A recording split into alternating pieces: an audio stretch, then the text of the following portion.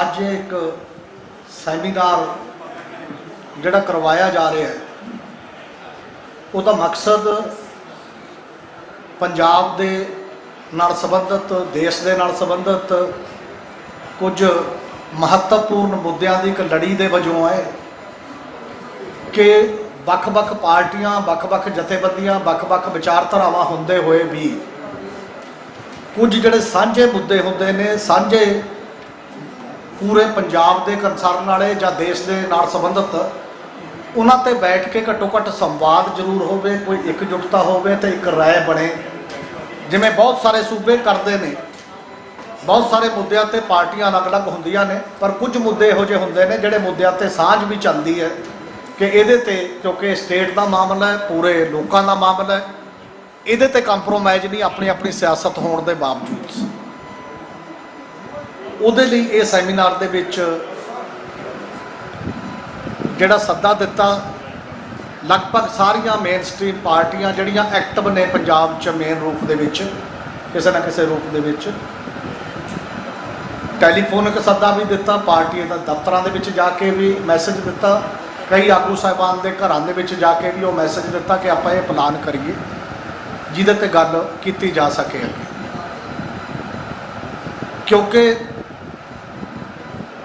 बहुत सारे मुद्दे हो सकते हैं, पर जो फैडरलिज्म का मुद्दा है, फैडरल स्ट्रक्चर का मुद्दा है, राज्यों के वध अधिकारों का मुद्दा है, या लोगों को ताकत देने का मुद्दा है, ये बेहद नाजुक है। ये 47 तो चलिया आ रहा है, वैसे दुनिया के विच ही चलता है तो हुण भी चलिया आ रहा है। सगों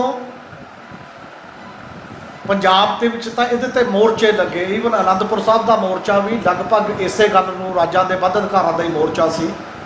वो अलग गल है कि एक नैरेटिव इहो जिहा सिरजिया गया, उन्होंने बकवादी अलग होने की गल कह के भावें बाद च सरकारीया कमिशन नूं देता या ਵੱਖ-ਵੱਖ कमिशन बने उहदे ते, पर वो एक लैवल का उदों बाद सगों सेंट्रलाइजेशन की पॉलिटिक्स होर मजबूत हो रही है। लगातार जिन्नियां भी सोधां हो रही ने संविधानक, वित्ती तौर पर, सियासी तौर पर और ਵੱਖ-ਵੱਖ ਜਿਹੜੇ भी मर्जी होर खेतरां दे विच, वो सारियां ही उधर नूं जा रही ने जिहड़ियां राज्यां दी संघी घुट दे ते केंद्र मजबूत होवे। लगातार केंद्रीकरण का जिहड़ा दौर मुकाबलतन जारी है। हुण तां होर बहुत वड्डे मुद्दे आ रहे हैं। SIR का मुद्दा, वोटर कौन होएगा, वोटर अपने आप बंदा बनूगा या हुण ताकतवर पार्टी तय करया करूगी कि वोटर कौन होवे कौन ना होवे। देश के विच बहुत सारे बड़े मुद्दे ने, तो एक ये साझापन का मतलब ये है कि साडियां जिहड़ियां संस्थावां ने वड्डियां, जिथे ये मामले डिस्कस होते रहे हैं, विधान सभा होवे, पार्लीमेंट होवे, उत्थे भी हुण जिहड़ी भारू धिर हुंदी है वो अपना ही एजेंडा चलाउंदी है, दूजिआं नूं तां वो राय जां टाइम देना जां एक सुचारू बहस होना। पुराने जमानिਆਂ 'ਚ उन्हां संस्थावां 'ਚ बहसां सुणदे सी लोग, लीडरां नूं सुणदे सी, देखदे सी, उहदे तो अंदाज़ा लाउंदे सी किहदी गल ठीक है किहदी गल नहीं ठीक है। पर हुण तां गाली गलोच भाषा का म्यार इन्ना नीचे आ गया कि एक दूजे नाल बैठना भी बंद हो गए। लोग एक दूजे के खिलाफ, मतलब निजी रिश्तिਆਂ तो भी गए, बाकी तो दूर की गल है। जिहड़ा अगे घट्टो घट्ट सियासी रिश्ते अलग होने के बावजूद निजी रिश्ते बरकरार रहिंदे सी लोगों के किसी ना किसी रूप के। जे वो संस्थावां अपना रोल छड्ड गईआं तो पंजाब के अंदर कुछ संस्थावां इहो जिहियां चाहीदियां ने जिहड़ियां घट्टो घट्ट कॉमन ग्राउंड पर बिठा सकण, संवाद नूं शुरू करा सकण, गलबात लगातार होंदी रहे, चर्निंग होंदी रहे। एक दूजे की राय नूं मनना ना मनना ये जरूरी नहीं है, एक दूजे की राय सही की है उहदे बारे जानना तो जरूरी है। घट्टो घट्ट जिहनूं अजकल जिन्नी बयानबाजी आ रही है वो गाली गलोच तक उस ढंग दे नाल है। इसलिए एक तरद्दद है, एक कोशिश है छोटी जी। बहुत सारे लीडर साहबान ने उन्होंने हुंगारा दिता है। ये होर इस हुंगारे दे नाल एक होर हौसला वधूगा कि हाँ इहो जे काम लगातार हो सकते हैं, करने चाहिए ने, जिहड़े साझे मुद्दे होण किसी ना किसी रूप दे विच। ते इहदे च सब तो पहला मैं स्टेज ते जिहड़े विराजमान आगू ने, वैसे तुसीं जाणदे ही हो जिहड़े बैठे ने, सब तो सिरे तो लेके सरदार सुच्चा सिंह छोटेपुर अकाली दल पुनर सरजीत तो ने, ਸੇਖੋਂ ਸਾਹਿਬ ਨੇ, ਸੁਖਵਿੰਦਰ ਸਿੰਘ ਸੇਖੋਂ CPM ਪੰਜਾਬ ਦੇ ਸਕੱਤਰ ਨੇ। ਸਰਦਾਰ ਬਲਵਿੰਦਰ ਸਿੰਘ ਭੁੰਦੜ, ਉਹਨਾਂ ਨੂੰ ਤੁਸੀਂ ਜਾਣਦੇ ਹੀ ਹੋ, ਸਕੱਤਰ ਜਨਰਲ ਨੇ ਸ਼੍ਰੋਮਣੀ ਅਕਾਲੀ ਦਲ ਦੇ। ਗਿਆਨੀ ਕੇਵਲ ਸਿੰਘ ਹੋਣੀ ਬੈਠੇ ਨੇ, ਇਸ ਪਿੰਡ ਬਚਾਓ ਪੰਜਾਬ ਬਚਾਓ ਦੇ ਜਿਹੜੇ ਆਗੂ ਨੇ, ਜਿਨ੍ਹਾਂ ਦੀ ਸਦਾਰਤ 'ਚ ਇਹ ਚੱਲਦਾ ਜਿਹੜਾ ਮੰਚ ਹੈ। ਕਾਮਰੇਡ ਹਰਦੇਵ ਅਰਸੀ ਜੀ MLA ਵੀ ਰਹੇ, CPI ਦੇ ਸੀਨੀਅਰ ਲੀਡਰ ਨੇ ਔਰ ਲਗਾਤਾਰ ਆਪਣੀ ਗੱਲ ਕਹਿੰਦੇ ਨੇ। ਸੁਖਦਰਸ਼ਨ ਨੱਤ ਜੀ CPI ML ਲਿਬਰੇਸ਼ਨ ਤੋਂ। ਪਾਸਲਾ ਉਹਨਾਂ ਦਾ, ਮੰਗਤ ਰਾਮ ਪਾਸਲਾ ਉਹਨਾਂ ਦਾ ਦੇ ਇੱਕ ਸਾਥੀ ਆਏ ਨੇ, ਕਹਿੰਦੇ ਉਹਨਾਂ ਨੂੰ ਕੋਈ ਐਮਰਜੈਂਸੀ ਹੋ ਗਈ ਇਸ ਲਈ ਨਹੀਂ ਆ ਸਕਦੇ। ਅਤੇ ਸਰਦਾਰ ਇਮਾਨ ਸਿੰਘ ਮਾਨ ਕਾਰਜਕਾਰੀ ਪ੍ਰਧਾਨ ਨੇ ਸ਼੍ਰੋਮਣੀ ਅਕਾਲੀ ਦਲ ਅੰਮ੍ਰਿਤਸਰ ਦੇ। ਅਤੇ ਇਮਾਨ ਸਿੰਘ ਖਾਰਾ ਅਕਾਲੀ ਦਲ ਪੁਨਰ ਸੁਰਜੀਤ ਵੱਲੋਂ, ਵਾਰਸ ਪੰਜਾਬ ਵੱਲੋਂ। ਸਲਿੱਪ ਹੋ ਗਈ ਟੰਗ, ਕਿਉਂਕਿ ਤੁਹਾਡਾ ਦੋਸਤੀ ਬਣਦੀ ਟੁੱਟਦੀ ਜੀ ਵਿੱਚ ਵਿੱਚ ਰਹਿੰਦੀ ਹੈ, ਕਿਤੇ ਕਿਤੇ ਹੋ ਜਾਂਦਾ ਥੋੜ੍ਹਾ। ਅਤੇ ਵਾਰਸ ਪੰਜਾਬ ਦੇ ਜਥੇਬੰਦੀ ਵੱਲੋਂ। ਅਤੇ ਪ੍ਰਗਟ ਸਿੰਘ ਹੋਣੀ ਹੁਣੇ 2 ਮਿੰਟ 'ਚ ਆ ਰਹੇ ਨੇ। ਇੱਥੇ ਕਿਤੇ ਰਸਤਾ ਪੁੱਛਿਆ ਉਹਨਾਂ ਨੇ, ਭੁੱਲ ਗਿਆ ਪਲਾਟ ਇੱਧਰ ਥੋੜ੍ਹਾ ਬਹੁਤ, ਜਿਹੜੇ ਕਾਂਗਰਸ ਵੱਲੋਂ ਆਉਣਗੇ। ਅਤੇ BJP ਵੱਲੋਂ ਕੋਈ ਨਾਂ ਨਹੀਂ ਸੀ ਆਇਆ ਸਾਡੇ ਕੋਲ। ਸਪੀਕਰ ਕੁਲਤਾਰ ਸਿੰਘ ਸੰਧਵਾ ਉਹਨਾਂ ਨੇ ਜੈਸ ਕੀਤੀ ਹੋਈ ਹੈ ਕਿ ਉਹ ਆਉਣਗੇ। ਬਾਕੀ ਆਮ ਆਦਮੀ ਪਾਰਟੀ ਵੱਲੋਂ ਉਹ ਦੇਖਦੇ ਹਾਂ ਕੌਣ ਆਉਂਦਾ। ਮਤਲਬ ਅਜੇ ਜਿਹੜੇ ਟਾਈਮ 'ਤੇ ਆਏ ਮੋਸਟ ਵੈਲਕਮ। ਨੋਰਮਲੀ ਪੁਰਾਣੀਆਂ ਜਿਹੜਾ ਲੋਕਾਂ ਨੇ ਮਿਹਨਤ ਕੀਤੀ ਜਾਂ ਤਰੱਦਦ ਕੀਤਾ, ਉਹਨਾਂ ਨੂੰ ਟਾਈਮ 'ਤੇ ਜਾਣ ਦੀ ਵੀ ਆਦਤ ਹੁੰਦੀ ਹੈ। ਬਾਕੀ ਨਹੀਂ, ਕਈ ਵਾਰ ਇਹ ਵੀ ਹੁੰਦਾ ਵੀ ਚਲੋ ਜਦ ਮਰਜ਼ੀ ਵਗ ਜਾਂਗੇ। ਅਤੇ ਇਸੇ ਵਿੱਚ ਹੀ ਮੈਂ ਸਟੇਜ 'ਤੇ ਬੁਲਾਉਣਾ ਚਾਹੂੰਗਾ ਡਾਕਟਰ ਪਿਆਰਾ ਲਾਲ ਗਰਗ ਜੀ ਨੂੰ ਵੀ, ਕਿ ਉਹ ਆ ਕੇ ਸਟੇਜ 'ਤੇ ਬਿਰਾਜਮਾਨ ਹੋਣ। ਜਿਹੜੇ ਪਿੰਡ ਬਚਾਓ ਪੰਜਾਬ ਬਚਾਓ ਦੇ ਵੀ ਮੋਹਰੀ ਲੀਡਰ ਨੇ ਅਤੇ ਵਿਦਵਾਨ ਨੇ, ਲਗਾਤਾਰ ਆਪਣੀ ਗੱਲ ਸਾਰੇ ਇਸ਼ੂਜ਼ 'ਤੇ ਲਗਾਤਾਰ ਕਹਿੰਦੇ ਨੇ। ਆ ਜਾਓ ਡਾਕਟਰ ਸਾਹਿਬ, ਆ ਜਾਓ। ਅਤੇ ਇਹਦੀ ਸ਼ੁਰੂਆਤ ਆਪਾਂ ਕਰਾਂਗੇ, ਕਿਉਂਕਿ ਪਹਿਲਾਂ ਹੀ ਇੱਕ ਪਲਾਨਿੰਗ ਸੀ ਕਿ ਇੱਕ ਸਕਾਲਰ ਬੋਲਦੇ ਕੀ ਨੋਟ ਐਡਰੈਸ ਦੇ ਤੌਰ 'ਤੇ ਥੋੜ੍ਹਾ ਪਹਿਲਾਂ, ਉਦੋਂ ਬਾਅਦ ਬਾਕੀ ਸਾਰੇ ਪੋਲੀਟੀਕਲ ਲੀਡਰਜ਼ ਨੂੰ ਸਮੇਂ ਦੇ ਲਿਹਾਜ਼ ਨਾਲ ਆਪਾਂ ਟਾਈਮ ਦੇਵਾਂਗੇ ਅਤੇ ਬੋਲਣਗੇ। ਅਤੇ ਉਹਦੇ ਲਈ ਅਸੀਂ ਤੈਅ ਕੀਤਾ ਸੀ ਪੰਜਾਬ ਯੂਨੀਵਰਸਿਟੀ ਤੋਂ ਪੋਲੀਟੀਕਲ ਸਾਇੰਸ ਦੇ ਜਿਹੜੇ ਪ੍ਰੋਫੈਸਰ ਮੁਹੰਮਦ ਖਾਲਦ ਸਾਹਿਬ ਨੂੰ, ਕਿ ਉਹ ਆਪਣੀ ਗੱਲ ਕਹਿਣਗੇ ਪਹਿਲਾਂ। ਉਦੋਂ ਬਾਅਦ ਫਿਰ ਆਪਾਂ ਅਗਲਾ ਜਿਹੜਾ ਇਹਦਾ ਪ੍ਰੋਸੈਸ ਸ਼ੁਰੂ ਕਰਾਂਗੇ। ਮੈਂ ਬੇਨਤੀ ਕਰਦਾ ਪ੍ਰੋਫੈਸਰ ਖਾਲਦ ਸਾਹਿਬ ਨੂੰ ਕਿ ਉਹ ਆ ਕੇ ਪਹਿਲਾਂ ਆਪਣੀ ਇੱਕ ਸ਼ੁਰੂਆਤ, ਕਿ ਇਹਦੇ ਕਿਹੜੇ ਤਕਨੀਕੀ ਪੱਖ ਨੇ, ਕਿਹੜੇ ਜਨਰਲ ਪੋਲੀਟੀਕਲ ਪੱਖ ਨੇ ਫੈਡਰਲਿਜ਼ਮ ਅਤੇ ਸੈਂਟਰਲਾਈਜੇਸ਼ਨ ਦੇ ਦਰਮਿਆਨ, ਉਹਦੇ 'ਤੇ ਆਪਣੀ ਗੱਲ ਕਰਨਗੇ। ਆਓ ਜੀ ਪ੍ਰੋਫੈਸਰ। ਹਮੀਰ ਸਿੰਘ ਜੀ ਅਤੇ ਮੰਚ 'ਤੇ ਵਿਰਾਜੇ ਲੀਡਰ ਸਾਹਿਬਾਨ ਅਤੇ ਦੋਸਤੋ, ਜਿਸ ਵੇਲੇ ਹਮੀਰ ਸਿੰਘ ਜੀ ਨੇ ਮੈਨੂੰ ਕਿਹਾ ਕਿ ਫੈਡਰਲਿਜ਼ਮ ਦੇ ਉੱਪਰ ਅਸੀਂ ਸੈਮੀਨਾਰ ਕਰਵਾ ਰਹੇ ਹਾਂ, ਅਤੇ ਮੈਨੂੰ ਯਾਦ ਆ ਗਿਆ, ਮੈਂ ਕਿਹਾ ਵੀ ਸੈਂਕੜੇ ਵਾਰ ਆਪਾਂ ਇਸ 'ਤੇ ਚਰਚਾ ਕਰ ਚੁੱਕੇ ਹਾਂ, ਲੇਕਿਨ ਇਹਦੇ 'ਤੇ ਪੁਨਰ ਚਰਚਾ ਦੀ ਲੋੜ ਰਹਿੰਦੀ ਹੈ।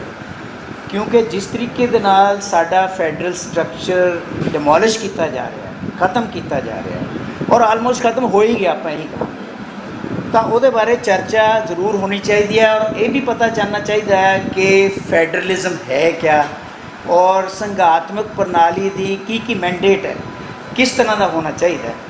ਦੇਖੋ ਇੱਦਾਂ ਹੈ ਕਿ ਤਕਰੀਬਨ ਪੂਰੀ ਵਰਲਡ ਦੇ ਵਿੱਚ 25 ਦੇ ਕਰੀਬ ਕੰਟਰੀਜ਼ ਹੈ ਜਿਹੜੇ ਕਿ ਸੰਘਾਤਮਕ ਪ੍ਰਣਾਲੀ ਨਾਲ ਚੱਲਦੇ ਹੈ, ਜਿਹਦੇ ਵਿੱਚੋਂ ਅੱਜ ਦੇ ਦਹਾਕੇ ਅੱਜ ਦੀ ਉਹਦੇ ਵਿੱਚ ਦੇਖੀਏ ਤਾਂ ਅਮਰੀਕਾ ਜਿਹੜਾ ਹੈਗਾ ਸਭ ਤੋਂ ਪੁਰਾਣਾ ਸੰਘਾਤਮਕ ਸਟਰਕਚਰ ਹੈ। ਲੇਕਿਨ 2 ਤਰ੍ਹਾਂ ਦੀਆਂ ਸੰਘਾਤਮਕ ਪ੍ਰਣਾਲੀਆਂ ਹਨ।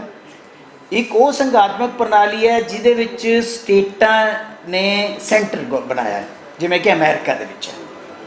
ਅਮਰੀਕਾ ਦੇ ਵਿੱਚ 13 ਸਟੇਟਾਂ ਸੀਗੀਆਂ ਸ਼ੁਰੂ ਦੇ ਵਿੱਚ, ਅੱਜ ਤਾਂ 50 ਹੈ। ਉਹਨਾਂ ਨੇ ਮਿਲ ਕੇ ਇੱਕ ਕੰਟਰੀ ਬਣਾਇਆ ਜਿਹਨੂੰ ਯੂਨਾਈਟਿਡ ਸਟੇਟਸ ਆਫ ਅਮਰੀਕਾ ਕਹਿੰਦੇ ਹਨ।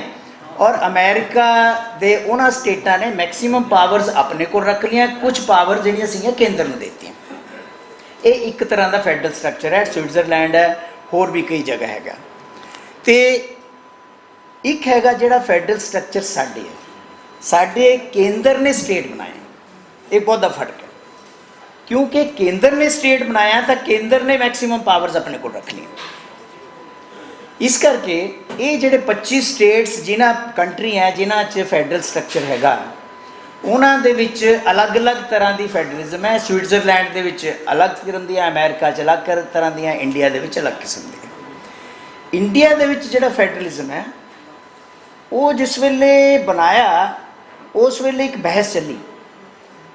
ਇੱਕ ਆਚਾਰਿਆ ਕ੍ਰਿਪਲਾਨੀ ਦਾ ਨਾਂ ਸੁਣਿਆ ਹੋਊਗਾ ਤੁਸੀਂ। ਉਹ ਕਹਿੰਦੇ ਸੀ ਕਿ ਸਟੇਟਾਂ ਨੂੰ ਜ਼ਿਆਦਾ ਉਹ ਦਿਓ, ਪਾਵਰਾਂ ਦਿਓ, ਲੇਕਿਨ ਡਾਕਟਰ BR ਅੰਬੇਦਕਰ ਕਹਿੰਦੇ ਨਹੀਂ, ਸਾਡਾ ਕੁਆਜ਼ੀ ਫੈਡਰਲ ਚਾਹੀਦਾ, ਯਾਨੀ ਕਿ ਫੈਡਰਲ ਸਟਰਕਚਰ ਵੀ ਹੋਵੇ, ਯੂਨਿਟਰੀ ਸਟਰਕਚਰ ਵੀ ਹੋਵੇ। ਉਹਦੀ ਵਜ੍ਹਾ ਇਹ ਸੀਗੀ ਇੰਡੀਆ 'ਚ ਫੈਡਰਲਿਜ਼ਮ ਇਸ ਕਰਕੇ ਅਸੀਂ ਅਡੋਪਟ ਕੀਤਾ ਔਰ ਸੈਂਟਰ ਨੂੰ ਜ਼ਿਆਦਾ ਪਾਵਰਾਂ ਦਿੱਤੀਆਂ। ਉਹ ਕਹਿੰਦੇ ਜੀ ਹਿਸਟੋਰੀਕਲੀ ਜਦ ਆਪਾਂ ਦੇਖੀਏ, ਜੇ ਕੇਂਦਰ ਕਮਜ਼ੋਰ ਹੁੰਦਾ ਹੈ ਤਾਂ ਰਾਜ ਜਿਹੜੇ ਹੈਗੇ ਆ ਉਹ ਆਜ਼ਾਦ ਹੋ ਜਾਂਦੇ ਆ ਔਰ ਸਟੇਟ ਜਿਹੜਾ ਹੈਗਾ ਖਿੰਡ ਪੁੰਨ ਜਾਂਦਾ। ਉਸ ਵੇਲੇ ਪਾਕਿਸਤਾਨ ਤੋਂ ਬਹੁਤ ਜ਼ਿਆਦਾ ਸ਼ਰਨਾਰਥੀ ਆਏ ਸੀਗੇ, ਉਹਨਾਂ ਨੂੰ ਵਸਾਉਣ ਦੀ ਵੀ ਸੀਗੀ। ਉਹਨਾਂ ਨੇ ਕਹਿੰਦੇ ਇੱਕ ਸਟਰਕਚਰ ਹੋਏਗਾ, ਕੇਂਦਰ ਜਿਹੜਾ ਹੈਗਾ ਫੈਸਲੇ ਲਏਗਾ, ਹੋਰ ਕਿਹੜੇ ਕਾਰਨ ਸੀਗੇ। ਤਾਂ ਜਿਹੜਾ ਫੈਡਰਲ ਸਟਰਕਚਰ ਹੈ ਸਾਡੇ ਬਣਾਇਆ ਉਹ ਇੱਕ ਤਰ੍ਹਾਂ, ਕੁਛ ਲੋਕ ਕਹਿੰਦੇ ਆ ਕੁਆਜ਼ੀ ਫੈਡਰਲ, ਕੁਛ ਲੋਕ ਕਹਿੰਦੇ ਆ ਯੂਨਿਟਰੀ ਇਨ ਸਪਿਰਿਟ ਫੈਡਰਲ ਇਨ ਸਟਰਕਚਰ, ਕਈ ਕਹਿੰਦੇ ਆ ਕੇਂਦਰ ਬਹੁਤ ਜ਼ਿਆਦਾ ਸਟਰੋਂਗ ਹੈ। ਜਿਹੜਾ ਫੈਡਰਲ ਸਟਰਕਚਰ ਹੁੰਦਾ ਹੈ ਉਹਦੇ ਵਿੱਚ 3-4 ਚੀਜ਼ਾਂ ਬੜੀਆਂ ਇੰਪੋਰਟੈਂਟ ਹੁੰਦੀਆਂ ਥਰੂ ਆਊਟ ਦ ਵਰਲਡ। ਕੀ ਹੁੰਦਾ ਹੈ? ਇੱਕ ਤਾਂ 2 ਲੈਵਲ 'ਤੇ ਗਵਰਨਮੈਂਟ ਹੁੰਦੀ ਹੈ, ਜਿਵੇਂ ਕਿ ਆਪਣੇ ਹੈ ਕੇਂਦਰ ਦੇ ਵਿੱਚ ਵੀ ਹੈ ਅਤੇ ਸਟੇਟਾਂ ਦੇ ਵਿੱਚ ਵੀ। ਦੂਸਰੇ ਪਾਵਰਸ ਦੀ ਡਿਵੀਜ਼ਨ ਹੁੰਦੀ ਹੈ। ਕੇਂਦਰ ਇਹਨਾਂ ਚੀਜ਼ਾਂ 'ਤੇ ਕਾਨੂੰਨ ਬਣਾਏਗਾ ਔਰ ਸਟੇਟ ਗੌਰਮੈਂਟਾਂ ਇਹਨਾਂ ਕਾਨੂੰਨ ਬਣਾਉਣਗੀਆਂ। ਔਰ ਸੰਵਿਧਾਨ ਹੁੰਦਾ ਲਿਖਤੀ ਰੂਪ ਦੇ ਵਿੱਚ।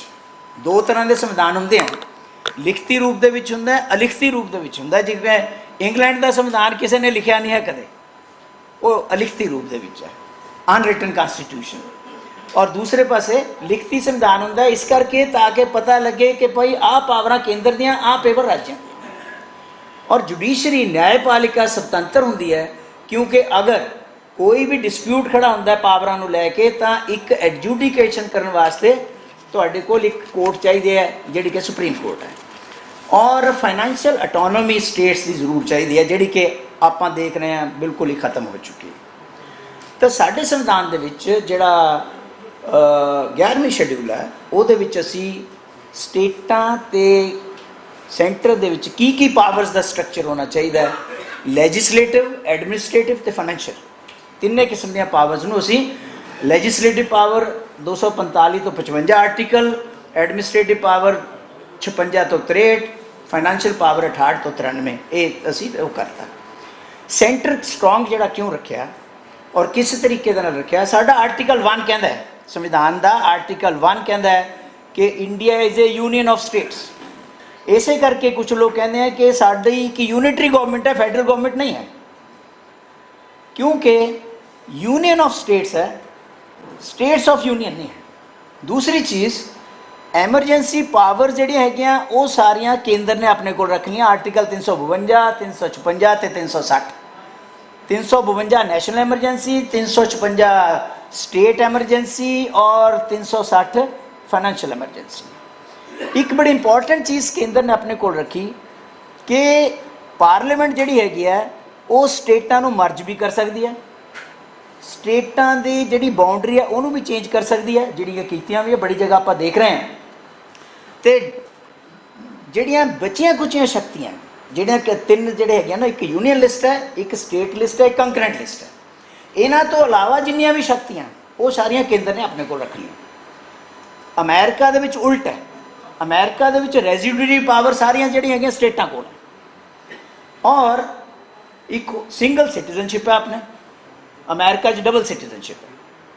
ਤੁਸੀਂ ਸਟੇਟ ਦੇ ਨਾਗਰਿਕ ਹੋ ਅਤੇ ਅਮਰੀਕਾ ਦੇ ਨਾਗਰਿਕ ਹੋ। ਗਵਰਨਰ ਦੀ ਅਪੁਆਇੰਟਮੈਂਟ ਦੇ ਬਾਰੇ ਵੀ ਬੜੀ ਚਰਚਾ ਹੋਈ ਸੰਵਿਧਾਨ ਸਭਾ ਦੇ ਵਿੱਚ। ਕੁਛ ਲੋਕ ਕਹਿੰਦੇ ਸੀਗੇ ਕਿ ਗਵਰਨਰ ਲੋਕਾਂ ਦੁਆਰਾ ਚੁਣਿਆ ਹੋਣਾ ਚਾਹੀਦਾ, ਇੱਕ ਓਪੀਨੀਅਨ ਇਹ ਸੀਗਾ। ਉਹ ਕਹਿੰਦੇ ਵੀ ਜੇ ਲੋਕਾਂ ਦੁਆਰਾ ਚੁਣਿਆ ਗਵਰਨਰ ਹੋ ਗਿਆ ਫਿਰ ਤਾਂ CM ਦੇ ਬਰਾਬਰ ਹੀ ਹੋ ਗਿਆ, ਫਿਰ ਤਾਂ 2 ਪਾਵਰ ਸੈਂਟਰ ਬਣ ਗਏ। ਕੁਛ ਕਹਿੰਦੇ ਸੀਗੇ ਕਿ ਵਿਧਾਨ ਸਭਾ ਦੁਆਰਾ ਚੁਣਿਆ ਹੋਣਾ ਚਾਹੀਦਾ। ਇਹ ਵੀ ਇੱਕ ਓਪੀਨੀਅਨ ਆਇਆ ਵਿਧਾਨ ਸਭਾ ਉਹਦੇ ਵਿੱਚ, ਕਾਂਸਟੀਚੂਐਂਟ ਅਸੈਂਬਲੀ ਸੰਵਿਧਾਨ ਸਭਾ ਦੇ ਵਿੱਚ। ਫਿਰ ਅਲਟੀਮੇਟਲੀ ਸਾਰਾ ਡਿਸਕਸ ਕਰਨ ਤੋਂ ਬਾਅਦ ਇਹ ਫੈਸਲਾ ਹੋਇਆ ਕਿ governor will be appointed by the president, ਔਰ ਇਸ ਵੇਲੇ ਇਹੀ ਹੈਗਾ। ਅਤੇ ਹੁਣ ਜਿਹੜੀ ਪਹਿਲੀ ਚੀਜ਼ ਹੈਗੀ ਹੈ ਕਿ ਪਾਵਰਾਂ ਜਿਹੜੀਆਂ ਹੈਗੀਆਂ ਕਿਸ ਤਰੀਕੇ ਦੇ ਨਾਲ ਡਿਸਟ੍ਰੀਬਿਊਟ ਹੋਣ। ਤੁਸੀਂ ਦੇਖੋ ਕਿੰਨਾ ਜ਼ਿਆਦਾ ਲੌਪਸਾਈਡਡ ਮੀਨਸ ਸੈਂਟਰ ਦੇ ਹੱਕ ਦੇ ਵਿੱਚ ਕਿੰਨਾ ਕੁਛ ਹੈ। ਜਿਹੜੀ ਯੂਨੀਅਨ ਲਿਸਟ ਹੈ ਜਿਹਦੇ ਪਰ ਕੇਂਦਰ ਸਰਕਾਰ ਕਾਨੂੰਨ ਬਣਾਉਂਦੀ ਹੈ ਉਹ 'ਚ 100 ਵਿਸ਼ੇ ਹੈ ਔਰ ਉਹ ਨੈਸ਼ਨਲ ਇੰਪੋਰਟੈਂਸ ਦੇ ਹੈ, ਜਿਵੇਂ ਕਿ ਡਿਫੈਂਸ ਹੈ, ਫੋਰਨ ਅਫੇਅਰਸ ਹੈ ਵਗੈਰਾ। ਉਸ ਤੋਂ ਬਾਅਦ ਸਟੇਟ ਲਿਸਟ ਹੈ, ਉਹਦੇ 'ਚ ਪੁਲਿਸ ਹੈ, ਪਬਲਿਕ ਹੈਲਥ ਵਗੈਰਾ ਹੈਗੀ ਆ, ਔਰ ਸਿਰਫ 61 ਹੈ। ਕੰਕਰੈਂਟ ਲਿਸਟ ਜਿਹੜੀ ਵੀ, ਉਹ ਵੀ ਮੈਂ ਕੰਕਰੈਂਟ ਲਿਸਟ ਵੀ ਸੈਂਟਰ ਦੀ ਮੰਨਦਾ, ਕਿਉਂਕਿ ਕੰਕਰੈਂਟ ਲਿਸਟ ਦੇ ਉੱਪਰ ਅਗਰ ਸੈਂਟਰ ਨੇ, ਉਹਦੇ ਵਿੱਚ 52 ਵਿਸ਼ੇ ਹੈ, ਅਗਰ ਕਾਨੂੰਨ ਬਣਾਤਾ ਕੇਂਦਰ ਨੇ ਤਾਂ ਸਟੇਟਾਂ ਨੂੰ ਉਹ ਕਾਨੂੰਨ ਮੰਨਣਾ ਪਏਗਾ। ਵੈਸੇ ਵੀ ਅਗਰ ਕੋਈ ਕਾਨੂੰਨ ਸੈਂਟਰ ਦਾ ਤੇ ਸਟੇਟਾਂ ਦਾ ਟਕਰਾਉਂਦਾ ਤਾਂ ਸੈਂਟਰ ਦਾ ਕਾਨੂੰਨ ਲਾਗੂ ਹੋਏਗਾ। ਫਿਰ ਤੁਸੀਂ ਦੇਖੋ ਵੀ ਸਟੇਟਾਂ ਦੇ ਵਿੱਚ ਜਿੰਨੀ ਐਡਮਿਨਿਸਟ੍ਰੇਸ਼ਨ ਹੈ ਕੌਣ ਚਲਾਉਂਦਾ ਹੈ? IAS ਤੇ IPS ਆਫੀਸਰ ਚਲਾਉਂਦੇ ਆ। ਉਹ ਕਿਹਦੇ ਅਧੀਨ ਹੈ? ਕੇਂਦਰ ਦੇ ਅਧੀਨ ਹੈ। ਅਪੁਆਇੰਟਮੈਂਟ ਕੇਂਦਰ ਕਰਦਾ ਹੈ, ਉਹਨਾਂ ਦੀ ਸਿਲੈਕਸ਼ਨ ਕੇਂਦਰ ਕਰਦਾ ਹੈ, ਉਹਨਾਂ ਦੀ ਜਿਹੜੀ ਸਰਵਿਸ ਬੁੱਕ ਹੁੰਦੀ ਹੈ ਸਮਝ ਲਓ ਕੇਂਦਰ ਹੋਮ ਮਿਨਿਸਟਰੀ ਕੋਲ ਹੁੰਦੀ ਹੈ। ਔਰ ਫਿਰ ਜਿੰਨੀਆਂ ਵੀ ਏਜੰਸੀਜ਼ ਹਨ ਜਿਨ੍ਹਾਂ ਨੇ ਅੱਜ ਕੱਲ੍ਹ ਆਪਾਂ ਸਾਰੇ ਦੇਖਦੇ ਹਾਂ ਕਿੰਨਾ ਕੁ ਸਮਾਨ ਪਾਇਆ ਹੋਇਆ ਪੂਰੇ ਦੇਸ਼ ਦੇ ਵਿੱਚ, ਔਰ ਉਹਨਾਂ ਦਾ ਕਿਸ ਤਰ੍ਹਾਂ ਦੇ ਮਿਸਯੂਜ਼ ਹੁੰਦਾ। ਇੱਕ ਤਾਂ ਹੁੰਦਾ ਹੈ ਸੰਵਿਧਾਨ ਦੇ ਮੁਤਾਬਕ, ਇੱਕ ਹੁੰਦਾ ਹੈ ਉਹਨਾਂ ਨੂੰ ਕਿਸ ਤਰੀਕੇ ਦੇ ਨਾਲ ਤੁਸੀਂ ਮਿਸਯੂਜ਼ ਕਰ ਰਹੇ ਹੋ। ਫੋਰ ਐਗਜ਼ਾਮਪਲ ED ਹੈ, CBI ਹੈ, NIA ਹੈ, IB ਹੈ, central board of direct Texas ਹੈ ਵਗੈਰਾ। ਫਿਰ ਜਿਹੜੀਆਂ ਸੈਂਟਰਲ ਪੁਲਿਸ ਫੋਰਸਿਸ ਹੈ ਜਿਹੜੀਆਂ ਕਿ ਸਟੇਟਾਂ 'ਚ ਆਪਰੇਟ ਕਰਦੀਆਂ, ਸੈਂਟਰ ਦੇ ਕਹਿ 'ਤੇ ਆਪਰੇਟ ਕਰਦੀਆਂ, ਲੇਕਿਨ ਸੈਂਟਰ ਨੇ ਉਹਨਾਂ ਨੂੰ ਆਪਣੇ ਕੋਲ ਰੱਖਿਆ ਹੋਇਆ ਹੈ, ਚਾਹੇ ਉਹ BSF ਹੈ, ਚਾਹੇ CRPF ਹੈ, ਚਾਹੇ CISF ਹੈ, ਚਾਹੇ ਉਹ NSG ਵਗੈਰਾ ਹੈ। ਫਿਰ ਸਿਕਿਉਰਿਟੀ ਵਗੈਰਾ, ਤੁਸੀਂ ਜਿਸ ਵੇਲੇ ਕੋਈ ਰਜਿਸਟਰੀ ਵਗੈਰਾ ਕਰਾਉਣੇ ਹੋ ਉਹ ਡਾਇਰੈਕਟ ਪੰਜਾਬ ਗੌਰਮੈਂਟ ਨੂੰ ਨਹੀਂ ਪੈਸੇ ਜਾਂਦੇ, ਉਹ ਪਹਿਲਾਂ ਸੈਂਟਰ ਪੋਰਟਲ ਜਾਣਗੇ ਫਿਰ ਉੱਥੋਂ ਵਾਪਸ ਆਉਣਗੇ। ਯਾਨੀ ਇੱਥੇ ਤੱਕ ਤੁਹਾਨੂੰ ਯਾਨੀ ਸਟੇਟਾਂ ਨੂੰ ਇੰਨਾ ਮਜਬੂਰ ਕੀਤਾ ਪਿਆ, ਇੰਨਾ ਜ਼ਿਆਦਾ ਜਿਹਨੂੰ ਆਪਾਂ ਕਹਿੰਦੇ ਗਲਾ ਘੁੱਟਿਆ ਪਿਆ ਸਟੇਟਾਂ ਦਾ।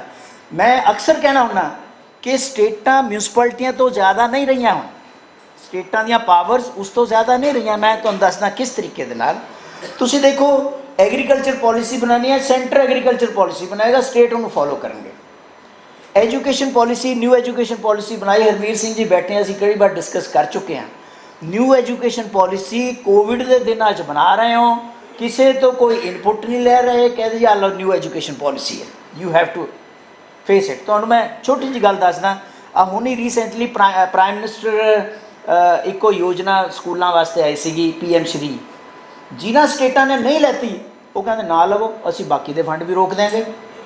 ਸਟੇਟਾਂ ਨੂੰ ਮਜਬੂਰਨ, ਪੰਜਾਬ ਨੇ ਵੀ ਕਿਹਾ ਅਸੀਂ ਨਹੀਂ ਲੈਂਦੇ, ਤਾਮਿਲਨਾਡੂ ਨੇ ਕਿਹਾ ਅਸੀਂ ਨਹੀਂ ਲੈਂਦੇ, ਲੇਕਿਨ ਮਜਬੂਰੀਆਂ 'ਚ ਲੈਣਾ ਪਿਆ ਕਿਉਂਕਿ ਬਾਕੀ ਦੀਆਂ ਜਿਹੜੀਆਂ ਹੈਗੀਆਂ ਫੰਡਸ ਉਹ ਵੀ ਰੁਕ ਜਾਣਗੇ। ਸਟੇਟਾਂ ਇੰਨਾ ਫੰਡ ਹੈ ਸੈਂਟਰ ਕੋਲ, ਸਟੇਟਾਂ ਕੋਲ ਜਿਹੜਾ ਟੋਟਲ ਫੰਡ ਇਕੱਠਾ ਹੁੰਦਾ ਰੈਵਨਿਊ, ਉਹਦਾ ਤਕਰੀਬਨ 35 ਤੋਂ 40% ਮੁੜਦਾ।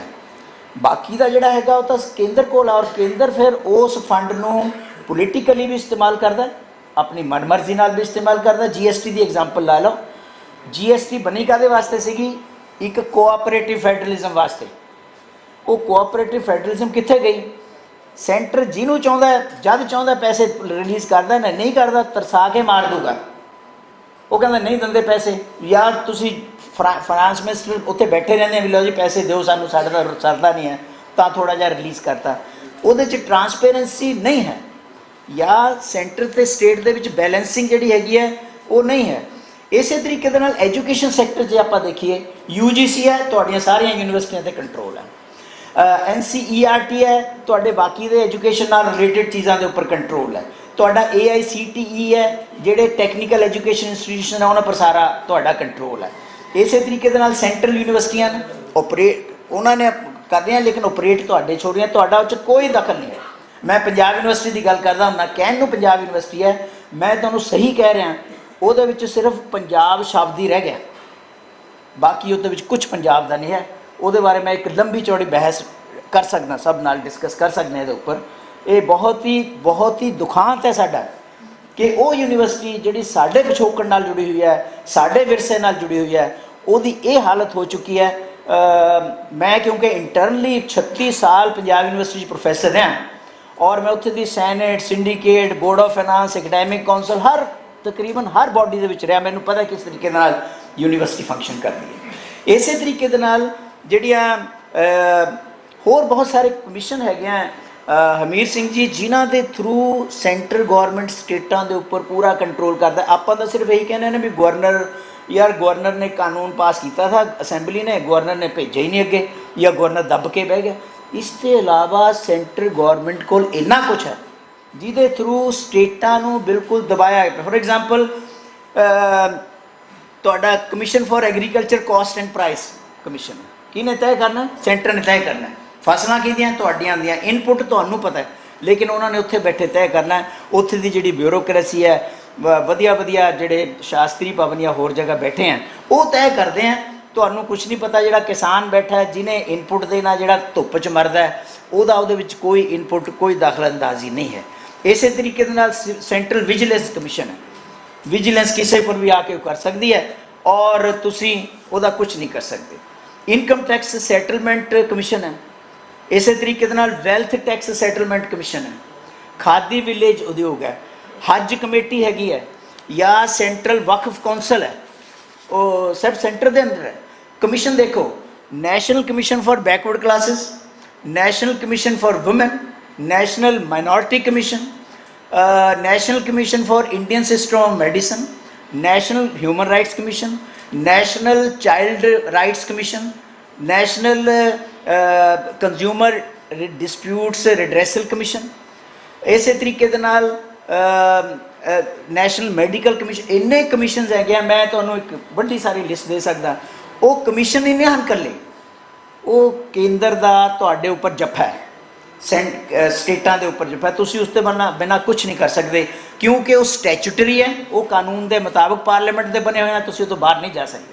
ਜੇ ਤੁਸੀਂ ਬਾਹਰ ਜਾਓਗੇ ਤਾਂ ਤੁਹਾਡੇ ਪਰ ਆਰਟੀਕਲ 356 ਵੀ ਲੱਗ ਸਕਦਾ ਹੈ, 355 ਵੀ ਲੱਗ ਸਕਦਾ ਹੈ ਕਿ ਤੁਸੀਂ ਸੈਂਟਰ ਦਾ ਕਹਿਣਾ ਨਹੀਂ ਮੰਨਦੇ, ਤੁਸੀਂ ਫੈਡਰਲ ਸਟਰਕਚਰ ਦੇ ਅਗੇਂਸਟ ਜਾ ਰਹੇ ਹੋ। ਕੇਂਦਰ ਫੈਡਰਲ ਸਟਰਕਚਰ ਦੇ ਅਗੇਂਸਟ ਜਾ ਰਿਹਾ ਹੈ, ਉਹਨੂੰ ਕਹਿਣ ਵਾਲਾ ਕੋਈ ਨਹੀਂ ਹੈ। ਵਜ੍ਹਾ ਹੈਗੀ ਹੈ ਕਿ ਜਿਨ੍ਹਾਂ ਸਟੇਟਾਂ ਦੇ ਵਿੱਚ ਉਸੇ ਪਾਰਟੀ ਦੀ ਸਰਕਾਰ ਹੈ, ਜਿਸ ਪਾਰਟੀ ਦੀ ਕੇਂਦਰ 'ਚ ਸਰਕਾਰ ਹੈ, ਉਹ ਕਹਿੰਦੇ ਨਹੀਂ ਐਵਰੀਥਿੰਗ ਇਜ਼ ਓਕੇ। ਸਿਰਫ ਉਹ ਪਾਰਟੀਆਂ ਬੋਲਦੀਆਂ ਜਿੱਥੇ ਆਪੋਜੀਸ਼ਨ ਦੀਆਂ ਸਰਕਾਰਾਂ, ਔਰ ਉਹਨਾਂ ਨੂੰ ਤੰਗ ਵੀ ਕੀਤਾ ਜਾਂਦਾ, ਆਪ ਸਭ ਜਾਣਦੇ ਹਾਂ। ਤਾਂ ਇਹ ਜਿਹੜੀਆਂ ਚੀਜ਼ਾਂ ਹੈਗੀਆਂ, ਇਹ ਇੱਕ ਓਵਰਆਲ ਫੈਡਰਲ ਸਟਰਕਚਰ ਸਾਡਾ ਜਿਹੜਾ ਬਣਾਇਆ ਗਿਆ ਸੀਗਾ, ਉਹਦੇ ਵਿੱਚ ਕਿਸ ਤਰੀਕੇ ਦੇ ਨਾਲ ਇੱਕ ਲੌਪਸਾਈਡਡ ਚੀਜ਼ ਬਣਾਈ ਗਈ, ਜਾਂ ਕੇਂਦਰ ਨੂੰ ਕਿੰਨਾ ਮਜ਼ਬੂਤ ਬਣਾ ਦਿੱਤਾ ਗਿਆ, ਔਰ ਦਿਨ ਪ੍ਰਤੀ ਦਿਨ ਮਜ਼ਬੂਤ ਹੁੰਦਾ ਜਾ ਰਿਹਾ ਹੈ। ਦੋ ਮੈਂ ਐਗਜ਼ਾਮਪਲ ਦਊਂਗਾ। ਡੀਮੋਨੇਟਾਈਜੇਸ਼ਨ ਹੋਇਆ, ਆਪਾਂ ਸਾਰਿਆਂ ਨੇ ਉਹਨੂੰ ਭੋਗਿਆ। ਤੁਸੀਂ ਦੱਸੋ ਕਿਸੇ ਤੋਂ ਪੁੱਛ ਕੇ ਕੀਤਾ ਸੀਗਾ? ਕਿਆ ਸਟੇਟਾਂ ਦਾ ਉਹਦੇ ਵਿੱਚ ਕੋਈ ਦਖਲ ਸੀਗਾ? ਨੁਕਸਾਨ ਕਿਹਨਾਂ ਨੂੰ ਹੋਇਆ? ਸਟੇਟਾਂ ਨੂੰ ਹੋਇਆ। ਨੁਕਸਾਨ ਕਿਹਨੂੰ ਹੋਇਆ? ਜਿਹੜੇ ਪ੍ਰਾਈਵੇਟ ਸੈਕਟਰ ਨੂੰ ਨੁਕਸਾਨ ਹੋਇਆ, ਦੁਕਾਨਦਾਰਾਂ ਨੂੰ ਨੁਕਸਾਨ ਹੋਇਆ, ਲੇਕਿਨ ਕਿਸੇ ਤੋਂ ਨਹੀਂ ਪੁੱਛਿਆ ਗਿਆ। ਇਸੇ ਤਰੀਕੇ ਦੇ ਨਾਲ ਬਹੁਤ ਸਾਰੀਆਂ ਐਸੇ ਫੈਸਲੇ ਲੈਤੇ ਜਾ ਰਹੇ ਹੈ ਇਸ ਵੇਲੇ ਕੇਂਦਰ ਵੱਲੋਂ। ਕੋਵਿਡ ਦੇ ਦਿਨਾਂ ਦੇ ਵਿੱਚ ਮੈਂ ਐਗਜ਼ਾਮਪਲ ਦਿੰਦਾ। ਕੋਵਿਡ ਦੇ ਵਿੱਚ ਇੱਕ ਉਹਨਾਂ ਨੇ ਐਕਟ ਜਿਹੜਾ ਹੈਗਾ ਡਿਜ਼ਾਸਟਰ ਮੈਨੇਜਮੈਂਟ ਐਕਟ ਨੂੰ ਇਨਵੋਕ ਕੀਤਾ। ਡਿਜ਼ਾਸਟਰ ਮੈਨੇਜਮੈਂਟ ਐਕਟ ਦੇ ਅਧੀਨ ਤਕਰੀਬਨ ਮਿਊਨਿਸਪੈਲਿਟੀਆਂ ਤੋਂ ਲੈ ਕੇ ਕੇਂਦਰ ਤੱਕ ਸਾਰੀ ਐਡਮਿਨਿਸਟ੍ਰੇਸ਼ਨ ਇੱਕ ਲੜੀ 'ਚ ਪਰੋਤੀ। ਕੇਂਦਰ ਤੋਂ ਸਾਰਾ ਆਪਰੇਟ ਹੋ ਰਿਹਾ, ਔਰ ਮਿਊਨਿਸਪੈਲਿਟੀ 'ਚ ਬੈਠਾ ਸੈਨੀਟਰੀ ਇੰਸਪੈਕਟਰ ਵੀ ਕੇਂਦਰ ਨੂੰ ਰਿਪੋਰਟ ਕਰ ਰਿਹਾ ਬੈਠਾ। ਦਿਸ ਹੈਪਨਡ ਡਿਊਰਿੰਗ ਕੋਵਿਡ ਦੇ ਦਿਨਾਂ ਦੇ ਵਿੱਚ। ਇਸ ਕਰਕੇ ਇੱਕ ਤਾਂ ਸਾਡੇ ਜਿਹੜਾ ਫਾਈਨੈਂਸ਼ੀਅਲ ਜਿਹੜਾ ਹੈਗਾ, ਜਿਹਨੂੰ ਕਹਿੰਦੇ ਆ ਇੰਬੈਲੈਂਸ ਜਾਂ ਐਬਸੈਂਸ ਆਫ ਫਿਸਕਲ ਫੈਡਰਲਿਜ਼ਮ, ਬਹੁਤ ਕਲੀਅਰ ਕੱਟ ਹੈ। ਕਿਉਂਕਿ ਜਿਹੜੇ ਸਟੇਟ ਹੈ ਉਹ ਪੈਰੀਨਲੀ ਲਗਾਤਾਰ ਹਰ ਵੇਲੇ ਕੇਂਦਰ ਦੇ ਉੱਪਰ ਡਿਪੈਂਡੈਂਟ ਹੈ। ਗ੍ਰਾਂਟਾਂ ਹੋਣ, ਲੋਨ ਹੋਣ, ਤੁਹਾਨੂੰ ਓਵਰਡਰਾਫਟਿੰਗ ਕਰਨੀ ਹੋਵੇ, ਸਭ ਕੁਝ ਫਾਈਨਾਂਸ ਮਿਨਿਸਟਰੀ ਕੋਲ ਹੈ। ਯਾਨੀ ਕੇਂਦਰ ਕੋਲ ਅਥਾਹ ਸ਼ਕਤੀਆਂ, ਕਿਉਂਕਿ ਜਿਹਦੇ ਕੋਲ ਇਹ ਕਹਿੰਦੇ ਆ ਅੰਗਰੇਜ਼ੀ 'ਚ ਕਹਿੰਦੇ ਆ ਹੂ ਹੋਲਡਸ ਦਾ ਪਰਸ ਹੋਲਡਸ ਦਾ ਸਟ੍ਰਿੰਗ। ਜਿਹਦੇ ਕੋਲ ਪਰਸ ਹੈ ਉਹਦੇ ਕੋਲ ਹੀ ਉਹਦਾ ਉਹ ਹੈ ਖੋਲ੍ਹਣਾ ਜਾਂ ਬੰਦ ਕਰਨਾ। ਉਹੀ ਚੀਜ਼ ਕੇਂਦਰ ਕੋਲ ਹੈ। ਕੇਂਦਰ ਕੋਲ ਆਲਮੋਸਟ ਐਂਟਾਇਰ ਫਾਈਨੈਂਸ਼ੀਅਲ ਸਟਰਕਚਰ ਜਿਹੜਾ ਹੈਗਾ ਕੇਂਦਰ ਤੋਂ ਕੰਮ ਕਰਦਾ ਹੈ। ਇਸੇ ਤਰੀਕੇ ਦੇ ਨਾਲ ਗਵਰਨਰ ਦਾ ਆਫਿਸ ਹੈ। ਮੈਂ ਤੁਹਾਨੂੰ ਦੱਸਦਾ, ਇੱਕ ਤਾਂ ਗਵਰਨਰ ਹੁੰਦਾ ਸੀਗਾ ਕਿ ਵੀ ਗਵਰਨਰ ਸਟੇਟ ਗਵਰਨਮੈਂਟ ਨੇ ਕੋਈ ਫੈਸਲਾ ਕੀਤਾ, ਕਿਉਂਕਿ ਸਟੇਟ ਗਵਰਨਮੈਂਟ ਵੀ ਲੋਕਾਂ ਦੀ ਪ੍ਰਤੀਨਿਧੀ ਸਰਕਾਰ ਹੈ। ਸਟੇਟ ਗਵਰਨਮੈਂਟ ਨੇ ਫੈਸਲਾ ਕੀਤਾ, ਗਵਰਨਰ ਨੇ ਦੇਖਿਆ ਵੀ ਠੀਕ ਹੈ ਜੀ, ਇਹਨੂੰ ਇੰਪਲੀਮੈਂਟ ਕਰ ਦਿਓ। ਹੁਣ ਗਵਰਨਰ ਖਾਸ ਤੌਰ ਪਰ ਜਿੱਥੇ ਆਪੋਜੀਸ਼ਨ ਦੀਆਂ ਸਰਕਾਰਾਂ, ਉੱਥੇ ਬਰਾਬਰ ਦਾ ਧੜਾ ਬਣ ਕੇ ਖੜਾ ਹੋ ਗਿਆ। ਤੁਹਾਨੂੰ ਮੈਂ ਦੱਸਦਾ ਯੂਨੀਵਰਸਿਟੀਆਂ ਜਿਹੜੀਆਂ ਹੈਗੀਆਂ ਅਕੋਰਡਿੰਗ ਟੂ ਐਕਟਸ ਯੂਨੀਵਰਸਿਟੀਆਂ ਮੈਕਸਿਮਮ ਜਿਹੜੀਆਂ ਹੈਗੀਆਂ ਉਹਨਾਂ ਦਾ ਚਾਂਸਲਰ ਗਵਰਨਰ ਹੁੰਦਾ ਹੈ। ਮੈਨੂੰ ਕਈ ਯੂਨੀਵਰਸਿਟੀਆਂ ਦੇ ਵਿੱਚ ਥਰੂ ਆਊਟ ਇੰਡੀਆ ਜਾਣ ਦਾ ਮੌਕਾ ਮਿਲਿਆ। ਉੱਥੇ ਸਰਕਾਰ ਕਿਹਦੀ ਵੀ ਹੈ ਲੇਕਿਨ ਜਿਹੜਾ ਗਵਰਨਰ ਹੈਗਾ ਉਹ ਇੰਟਰਫੇਅਰ ਕਰਦਾ ਹੈ ਵਾਈਸ ਚਾਂਸਲਰਾਂ ਦੀਆਂ ਅਪਾਇੰਟਮੈਂਟ ਦੇ ਵਿੱਚ। ਉਹ ਕੇਂਦਰ ਦਾ ਪ੍ਰਤੀਨਿਧੀ ਬਣ ਕੇ ਕੰਮ ਕਰਦਾ ਹੈ। ਜਿਹਦੇ ਨਾਲ ਕੀ ਹੋਇਆ ਮੈਂ ਦੇਖਦਾ ਕਿ ਇੱਕ ਜਗ੍ਹਾ ਮੈਨੂੰ ਬੁਲਾਇਆ ਗਿਆ ਕਿਸੇ ਸਿਲੈਕਸ਼ਨ ਕਮੇਟੀ 'ਤੇ। ਮੈਂ ਹਵਾਈ ਜਹਾਜ਼ ਤੋਂ ਉਤਰਦੇ ਸਾਲ ਮੈਨੂੰ ਉੱਥੋਂ ਮੈਸੇਜ ਆ ਗਿਆ, ਕਹਿੰਦਾ ਜੀ ਸਰਕਾਰ ਬਦਲ ਗਈ, ਇਸ ਕਰਕੇ ਤੁਸੀਂ ਵਾਪਸ ਚਲੇ ਜਾਓ ਕਿਉਂਕਿ ਜਿਸ ਸਰਕਾਰ ਨੇ ਤੁਹਾਨੂੰ ਅਪਾਇੰਟ ਕੀਤਾ ਸੀਗਾ ਉਹ ਸਰਕਾਰ ਚਲੀ ਗਈ। ਯਾਨੀ ਸਿਲੈਕਸ਼ਨ ਕਮੇਟੀ ਰੋਕਤੀ। ਇਹ ਪਾਵਰ ਹੈ ਗਵਰਨਰ ਦੀ। ਜਿਸ ਤਰੀਕੇ ਦੇ ਨਾਲ ਯੂਨੀਵਰਸਿਟੀਆਂ ਨੂੰ ਕੰਟਰੋਲ ਕੀਤਾ ਜਾਂਦਾ ਔਰ ਫਿਰ ਕੰਟਰੋਲ ਹੀ ਨਹੀਂ, ਉੱਥੇ ਤੁਸੀਂ ਆਪਣਾ ਸਿਲੇਬਸ ਵੀ ਭੇਜ ਰਹੇ ਹੋ, ਉੱਥੇ ਬੱਚਿਆਂ ਨੂੰ ਜੋ ਚਾਹ ਰਹੇ ਹੋ ਪੜ੍ਹਾ ਰਹੇ ਹੋ। ਫਲਾਨੀ ਲੈਂਗੁਏਜ ਜ਼ਰੂਰ ਪੜ੍ਹੋ, ਨਹੀਂ ਪੜ੍ਹੋਗੇ ਤਾਂ ਤੁਹਾਡੀ ਗ੍ਰਾਂਟ ਰੁਕ ਜਾਣੀ ਹੈ। ਫਲਾਨੀ ਚੀਜ਼ ਨਹੀਂ ਕਰੋਗੇ ਤਾਂ ਤੁਹਾਡਾ ਇਹ ਹੋ ਜਾਏਗਾ। ਤਾਂ ਇਹ ਮਿਸਯੂਜ਼ ਆਫ ਗਵਰਨਰਸ ਪਾਵਰ ਜਿਹੜਾ ਹੈਗਾ ਬਲੇਟੈਂਟ ਹੈ, ਬਹੁਤ ਜ਼ਿਆਦਾ ਹੈ। ਔਰ ਐਮਰਜੈਂਸੀ ਪ੍ਰੋਵੀਜ਼ਨ ਤਾਂ ਚਲੋ ਅੱਜ ਕੱਲ੍ਹ ਹਜੇ ਇੰਨਾ ਨਹੀਂ ਚੱਲ ਰਿਹਾ। ਉਸ ਤੋਂ ਇਲਾਵਾ ਤੁਸੀਂ ਦੇਖੋ ਵੀ ਜਿੰਨੀ ਸੈਂਟਰਲਾਈਜ਼ਡ ਪਲੈਨਿੰਗ ਹੈ, ਨੀਤੀ ਆਯੋਗ ਹੈ, ਪਹਿਲਾਂ ਪਲੈਨਿੰਗ ਕਮਿਸ਼ਨ ਥਾ, ਨੀਤੀ ਆਯੋਗ ਆ। ਨੀਤੀ ਆਯੋਗ ਦੇ ਵਿੱਚ ਮੈਨੂੰ ਦੱਸ ਦਿਓ, ਮੈਂ ਜ਼ਰੂਰ ਜੁਆਇਨ ਕਰਾਂਗਾ। ਨੀਤੀ ਆਯੋਗ ਜਿਹੜਾ ਹੈਗਾ ਸਾਰੀ ਪਲੈਨਿੰਗ, ਤੁਸੀਂ ਬਜਟ ਬਣਾਉਣਾ ਨਾ ਸਟੇਟ ਨੇ ਦੇਖਦਾ ਰਹੂਗਾ ਵੀ ਕੇਂਦਰ ਕਦ ਬਜਟ ਪਾਸ ਕਰਦਾ ਹੈ, ਉਹਦੇ ਮੁਤਾਬਕ ਅਸੀਂ ਐਡਜਸਟਮੈਂਟਾਂ ਕਰਾਂਗੇ ਕਿੰਨੀਆਂ ਐਲੋਕੇਸ਼ਨਸ ਹੋਣਗੀਆਂ, ਕਿਸ ਚੀਜ਼ ਨੂੰ ਕਿੰਨਾ ਪੈਸਾ ਅਲਾਟ ਕਰਨਾ। ਨੀਤੀ ਆਯੋਗ ਨੇ ਫੈਸਲਾ ਕਰਨਾ, ਤੁਹਾਡੇ ਕੋਲ ਹੈ ਹੀ ਕੁਛ ਨਹੀਂ। ਤੁਸੀਂ ਕਿਸੇ ਮਰਜ਼ੀ ਸਟੇਟ ਚਲੇ ਜਾਓ, ਆਈ ਵਿਜ਼ਿਟ ਸੋ ਮੈਨੀ ਪਲੇਸਿਸ, ਕਿਸੇ ਮਰਜ਼ੀ ਸਟੇਟ ਚਲੇ ਜਾਓ ਤੁਸੀਂ ਦੇਖੋਗੇ ਕਿ ਕਿਸੇ ਪਰ 5 ਲੱਖ ਕਰੋੜ ਦਾ ਕਬਜ਼ਾ ਹੈ, ਕਿਸੇ ਪਰ 3 ਲੱਖ ਕਰੋੜ ਦਾ ਕਬਜ਼ਾ ਹੈ। ਔਰ ਈਵਨ ਪੰਜਾਬ ਦਾ ਤੁਸੀਂ ਦੇਖੋ 27 to 30% ਜਿਹੜਾ ਰੈਵਨਿਊ ਹੈ ਉਹ ਡੈਟ ਸਰਵਿਸਿਜ਼ ਦੇ ਵਿੱਚ ਚਲੇ ਜਾਂਦਾ। ਡੈਟ ਸਰਵਿਸਿਜ਼ ਮੀਨ ਜਿਹੜਾ ਆਪਾਂ ਵਿਆਜ ਦਿੰਦੇ ਹਾਂ ਕਰਜ਼ੇ ਦੇ ਉੱਪਰ। ਤਾਂ ਬਾਕੀ ਕੀ ਰਹਿ ਗਿਆ, ਬਾਕੀ EMPLOYEES ਰਹਿ ਗਏ। ਫਿਰ ਤੁਹਾਡੇ ਕੋਲ ਹੈ ਹੀ ਕੀ, ਤੁਸੀਂ ਜਿਹੜੀ ਕੈਪੀਟਲ ਇਨਵੈਸਟਮੈਂਟ ਤਾਂ ਕਰ ਹੀ ਨਹੀਂ ਰਹੇ, ਨਾ ਤੁਹਾਡੀ ਵੱਸ ਦੀ ਗੱਲ ਹੈਗੀ ਹੈ। ਇਸ ਤੋਂ ਇਲਾਵਾ ਜਿਹੜੀਆਂ ਤੁਸੀਂ ਆ ਫ੍ਰੀ ਬੀਜ ਚਲਾਤੀਆਂ 1000 ਬੀਬੀਆਂ ਨੂੰ, ਤੇ ਬੱਸ ਸਰਵਿਸ ਫ੍ਰੀ ਤੇ ਬਿਜਲੀ ਫ੍ਰੀ, ਉਹਨੇ ਹੋਰ ਤੁਹਾਡਾ ਦਵਾਲਾ ਕੱਢਤਾ। ਉਹਦੀ ਵਜ੍ਹਾ ਕਰਕੇ ਇਹ ਜਿਹੜੀਆਂ ਚੀਜ਼ਾਂ ਇਹ ਆਰਬਿਟਰੇਰੀ ਪ੍ਰੋਵੀਜ਼ਨਸ। ਹੁਣ ਮੈਂ ਲਾਸਟ ਦੇ ਵਿੱਚ ਇੱਕ ਗੱਲ ਕਹਾਂਗਾ ਕਿਉਂਕਿ ਮੇਰੇ ਕੋਲ ਕਾਫੀ ਕੁਛ ਹੈ। I wanted to speak for 1 hour in fact. ਅਤੇ ਹੋਇਆ ਕੀ ਹੈ, ਸਾਨੂੰ ਜ਼ਰੂਰਤ ਹੈ ਫੈਡਰਲਿਜ਼ਮ ਦੀ ਰੀਸਟਰਕਚਰਿੰਗ ਕਰਨ ਦੀ। ਰੀਸਟਰਕਚਰਿੰਗ ਦਾ ਮਤਲਬ ਇਹ ਹੈਗਾ ਕਿ ਸਟੇਟਾਂ ਨੂੰ ਇਕੱਠੇ ਹੋ ਕੇ ਇਸ ਚੀਜ਼ ਦੇ ਉੱਪਰ ਜ਼ਰੂਰ ਦੇਖਣਾ ਚਾਹੀਦਾ। ਪਾਰਟੀ ਕਿਸੇ ਦੀ ਵੀ, ਸਰਕਾਰ ਕਿਸੇ ਦੀ ਹੋਵੇ, ਅੱਜ ਸਰਕਾਰ ਕਿਸੇ ਪਾਰਟੀ ਦੀ ਹੈ, ਕੱਲ੍ਹ ਨੂੰ ਕਿਸੇ ਦੀ ਹੈ, ਲੇਕਿਨ ਅਗਰ ਆਪਣੇ ਫੈਡਰਲ ਸਟਰਕਚਰ ਨੂੰ, ਉਸ ਫੈਡਰਲ ਢਾਂਚੇ ਨੂੰ, ਸੰਘਾਤਮਕ ਢਾਂਚੇ ਨੂੰ ਕਾਇਮ ਰੱਖਣਾ ਤਾਂ ਉਹਦੀ ਰੀਸਟਰਕਚਰਿੰਗ ਦੀ ਬਹੁਤ ਹੀ ਸਖਤ ਲੋੜ ਹੈ। ਪਹਿਲਾਂ ਉਹ ਹੁੰਦਾ ਸੀਗਾ ਨੈਸ਼ਨਲ ਡਿਵੈਲਪਮੈਂਟ ਕਮਿਸ਼ਨ ਹੁੰਦਾ ਸੀਗਾ, ਉਹ ਪਲੈਨਿੰਗ ਕਮਿਸ਼ਨ ਦੇ ਵੇਲੇ। ਜਦ ਨੀਤੀ ਆਯੋਗ ਬਣ ਗਿਆ ਉਹ ਵੀ ਰੁੜ ਗਿਆ ਉਹਦੇ ਵਿੱਚ ਹੀ। ਇਸ ਤਰ੍ਹਾਂ ਦੀਆਂ ਇੰਸਟੀਟਿਊਸ਼ਨ ਕਿਸੇ ਵੇਲੇ ਕਿਹਾ ਜਾਂਦਾ ਸੀਗਾ ਜੀ ਕਿ ਟੀਮ ਇੰਡੀਆ ਬਣਾਵਾਂਗੇ ਜਿਹਦੇ ਵਿੱਚ ਸਾਰੇ ਕੇਂਦਰ ਦੇ ਮੰਤਰੀ ਹੋਣਗੇ ਔਰ CMs ਹੋਣਗੇ, ਲੇਕਿਨ ਉਹ ਸਾਰਾ ਇੱਕ ਅੱਧੀ ਵਾਰ ਮੀਟਿੰਗ ਹੋਈ, ਉਸ ਤੋਂ ਬਾਅਦ ਖਤਮ। ਕਿਉਂਕਿ ਕੇਂਦਰ ਦੇ ਵਿੱਚ, ਔਰ ਫਿਰ ਇਹ ਹੈ ਕੇਂਦਰ 'ਚ ਕੋਈ ਵੀ ਸਰਕਾਰ ਹੋਵੇ, ਅੱਜ BJP ਦੀ ਸਰਕਾਰ ਹੈ, ਕਾਂਗਰਸ ਨੇ ਵੀ ਸੈਂਟਰਲਾਈਜ਼ ਬਹੁਤ ਜ਼ਿਆਦਾ ਕੀਤਾ ਹੈ ਪਾਵਰਸ ਨੂੰ, ਔਰ ਉਹਨੂੰ ਹੀ ਅੱਗੇ ਚਲਾ ਰਹੀ ਹੈ। ਹੁਣ ਤਾਂ ਮਤਲਬ ਹੱਦ ਹੀ ਹੋ ਗਈ ਹੈ। ਤੋ ਇਹ ਸਾਰੀਆਂ ਚੀਜ਼ਾਂ ਮੈਂ ਵਿਚਾਰ ਵਾਸਤੇ ਵੱਡੇ ਬੁੱਧੀਜੀਵੀ ਅਤੇ ਲੀਡਰ ਸਾਹਿਬਾਨ ਬੈਠੇ हैं ਅਤੇ ਮੈਨੂੰ ਲੱਗਦਾ ਹੈ ਕਿ ਇਹਦੇ ਉੱਪਰ ਜ਼ਰੂਰ ਚਰਚਾ ਹੋਏਗੀ। Thank you very much.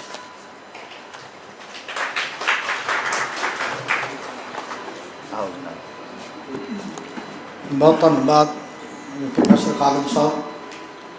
ਅਤੇ ਹੁਣ ਮੈਂ ਇਕੱਲੇ ਪੋਲੀਟੀਕਲ ਲੀਡਰਸ਼ਿਪ ਦੇ ਵਿੱਚੋਂ ਟਾਈਮ ਦਊਂਗਾ। ਤੁਸੀਂ ਮੇਰੇ ਨਾਲ ਕੋਆਪਰੇਟ ਜ਼ਰੂਰ ਕਰਨਾ ਕਿਉਂਕਿ ਟਾਈਮ ਦਾ ਜਿਹੜਾ ਇੱਕ ਲਿਮਟ ਰੱਖ ਕੇ, ਆਪਾਂ ਨੂੰ ਸਾਰਿਆਂ ਨੂੰ ਪਤਾ ਹੈ ਕਿਉਂਕਿ ਪੰਜਾਬ ਫੈਡਰਲਿਜ਼ਮ ਦੀ ਲੜਾਈ ਬਹੁਤ ਲੰਮੇ ਸਮੇਂ ਤੋਂ ਲੜਦਾ ਆ ਰਿਹਾ, ਪਰ ਹੁਣ ਸਲੋ ਹੈ। ਫਰਕ ਕੇਵਲ ਇੰਨਾ ਕੁ ਹੈ, ਮਾਈਂਡ ਬਣਿਆ ਹੋਇਆ ਸਭ ਦਾ ਕਿ ਫੈਡਰਲ ਸਟਰਕਚਰ ਤੋਂ ਬਿਨਾਂ ਕੰਮ ਚੱਲਦਾ ਨਹੀਂ। ਇਸ ਲਈ ਐਡੀਸ਼ਨ ਦੇ ਨਾਲ ਹੀ ਬੋਲਦੇ ਕੋਈ ਨਵੀਂ ਇਨਫੋਰਮੇਸ਼ਨ ਜਾਂ ਉਸ ਲੈਵਲ ਦੀਆਂ ਜਿਹੜੀਆਂ ਗੱਲਾਂ ਹੋਣਗੀਆਂ ਹਰ ਪੋਲੀਟੀਕਲ ਧਿਰ ਆਪਣੇ ਤਰੀਕੇ ਨਾਲ। ਦੂਜੀ ਗੱਲ ਇਹ ਕਿ ਕੋਸ਼ਿਸ਼ ਕੀਤੀ ਜਾਏ ਜਾਤੀ ਜਾਂ ਪੋਲੀਟੀਕਲ ਉਹੋ ਜਿਹਾ ਅਟੈਕ ਇੱਕ ਦੂਜੇ 'ਤੇ ਨਾ ਜਿਹੜਾ ਸਹਿਣਯੋਗ। ਆਪਾਂ ਇੱਕ ਗੱਲ ਮੁੱਦੇ 'ਤੇ ਕਰ ਰਹੇ ਹਾਂ, ਹੁਣ ਤੱਕ ਜਿਹੜਾ ਇੱਕ ਪ੍ਰੋਸੈਸ ਚੱਲਦਾ ਕਿਉਂਕਿ ਉਹ ਸੰਵਾਦ ਉਸੇ ਲੈਵਲ ਦੇ ਉੱਤੇ ਹੋਏਗਾ।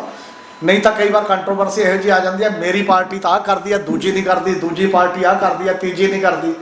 ਜਿਹੜੀ ਇੱਕ ਬਲੇਮ ਗੇਮ ਤੋਂ ਥੋੜ੍ਹਾ ਜਿਹਾ ਬਚਣਾ ਕਈ ਵਾਰ ਹੁੰਦਾ ਨਾ ਸੈਮੀਨਾਰਾਂ ਤੋਂ ਕੀ ਹੁੰਦਾ ਹੈ, ਸੈਮੀਨਾਰ ਇੱਕ ਡਾਇਰੈਕਸ਼ਨ ਬਣਾਉਂਦੇ ਨੇ, ਬੌਧਿਕ ਡਾਇਰੈਕਸ਼ਨ।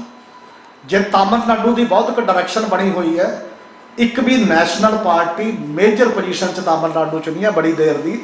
ਸਾਰੀਆਂ ਪਾਰਟੀਆਂ ਲਗਭਗ ਰੀਜਨਲ ਪਾਰਟੀਆਂ ਆਪਣੇ ਤਰੀਕੇ ਨਾਲ ਦਰਾਵੜੀਅਨ ਮੂਵਮੈਂਟ, ਦਰਾਵੜੀਅਨ ਕਲਚਰ ਦੇ ਵਿੱਚ ਉਸ ਲੈਵਲ ਦੇ ਹੋ ਕੇ ਆ ਰਹੀਆਂ ਨੇ। ਪੰਜਾਬ ਦੇ ਵਿੱਚ ਜਿਹੜਾ ਇੱਕ ਕੰਸਰਨ ਉਹ ਹੁੰਦਾ ਕਿ ਅਸੀਂ ਮਿਲ ਕੇ ਜੇਕਰ ਕੁਝ ਮੌਕਿਆਂ 'ਤੇ ਉਹਨਾਂ ਦੇ ਵੀ ਅਲੱਗ-ਅਲੱਗ ਨੇ, ਉੱਥੇ ਵੀ ਫਰੀਬੀਜ਼ ਵੀ ਨੇ, ਸਭ ਕੁਝ ਹੈ, ਪਰ ਕੁਝ ਮੋਟੀਆਂ ਗੱਲਾਂ ਨੇ ਜਿਹਦੇ 'ਤੇ ਲੋਕ ਕਹਿੰਦੇ ਨੇ ਕਿ ਇਹ 'ਤੇ ਇਕੱਠੇ ਰਹਾਂਗੇ। ਲੜਾਈ ਤਾਂ ਹੀ ਲੜੀ ਜਾਣੀ ਹੈ ਉਸ ਲੈਵਲ ਦੇ ਉੱਤੇ। ਸਾਡੇ 'ਚ ਬਹੁਜਨ ਸਮਾਜ ਪਾਰਟੀ ਦੇ ਪ੍ਰਧਾਨ ਸਰਦਾਰ ਅਵਤਾਰ ਸਿੰਘ ਕਰੀਮਪੁਰੀ ਜੀ ਵੀ ਆ ਗਏ ਨੇ, ਉਹਨਾਂ ਨੂੰ ਵੀ ਉਹਨਾਂ ਦਾ ਸਵਾਗਤ ਹੈ। ਅਤੇ ਇਸ ਲਈ ਮੈਂ ਇਹ ਕਹੂੰਗਾ ਕਿ ਹੁਣ ਆਪਾਂ ਜਿਹੜਾ ਇਹ ਸ਼ੁਰੂਆਤ ਕਰ ਰਹੇ ਹਾਂ ਇਸ ਲੈਵਲ ਦੇ ਉੱਤੇ 8 ਤੋਂ 10 ਮਿੰਟ ਦੇ ਵਿੱਚ ਜੇਕਰ ਆਪਾਂ ਆਪਣੀ ਗੱਲ ਕਹੀਏ ਤਾਂ ਕਿ ਸਮੇਂ ਸਿਰ ਇਸ ਸਾਰੀ ਗੱਲ ਨੂੰ ਨਿਬੇੜ ਵੀ ਸਕੀਏ ਕਿਸੇ ਨਾ ਕਿਸੇ ਰੂਪ ਦੇ ਵਿੱਚ। ਅਤੇ ਮੈਂ ਉੱਧਰੋਂ ਹੀ ਸ਼ੁਰੂ ਕਰਦਾ। ਸੁੱਚਾ ਸਿੰਘ ਛੋਟੇਪੁਰ ਜੀ ਜਿਹੜੇ ਇਸ ਲੜਾਈ ਦਾ ਹਿੱਸਾ ਵੀ ਰਹੇ, ਫੈਡਰਲ ਸਟਰਕਚਰ ਦਾ ਬੜੇ ਵਾਰ। ਸਿਆਸਤ ਅਲੱਗ-ਅਲੱਗ ਹੁੰਦੀ ਹੈ, ਪਾਰਟੀ ਕੋਈ ਵੀ ਹੋਵੇ, ਉਹ ਆਪਣੇ ਤਰੀਕੇ ਦੇ ਨਾਲ ਉਹਨਾਂ ਦਾ ਆਪਣਾ ਇੱਕ ਵਿਊ ਹੈ ਬਣਿਆ ਹੋਇਆ। ਉਹਨਾਂ ਤੋਂ ਮੈਂ ਚਾਹੁੰਦਾ ਕਿ ਉਹ ਆਪਣੀ ਗੱਲ ਕਹੇ। ਸਤਿਕਾਰਯੋਗ ਅੱਜ ਦੇ ਸਮਾਗਮ ਵਿੱਚ ਪਹੁੰਚੇ ਸੱਜਣੋਂ, ਫਤਿਹ ਬੁਲਾਓ। ਵਾਹਿਗੁਰੂ ਜੀ ਕਾ ਖਾਲਸਾ, ਵਾਹਿਗੁਰੂ ਜੀ ਕੀ ਫਤਿਹ। ਅੱਜ ਸਰਦਾਰ ਹਰਮੀਤ ਸਿੰਘ ਹੋਰਾਂ ਨੇ ਬੜਾ ਅੱਛਾ ਉਪਰਾਲਾ ਕੀਤਾ। ਜਿਹੜੀਆਂ ਗੱਲਾਂ ਪ੍ਰੋਫੈਸਰ ਸਾਹਿਬ ਕਰਕੇ ਗਏ ਹੈ, ਇਹ ਗੱਲਾਂ ਅਸੀਂ ਪਿਛਲੇ ਲੰਬੇ ਸਮੇਂ ਤੋਂ ਸੁਣਦੇ ਆ ਰਹੇ ਹਾਂ। ਵੱਧ ਅਧਿਕਾਰਾਂ ਦੀ ਗੱਲ ਸ਼੍ਰੋਮਣੀ ਅਕਾਲੀ ਦਲ ਨੇ ਸ਼ਾਇਦ ਅਕਤੂਬਰ 1973 'ਚ ਅਨੰਦਪੁਰ ਦੇ ਮਤੇ ਦੇ ਰੂਪ ਵਿੱਚ ਕੀਤੀ ਸੀ। ਪੁਰਾਣੇ ਬੰਦੇ ਉਸ ਵੇਲੇ ਸਲਾਹਕਾਰ ਬਾਕੀ ਪਾਰਟੀਆਂ ਦੇ ਲੋਕ ਵੀ ਜਿਹੜੀਆਂ ਸੰਘਰਸ਼ੀ ਪਾਰਟੀਆਂ ਉਹ ਸਾਰੀਆਂ ਇੱਕ ਦੂਜੇ ਨੂੰ ਸਲਾਹ ਦਿੰਦੀਆਂ ਸਨ। ਅਨੰਦਪੁਰ ਦਾ ਮਤਾ ਵੱਧ ਅਧਿਕਾਰਾਂ ਦੀ ਗੱਲ ਕਰਦਾ ਸੀ ਕਿ ਸੈਂਟਰ ਕੋਲ 4 ਮਹਿਕਮੇ ਰਹਿਣੇ ਚਾਹੀਦੇ ਆ, ਬਾਕੀ ਸਾਰੇ ਮਹਿਕਮੇ ਸਟੇਟਾਂ ਕੋਲ ਜਾਣੇ ਚਾਹੀਦੇ। ਪਰ ਸਮਾਂ ਬਦਲਦਾ ਗਿਆ। ਜਿਹਦੀ ਵੀ ਸਰਕਾਰ ਆਈ ਸਟੇਟ ਦੇ ਵਿੱਚ ਉਹਨੇ ਸੰਘਰਸ਼ ਕਰਨ ਦੀ ਕੋਸ਼ਿਸ਼ ਨਹੀਂ ਕੀਤੀ। ਉਹਨੇ ਸੈਂਟਰ ਨਾਲ ਕੰਪਰੋਮਾਈਜ਼ ਕਰਕੇ ਆਪਣਾ ਟਾਈਮ ਪਾਸ ਕਰਨ ਦੀ ਕੋਸ਼ਿਸ਼ ਕੀਤੀ ਹੈ। ਤੇ ਸੈਂਟਰ ਨੇ ਵੀ ਜਿਹੜੀਆਂ ਉਹਨਾਂ ਦੀਆਂ ਹਮਖਿਆਲ ਪਾਰਟੀਆਂ ਸਨ, ਜਿਹੜੀਆਂ ਉਹਨਾਂ ਦੇ ਨਾਲ ਅਲਾਇੰਸ 'ਚ ਸਨ, ਉਹਨਾਂ ਦਾ ਇੰਟਰਸਟ ਬਾਅਦ ਕੀਤਾ ਹੈ, ਦੂਜਿਆਂ ਨੂੰ ਇਗਨੋਰ ਕੀਤਾ ਹੈ। ਸੋ ਅੱਜ ਹਾਲਤ ਇੱਥੇ ਪਹੁੰਚ ਗਈ ਹੈ ਕਿ ਸਟੇਟਾਂ, ਜਿਵੇਂ ਪ੍ਰੈਸ ਸਾਹਿਬ ਨੇ ਦੱਸਿਆ, ਕਿ ਮਿਊਨਿਸਪੈਲਿਟੀਆਂ ਦੇ ਬਰਾਬਰ ਰਹਿ ਗਈਆਂ। ਸਾਡੇ ਕੋਲ ਕੋਈ ਹੱਕ ਹਕੂਕ ਨਹੀਂ ਰਹਿ ਗਏ। ਤੁਹਾਡੇ ਕੋਲ GST ਸੀ। ਹਰ ਸਟੇਟ ਦਾ ਆਪਣਾ ਆਪਣਾ ਕਲਚਰ ਹੈ, ਆਪਣੀ ਆਪਣੀ ਬੋਲੀ ਹੈ, ਆਪਣਾ ਆਪਣਾ ਇਤਿਹਾਸ ਹੈ। ਅਸੀਂ ਆਪਣੇ ਤਰੀਕੇ ਦੇ ਨਾਲ ਆਪਣੀ ਸਟੇਟ ਦੇ ਮਾਂ ਬੋਲੀ ਨੂੰ, ਆਪਣੇ ਕਲਚਰ ਨੂੰ, ਆਪਣੀਆਂ ਖੇਡਾਂ ਨੂੰ, ਆਪਣੇ ਇਤਿਹਾਸ ਨੂੰ ਪ੍ਰਮੋਟ ਨਹੀਂ ਕਰ ਸਕਦੇ। ਸਾਰਾ ਕੁਝ ਤੁਹਾਨੂੰ ਬਣਿਆ ਬਣਾਇਆ ਉਹ ਤੋਂ ਹੁਕਮ ਹੁੰਦਾ ਹੈ, ਉਹ ਅਸੀਂ ਲਾਗੂ ਕਰਦੇ ਹਾਂ। ਸੋ ਅੱਜ ਹਰ ਵਰਗ ਦੁਖੀ ਹੈ। ਇਸ ਕਰਕੇ ਦੁਖੀ ਹੈ, ਕਿਸਾਨੀ ਆਪਣੇ ਥਾਂ ਦੁਖੀ ਹੈ। ਕਿਸਾਨ ਦਿਨ ਰਾਤ ਮਿਹਨਤ ਕਰਦਾ ਹੈ। ਕਿਸਾਨ ਦੀ ਕੀਮਤ ਜਿਣਸ ਦੀ ਨਿਸ਼ਚਿਤ ਕਰਨ ਵਿੱਚ ਕਿਸਾਨ ਕੋਈ ਨਹੀਂ ਹੁੰਦਾ। ਉਹਨਾਂ ਨੂੰ ਪਤਾ ਹੀ ਨਹੀਂ ਕਿ ਕਿਸਾਨੀ ਨੂੰ ਕਿੰਨੀਆਂ ਔਕੜਾਂ ਆਉਂਦੀਆਂ। ਉਹਦੇ ਵਿੱਚ ਮਜ਼ਦੂਰ ਦੀ ਪ੍ਰੋਬਲਮ ਨੂੰ ਸਮਝਣ ਵਾਲਾ ਕੋਈ ਨਹੀਂ ਹੁੰਦਾ। ਸੋ ਬਹੁਤ ਵੱਡੀਆਂ ਸਮੱਸਿਆਵਾਂ ਨੇ। मैं तो हरमीत सिंह होरां नूं कहा सी कि सैमीनार जिहड़े है ये केवल लोगों नूं उस इशू तो जाणू कराउण लई हुंदे है। इहदे तो वध इहदे चों निकलदा कख नहीं। चाहिदा तो यह है कि सारियां पार्टियां जिहड़ियां पंजाब दे विच है उन्हां सारियां पार्टियां दे प्रधान सद के, क्योंकि ये कोई डेफिनेट तो है नहीं भी इक्को पार्टी की सरकार चलनी है। सरकार कभी किसी की आ जाती है, कभी किसी की आ जाती है, पर तकलीफ सारिਆਂ ਨੂੰ ਇੱਕੋ ਜਿਹੀ है। ये सारे जने कोई साझा मता पाउण, ਉਹਦੇ ਤੇ कोई संघर्ष की डेट मुकर्र करन, सेंटर ਨੂੰ मता भेजण भी जे इसे तरीके ਦੇ ਨਾਲ ही सेंटर स्टेटां ਨੂੰ इग्नोर करता रहा, उन्होंने पावर दिन ब दिन घटदियां रहियां। ਇਹਦਾ किसी दिन ਵੱਡਾ नुकसान देश ਨੂੰ हो सकता है। इस पासे तुरना चाहिए।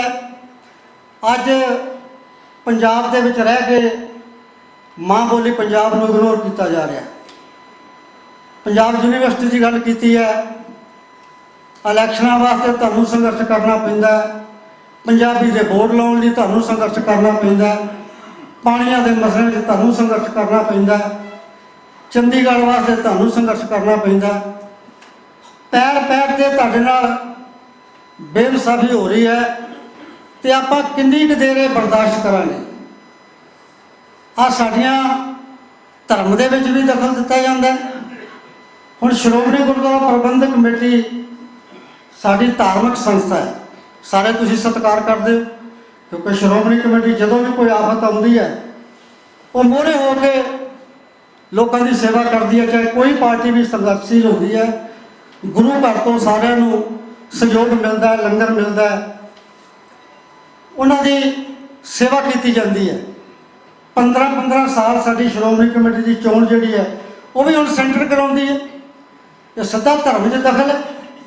जे 5 साल कानून कहता कि 5 सालों बाद चोण होनी चाहिए है तो फिर 5 सालों बाद होनी चाहिए। 15 साल तो एक थां खड़ा पानी गंदा हो जाता। जे बाकी चोणां सारियां 5-5 साल बाद होंदियां ने तो श्रोमणी गुरुद्वारा प्रबंधक कमेटी का प्रबंध भी जिहड़ा वो साडे अपने लोगों को होना चाहिए, स्टेट को होना चाहिए। इसका फैसला भी सेंटर करदा।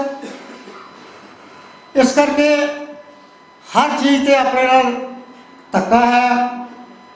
बड़ा वड्डा संघर्ष होया। संत लौंगोवाल जी ने कुर्बानी उन्होंने हुई, वो फैसला पार्लीमेंट होया, तुहानूं सारिਆਂ ਨੂੰ पता है। प्रधानमंत्री विच ते पार्टी के प्रधान विच अज तक मेरा ख्याल कोई फैसला इस तरह का पहला नहीं होया, पर उन्होंने भी इंप्लीमेंट नहीं किसी ने किया। ना चंडीगढ़ ना पंजाबी बोलते इलाके किहदे नाल तुसीं समझौता करोगे, किवें तुहानूं हक वध मिलणगे। 3-4 लाख बंदा गिरफ्तार करा के एडा वड्डा संघर्ष होया और उहदे तो बाद प्रधानमंत्री दे नाल लिखती समझौता होया, पार्लीमेंट 'ਚ वो समझौता दस्सिया गया तो उहदे तो फिर मुकरिया गया। इस करके ये तुहाडे साडे साड़िਆਂ वास्ते बहुत वड्डा चिंता का विषय है। पंजाब की प्रॉपर्टी हुण दिल्ली दे विच तुहाडे 3-4 भवन है पुराने जिहड़े रियासतां दे सी, कोई कपूरथला भवन है, कोई जींद भवन है, कोई नाभा भवन है, वो सारिਆਂ की वंड की भी है 60-40। सब तो वड्डा जिहड़ा फरीदकोट भवन है उसकी 8 एकड़ जमीन है, जिथे एक च अमेरिका की एम्बैसी चल रही है। उत्थे इन्नी कीमती जगह है, वह कभी पंजाब की किसी सरकार ने क्लेम ही नहीं किया। सो बहुत सारिया गल्लां जिहड़ियां असीं आप ही छड्ड दिंदे जांदे हैं। तुसीं मैं नहीं चाहता कि कोई इहो जी गल की जाए। GST आप छड्डदे हैं। GST बहुत स्टेटां ने अपनी मर्जी नाल छड्डी है। ये हक सेंटर नूं आप दिता। जदों असीं पावर 'च हुंदे हैं उदों साडी सोच होर हुंदी है भी अपना टाइम टपाओ, आपां काहनूं पंगे 'च पैना, काहनूं संघर्ष करना। तो जदों असीं आपोजिशन 'च हुंदे हैं उदों सानूं सारियां गल्लां रड़कदियां ने। इस करके सानूं ਸਾਰਿਆਂ ਨੂੰ ਇਕੱਠੇ ਹੋ ਕੇ ਇਹ ਪੰਜਾਬ ਦਾ ਮਸਲਾ ਹੈ। ਪੰਜਾਬ ਦੇ ਪਾਣੀਆਂ ਦੀ ਬੁਰੀ ਹਾਲਤ ਆ, ਪੰਜਾਬ ਦਾ ਪਾਣੀ ਥੱਲੇ ਜਾ ਰਿਹਾ ਹੈ। ਅਸੀਂ ਟਿਊਬਵੈੱਲਾਂ 'ਤੇ ਨਿਰਭਰ ਕਰ ਰਹੇ ਹਾਂ। ਪਾਣੀਆਂ ਦਾ ਮਸਲਾ ਜਦੋਂ ਲੋਕ ਦੇਸ਼ ਦਾ ਬਟਵਾਰਾ ਹੋਇਆ ਸੀ ਤੇ ਉਸ ਵੇਲੇ ਪ੍ਰਧਾਨ ਮੰਤਰੀ ਇੱਕ ਗੁਲਜ਼ਾਰੀ ਲਾਲ ਨੰਦਾ ਆਇਆ ਸੀ। ਉਹਨੇ ਕਿਹਾ ਸੀ ਵੀ ਅਸੀਂ ਜਿਹੜੇ ਲੋਕ ਉੱਧਰੋਂ ਉੱਜੜ ਕੇ ਆਏ ਆ 12 ਦੇ ਵਿੱਚੋਂ ਉਹਨਾਂ ਵਾਸਤੇ ਪਾਣੀ ਦਾ ਪ੍ਰਬੰਧ ਕਰਨਾ ਹੈ। ਕਿਸੇ ਨੇ ਮੁੜ ਕੇ ਪੁੱਛਿਆ ਹੀ ਨਹੀਂ। ਸੋ ਸਾਡੇ ਨਾਲ ਪੈਰ ਪੈਰ 'ਤੇ ਵਿਤਕਰਾ ਹੋਇਆ, ਉਹਦੇ ਵਾਸਤੇ ਸਾਨੂੰ ਚਿੰਤਾ ਕਰਨੀ ਚਾਹੀਦੀ ਹੈ। ਅੱਜ ਪੰਜਾਬ ਦੇ ਵਿੱਚ ਜਿਹੜੇ ਸੈਂਟਰ ਦੇ ਸਕੂਲ ਹੈ ਉਹਨਾਂ ਦੇ ਵਿੱਚ ਪੰਜਾਬੀ ਜਿਹੜੀ ਆਪਸ਼ਨਲ ਕਰ ਦਿੱਤੀ ਗਈ ਹੈ, ਸੰਸਕ੍ਰਿਤ ਜਿਹੜੀ ਹੈ ਉਹ ਕੰਪਲਸਰੀ ਕਰ ਦਿੱਤੀ ਗਈ ਹੈ। ਅੱਜ ਸਕੂਲਾਂ ਦੇ ਅਸੀਂ ਰਸਤੇ 'ਚ ਜਾਂਦਿਆਂ ਪਹਿਲੀ ਗੱਲ ਤਾਂ ਦੇਖੀ ਜਾ ਕਿ ਤੁਹਾਡੇ ਨਿਆਣੇ ਪੰਜਾਬੀ ਪੜ੍ਹਨ ਵਾਲੇ ਰਹੇ ਹੀ ਨਹੀਂ। ਹੁਣ ਜਿਹੜੇ ਵੱਡੇ ਚੈਨਲ ਹੈ ਪੰਜਾਬੀ ਦੇ ਬੜੇ ਲੰਬੜਦਾਰ, ਕਈ ਵਾਰੀ ਉਹਨਾਂ 'ਤੇ ਦੇਖੇ ਉਹਨਾਂ ਦੇ ਸਾਰੇ ਸਪੈਲਿੰਗ ਹੀ ਗਲਤ ਹੁੰਦੇ। ਪੰਜਾਬੀ ਕਿਸੇ ਨੂੰ ਲਿਖਣੀ ਨਹੀਂ ਆਉਂਦੀ, ਪੜ੍ਹਨੀ ਨਹੀਂ ਆਉਂਦੀ। ਇਹ ਬਹੁਤ ਵੱਡੀ ਚਿੰਤਾ ਦਾ ਵਿਸ਼ਾ। ਜਿਹੜੇ ਲੋਕ ਆਪਣੀ ਮਾਂ ਬੋਲੀ ਨੂੰ ਵਿਸਰ ਜਾਂਦੇ ਆ, ਆਪਣੇ ਇਤਿਹਾਸ ਤੋਂ ਅਣਜਾਣ ਹੋ ਜਾਂਦੇ ਆ, ਉਹ ਆਪਣੀ ਹੋਂਦ ਹੌਲੀ ਹੌਲੀ ਗਵਾ ਬੈਠਦੇ ਆ। ਇਸ ਕਰਕੇ ਮੈਂ ਬਹੁਤੀਆਂ ਗੱਲਾਂ ਤਾਂ ਨਹੀਂ ਕਰਨਾ ਚਾਹੁੰਦਾ। ਮੈਂ ਇਹ ਕਹਿਣਾ ਚਾਹੁੰਦਾ ਕਿ ਅੱਜ ਮੈਨੂੰ ਜਾਪਦਾ ਹੈ ਕਿ ਸੰਘਰਸ਼ ਕਰਨ ਵਾਲਾ ਕੋਈ ਬੰਦਾ ਪੰਜਾਬ 'ਚ ਰਹਿ ਹੀ ਨਹੀਂ ਗਿਆ। ਆਪਾਂ ਗੱਲਾਂ ਬਾਤਾਂ ਕਰਨ ਜੋਗੇ ਰਹਿ ਗਏ ਆ। ਜਦੋਂ ਕਿਸੇ ਕੋਲ ਪਾਵਰ ਹੁੰਦੀ ਹੈ, ਉਹ ਵਕਤ ਹੁੰਦਾ ਹੈ ਸੈਂਟਰ ਨੂੰ ਥੋੜ੍ਹੀਆਂ ਜਿਹੀਆਂ ਅੱਖਾਂ ਵਿਖਾਉਣ ਦਾ, ਉਦੋਂ ਅਸੀਂ ਆਪਣਾ ਟਾਈਮ ਪਾਸ ਕਰਦੇ ਹਾਂ।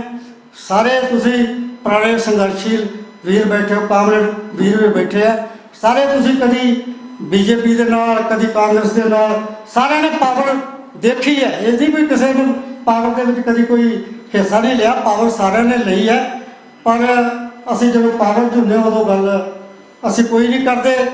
ਜਦੋਂ ਪਾਵਰ ਤੋਂ ਬਾਹਰ ਆ ਜਾਂਦੇ ਉਦੋਂ ਗੱਲ ਕਰਦੇ। ਅੱਜ ਪੰਜਾਬ ਦੀ ਹਾਲਾਤ ਬਹੁਤ ਮਾੜੀ ਹੈ। ਸਰਹੱਦੀ ਸੂਬਾ ਹੈ। ਪੰਜਾਬ ਦੇ ਹਾਲਾਤ ਜੋ ਤੁਹਾਡੇ ਸਾਹਮਣੇ ਬਣ ਗਏ ਹੈ, ਲਾਅ ਐਂਡ ਆਰਡਰ ਨਾਂ ਦੀ ਕੋਈ ਚੀਜ਼ ਹੀ ਨਹੀਂ ਹੈ। ਮੈਂ ਗੁਰਦਾਸਪੁਰ ਨੂੰ ਬਿਲੋਂਗ ਕਰਦਾ। ਬਹੁਤ ਮਾੜੀ ਹਾਲਤ ਹੈ ਸਾਡੀ। ਹਾਲਤ ਅੱਜ ਬਿਹਾਰ ਨਾਲੋਂ ਕਿਤੇ ਮਾੜੀ ਹੈ। ਜਿਹੜਾ ਅਸੀਂ ਖਾੜਕੂਵਾਦ ਦਾ ਸਮਾਂ ਕਹਿੰਦਾ ਸੀ, ਉਹ ਤਾਂ ਇੱਕ ਧਰਮ ਦੇ ਨਾਂ 'ਤੇ ਸੀ। ਦਰਬਾਰ ਸਾਹਿਬ 'ਤੇ ਅਟੈਕ ਤੋਂ ਬਾਅਦ ਲੋਕਾਂ 'ਚ ਰੰਜ ਸੀ, ਚਾਹੇ ਕਿਸੇ ਵੀ ਤਰ੍ਹਾਂ ਦਾ ਬੰਦਾ ਸੀ। ਕਿਉਂਕਿ ਜਦੋਂ ਦਿੱਲੀ ਦੇ ਵਿੱਚ ਕਤਲੋਗਾਰਤ ਹੋਈ ਸੀ, ਉਹਨਾਂ ਪੱਗ ਦੇਖੀ ਸੀ, ਰੰਗ ਨਹੀਂ ਸੀ ਦੇਖਿਆ। ਇਸ ਕਰਕੇ ਹਰ ਬੰਦੇ ਦੇ ਮਨ 'ਚ ਗੁੱਸਾ ਸੀ ਦਰਬਾਰ ਸਾਹਿਬ ਦੇ ਅਟੈਕ ਤੋਂ। ਉਹ ਅਟੈਕ ਟਾਲਿਆ ਵੀ ਜਾ ਸਕਦਾ ਸੀ, ਪਰ ਅੱਜ ਹਾਲਾਤ ਪੰਜਾਬ ਦੇ ਇਹ ਬਣੇ ਹੋਏ ਆ, ਕੋਈ ਵੀ ਬੰਦਾ ਆਪਣਾ ਕਾਰੋਬਾਰ ਆਪਣੀ ਮਰਜ਼ੀ ਨਾਲ ਪੰਜਾਬ 'ਚ ਨਹੀਂ ਕਰ ਸਕਦਾ। ਜ਼ਮੀਨ ਖਰੀਦਣ ਵਾਲੇ ਨੂੰ ਵੀ ਤੇ ਜ਼ਮੀਨ ਵੇਚਣ ਵਾਲੇ ਨੂੰ, ਦੋਵਾਂ ਨੂੰ ਥ੍ਰੈਟ ਹੈ। ਜਿਹਦੇ ਕੋਲ 4 ਪੈਸੇ ਹੈ, ਬੰਦਾ ਇੱਥੋਂ ਬਹੁਤ ਸਾਰੇ ਲੋਕ ਜਿਹੜੇ ਚੰਗੇ ਚੰਗੇ ਡਾਕਟਰ ਹੈ, ਚੰਗੇ ਚੰਗੇ ਕਾਰੋਬਾਰੀ ਹੈ, ਉਹ ਬਾਹਰ ਦੀਆਂ ਸਟੇਟਾਂ 'ਚ ਸ਼ਿਫਟ ਕਰ ਰਹੇ ਹੈ। ਨਸ਼ਿਆਂ ਦੀ ਭਰਮਾਰ ਹੈ। ਇਸ ਕਰਕੇ ਪੰਜਾਬ ਦੇ ਹਾਲਾਤ ਜਿਹੜੇ ਆ ਉਹ ਬਹੁਤ ਹੀ ਚਿੰਤਾਜਨਕ ਹੈ। ਇਹਦੀ ਸਾਨੂੰ ਸਾਰਿਆਂ ਨੂੰ ਚਿੰਤਾ ਕਰਨੀ ਚਾਹੀਦੀ ਹੈ। ਕੁਰਸੀਆਂ ਦੇ ਉੱਪਰ ਉੱਠ ਕੇ, ਕੁਰਸੀਆਂ ਤਾਂ ਮਿਲਣਗੀਆਂ ਜੇ ਪੰਜਾਬ ਰਹੂਗਾ ਤਾਂ। ਜੇ ਪੰਜਾਬ ਦੇ ਹਾਲਾਤ ਹੀ ਇੰਨੇ ਮਾੜੇ ਹੋ ਗਏ, ਤੁਹਾਡਾ ਕਿਸਾਨ ਵੀ ਮਾਰਿਆ ਗਿਆ, ਤੁਹਾਡੀ ਜਵਾਨੀ ਵੀ ਜਿਹੜੀ ਇੱਥੋਂ ਮਾਈਗ੍ਰੇਟ ਕਰ ਰਹੀ ਹੈ, ਆਊਟਸਾਈਡਰ ਜਿਹੜੇ ਬਾਹਰ ਦੇ ਲੋਕ ਹੈ ਉਹ ਧੜਾ ਧੜ ਇੱਥੇ ਆ ਰਹੇ, ਤਾਂ ਤੁਸੀਂ ਅੱਜ ਸਰ ਨੂੰ ਰੋਂਦੇ ਹੋ। ਮੈਂ ਸਮਝਦਾ ਵੀ ਸਰ ਤੋਂ ਬਿਨਾਂ ਹੀ 10 ਸਾਲਾਂ ਬਾਅਦ ਪੰਜਾਬੀਆਂ ਦੀ ਗਿਣਤੀ ਜਿਹੜੀ ਹੈ ਉਹ ਬਹੁਤ ਘਟ ਜਾਣੀ ਹੈ, ਤੇ ਫਿਰ ਤੁਸੀਂ ਕੁਝ ਵੀ ਨਹੀਂ ਕਰ ਸਕਣਾ। ਉਹ ਸਾਰਾ ਕੁਝ ਫਿਰ ਸੰਗੀ ਢਾਂਚੇ ਦੇ ਮੁਤਾਬਕ ਹੋਣਾ। ਉਹਨਾਂ ਕਹਿਣਾ ਜੀ ਅਸੀਂ ਤਾਂ ਵੋਟਾਂ ਲੜ ਜਾਂਦੇ ਹਾਂ। ਸੋ ਇਹਦੀ ਸਾਨੂੰ ਸਾਰਿਆਂ ਨੂੰ ਚਿੰਤਾ ਕਰਨੀ ਚਾਹੀਦੀ ਹੈ। ਬੜਾ ਅੱਛਾ ਉਪਰਾਲਾ ਹੈ। ਮੈਂ ਜੇ ਕੋਈ ਗਲਤ ਗੱਲ ਕਹਿ ਗਿਆ ਹੋਊ ਦੀ ਖਿਮਾ ਚਾਹੁੰਦਾ। ਬਹੁਤ ਬਹੁਤ ਤੁਹਾਡਾ ਧੰਨਵਾਦ। ਵਾਹਿਗੁਰੂ ਜੀ ਕਾ ਖਾਲਸਾ, ਵਾਹਿਗੁਰੂ ਜੀ ਕੀ ਫਤਿਹ। ਛੋਟੇਪੁਰ ਸਾਹਿਬ ਦਾ ਬਹੁਤ ਬਹੁਤ ਧੰਨਵਾਦ। ਪਰ ਛੋਟੇਪੁਰ ਸਾਹਿਬ, ਸੈਮੀਨਾਰਾਂ ਦਾ ਜਿਹੜਾ ਤੁਸੀਂ ਕਹਿੰਦੇ ਹੋ ਮਤਲਬ ਨਹੀਂ ਹੈ। ਐਕਚੁਅਲੀ ਪੰਜਾਬ ਬਹੁਤ ਕੰਗਾਲੀ 'ਚੋਂ ਗੁਜ਼ਰ ਰਿਹਾ ਇਸ ਸਮੇਂ। ਦੁਨੀਆ ਅਤੇ ਦੇਸ਼ 'ਚ ਬਣ ਕੀ ਰਿਹਾ ਸਾਡੀ ਸਮਝ 'ਚ ਨਹੀਂ ਆ ਰਿਹਾ। ਉਹਦੇ ਲਈ ਬਣ ਕੇ ਬੈਠਣਾ, ਸੈਮੀਨਾਰਾਂ 'ਚ ਜੁੜਨਾ ਪਹਿਲੀ ਗੱਲ ਹੈ। ਲੜਾਈ ਉਦੋਂ ਬਾਅਦ ਹੋਣੀ ਹੈ। ਜਿੰਨਾ ਚਿਰ ਮਸਲੇ 'ਤੇ ਕਲੈਰਿਟੀ ਨਹੀਂ ਹੁੰਦੀ, ਉਦੋਂ ਬਿਨਾਂ ਲੜਾਈਆਂ ਨਹੀਂ ਹੁੰਦੀਆਂ। ਦੂਜੀ ਗੱਲ ਇਹ ਜ਼ਰੂਰ ਹੁੰਦੀ ਹੈ ਕਿ ਜੇ ਸਾਰੀਆਂ ਪਾਰਟੀਆਂ ਜਿਵੇਂ ਤੁਸੀਂ ਕਿਹਾ ਬੈਠ ਕੇ ਸੋਚਣ ਲੱਗਣਗੀਆਂ, ਹੌਲੀ ਹੌਲੀ ਜਿਵੇਂ ਅੱਡ ਹੋਈਆਂ ਨੇ, ਉਵੇਂ ਹੌਲੀ ਹੌਲੀ ਇੱਕ ਮੰਚ 'ਤੇ ਲਿਆਉਣ ਦਾ ਵੀ ਇੱਕ ਪ੍ਰੋਸੈਸ ਹੁੰਦਾ, ਇੱਕ ਉਪਰਾਲਾ ਹੁੰਦਾ, ਜਿਹਦੇ ਨਾਲ ਅਸੀਂ ਮਿਲ ਬੈਠ ਕੇ ਵਖਰੇਵਿਆਂ ਦੇ ਬਾਵਜੂਦ ਚੱਲਣਾ, ਸੋਚਣਾ। ਉਹ ਬਹੁਤ ਜ਼ਰੂਰੀ ਚੀਜ਼ ਹੈ। ਉਹਦੇ ਤੋਂ ਬਿਨਾਂ ਵੀ ਕੰਮ ਨਹੀਂ, ਕਿਸੇ ਨਾ ਕਿਸੇ ਰੂਪ ਦੇ ਵਿੱਚ ਚੱਲਣਾ ਮੇਰਾ ਖਿਆਲ ਹੈ। ਇਹਨੂੰ ਅੱਗੇ ਵਧਾਉਂਦੇ ਹੋਏ ਮੈਨੂੰ ਲੱਗਦਾ ਕਿ ਅਸੀਂ ਬਹੁਤ ਸਾਰੇ ਪੰਜਾਬ ਦੀਆਂ ਸਮੱਸਿਆਵਾਂ ਨੇ ਪੰਜਾਬ 'ਚ ਲਾ ਐਂਡ ਆਰਡਰ ਦੀ, ਨਸ਼ਿਆਂ ਦੀ, ਵੱਖ-ਵੱਖ ਟਾਈਪ ਦੀਆਂ ਨੇ। ਪਰ ਇਹ ਸੈਮੀਨਾਰ ਇੱਕ ਏਜੰਡੇ ਤੇ ਹੈ, ਫੈਡਰਲ ਸਟਰਕਚਰ ਤੇ ਹੈ, ਇੰਪਾਵਰਮੈਂਟ ਤੇ ਹੈ। ਉਹਦੇ ਇਰਦ ਗਿਰਦ ਹੀ ਰਹਿ ਕੇ ਗੱਲ ਕੀਤੀ ਜਾਏ ਤਾਂ ਜ਼ਿਆਦਾ ਬਿਹਤਰ ਹੈ। ਜਿਹੜਾ ਕੋਈ ਜ਼ਿਆਦਾ ਉਹਦੇ 'ਚ ਹੋਰ ਐਡੀਸ਼ਨ ਹੋ ਸਕਦੀ ਹੈ, ਕੋਈ ਲੋਕਾਂ ਦੀ ਜਾਣਕਾਰੀ 'ਚ ਵਾਧਾ ਹੋ ਸਕਦਾ, ਉਹ ਜ਼ਿਆਦਾ ਕਾਰਗਰ ਹੋਏਗਾ ਇਹ ਸਾਰੇ ਮਾਮਲੇ ਦੇ ਵਿੱਚ। ਕਿਉਂਕਿ ਹਿਸਟਰੀ ਦੇ ਵਿੱਚ ਅਸੀਂ ਬਹੁਤ ਜਿਉਂਦੇ ਹਾਂ, ਪ੍ਰੈਜੈਂਟ ਤੇ ਫਿਊਚਰ ਦੇ ਵਿੱਚ ਗੱਲ ਜ਼ਿਆਦਾ ਕਰੀਏ ਤਾਂ ਐਟ ਪ੍ਰੈਜੈਂਟ ਕੀ ਹੋ ਰਿਹਾ ਤੇ ਅੱਗੇ ਕੀ ਹੋਣਾ ਚਾਹੀਦਾ ਉਹ ਜ਼ਿਆਦਾ ਮਹੱਤਵਪੂਰਨ ਹੈ। ਇਹ ਠੀਕ ਹੈ, ਐਮਰਜੈਂਸੀ ਲੱਗੀ, 5 ਵੱਡੇ ਡਿਪਾਰਟਮੈਂਟ ਸਟੇਟ ਲਿਸਟ ਤੋਂ ਕੱਢ ਕੇ ਐਜੂਕੇਸ਼ਨ ਸਮੇਤ ਕੰਕਰੈਂਟ ਲਿਸਟ 'ਚ ਚਲੇ ਗਏ। ਉਹ ਕੇਂਦਰ ਦੇ ਹੱਥ 'ਚ ਉਦੋਂ ਤੋਂ ਵੀ ਸੈਂਟਰਲਾਈਜੇਸ਼ਨ ਹੋਈ। ਜਿਹੜੀਆਂ ਪਾਲਿਸੀਆਂ ਦੀ ਅਸੀਂ ਗੱਲ ਕਰਦੇ ਹਾਂ ਮੁੜ ਕੇ ਨਹੀਂ ਵਗ ਗਏ। ਹੋਰ ਬਹੁਤ ਸਾਰੀਆਂ ਚੀਜ਼ਾਂ ਨੇ ਜਿਹੜੀਆਂ ਲਗਾਤਾਰ ਜਾ ਰਹੀਆਂ ਨੇ ਕੇਂਦਰੀਕਰਨ ਦੇ ਪਾਸੇ, ਦੂਜੇ ਪਾਸੇ ਦੀ ਬਜਾਏ। ਮੈਂ ਅਪੀਲ ਕਰਦਾ ਕਾਮਰੇਡ ਸੇਖੋਂ ਸਾਹਿਬ ਨੂੰ, ਸੁਖਵਿੰਦਰ ਸਿੰਘ ਸੇਖੋਂ ਉਹਨਾਂ ਨੂੰ, ਕਿ ਉਹ ਵੀ ਆਪਣੇ ਟਾਈਮ ਦੇ ਲਿਮਿਟ ਦੇ ਮੁਤਾਬਕ ਆਪਣੀ ਗੱਲ ਕਰਨਗੇ, ਆਪਣੀ ਪਾਰਟੀ ਦਾ ਪੱਖ ਰੱਖਣਗੇ। ਸੇਖੋਂ ਸਾਹਿਬ। ਸਟੇਟ ਦੇ ਸ਼ੋਰ ਸਾਰੀਆਂ ਪਾਰਟੀਆਂ ਦੇ ਆਗੂ ਸਾਹਿਬਾਨ,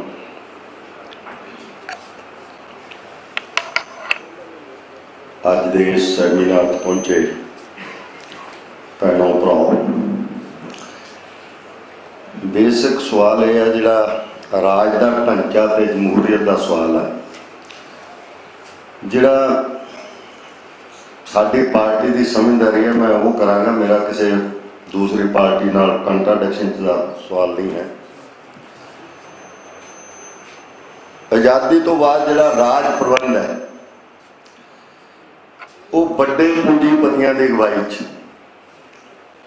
ਸਰਮਾਏਦਾਰ ਜਗੀਰਦਾਰਾਂ ਦਾ ਜਿਹੜਾ ਜਮਾਤੀ ਇੱਕ ਰਾਜ ਕਰਨ ਦਾ ਸਾਧਨ ਬਣ ਗਿਆ। ਇਹ ਬੇਸਿਕ ਪੁਆਇੰਟ ਹੈ। ਜੇ ਉਹਨੂੰ ਐਡਰੈਸ ਨਹੀਂ ਕਰਾਂਗੇ ਤਾਂ ਫਿਰ ਅੱਗੇ ਨਹੀਂ ਵੱਧ ਸਕਾਂਗੇ। ਇਹ ਇੱਕ ਬੇਸਿਕ ਸਵਾਲ ਹੈ।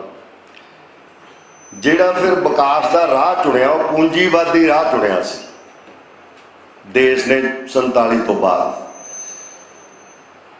ਤੇ ਵਿਦੇਸ਼ੀ ਜਿਹੜੀ ਪੂੰਜੀ ਹੈ, ਜਿਹੜੀ ਹੁਣ ਅਸੀਂ ਇੰਟਰਨੈਸ਼ਨਲ ਮਿਨੋਰਟੀ ਫੰਡ, ਦੂਸਰੀਆਂ ਸੰਸਥਾਵਾਂ ਦੀ ਗੱਲ ਕਰਦੇ ਹਾਂ, ਤੇ ਉਹਨਾਂ ਨਾਲ ਸਾਂਝ ਭਿਆਲੀ ਹੈ ਜਿਹੜੀ, ਇਹ ਨਿਰਣਾ CPIM ਨੇ 1964 ਵਿੱਚ ਕਰ ਦਿੱਤਾ ਸੀ। ਇਹ ਸਵਾਲ ਦਾ ਪਹਿਲਾਂ ਸਟੇਟ ਦਾ ਨਿਰਣਾ ਕਰਨਾ ਪਏਗਾ, ਸਟੇਟ ਹੈ ਕਿਹਨਾਂ ਦੇ ਹੱਥ ਵਿੱਚ। ਤੇ ਅੱਜ ਵੀ ਉਹ ਨਿਰਣਾ ਉਨਾ ਹੀ ਦਰੁਸਤ ਹੈ। ਸਮੇਂ ਨੇ ਸਿੱਧ ਕਰ ਦਿੱਤਾ, ਸਮੇਂ ਨੇ ਮਤਲਬ ਇਸ ਗੱਲ ਨੂੰ ਦਰੁਸਤ ਕਰ ਦਿੱਤਾ ਹੈ।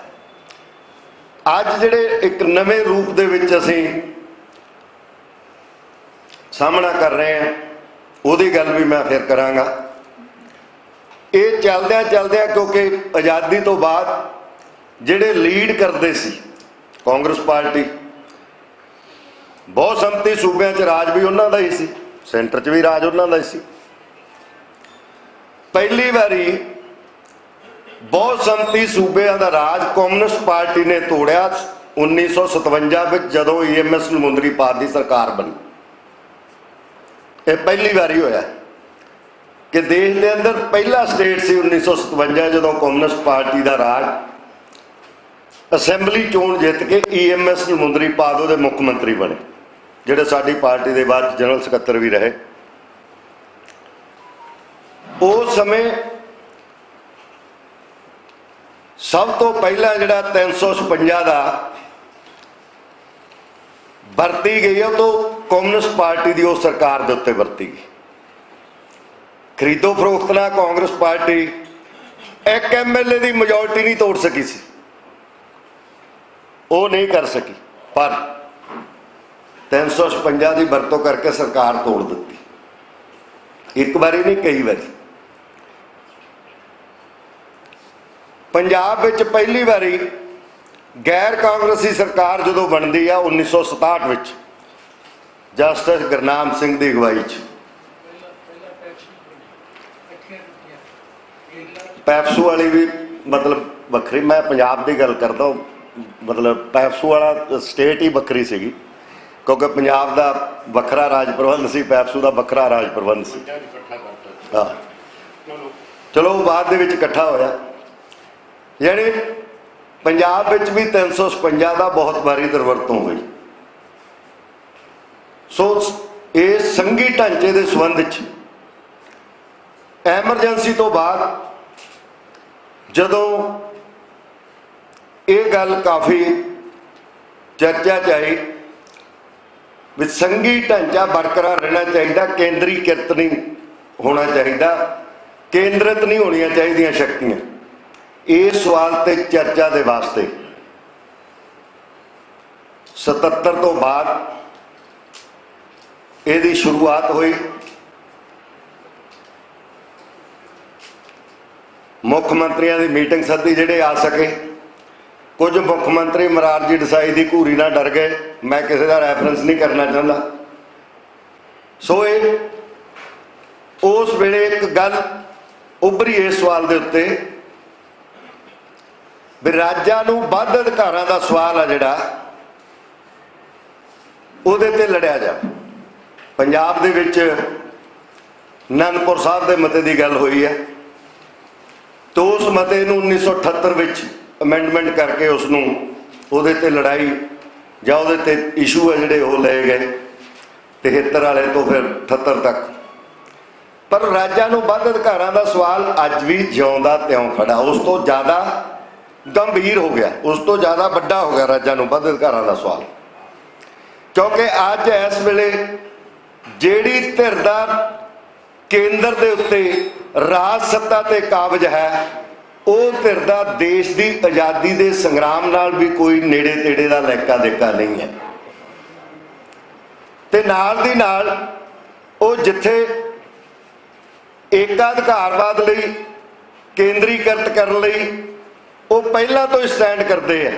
ਰਾਜ ਸੱਤਾ 'ਚ ਆਉਣ ਤੋਂ ਬਾਅਦ ਉਹਨਾਂ ਦਾ ਰੂਪ ਜ਼ਿਆਦਾ ਨਿਰੰਕੁਸ਼ ਹੋ ਗਿਆ, ਜ਼ਿਆਦਾ ਹਮਲਾਵਰ ਹੋ ਗਿਆ, ਕਿਉਂਕਿ ਉਹਨਾਂ ਨੂੰ ਜਿਹੜੀ ਵਿਚਾਰਧਾਰਾ ਪਿੱਛੋਂ ਉਹਨਾਂ ਨੂੰ ਸੇਧਿਤ ਕਰ ਰਹੀ ਹੈ। ਸਾਨੂੰ ਇਹ ਸਮਝਣ ਦੀ ਗੱਲ ਹੈ RSS ਜਿਹੜੀ ਅੱਤ ਦਰਜੇ ਦੀ ਪਛਾਖੜੀ ਤੇ ਫਿਰਕੂ ਵਿਚਾਰਧਾਰਾ ਹੈ, ਤਾਂ ਉਹਦੀ ਅਗਵਾਈ ਲੈ ਕੇ ਹੀ ਭਾਜਪਾ ਜਿਹੜੀ ਰਾਜ ਸੱਤਾ ਦੇ ਉੱਤੇ ਕਾਬਜ ਹੈ, ਤੇ ਉਹਨੂੰ ਸਮਝ ਕੇ ਹੀ ਅਸੀਂ ਅੱਗੇ ਚੱਲ ਸਕਦੇ ਹਾਂ। ਪੰਜਾਬ ਦੇ ਸਾਹਮਣੇ ਬਹੁਤ ਵੱਡਾ ਸਵਾਲ ਹੈ, ਕਿਉਂ ਪੰਜਾਬ ਦੇ ਸਾਹਮਣੇ ਬਹੁਤ ਵੱਡਾ ਸਵਾਲ ਹੈ, ਤੇ ਖਤਰਾ ਸਭ ਤੋਂ ਵੱਡਾ ਤੇ ਹਮਲਾ ਸਭ ਤੋਂ ਜ਼ਿਆਦਾ ਹੁਣ ਪੰਜਾਬ ਦੇ ਉੱਤੇ ਹੋਣਾ, ਤੇ ਇਹਦੇ ਲਈ ਵੀ ਸਾਨੂੰ ਤਿਆਰ ਬਰ ਤਿਆਰ ਰਹਿਣਾ ਚਾਹੀਦਾ। ਤੇ ਇਹਦੇ ਲਈ ਘੱਟੋ ਘੱਟ ਪੰਜਾਬੀਆਂ ਨੂੰ RSS ਤੇ BJP ਪ੍ਰਤੀ ਮੋਹ ਤੇ ਪਿਆਰ ਨਹੀਂ ਰਹਿਣਾ ਚਾਹੀਦਾ, ਤਾਂ ਅਸੀਂ ਇਹਦਾ ਮੁਕਾਬਲਾ ਕਰ ਸਕਦੇ ਹਾਂ, ਅਦਰਵਾਈਜ਼ ਨਹੀਂ ਮੁਕਾਬਲਾ ਹੋ ਸਕਦਾ। ਤੇ ਇਹ ਸਾਡੇ ਸਾਹਮਣੇ ਵੱਡਾ ਇਸ਼ੂ ਹੈ। ਤੇ ਜਿਹੜੀਆਂ ਨੀਤੀਆਂ ਉਹਨਾਂ ਨੇ ਲਈਆਂ ਨੇ, ਜਿਸ ਪਾਸੇ ਨੂੰ ਉਹ ਜਾ ਰਹੇ ਨੇ, ਉਹਨਾਂ ਨੀਤੀਆਂ ਨੇ ਜਮਹੂਰੀਅਤ ਨੂੰ ਵੀ ਖਤਮ ਕੀਤਾ। ਲਗਾਤਾਰ ਹਮਲੇ ਨੇ, ਜਿੰਨੀਆਂ ਜਮਹੂਰੀਅਤ ਸੰਵਿਧਾਨਕ ਸੰਸਥਾਵਾਂ ਸੀ ਜਿਹੜੀਆਂ ਇੰਡੀਪੈਂਡੈਂਟ ਅਸੀਂ ਸਮਝਦੇ, ਜਿਹੜਾ ਸੰਵਿਧਾਨ ਦੇ ਵਿੱਚ ਜ਼ਿਕਰ ਕੀਤਾ ਹੋਇਆ, ਚਾਹੇ ਉਹ ਚੋਣ ਕਮਿਸ਼ਨ ਹੋਵੇ,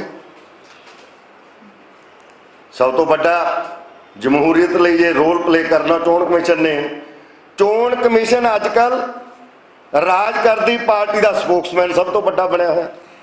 ਇਹ ਸਭ ਤੋਂ ਵੱਡਾ ਸਵਾਲ ਅੱਜ ਸਾਡੇ ਸਾਹਮਣੇ।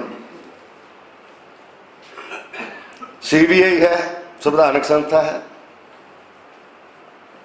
ਉਹ ਜੋ ਕੇਂਦਰ ਵਾਲੇ ਕਹਿੰਦੇ ਉਸ ਮੁਤਾਬਕ ਐਕਟ ਕਰਦੀ ਹੈ। ED ਹੈ, ਉਹ ਆਪਣੇ ਮੁਤਾਬਕ ਐਕਟ ਕਰਦੇ ਨੇ ਜੋ ਸਰਕਾਰ ਕਹਿੰਦੀ ਹੈ। ਟੋਟਲ ਸੰਵਿਧਾਨਕ ਸੰਸਥਾ ਜਿਹੜੀ ਜੁਡੀਸ਼ਰੀ ਹੈ, ਜੁਡੀਸ਼ਰੀ ਦੀ ਰੀੜ੍ਹ ਦੀ ਹੱਡੀ ਟੁੱਟ ਚੁੱਕੀ ਹੈ, ਜੁਡੀਸ਼ਰੀ ਦੇ ਪੱਲੇ ਕੁਛ ਨਹੀਂ ਰਿਹਾ। ਜੇ ਜੁਡੀਸ਼ਰੀ ਦੇ ਇਹ ਆਪਾਂ ਦੇਖਿਆ, ਸਾਰਿਆਂ ਨੇ ਹੰਡਾਇਆ ਆਪਾਂ, ਜੇ ਚੀਫ ਜਸਟਿਸ ਮੁੜ ਕੇ ਰਾਜ ਸਭਾ ਦਾ ਮੈਂਬਰ ਨਾਮਜ਼ਦ ਹੋਣਾ ਤਾਂ ਫੈਸਲਾ ਨਿਰਪੱਖ ਕਿਵੇਂ ਹੋਏਗਾ? ਜੇ ਚੀਫ ਜਸਟਿਸ ਨੇ ਮੁੜ ਕੇ ਗਵਰਨਰ ਲੱਗਣਾ, ਫੈਸਲੇ ਨਿਰਪੱਖ ਕਿਵੇਂ ਹੋ ਸਕਦੇ ਆ? ਸੋ ਅੱਜ ਜੁਡੀਸ਼ਰੀ ਦੇ ਉੱਤੇ ਵੀ ਲਗਭਗ ਉਹਨਾਂ ਨੇ ਕੈਪਚਰ ਕਰ ਲਿਆ ਹੈ, ਉਹਨੂੰ ਸਾਰੀ ਸ਼ਕਤੀ ਨੂੰ ਆਪਣੇ ਹੱਥਾਂ 'ਚ ਕੇਂਦਰਿਤ ਕਰ ਲਏ। ਤੋ ਹਮਲੇ ਲਗਾਤਾਰ ਤੇਜ਼ ਨੇ ਹਰ ਜਿਹੜਾ ਸੰਵਿਧਾਨਕ ਸਿਸਟਮ ਹੈ, ਕਿਉਂਕਿ ਅਸਲ ਵਿੱਚ ਉਹ ਵਿਚਾਰਧਾਰਾ ਕਾਬਜ ਹੈ ਜਿਹੜੀ ਇਸ ਸੰਵਿਧਾਨ ਨੂੰ ਮੰਨਣ ਵਾਸਤੇ ਹੀ ਤਿਆਰ ਨਹੀਂ ਸੀ ਪਹਿਲੇ ਦਿਨ ਤੋਂ। ਇਹ ਸਵਾਲ ਸਾਡੇ ਸਾਹਮਣੇ। ਤੇ ਉਹ ਜਿਹੜਾ ਕੁਝ ਚਾਹੁੰਦੇ ਨੇ ਉਸ ਦਿਸ਼ਾ 'ਚ ਉਹ ਆਪਣੀ ਸਾਰੇ ਸਾਧਨਾਂ ਦੀ ਦੁਰਵਰਤੋਂ ਕਰਦਿਆਂ ਹੋਇਆਂ ਉਸ ਦੇ ਉੱਤੇ ਆਪਣਾ ਕੰਮ ਕਰ ਰਹੇ ਨੇ।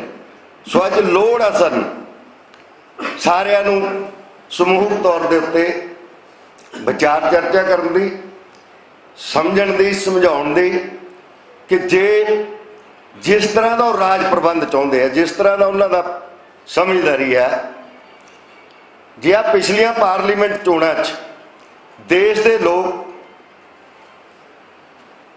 400 ਪਾਰ ਦਾ ਜਿਹੜਾ ਨਾਅਰਾ ਸੀ 240 ਤੱਕ ਸੀਮਤ ਨਾ ਕਰਦੇ, ਤਾਂ ਜਿਹੜਾ ਉਹ ਰਾਜ ਪ੍ਰਬੰਧ ਸਿਰਜਣਾ ਚਾਹੁੰਦੇ ਆ, ਹਿੰਦੂ ਰਾਸ਼ਟਰ ਜਿਹੜਾ ਲਿਆਉਣਾ ਚਾਹੁੰਦੇ ਆ, ਤਾਂ ਫਿਰ ਉਸ ਦਿਸ਼ਾ 'ਚ ਵਧਣਾ ਸੀ ਕਦਮ।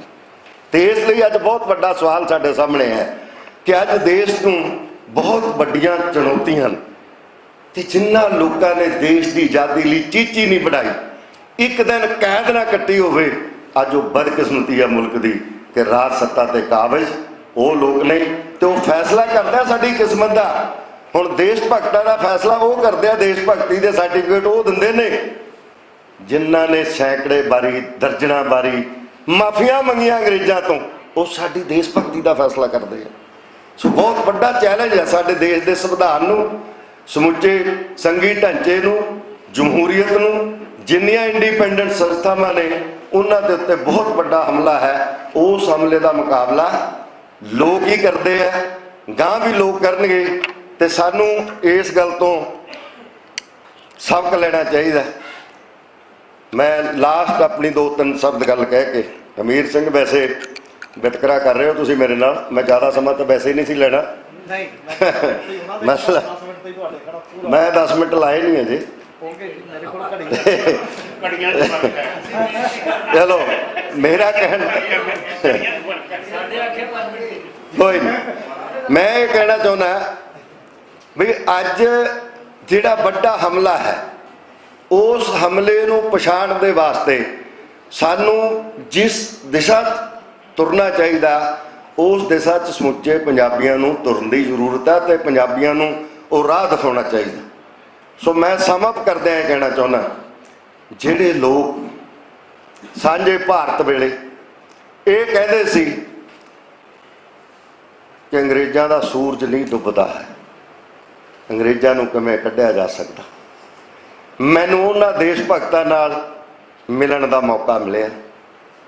ਸ਼ਹੀਦ ਆਜ਼ਮ ਭਗਤ ਸਿੰਘ ਦੇ ਸਾਥੀ ਪੰਡਿਤ ਕਿਸ਼ੋਰੀ ਲਾਲ ਹੋਣਾ ਨੂੰ, ਕਾਮਰੇਡ ਸੁਰਜੀਤ ਹੋਣਾ ਨੂੰ, ਤੇ ਉਹਨਾਂ ਸਾਰਿਆਂ ਨੂੰ ਸੁਣਨ ਤੇ ਸਿੱਖਣ ਦਾ ਮੌਕਾ ਮਿਲਿਆ ਮੈਨੂੰ ਉਹਨਾਂ ਤੋਂ। ਪਰ ਲੋਕਾਂ ਨੇ ਸੂਰਜ ਡੁੱਬਣ ਲਾਇਆ, ਉਹ ਵੀ ਭਾਰਤੀ ਲੋਕਾਂ ਨੇ ਡੁੱਬਣ ਲਾਇਆ। ਭਾਰਤ ਦੇ ਲੋਕਾਂ ਨੇ ਜੇ ਉਹਨਾਂ ਦਾ ਸੂਰਜ ਡੁੱਬਣ ਲਾ ਸਕਦੇ ਆ, RSS BJP ਦੀਆਂ ਜਿਹੜੀਆਂ ਕਾਰਪੋਰੇਟ ਨੈਕਸਸ ਦੀਆਂ ਮਲਟੀਨੈਸ਼ਨਲ ਮਿਲ ਕੇ ਜਿਹੜੀਆਂ ਨੀਤੀਆਂ ਨੇ, ਉਹਨੂੰ ਵੀ ਤਬਦੀਲ ਕੀਤਾ ਜਾ ਸਕਦਾ। ਮੇਰਾ ਪੂਰਨ ਭਰੋਸਾ ਹੈ, ਵਿਸ਼ਵਾਸ ਹੈ ਕਿ ਪੰਜਾਬ ਦੇ ਔਰ ਦੇਸ਼ ਦੇ ਲੋਕ ਇਸ ਭਰੋਸੇ ਦੇ ਨਾਲ ਲੜਨਗੇ ਔਰ ਸੰਘੀ ਢਾਂਚੇ ਨੂੰ ਮਜ਼ਬੂਤੀ ਵਾਸਤੇ, ਜਮਹੂਰੀਅਤ ਦੀ ਬਹਾਲੀ ਵਾਸਤੇ ਆਪਣਾ ਸੰਗਰਾਮ ਅੰਗੜਾਈ ਲੈਣਗੇ। ਮੈਂ ਇਸ ਭਰੋਸੇ ਦੇ ਨਾਲ ਆਪਣੀ ਗੱਲ ਨੂੰ ਵਿਰਾਮ ਦਿੰਦਾ। ਧੰਨਵਾਦ।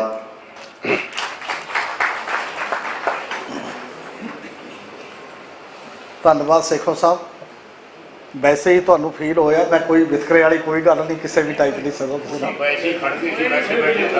ਮਾੜਾ ਮੋਟਾ ਚਲੋ ਕਈ ਵਾਰ ਹੋ ਗਿਆ, ਕੋਈ ਗੱਲ ਨਹੀਂ, ਚੰਗਾ ਆਪੋ ਆਪਣੀ ਗੱਲ ਕਹਿਣਾ, ਕੋਈ 1-2 ਮਿੰਟ ਇੱਧਰ ਉੱਧਰ ਹੋਏ ਕੋਈ ਬਾਹਲਾ ਫਰਕ ਨਹੀਂ ਪੈਂਦਾ, ਕੋਈ ਗੱਲ ਨਹੀਂ ਬਾਹਲਾ, ਪਰ ਬਹੁਤਾ ਹੀ ਜ਼ਿਆਦਾ ਇੱਧਰ ਉੱਧਰ ਦੀ ਗੱਲ ਨਹੀਂ। ਮੈਂ ਬਿਨਾਂ ਕਿਸੇ ਟਾਈਮ ਨੂੰ ਆਪ ਜਾਇਆ ਕਰਨ ਤੋਂ ਹੁਣ ਸੱਦਾ ਦਿੰਦਾ, ਭੁੰਦਰ ਸਾਹਿਬ ਤੁਸੀਂ ਬੈਠੋ, ਤੁਹਾਨੂੰ ਸੀਨੀਅਰ ਹੋ, ਥੋੜ੍ਹਾ ਜਿਹਾ ਲੇਟ ਹੋਣਾ ਮੈਂ, ਤੁਸੀਂ ਕਿੰਨਾ ਪਰਵਾਹ ਨਹੀਂ, ਉਹ ਤਾਂ ਉਹਨਾਂ ਨੂੰ ਆਪ ਪਤਾ ਜ਼ਿੰਦਗੀ 'ਚ ਵਧੇਰਾ, ਉਹਨਾਂ ਨੂੰ ਕੋਈ ਨਹੀਂ ਜ਼ਿੰਦਗੀ 'ਚ ਸਾਨੂੰ ਕੋਈ ਇਤਰਾਜ਼ ਤੇ ਹਾਂਜੀ ਨਹੀਂ ਬੈਠੇ ਰਹਿਣਗੇ ਜੀ। ਸਾਰਿਆਂ ਨੂੰ ਰਿਕੁਐਸਟ ਹੈ ਵੀ ਬੋਲ ਕੇ ਚਲੇ ਨਹੀਂ ਜਾਣਾ, ਸਾਰਿਆਂ ਨੇ ਬੈਠਣਾ ਹੀ ਹੈ, ਇੱਕ ਦੂਜੇ ਨੂੰ ਸੁਣਨ ਜਾਣਾ। ਤੇ ਮੈਂ ਇਹ ਮਾਨ ਸਿੰਘ ਖਾਰਾ ਉਹਨਾਂ ਨੂੰ ਪਹਿਲਾਂ ਕਰਦਾ, ਵਾਰਸ ਪੰਜਾਬ ਦੇ ਜਿਹੜੇ ਰਿਪਰੈਜ਼ੈਂਟੇਟਿਵ ਨੇ, ਟਾਈਮ ਦਾ ਜ਼ਰੂਰ ਖਿਆਲ ਰੱਖਣਗੇ, ਆਪਣੀ ਪਾਰਟੀ ਉਹਨਾਂ ਦਾ ਪ੍ਰੋਗਰਾਮ ਕੀ ਹੈ ਉਹਦੇ ਬਾਰੇ ਗੱਲ ਸਾਂਝੀ ਕਰਾਂਗੇ। ਸਭ ਤੋਂ ਪਹਿਲਾਂ ਜੀ ਫਤਿਹ ਦੀ ਸਾਂਝ ਪਾਉਣੇ ਆ। ਵਾਹਿਗੁਰੂ ਜੀ ਕਾ ਖਾਲਸਾ, ਵਾਹਿਗੁਰੂ ਜੀ ਕੀ ਫਤਿਹ।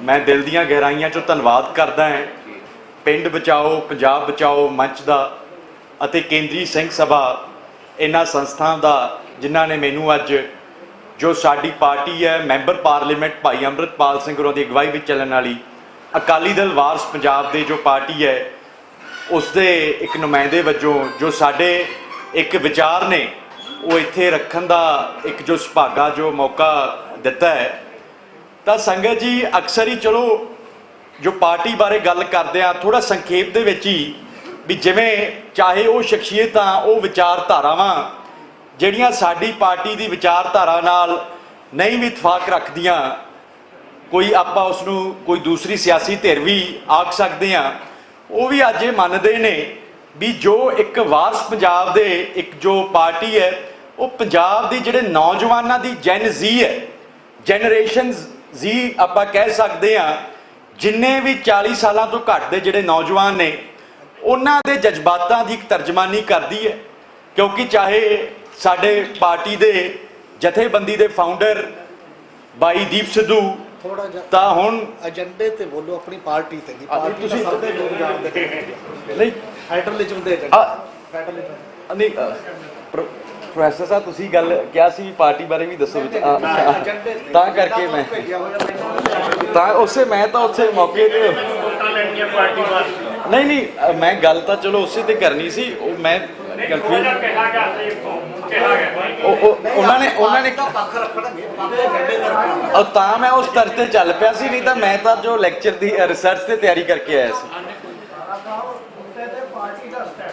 ਅੱਛਾ ਅੱਜ ਸਰ ਦੇਖੋ ਜਿਵੇਂ ਆਪਣੇ ਇੱਥੇ ਗੱਲ ਹੋਈ ਹੈ ਵੀ ਜਿਵੇਂ ਆਪਣਾ ਜੋ ਸੰਵਿਧਾਨ ਦਾ ਆਰਟੀਕਲ 1 ਵੀ ਆਉਂਦਾ ਹੈ ਪ੍ਰੋਫੈਸਰ ਸਾਹਿਬ ਨੇ ਪਹਿਲਾਂ ਵੀ ਦੱਸਿਆ ਆਪਣਾ ਇੱਕ ਯੂਨੀਅਨ ਆਫ ਸਟੇਟਸ ਹੈ ਜੋ ਫੈਡਰਲ ਸਟਰਕਚਰ ਹੈ ਜੀ ਫੈਡਰਲ ਸਟਰਕਚਰ ਆਉਂਦੇ ਨੇ ਬਟ ਵਿਦ ਅ ਯੂਨਿਟਰੀ ਬਾਇਸ ਵੀ ਜੋ ਇੱਕ ਸੈਂਟਰਲਾਈਜੇਸ਼ਨ ਵੱਲ ਝੁਕਿਆ ਹੋਇਆ ਇੱਥੇ ਜੇ ਆਪਾਂ ਗੱਲ ਕਰੀਏ ਮੇਰੇ ਤੋਂ ਪਹਿਲਾਂ ਵੀ ਪ੍ਰੋਫੈਸਰ ਸਾਹਿਬ ਹੋਰਾਂ ਨੇ ਵੀ ਗੱਲ ਕੀਤੀ ਤਿੰਨ ਅਲੱਗ-ਅਲੱਗ ਤਰੀਕੇ ਦੀ ਆਟੋਨਮੀ ਆਪਾਂ ਮੰਨ ਸਕਦੇ ਹਾਂ ਮੇਰੇ ਲਈ ਇਸ ਸਮੇਂ ਪਹਿਲ ਤੇ ਜੋ ਫਿਸਕਲ ਆਟੋਨਮੀ ਹੈ ਵੀ ਜੋ ਆਪਾਂ ਤੁਸੀਂ ਆਵੇਂ ਪੰਜਾਬੀ ਚ ਆਪਾਂ ਆਣੇ ਆ ਵੀ ਖਾਲੀ ਹੱਥ ਦਾ ਮੂੰਹ ਨੂੰ ਵੀ ਨਹੀਂ ਜਾਂਦਾ ਤਾਂ ਜਿਹੜਾ ਸਰਮਾਇਆ ਹੁੰਦਾ ਸੂਬਿਆਂ ਕੋਲ ਉਹ ਬੜਾ ਜ਼ਰੂਰੀ ਹੈ ਦੂਸਰੀ ਆ ਗਈ ਜਿਹੜੀ ਆਪਣੀ ਇੱਕ ਲੈਜਿਸਲੇਟਿਵ ਵਿਧਾਨ ਸਭਾ ਦੀ ਜਿਹੜੀ ਆਪਣੀ ਆ ਗਈ ਆਟੋਨਮੀ ਆ ਗਈ ਐਗਜ਼ੈਕਟਿਵ ਆਟੋਨਮੀ ਆ ਗਈ ਮੰਤਰੀ ਮੰਡਲ ਦੀ ਆ ਗਈ ਤਾਂ ਮੇਰੇ ਹਿਸਾਬ ਦੇ ਨਾਲ ਜਿਵੇਂ ਕਿ ਜੋ ਆਪਣਾ ਜੋ ਇੱਕ ਸੱਦਾ ਪੱਤਰ ਹੈ ਉਸ ਵਿੱਚ ਵੀ ਬੜਾ ਸਪਸ਼ਟੀਕਰਨ ਕੀਤਾ ਹੈ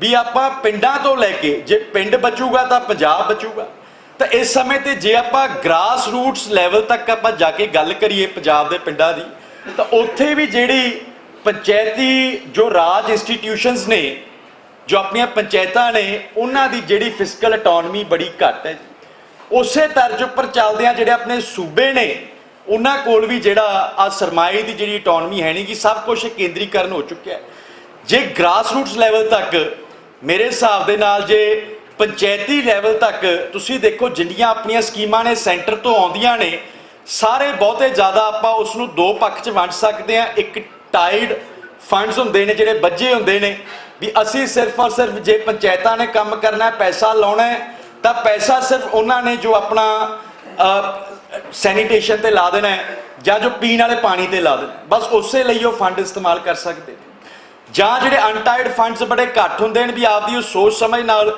ਕੁਝ ਜ਼ਿਆਦਾ ਕੋਈ ਕ੍ਰੀਏਟਿਵ ਥਿੰਕਿੰਗ ਵੀ ਕਰ ਸਕਣ ਗਰਾਊਂਡ ਲੈਵਲ ਤੇ ਤਾਂ ਕਰਕੇ ਜੋ ਇੱਕ ਮੇਰੇ ਹਿਸਾਬ ਦੇ ਨਾਲ ਜੇ ਆਪਾਂ ਬੇਸਿਕ ਲੈਵਲ ਤੋਂ ਸ਼ੁਰੂ ਕਰੀਏ ਤਾਂ ਜਿਹੜੇ ਪੰਚਾਇਤਾਂ ਨੂੰ ਜਿਹੜੇ ਆਪਣੇ ਹੱਕ ਨੇ ਜਿਵੇਂ ਕਿ ਤੁਸੀਂ ਆਪਣੇ ਪੁਰਾਤਨ ਸਿੱਖ ਇਤਿਹਾਸ ਵੀ ਬੜਾ ਮਸ਼ਹੂਰ ਹੈ ਸ਼ੇਰੇ ਪੰਜਾਬ ਮਹਾਰਾਜਾ ਰਣਜੀਤ ਸਿੰਘ ਦੇ ਸਮੇਂ ਵੀ ਪੰਚਾਇਤਾਂ ਨੂੰ ਬੜੇ ਜ਼ਿਆਦਾ ਹੱਕ ਹੁੰਦੇ ਸੀ ਤਾਂ ਰੈਵਨਿਊ ਜਨਰੇਸ਼ਨ ਦਾ ਜੋ ਫਿਸਕਲ ਆਟੋਨਮੀ ਦੇਣੀ ਚਾਹੀਦੀ ਹੈ ਪੰਚਾਇਤੀ ਲੈਵਲ 'ਚ ਰੈਵਨਿਊ ਜਨਰੇਟ ਕਰ ਸਕਣ ਇੱਕ ਬੜਾ ਕੰਟਰੋਵਰਸ਼ੀਅਲ ਵੀ ਟੌਪਿਕ ਆਉਂਦਾ ਹੈ ਵੀ ਜਿਸ ਨੂੰ ਆਪਾਂ ਆਣੇ ਆ ਵੀ ਅਗਰੇਰੀਅਨ ਸੈਸ ਵੀ ਜੋ ਆਪਣਾ ਤੁਸੀਂ ਦੇਖੋ ਗਰਾਊਂਡ ਪਿੰਡ ਲੈਵਲ ਤੇ ਆਪਣੀ ਇੱਕ ਅਗਰੇਰੀਅਨ ਆਟੋਨਮੀ ਹੈ ਉਹਦੇ ਉੱਪਰ ਕੋਈ ਆਪਾਂ ਉਸ ਚੀਜ਼ ਤੇ ਜੋ ਆਪਣਾ ਗ੍ਰੋਸ ਸਟੇਟ ਡੋਮੈਸਟਿਕ ਪ੍ਰੋਡਕਟ ਹੈ ਜਿੰਨਾ ਆਪਣੀ ਆਮਦਨ ਹੈ ਸਟੇਟ ਦੀ ਉਹ ਸਭ ਐਗਰੀਕਲਚਰ ਤੇ ਡਿਪੈਂਡੈਂਟ ਹੈ ਤਾਂ ਉਸ ਬਾਰੇ ਵੀ ਇੱਕ ਵਿਚਾਰ ਚਰਚਾ ਹੋਣੀ ਚਾਹੀਦੀ ਹੈ ਵੀ ਗਰਾਊਂਡ ਪੰਚਾਇਤੀ ਲੈਵਲ ਤੇ ਕੀ ਜਿਹੜੀਆਂ ਪੰਚਾਇਤਾਂ ਨੇ ਰੈਵਨਿਊ ਜਨਰੇਟ ਕਰ ਸਕਦੀਆਂ ਨੇ ਉਹ ਐਗਰੇਰੀਅਨ ਸੈਸ ਦੇ ਨਾਲ ਉਸ ਤੋਂ ਬਾਅਦ ਜੇ ਸੰਗਤ ਜੀ ਆਪਾਂ ਉਹਨਾਂ ਨੂੰ ਇੱਕ ਕੋਈ ਵੀ ਨਵੀਂ ਧਿਰ ਆਉਂਦੀ ਹੈ, ਆ 2-3 ਸਾਲ ਪੁਰਾਣੀ ਗੱਲ ਹੈ, ਜਦੋਂ ਨਵੀਂ ਪਾਰਟੀ ਬਣਦੀ ਹੈ ਸਾਰੀਆਂ ਪੰਚਾਇਤਾਂ ਭੰਗ ਕਰ ਦਿੱਤੀਆਂ ਜਾਂਦੀਆਂ ਨੇ, ਕੋਈ ਉਹਨਾਂ ਨੂੰ ਇੱਕ ਟੈਨਿਓਰ ਫਿਕਸ ਨਹੀਂ ਕੀਤਾ ਜਾਂਦਾ। ਤਾਂ ਉਹ ਵੀ ਇੱਕ ਜਿਹੜਾ ਜਿਵੇਂ ਤੁਸੀਂ ਦੇਖੋ ਸਰਕਾਰੀਆ ਕਮਿਸ਼ਨ ਤੇ ਪੁੰਛੀ ਕਮਿਸ਼ਨ ਦੀਆਂ ਵੀ ਗਾਈਡਲਾਈਨ ਸੀ ਵੀ ਜਿਹੜਾ ਇੱਕ ਸਿਕਿਉਰਿਟੀ ਆਫ ਟੈਨਿਓਰ ਗਵਰਨਰ ਨੂੰ ਵੀ ਹੋਣਾ ਚਾਹੀਦਾ ਹੈ, ਤਾਂ ਮੇਰੇ ਹਿਸਾਬ ਦੇ ਨਾਲ ਇੱਕ ਸਿਕਿਉਰਿਟੀ ਆਫ ਟੈਨਿਓਰ ਸਾਰੀਆਂ ਪੰਚਾਇਤਾਂ ਦਾ ਵੀ ਹੋਣਾ ਚਾਹੀਦਾ ਹੈ। ਤੇ ਉਸ ਤੋਂ ਉੱਪਰ ਚੱਲਦਿਆਂ ਜੇ ਆਪਾਂ ਸਟੇਟ ਲੈਵਲ ਤੇ ਆਈਏ ਤਾਂ ਜੇ ਆਪਣਾ ਜੋ ਨੀਤੀ ਆਯੋਗ ਹੈ 2025 ਦੀ ਰਿਪੋਰਟ ਹੈ ਵੀ 47% ਆਪਣੀ ਜਿਹੜੀ ਡੈਟ ਹੈ ਉਹ ਰੇਸ਼ੀਓ ਜਿਹੜਾ ਆਪਣਾ ਗ੍ਰੋਸ ਸਟੇਟ ਡੋਮੈਸਟਿਕ ਪ੍ਰੋਡਕਟ ਹੈ, ਆਪਣੀ ਟੋਟਲ ਜਿਹੜੀ ਆਮਦਨ ਆਪਾਂ ਪ੍ਰੋਡਿਊਸ ਕਰਦੇ ਹਾਂ ਸਟੇਟ ਦੇ 47% ਨੈਗੇਟਿਵ ਹੋ ਚੁੱਕਿਆ, ਇੰਡੀਆ ਦੇ ਵਿੱਚ ਹਾਈਐਸਟ। ਤਾਂ ਉਸ ਤੋਂ ਬਾਅਦ ਤੁਸੀਂ ਦੇਖੋ ਕੋਈ उसके उपर आपां नूं ये नहीं कोई कैपिंग नहीं भी आपां नूं फिक्सड इन्ना पैसा सेंटर तो आना ही आना, फिलहाल 40% है। तो मेरे हिसाब के नाल एक साझा मता सब तो वध जे आपां कर सकते हैं फिजिकल अटोनमी बारे कर सकते हैं, वो 40% तो वधा के अगे 60% तक जाना चाहिए। फिक्स जिहड़ियां ग्रांटां ने फ्लो होणियां चाहिदियां ने, कोई आए नहीं कोई अंदर खाते या बाहरले खाते कोई समझौतेदारी नहीं होनी चाहिए भी कोई अपना नुमाइंदा उत्थे जांदा है तो अपनी स्टेट लई ग्रांटां लैण दी बदले तो कुछ होर लै आवे। तो इस चीज़ के उपर भी देखो जे आपां गल कर सकते हैं कि संविधानक दायरे च रह के तो यही कर सकते हैं भी जे सारे अपने हिंदुस्तान के मुख मंत्री जिहड़े वख-वख स्टेटां दे ने इकट्ठे होकर कोई आपां रेजोल्यूशन पास करिए, क्योंकि हुण जिवें जो आर्टिकल 370 नाल कीता है सेंटर सरकार ने तो बड़ी ताकतवर है सेंटर सरकार। हुण अजोके समय दे विच लगदा नहीं भी अलग अलग स्टेटां नूं चाहे नॉर्थ ईस्ट ਦੀਆਂ स्टेटां कोले फिर भी आर्टिकल हैगे ने भी उस तरीके नाल आपां नूं कुछ देणगे, पर फिर भी समुचियां स्टेटां दे लई मेरे हिसाब दे नाल जो कॉन्स्टिट्यूशनल अमेंडमेंट्स होणियां चाहीदियां ने, संविधान दे विच सोधां होणियां चाहीदियां ने भी सारियां स्टेटां दे लई घट्टो घट्ट जो फाइनैंशियल लैवल ते तां इंडिपेंडेंस होवे। ते उस तो बाद अगे जांदियां देखो हुण जो एमरजेंसी के आर्टिकल ने 352 356 वो तो हुण एक हिसाब नाल रिडंडेंट, हालांकि डर जरूर है भी जे कोई आसे पासे स्टेट जाती है हरेक स्टेट नूं डर हुंदा है भी साडे जो सेंटर दीयां एजेंसियां ने इंटैलीजेंस एजेंसियां ने या वो कोई स्टेट च इहो जिहे हालात पैदा करके सानूं इत्थे गवर्नर रूल या प्रेजिडेंट रूल ला सकदियां ने, तो वो एक डर जरूर रहिंदा है। तो उस दे उपर भी वैसे तो जो सरकारीया कमीशन है तो जो पुंछी कमीशन है वो दोवें इस ते चुप्पी वट्टी रखी है, पर फिर भी आपां नूं इस दे बारे जिहड़ा कुछ ना कुछ करना चाहिए।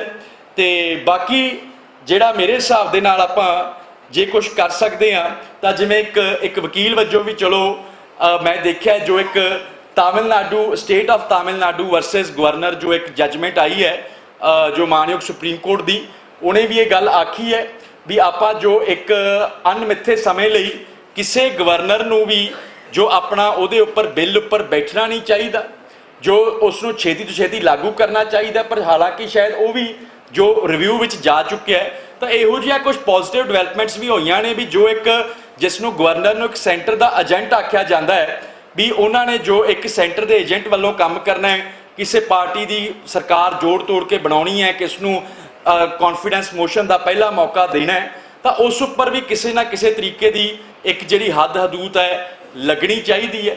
बाकी अपनी जिवें तुसीं देखो भी मेरे हिसाब दे नाल मेरी जिन्नी गलबात है वो जे बहुते लैवल ते एक फिजिकल अटोनमी तो इस करके स्थाई है भी आपां रोजाना पंजाब दे सियासी गलियारियां 'च देखते हैं भी आखदे ने भी साडा जिहड़ा वपार बंद कीता होया। आपां तुसीं देखो भी जे आपां असम मेघालय मणिपुर मिजोरम वाल देखिए तो उत्थे ICPs बनाईयां ने इंटीग्रेटेड चैक पोस्ट भी जिहदे द्वारा वो डायरैक्ट आपदा वपार कर सकते हैं, पर जिहड़ा अपना एक वाघा बॉर्डर हो गया अपना हुसैनी वाला हो गया वो सारा बंद पिया ठप पिया। तो वो जिहड़ा वपार के मुद्दे आ गए हुण अपने पंजाब के पानियां का अधिकार जे आपां उस दे गल करिए ये सतलुज यमुना लिंक तो बना सकते हैं, पर की हुण वो मेरे हिसाब नाल समा आ चुकिया है जो इंदस वाटर ट्रीटी है उसनूं भी रीविजिट करना चाहिए। जिन्ना पानी उधर फ्लो होके जाता है तो ये सब अपने पंजाब दे मैं समझदा एक खुद मुख्तियारी जो स्टेट अटोनमी है उस दे विच ही आउंदियां ने। तो जिस दे बारे आपां बाकी स्टेटां दे नाल गलबात करके भी कर सकते हैं, जां जो पानियां दा मुद्दा हुण काफ़ी चाहे मैं चलो पार्टी वालों वर्क भी कर रहे हैं, साडा बॉर्डर एरिया हल्का सरदूलगढ़ है तो उत्थे जिवें नाल दे कोई हरियाणे तो बंदे आउंदे ने वो गल करते हैं कि जो पंजाब च आउंदे आ तो वो साडी हरियाणा नंबर गड्डी देख लैंदे ने, तो जो हरियाणे जाने ਤਾਂ ਸਾਡਾ ਜੋ ਗੁਰਸਿੱਖਾਂ ਵਾਲਾ ਸਰੂਪ ਦੇਖ ਲੈਂਦੇ ਨੇ, ਤਾਂ ਅਸੀਂ ਤਾਂ ਕਿਸੇ ਪਾਸੇ ਤੇ ਨਹੀਂ ਰਹੇ। ਤਾਂ ਆਪਣੇ ਬੜੇ ਜ਼ਿਆਦਾ ਪੰਜਾਬ ਵੀ ਆਪਣਾ ਕਰਨਾਲ ਤੱਕ ਹੈ, ਬੜਾ ਆਪਣਾ ਪੰਜਾਬੀ ਬੋਲਦੇ ਸੂਬੇ ਨੇ, ਪੰਜਾਬੀ ਬੋਲਦੇ ਆਪਣੇ ਪਿੰਡ ਨੇ, ਆਪਣੇ ਲੋਕ ਨੇ, ਤਾਂ ਉਹਨਾਂ ਦੀ ਗੱਲ ਵੀ ਜਿਹੜੀ ਆਪਾਂ ਨੂੰ ਕਰਨੀ ਚਾਹੀਦੀ ਹੈ। ਤੇ ਇਹ ਆਪਣੇ ਜਿਹੜੇ ਮੈਂ ਕਹੂੰਗਾ ਸਾਡੀ ਇੱਕ ਪਾਰਟੀ ਵਜੋਂ ਮੈਂ ਜਿਹੜੀ ਗੱਲਬਾਤ ਰੱਖੀ ਹੈ। ਤੇ ਬਹੁਤ ਬਹੁਤ ਧੰਨਵਾਦ ਸਾਰਿਆਂ ਦਾ, ਬੜੀ ਮਿਹਰਬਾਨੀ। ਵਾਹਿਗੁਰੂ ਜੀ ਕਾ ਖਾਲਸਾ, ਵਾਹਿਗੁਰੂ ਜੀ ਕੀ ਫਤਿਹ।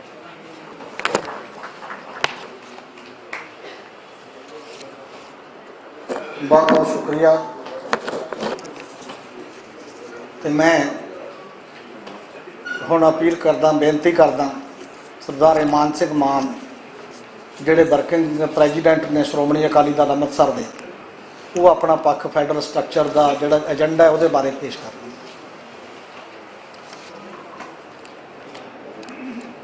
परम सत्कारयोग केंद्रीय सिंह सभा जिन्हों ने ज्ञानी दित सिंह की लाइब्रेरी उरे खोली है, वो संघर्षशील सोच अधीन उरे फैडरलिज्म के उत्ते माफ करना जी, किसी की 92-35 गड्डी पिछे खड़ी है, प्रैस वाले वीर की लगती है, उत्थे पानी वाला टैंकर रुकिया होया, उन्होंने थोड़ा बहुत इधर उधर कर देंगे। फैडरलिज्म के उत्ते आप इकट्ठे हुए हैं, निमरता सहित फतेह अर्ज करते हैं। वाहिगुरू जी का खालसा, वाहिगुरू जी की फतेह।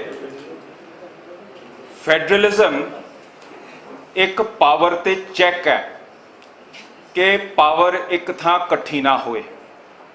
जिहड़ा पोलिटिकल साइंस का फंडामेंटल प्रॉब्लम है कि अनचैक्ड पावर जिहदे उत्ते कोई लगाम नहीं है, वो करप्ट करती है, वो किसी ते भी ये लागू होंदी हैगी है, जिस करके वंड पाई जाती है। जिमें कि सेंटर, स्टेट, म्यूनसिपैलिटीज़, पंचायत, ये एक जिहड़ा चैक है, ਇਹਦੇ ਨਾਲ जबर ऑपरेशन टिरनी रुकदा हैगा, जिस करके आपां फैडरलिज्म नूं एक हिस्सा समझते हैं। ਇਹਦੇ ਪਿਛੋਕੜ बहुत है और ਇਹਦੇ ਵਿੱਚ ਜਿਹੜੀ ਗ੍ਰੀਕ ਗਵਰਨੈਂਸ ਹੈਗੀ ਹੈ, ਐਰਿਸਟੋਟਲ ਨੇ ਇਹਦੇ ਉੱਤੇ ਲਿਖਿਆ ਹੈ। ਰੋਮਨ ਸਟੇਟ ਇੰਨਾ ਲੰਬਾ ਚੱਲਿਆ ਕਿਉਂਕਿ ਉਹਦੇ ਵਿੱਚ ਸੈਨੇਟ ਤੇ ਉਹਨਾਂ ਦੇ ਹੋਰ ਜਿਹੜੀਆਂ ਸੰਸਥਾਵਾਂ ਸੀਗੀਆਂ, ਜਿਵੇਂ ਕੌਂਸਲ, ਸੈਨੇਟ, ਅਸੈਂਬਲੀਆਂ, ਉਹ ਇੱਕ ਦੂਜੇ ਨੂੰ ਚੈੱਕ ਕਰਦੀਆਂ ਹੁੰਦੀਆਂ ਸੀ। ਜਿਹੜੀ ਮਾਡਰਨ ਥਾਟ ਹੈ, ਮੌਂਟੈਸਕਿਊ ਵਰਗੇ ਜਿਹੜੇ ਹੈਗੇ, ਉਹ ਇਸ ਗੱਲ ਨੂੰ ਚੈਕਸ ਐਂਡ ਬੈਲੈਂਸਿਸ ਦੇ ਰੂਪ ਦੇ ਵਿੱਚ ਲੈ ਕੇ ਜਾਂਦੇ ਆ ਕਿ ਜਬਰ ਨਾ ਹੋਵੇ, ਜਬਰ ਨੂੰ ਘਟਾਇਆ ਜਾਵੇ। ਜਿਹੜਾ ਮੌਂਟੈਸਕਿਊ ਨੇ ਇਹਦੇ ਵਿੱਚ ਹਿੱਸਾ ਪਾਇਆ, ਉਹ ਸੀ ਸੈਪਰੇਸ਼ਨ ਆਫ ਪਾਵਰਸ, ਜਿੱਥੇ ਆਪਾਂ ਸੈਂਟਰਲ, ਸਟੇਟ, ਮਿਊਨਸਿਪੈਲਿਟੀ, ਪੰਚਾਇਤ ਵੱਖ-ਵੱਖ ਹਿੱਸਿਆਂ ਦੇ ਵਿੱਚ ਰਾਜ ਭਾਗ ਨੂੰ ਵੰਡ ਕਰਦੇ ਆ। ਮੌਂਟੈਸਕਿਊ ਨੇ ਐਗਜ਼ੈਕਟਿਵ, ਲੈਜਿਸਲੇਚਰ ਤੇ ਜੁਡੀਸ਼ਰੀ ਦੇ ਵਿੱਚ ਵੰਡ ਪਾ ਕੇ, ਤਾਂ ਕਿ ਭਿੜ ਕੇ ਜਿਹੜੀ ਗੱਲ ਆਉਣੀ ਹੈ ਉਹ ਕਿਸੇ ਇੱਕ ਦੇ ਜ਼ਬਰ ਅਧੀਨ ਨਾ ਹੋਵੇ, ਕੰਟੈਸਟਡ ਹੋਏ, ਜਿਹਦੇ ਵਿੱਚ ਹਰੇਕ ਦੀ ਸੁਣਵਾਈ ਹੋ ਸਕੇ। ਸੋ ਇਹਦੇ ਨਾਲ ਜਿਹੜਾ ਮੈਡਿਸਨ ਹੈਗਾ, ਜੇਮਸ ਮੈਡਿਸਨ, ਉਹਨੇ ਵਾਅਦਾ ਕੀਤਾ ਸੀਗਾ ਫੈਡਰਲਿਸਟ 51 ਤੇ 10 ਦੇ ਵਿੱਚ, ਤੇ ਉਹਦੇ ਵਿੱਚ ਉਹਦਾ ਡਰ ਸੀਗਾ ਮੈਜੋਰਿਟੇਰੀਅਨਿਜ਼ਮ, ਜਿਹੜਾ ਅਸੀਂ ਅੱਜ ਭੁਗਤ ਰਹੇ ਹਾਂ ਕਿ ਜਿਹੜੀ ਮੁੱਖ ਧਾਰਾ ਹੈ ਉਹ ਸਾਡੇ ਉੱਤੇ ਜ਼ਬਰ ਨਾ ਕਰੇ। ਜਿਸ ਕਰਕੇ ਉਹਦਾ ਆਨਸਰ ਸੀਗਾ ਐਂਬਿਸ਼ਨ ਮਸਟ ਬੀ ਮੇਡ ਟੂ ਕਾਊਂਟਰੈਕਟ ਐਂਬਿਸ਼ਨ। ਕਹਿਣ ਦਾ ਮਤਲਬ ਪਾਵਰ ਦੀ ਪਾਵਰ ਦੇ ਟੱਕਰ ਨਾਲ ਆਮ ਜ਼ਬਰ ਰੁਕਦਾ ਹੈ, ਔਰ ਇਹ ਜ਼ਬਰ ਇਸ ਦੁਨੀਆ ਤੇ ਹੋਇਆ ਹੈ।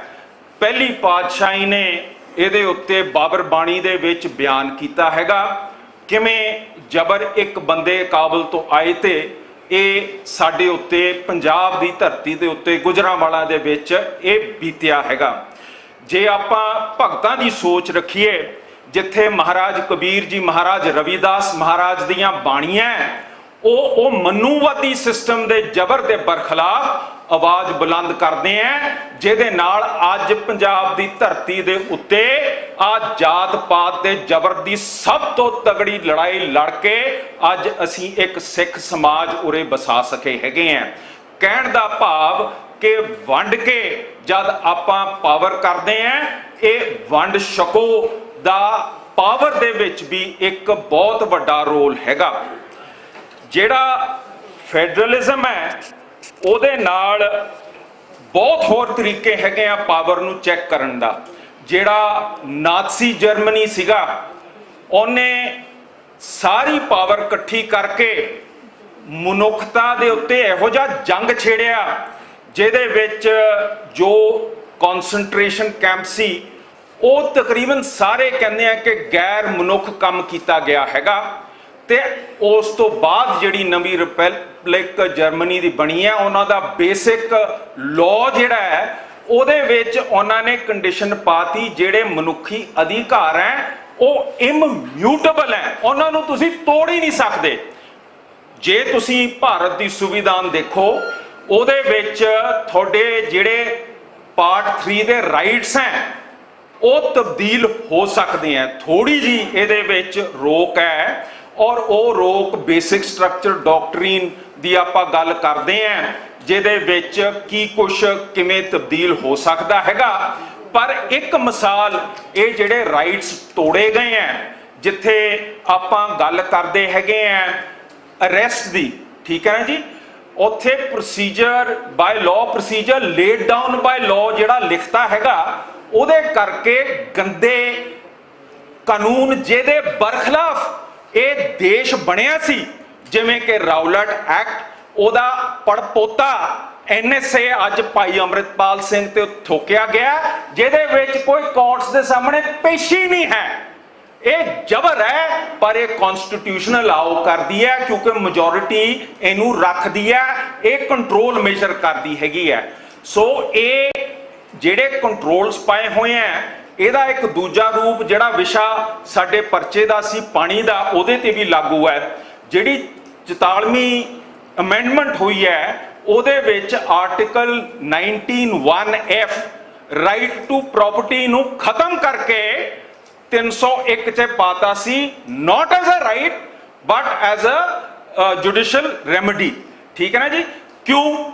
ਉਹਦੇ ਵਿੱਚ ਰੌਲਾ ਇਹ ਸਭ ਤੋਂ ਜ਼ਿਆਦਾ ਸੀਗਾ, ਜਿਵੇਂ ਕਾਮਰੇਡ ਸਾਹਿਬ ਨੇ ਦੱਸਿਆ ਕਿ ਜਿਹੜੀ ਪ੍ਰਾਪਰਟੀ ਹੈ, ਇਹ ਜਿਹੜੀ ਉਸ ਸਮੇਂ ਦੀ ਕਮਿਊਨਿਸਟ ਸੋਚ ਸੀ, ਉਹਨਾਂ ਨੇ ਸਟੇਟ ਨੂੰ ਮਾਲਕ ਬਣਾਉਣਾ ਸੀ, ਕਿਉਂਕਿ ਜਦ ਪਾਣੀਆਂ ਨੂੰ ਖੱਬੇ ਸੱਜੇ ਕਰਦੇ ਸੀਗੇ ਤਾਂ state article 19(1)(f) riparian rights, property rights ਅਧੀਨ ਇਹਦੇ ਉੱਤੇ ਕੇਸ ਪਾ ਦਿੰਦੇ ਸੀ ਤੇ ਉਹ ਮਸਲਾ ਅੜ ਜਾਂਦਾ ਸੀਗਾ। ਤੇ ਇਸ ਕਰਕੇ ਇਹ ਰਾਈਟ ਖੋ ਕੇ ਤੁਹਾਡੇ ਤੋਂ ਲਿੱਤਾ ਗਿਆ ਹੈਗਾ। ਜਿੱਥੇ ਫੈਡਰਲਿਜ਼ਮ ਚੈੱਕ ਹੈ, ਉੱਥੇ ਰਾਈਟਸ ਤੇ ਵੱਖਰੀ ਤੁਹਾਡੀ ਲੈਜਿਸਲੇਟਿਵ ਜੁਡੀਸ਼ਰੀ ਸੈਪਰੇਸ਼ਨ, ਇਹ ਸਾਰੀਆਂ ਤੁਹਾਡੀਆਂ ਟੱਕਰਾਂ ਇਹ ਹਾਲਾਤੀਆਂ, ਚਾਹੇ ਕਾਂਗਰਸ ਪਾਰਟੀ ਨੂੰ 100 ਲਾਂਤਾ ਕਰ ਲੋ, ਪਰ ਉਹ basically left socialist communist ideology ਅਧੀਨ ਬਣੀਆਂ ਤੁਰੀਆਂ, ਉਸ ਅਧੀਨ ਕੰਮ ਕੀਤਾ, ਚਾਹੇ ਜੋ ਮਰਜ਼ੀ ਆਪਾਂ ਅੱਜ ਸੋਚ ਲਈਏ। ਔਰ ਉਹਨਾਂ ਨੇ ਵੀ ਇਹ ਕਨਸੈਂਟਰੇਸ਼ਨ ਆਫ ਪਾਵਰ ਦੇ ਵਿੱਚ ਬਹੁਤ ਵੱਡਾ ਹੱਥ ਪਾਇਆ ਹੈਗਾ। ਇਸ ਤੋਂ ਇਲਾਵਾ ਜਿਹੜੇ ਆਪਾਂ ਗੱਲ ਕਰਦੇ ਹੈਗੇ ਆ, ਫਰਜ਼ ਕਰੋ ਆਪਾਂ ਆਨੰਦਪੁਰ ਸਾਹਿਬ ਮਤੇ ਦੀ ਗੱਲ ਕਰਦੇ ਹਾਂ। ਆਨੰਦਪੁਰ ਸਾਹਿਬ ਮਤੇ ਦੇ ਵਿੱਚ 3-4 ਪਾਵਰਾਂ ਜਿਹੜੀਆਂ ਹੈ ਸੈਂਟਰ ਨੂੰ ਵੈਸੇ ਛੱਡੀਆਂ ਜਾਂਦੀਆਂ, ਡਿਫੈਂਸ, ਕਮਿਊਨੀਕੇਸ਼ਨ, ਫਾਈਨੈਂਸ, ਇਹੋ ਜਿਹੀਆਂ ਚੀਜ਼ਾਂ ਸੈਂਟਰ ਨੂੰ ਛੱਡੀਆਂ ਜਾਂਦੀਆਂ। ਪਰ ਇਹ ਵੀ ਅਨਚੈੱਕ ਪਾਵਰ ਹੈ। ਅਨਚੈੱਕ ਪਾਵਰ ਜਿਵੇਂ ਆ ਜਿਹੜੇ ਸੋਚ ਰੱਖਣ ਵਾਲੇ ਹੈ, ਮੌਂਟੇਸਕਿਊ ਤੇ ਹੈਮਿਲਟਨ, ਮੈਡੀਸਨ, ਸਾਰੇ ਇਹ ਪ੍ਰਵਾਨ ਨਹੀਂ ਕਰਦੇ। ਮੈਂ ਤੁਹਾਨੂੰ ਮਿਸਾਲ ਦੇਣਾ ਚਾਹੁੰਦਾ ਹਾਂ, ਜਿਹੜਾ ਜੰਗ ਦਾ ਪਾਵਰ ਹੈ। ਹੁਣ ਦੇਖੋ, ਮੇਰੀ ਇਹ ਰੀਡਿੰਗ ਹੈ, ਕਿਸੇ ਹੋਰ ਦੀ ਨਹੀਂ, ਜਿਹੜੇ ਪਾਕਿਸਤਾਨ ਨਾਲ ਜੰਗ ਹੁੰਦੇ ਆ, ਇੱਕ ਤਾਂ ਕਸ਼ਮੀਰ ਦੇ ਮੁੱਦੇ ਦੇ ਅਧੀਨ, ਜੋ ਕਿ ਯੂਨਾਈਟਿਡ ਨੇਸ਼ਨਸ ਨੇ ਉਹਨਾਂ ਨੂੰ ਪਲੇਬਸਾਈਟ ਕਰਨ ਨੂੰ ਕਿਹਾ ਹੋਇਆ ਹੈ, ਉਹਦੇ ਕਰਕੇ ਹੁੰਦੇ ਆ ਕਿ ਨਹੀਂ ਇਹ ਸਾਡਾ ਹੈ।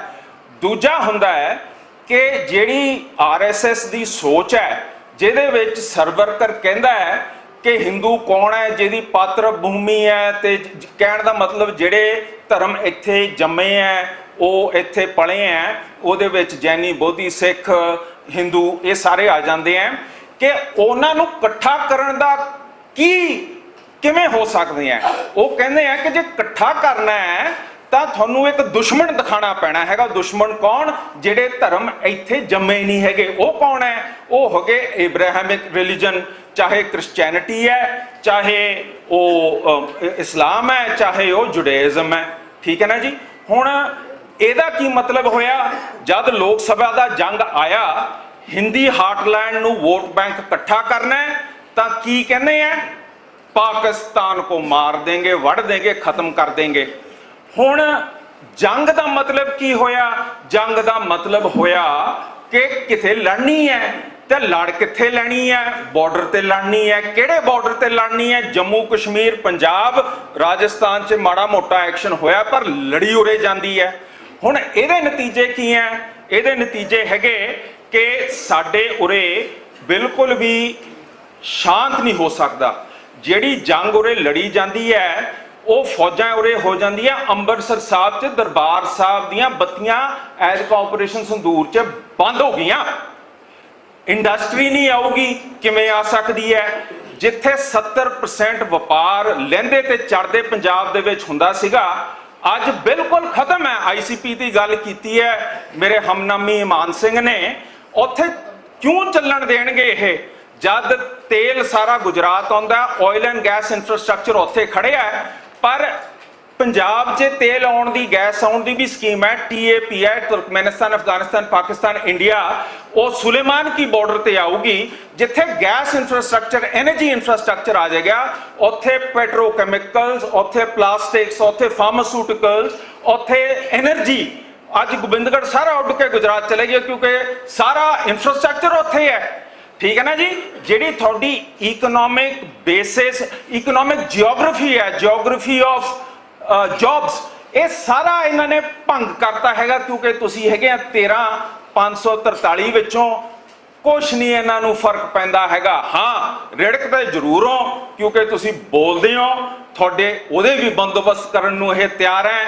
पाट के वख-वख करके इन्होंने, जिवें मन्नू ने जातां 'च वंड पा के, थोड़े 'च वंड पा के, इन्हां ने अपनी बामणवादी सोच थोड़े ते बसा देनी है ते लागू कर देनी है। अज जे असीं उरे आए हैं, जिस सोच नाल ये प्रोग्राम रखा गया, उहदी मैं शलाघा करदा है। आपां एक होके ये जबर दे बरखलाफ खड़ीए, जिवें गुरु नानक साहब ने कहा सी, बाबर तू है जाबर, अज दिल्ली तू है जाबर। वाहिगुरू जी का खालसा, वाहिगुरू जी की फतेह। बहुत धन्यवाद सरदार इमान सिंह जी। तो मैं ਹੁਣ रिक्वेस्ट करदा कामरेड अरसी उन्होंने, हरदेव अरसी जी, बैलेंस करना बड़ा जरूरी है, जड़ा सारे आते, ताकि फिर भी इधर उधर हो जाता ना। बहुत ही सत्कारयोग साडे सैमीनार के प्रधान ज्ञानी केवल सिंह जी, ਵੱਖ-ਵੱਖ ਧਿਰਾਂ ਨਾਲ ਸੰਬੰਧਿਤ बहुत ही सत्कारत शख्सियतां और हाजरी। सारिਆਂ ਤੋਂ ਪਹਿਲਾਂ ਤਾਂ मैं प्रबंधकों का बहुत ही धन्यवाद करना चाहुंदा कि इस वेले साडे देश दे विच, ठीक है, मैं नहीं कहता कि होर मुद्दे कोई बड़े भखदे नहीं, बहुत सारे होर बड़े बर्निंग इशूज़ ने, पर ये जिहड़ा सेंटर स्टेट रिलेशन और संघी ढांचे नूं बचाउणा, ये इस वेले मुख एजेंडिਆਂ ਵਿੱਚੋਂ एक है। तुसीं सारिਆਂ ਦਾ ध्यान खिੱਚਣ वास्ते जिहड़ी पहल कदमी कीती है और बहुत सारिया धिरां नूं एक मंच ते इकट्ठा कीता है, इहदे लई मैं तुहानूं ਵਧਾਈ देनी चाहुंदा। और मैं इस गल की भी आस करूँगा और मैनूं खुशी होएगी कि प्रबंधकों के यत्नां नूं बूर पएगा कि अगर साडियां सारियां धिरां दी कोई कंसेंसस, कोई आम सहमति बन जाए इस सैमीनार दे विचों, उस आम सहमति के आधार पर असीं भविख दे विच जिन्ना भी संभव हो सकता असीं कोई यतन करिए, साझे तौर पर कोई जोर लाइए, ताकि असीं अपने देश के इस संघी ढांचे को बचा सकीए। ये बहुत जरूरी है। आस है भी ये कुछ फ्रूटफुल जिहड़े रिजल्ट्स ने वो निकलणगे। सारिਆਂ तो पहला तो मैं अपनी पार्टी के वल्लों जिहड़ा संकल्प पत्र ये सैमीनार दे विच पेश किया गया है, उहदे नाल 100% सहमति है, एक एक अखर दे नाल सहमति है। ਇਹਦੇ ਤੇ ਆਧਾਰ ਤੇ ਅਸੀਂ ਇੱਥੋਂ ਕੋਈ ਸਾਂਝੀ ਸਮਝ ਬਣਾ ਕੇ ਜਿਹੜਾ ਕੁਝ ਵੀ ਅਸੀਂ ਕਰਾਰਤ ਕਰਾਂਗੇ ਉਹਦੇ 'ਚ ਮੋਹਰਲੀਆਂ ਸਫਾਂ 'ਚ ਹੋ ਕੇ ਹਿੱਸਾ ਪਾਵਾਂਗੇ, ਪਿੱਛੇ ਨਹੀਂ ਰਹਿੰਦੇ। ਇਹ ਮੈਂ ਵਿਸ਼ਵਾਸ ਦਿਵਾਉਣਾ ਚਾਹੁੰਦਾ। ਅਗਲੀ ਗੱਲ ਜਿਹੜੀ ਮੈਂ ਹੋਰ ਧੰਨਵਾਦ। ਅਗਲੀ ਗੱਲ ਜਿਹੜੀ ਮੈਂ ਹੋਰ ਕਹਿਣੀ ਚਾਹੁੰਦਾ, ਹੋ ਸਕਦਾ ਕਿ ਇਹ ਸਮਝੋ ਕਿ ਜੀ ਅਰਸ਼ੀ ਲੋੜ ਤੋਂ ਜ਼ਿਆਦਾ ਚਿੰਤਤ ਹੈ। ਮੈਂ ਸੱਚੀ ਗੱਲ ਹੈ, ਮੈਂ ਲੋੜ ਤੋਂ ਜ਼ਿਆਦਾ ਚਿੰਤਤ ਨਹੀਂ। ਇਹ ਸੰਕਲਪ ਪੱਤਰ ਤੇ ਸਾਡਾ ਤਾਂ ਹੀ ਬਚੇਗਾ ਨਾ, ਇਹਦੇ ਤੇ ਧਿਆਨ ਕੇਂਦਰਿਤ ਤਾਂ ਹੀ ਹੋਏਗਾ ਜੇ ਸਾਡਾ ਜਿਹੜਾ ਪ੍ਰੈਜ਼ੈਂਟ ਸਿਸਟਮ ਹੈ ਇਹ ਬਚੂਗਾ। ਅੱਜ ਤਾਂ ਜਿਹੜਾ ਸਾਡਾ ਸਿਸਟਮ ਹੈ ਨਾ, ਸਿਸਟਮ ਕੀ ਕਨਸਟੀਟਿਊਸ਼ਨ ਜਿਹੜੀਆਂ ਤੁਹਾਡੀਆਂ ਸੰਸਥਾਵਾਂ ਨੇ ਉਹਨਾਂ ਦੀ ਬਾਂਹ ਪਹਿਲਾਂ ਹੀ ਮਰੋੜਤੀ ਹੈ, ਇਹ 'ਚ ਕੋਈ ਦੋ ਰਾਵਾਂ ਨਹੀਂ। ਤੁਹਾਡਾ ਕਨਸਟੀਟਿਊਸ਼ਨ ਹੈ, ਜਿਸ ਤੇਜ਼ੀ ਨਾਲ ਕਨਸਟੀਟਿਊਸ਼ਨ ਤੇ ਹਮਲੇ ਹੋ ਰਹੇ ਹੈ, ਔਰ ਮੈਨੂੰ ਡਰ ਲੱਗਦਾ ਕਿ ਬੜੀ ਤੇਜ਼ੀ ਨਾਲ ਇਹ ਵੈਂਟੀਲੇਟਰ ਤੇ ਜਾਣ ਵਾਲਾ ਹੈ। ਤੇ ਜੇ ਤੁਹਾਡੀਆਂ ਸੰਵਿਧਾਨਕ ਸੰਸਥਾਵਾਂ ਖਤਮ ਹੋ ਗਈਆਂ, ਸੰਵਿਧਾਨ ਹੀ ਨਾ ਬਚਿਆ, ਆ ਸੰਕਲਪ ਤਾਂ ਫਿਰ ਸਾਡਾ ਕਿੱਥੇ? ਇਹਦਾ ਮਤਲਬ ਲੜਾਈ ਤਾਂ ਇਸ ਤੋਂ ਅੱਗੇ ਜ਼ਿਆਦਾ ਗੰਭੀਰ ਰੁਖ ਅਖਤਿਆਰ ਕਰ ਗਈ ਹੈ ਨਾ। ਔਰ ਇੱਕ ਚੀਜ਼ ਮੇਰਾ ਖਿਆਲ ਹੈ ਵੀ ਤੁਸੀਂ ਮੇਰੇ ਨਾਲ ਸਹਿਮਤੀ ਪ੍ਰਗਟ ਕਰੋਗੇ, ਇੱਕ ਦੇਸ਼ ਇੱਕ ਚੋਣ, ਇੱਕ ਦੇਸ਼ ਇੱਕ ਟੈਕਸ, ਇੱਕ ਦੇਸ਼ ਇੱਕ ਭਾਸ਼ਾ, ਇੱਕ ਦੇਸ਼ ਇੱਕ ਇੱਕ ਦੇਸ਼ ਇੱਕ ਸਿਵਲ ਕੋਡ ਸਾਂਝਾ, ਇੱਕ ਦੇਸ਼ ਇੱਕ ਸੱਭਿਆਚਾਰ। ਇਹ ਕੋਈ ਐਵੇਂ ਸਧਾਰਨ ਕੋਈ ਨਾਰੇ ਕਿਸੇ ਦੀ ਕੋਈ ਮਨ ਦੇ ਵਿੱਚੋਂ ਫੁਰ ਰਹੇ ਹੈ। ਇਹ ਬਕਾਇਦਾ ਇੱਕ ਯੋਜਨਾਬੱਧ ਇੱਕ ਏਜੰਡਾ ਹੈ, ਉਸ ਏਜੰਡੇ ਤੇ ਇੱਕ ਕੰਮ ਹੋ ਰਿਹਾ ਹੈ। ਉਹ ਏਜੰਡਾ ਕਿਹਨੇ ਤੈਅ ਕੀਤਾ ਹੋਇਆ ਹੈ? ਜਿਹੜੀ ਰਾਜਨੀਤੀ ਆਪਣਾ ਬੀਜੇਪੀ ਹੈ ਨਾ, ਬੀਜੇਪੀ ਆਪਣੇ ਆਪ 'ਚ ਕੁਛ ਨਹੀਂ। ਬੀਜੇਪੀ ਇੱਕ ਮਖੌਟਾ ਹੈ, ਮੇਨ ਫੋਰਸ ਮੇਨ ਆਧਾਰ RSS ਹੈ। ਇਹ ਉਹਦਾ ਇੱਕ ਰਾਜਨੀਤਿਕ ਮਖੌਟਾ ਹੈ। ਔਰ ਮੋਦੀ ਸਾਹਿਬ ਜਾਂ ਮੋਦੀ ਦੀ ਸਰਕਾਰ ਜਿਹੜਾ RSS ਦਾ ਏਜੰਡਾ, ਜਿਹੜਾ ਏਜੰਡਾ ਸੈੱਟ ਕੀਤਾ ਹੋਇਆ ਹੈ, ਜਿਹੜਾ ਸੈਕਿੰਡ ਗੁਰੂ ਆਪਣਾ ਮੁਖੀ ਸੀ ਸੰਘ ਚਾਲਕ ਜਿਹੜਾ ਮਾਧਵ ਸਦਾਸ਼ਿਵ ਗੋਲਵਾਲਕਰ, ਉਹਨੇ ਤੈਅ ਕੀਤਾ ਹੋਇਆ। ਮੈਂ ਆਪਣੇ ਕੋਲੋਂ ਨਹੀਂ ਕੁਝ ਕਹਿ ਰਿਹਾ, ਉਹਦੀਆਂ ਕਿੰਨੀਆਂ ਹੀ ਲਿਖਤਾਂ, ਉਹ ਸਾਰੀਆਂ ਲਿਖਤਾਂ ਮੈਨੂੰ ਤੇ ਪੜ੍ਹਨ ਦੀ ਆਦਤ ਹੈ, ਮੈਂ ਤੇ ਪੜ੍ਹਦਾ ਰਹਿਣਾ। ਬੰਚ ਆਫ ਥਾਟਸ ਲੈ ਲਓ, ਹੋਰ ਲੈ ਲਓ। ਉਹਨੇ ਕਿਹਾ ਕਿ ਜੀ ਸਾਡਾ RSS ਦਾ ਜਿਹੜਾ ਮੁੱਖ ਉਦੇਸ਼ ਹੈ ਹਿੰਦੁਸਤਾਨ ਦੇ ਵਿੱਚ ਹਿੰਦੂ ਰਾਸ਼ਟਰ ਦੀ ਸਥਾਪਨਾ ਹੈ। ਕਲੀਅਰ, ਕੋਈ ਦੋ ਰਾਵਾਂ ਨਹੀਂ। ਔਰ ਉਹਦੇ ਵਾਸਤੇ ਉਹਨਾਂ ਨੇ ਕਿਹਾ ਕਿ ਜਿਨ੍ਹਾਂ ਦੀ ਜਨਮ ਭੂਮੀ, ਜਿਨ੍ਹਾਂ ਦੀ ਧਰਮ ਭੂਮੀ ਭਾਰਤ ਹੈ, ਉਹ ਉਹਦਾ ਹਿੱਸਾ ਹੋਣਗੇ। ਹਿੰਦੂਤਵ ਦੀ ਪਰਿਭਾਸ਼ਾ ਕੀ ਹੋਏਗੀ? ਹਿੰਦੂ, ਜੈਨ, ਬੋਧੀ ਪਲੱਸ ਜਿਹੜੇ ਸਿੱਖ, ਇਹ ਉਹਦਾ ਹਿੱਸਾ ਹੋਣਗੇ। ਔਰ ਜਿਨ੍ਹਾਂ ਦਾ ਧਰਮ ਬਾਹਰੋਂ ਪੈਦਾ ਹੋਇਆ, ਜਿਨ੍ਹਾਂ ਦੀ ਉਤਪਤੀ ਜਿਹੜੇ ਧਰਮ ਦੀ ਬਾਹਰੋਂ ਪੈਦਾ ਹੋਈ ਹੈ, ਉਹ ਰਹਿ ਤਾਂ ਸਕਦੇ ਆ ਭਾਰਤ ਦੇ ਵਿੱਚ, ਪਰ ਦੂਜੇ ਦਰਜੇ ਦੇ ਨਾਗਰਿਕ ਬਣ ਕੇ। ਇਹ ਗੋਲਵਾਲਕਰ ਦੇ ਆਪਣੀ ਸ਼ਬਦ ਹੈ, ਬੀਜੇਪੀ ਦੀ ਉਸ ਏਜੰਡੇ ਤੇ ਕੰਮ ਕਰ ਰਹੀ ਹੈ। ਔਰ ਅਗਲੀ ਗੱਲ ਗੋਲਵਾਲਕਰ ਕੀ ਕਹਿ ਰਿਹਾ ਕਿ ਸਾਡੇ ਹਿੰਦੂ ਰਾਸ਼ਟਰ ਦੇ ਵਿੱਚ ਸੰਘੀ ਫੈਡਰਲ ਢਾਂਚੇ ਦਾ ਕੋਈ ਸਥਾਨ ਨਹੀਂ ਹੋਏਗਾ। ਉਹਨੇ ਤੇ ਲਿਸਟ ਦੇ ਵਿੱਚ ਅੱਗੇ ਜਾ ਕੇ ਜਿਹੜੀ ਸਾਡੀ ਪਹਿਲੀ ਫਸਟ 1961 ਦੇ ਵਿੱਚ ਰਾਸ਼ਟਰੀ ਏਕਤਾ ਕੌਂਸਲ ਦੀ ਮੀਟਿੰਗ ਹੋਈ, ਉੱਥੇ ਇੱਕ ਚਿੱਠੀ ਲਿਖਦੇ ਆ ਉਸ ਨੂੰ ਗੋਲਵਾਲਕਰ ਆਪਣੇ ਵੱਲੋਂ, ਇਹ ਕਿ ਜਿਹੜਾ ਸੰਘੀ ਢਾਂਚਾ ਹੈ ਇਹਦੇ 'ਚ ਵੱਖਵਾਦ ਦੀ ਬੋ ਆਉਂਦੀ ਹੈ। ਇਹ ਜਿਹੜਾ ਦੇਸ਼ ਦਾ ਖੰਡ ਭਾਰਤ ਹੈ, ਇਹ ਉਹਦੀਆਂ ਜੜ੍ਹਾਂ 'ਚ ਤੇਲ ਦੇਣ ਦਾ ਕੰਮ ਕਰਦਾ ਹੈ। ਮੈਂ ਰਿਕੁਐਸਟ ਕਰੂੰਗਾ ਕਿ ਸੰਘੀ ਢਾਂਚੇ ਨੂੰ ਪੱਕੇ ਤੌਰ ਤੇ ਕਬਰ ਦੇ ਵਿੱਚ ਦਫਨਾ ਦਿੱਤਾ ਜਾਏ। ਏਜੰਡਾ ਤਾਂ ਹੈ, ਇਹ ਏਜੰਡਾ ਲਾਗੂ ਕਰਨ ਵਾਲੀ ਜਮਾਤ ਇਸ ਵੇਲੇ ਪਾਵਰ ਦੇ ਵਿੱਚ ਹੈ। ਔਰ ਅਸੀਂ ਜਿਹੜਾ ਉਹਨਾਂ ਤੋਂ ਅਧਿਕਾਰ ਭਾਲਦੇ ਹਾਂ, ਅਧਿਕਾਰ ਕਿੱਥੇ? ਲੜਾਈ ਤੇ ਕੁਰਬਾਨੀਆਂ ਦੀ ਲੋੜ ਪੈ ਰਹੀ ਮਿੱਤਰੋ। ਹੁਣ ਮੰਨੋ ਚਾਹੇ ਨਾ ਮੰਨੋ, ਜਦੋਂ ਫਾਸਿਜ਼ਮ ਸਿਰ ਚੁੱਕਦਾ ਨਾ, ਸਾਨੂੰ ਤੇ ਤਜਰਬਾ ਹੈ। ਅਸੀਂ ਉਹ ਲੋਕ ਹਾਂ ਜਿਹੜੇ ਪਹਿਲਾ ਨਿਸ਼ਾਨਾ ਬਣਦੇ ਹਾਂ। ਪਹਿਲੀ ਜੰਗ ਦੇ ਵਿੱਚ ਵੀ ਸਭ ਤੋਂ ਵੱਧ ਅਸੀਂ ਮਰੇ, ਔਰ ਦੂਜੀ ਜੰਗ ਦੇ ਵਿੱਚ 2 ਕਰੋੜ ਮਰੇ ਅਸੀਂ ਕਮਿਊਨਿਸਟ। ਹੁਣ ਵੀ ਮੇਰਾ ਖਿਆਲ ਹੈ ਸਾਨੂੰ ਪਹਿਲ ਕਰਨੀ ਪਊਗੀ, ਕਿਉਂਕਿ ਅਸੀਂ ਸਮਝਦੇ ਹਾਂ, ਅਸੀਂ ਕਲਾਸ ਕਰੈਕਟਰ ਸਮਝਦੇ ਹਾਂ ਕਿ ਹਰ ਇੱਕ ਵਰਗ ਦਾ। ਇਸ ਕਰਕੇ ਮੇਰੀ ਤੁਹਾਨੂੰ ਵੀ ਬੇਨਤੀ ਹੈ ਕਿ ਸਮਾਂ ਵੱਡੀਆਂ ਕੁਰਬਾਨੀਆਂ ਕਰਨ ਦਾ ਆ ਗਿਆ। ਔਰ ਇਹਦੇ ਲਈ ਠੀਕ ਹੈ, ਕੰਡੇ ਬਹੁਤ ਨੇ ਬੀਜੇ ਹੈ। ਜੇ ਪਹਿਲੀਆਂ ਨੇ ਸੰਘੀ ਢਾਂਚੇ ਦੀ ਸੰਘੀ ਨਹੀਂ ਕੁੱਟੀ ਤਾਂ ਉਹਨਾਂ ਨੇ ਪ੍ਰਫੁੱਲਤ ਵੀ ਨਹੀਂ ਕੀਤਾ। ਮੈਂ ਕਿਸੇ ਦਾ ਨਾਂ ਨਹੀਂ ਲੈਣਾ ਚਾਹੁੰਦਾ, ਮਿਸਾਲ ਦੇ ਤੌਰ ਤੇ, ਐਵੇਂ ਇੱਕ ਐਗਜ਼ਾਮਪਲ ਦੇ ਤੌਰ ਤੇ, ਆਜ਼ਾਦੀ ਤੋਂ ਪਹਿਲਾਂ ਆਜ਼ਾਦੀ ਦੇ ਅੰਦੋਲਨ ਦੇ ਦੌਰਾਨ ਸਾਡਾ ਇੱਕ ਵਾਅਦਾ ਸੀ ਰਾਜਾਂ ਨਾਲ ਕਿ ਜਦੋਂ ਦੇਸ਼ ਆਜ਼ਾਦ ਹੋ ਗਿਆ ਅਸੀਂ ਭਾਸ਼ਾ ਦੇ ਆਧਾਰ ਤੇ ਰਾਜਾਂ ਦਾ ਪੁਨਰਗਠਨ ਕਰਾਂਗੇ, ਪਰ ਨਹੀਂ ਕੀਤਾ, ਉਹਦੇ ਠੰਡੇ ਵਾਸਤੇ ਚ ਪਾਤਾ। ਔਰ ਜਦੋਂ ਆਂਧਰਾ ਪ੍ਰਦੇਸ਼ ਦੇ, ਮੈਂ ਨਾਂ ਭੁੱਲ ਗਿਆ, ਪਿਆਰਾ ਲਾਲ ਜੀ ਹਰਮੋਲੂ ਨੇ, ਜਦੋਂ ਉਹਨੇ ਮਰਨ ਵਰਤ ਰੱਖਿਆ, ਬਹੁਤ ਵੱਡੀ ਐਜੀਟੇਸ਼ਨ ਸ਼ੁਰੂ ਹੋਈ, ਬਹੁਤ ਸਾਰੀਆਂ ਜਾਨਾਂ ਗਈਆਂ, ਤਾਂ ਕਿਤੇ ਜਾ ਕੇ ਭਾਸ਼ਾ ਦੇ ਆਧਾਰ ਤੇ ਰਾਜਾਂ ਦੇ ਪੁਨਰਗਠਨ ਦਾ ਕਮਿਸ਼ਨ ਬਣਾਇਆ ਗਿਆ। ਔਰ ਕਮਿਸ਼ਨ ਨੇ ਬਾਕੀ ਰਾਜਾਂ ਦਾ ਤਾਂ ਕੰਮ ਸ਼ੁਰੂ ਕਰਤਾ। ਮਹਾਰਾਸ਼ਟਰ ਤੇ ਜਿਹੜਾ ਗੁਜਰਾਤ ਹੈ ਫੇਰ ਛੱਡਤੇ। ਉਹਨਾਂ ਦੋਨਾਂ ਨੂੰ ਫੇਰ ਬਹੁਤ ਵੱਡਾ ਸੰਘਰਸ਼, ਬਹੁਤ ਸਾਰੀਆਂ ਜਾਨਾਂ ਕੁਰਬਾਨ ਕਰਨੀਆਂ ਪਈਆਂ, ਤਾਂ ਜਾ ਕੇ 1961 ਦੇ ਵਿੱਚ ਮਹਾਰਾਸ਼ਟਰ ਦੇ ਜਿਹੜਾ ਗੁਜਰਾਤ ਆ ਉਹ ਬਣਿਆ। ਆਖਿਰ ਇਹਦੇ ਨਾਲ ਤੁਹਾਡਾ ਸੰਘੀ ਢਾਂਚਾ ਮਜ਼ਬੂਤ ਹੋਇਆ ਜਾਂ ਕਮਜ਼ੋਰ ਹੋਇਆ? ਔਰ ਇੱਕ ਜਿਹੜਾ ਹੁਣ ਇੱਥੇ ਵੀ ਇਮਾਨ ਜੀ ਬੋਲ ਕੇ ਗਏ ਹੈ, ਮੈਂ ਸ਼ਾਇਦ ਪੂਰੀ ਤਰ੍ਹਾਂ ਨਾ ਸਮਝਿਆ ਹੋਵਾਂ, ਅਜੇ ਕਿਤੇ ਕਿਤੇ ਇਹ ਆਵਾਜ਼ ਉੱਠਦੀ ਹੈ, ਮੈਂ ਉਹਦੇ ਨਾਲ ਸਹਿਮਤ ਨਹੀਂ। ਮਿਸਾਲ ਦੇ ਤੌਰ ਤੇ ਕੀ ਆਵਾਜ਼ ਉੱਠਦੀ ਹੈ, ਜੇ ਥੋੜਾ ਜਿਹਾ ਹਿਸਟਰੀ ਤੁਹਾਨੂੰ ਚੇਤੇ ਹੋਵੇ, 1946 ਦੇ ਵਿੱਚ ਕੈਬਨਿਟ ਮਿਸ਼ਨ ਆਇਆ। ਉਹਨੇ ਥਰੀ ਟਾਇਰ ਜਿਹੜਾ ਇੱਕ ਸਿਸਟਮ ਉਹਦੀ ਵਕਾਲਤ ਕੀਤੀ ਕਿ ਜੀ ਇੱਕ ਯੂਨੀਅਨ ਗਵਰਨਮੈਂਟ ਹੋਏਗੀ, ਕੁਝ ਪਾਵਰਸ ਉਹਦੇ ਕੋਲੇ ਹੋਣਗੀਆਂ, ਬਾਕੀ 2 ਜਾਂ 3 ਹਿੱਸਿਆਂ 'ਚ ਜਿਹੜੇ ਪ੍ਰੋਵਿੰਸਸ ਬਣਾਏ ਜਾਣਗੇ, ਬਾਕੀਆਂ ਸਾਰੀਆਂ ਪਾਵਰਾਂ ਉਹਦੇ ਕੋਲੇ ਹੋਣਗੀਆਂ। ਉਹਦੇ ਵਿੱਚ ਜਿਹੜਾ ਯੂਨੀਅਨ ਗਵਰਨਮੈਂਟ ਜਿਹੜੀ ਕੇਂਦਰੀ ਸਰਕਾਰ ਹੈ, ਸਿਰਫ 3 ਮਹਿਕਮੇ, ਫਾਰਮ, ਡਿਫੈਂਸ ਔਰ ਕਮਿਊਨੀਕੇਸ਼ਨ। ਇਹਦਾ ਮਤਲਬ ਤੋਂ ਡੰਮੀ ਇੰਨਾ ਕਮਜ਼ੋਰ ਜਿਹੜਾ ਹੈ। ਉਸ ਤੋਂ ਬਾਅਦ ਇਹ ਫਾਰਮੂਲਾ ਕਿਉਂ ਪੇਸ਼ ਕੀਤਾ ਗਿਆ? ਤਾਂ ਕਿ ਡਿਵੀਜ਼ਨ ਵੰਡ ਨਾ ਹੋਵੇ ਇਸ ਮੁਲਕ ਦੀ। ਇਹਦੇ ਤੇ ਜਿਨ੍ਹਾਂ ਨੇ ਵੀ ਸਹਿਮਤੀ ਦੇ ਦਿੱਤੀ, ਨਹਿਰੂ ਨੇ ਵੀ ਸਹਿਮਤੀ ਦੇ ਦਿੱਤੀ। ਅੱਛਾ, ਜਿਨ੍ਹਾਂ ਦੇ ਮੁਸਲਿਮ ਲੀਗ ਵਾਲੇ ਗੱਲ ਪੈ ਗਏ ਵੀ ਤੁਸੀਂ ਇਹ ਮੰਨ ਕੇ ਕਿਵੇਂ ਆਏ ਹੋ? ਨਹਿਰੂ ਗਿਆ ਮਦਰਾਸ ਦੇ ਵਿੱਚ, ਪ੍ਰੈਸ ਰਿਪੋਰਟਰਾਂ ਨੇ ਸਵਾਲ ਪੁੱਛ ਲਿਆ ਕਿ ਜੀ ਤੁਸੀਂ ਇਸ ਫਾਰਮੂਲੇ ਤੇ ਐਗਰੀ ਕਰਦੇ ਹੋ?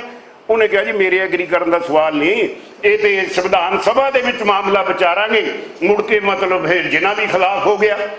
ਔਰ ਇਹ ਅਜੇ ਤੱਕ ਕਿਉਂ ਚੱਲ? ਫਿਰ ਇੱਕ ਚੀਜ਼, 25 ਨਵੰਬਰ 1949 ਸੰਵਿਧਾਨ ਸਭਾ ਦੇ ਵਿੱਚ ਡਾਕਟਰ ਅੰਬੇਦਕਰ ਦਾ ਇੱਕ ਭਾਸ਼ਣ ਹੈ ਜਿਹੜਾ ਬੜਾ ਹਿਸਟੋਰੀਕਲ ਹੈ।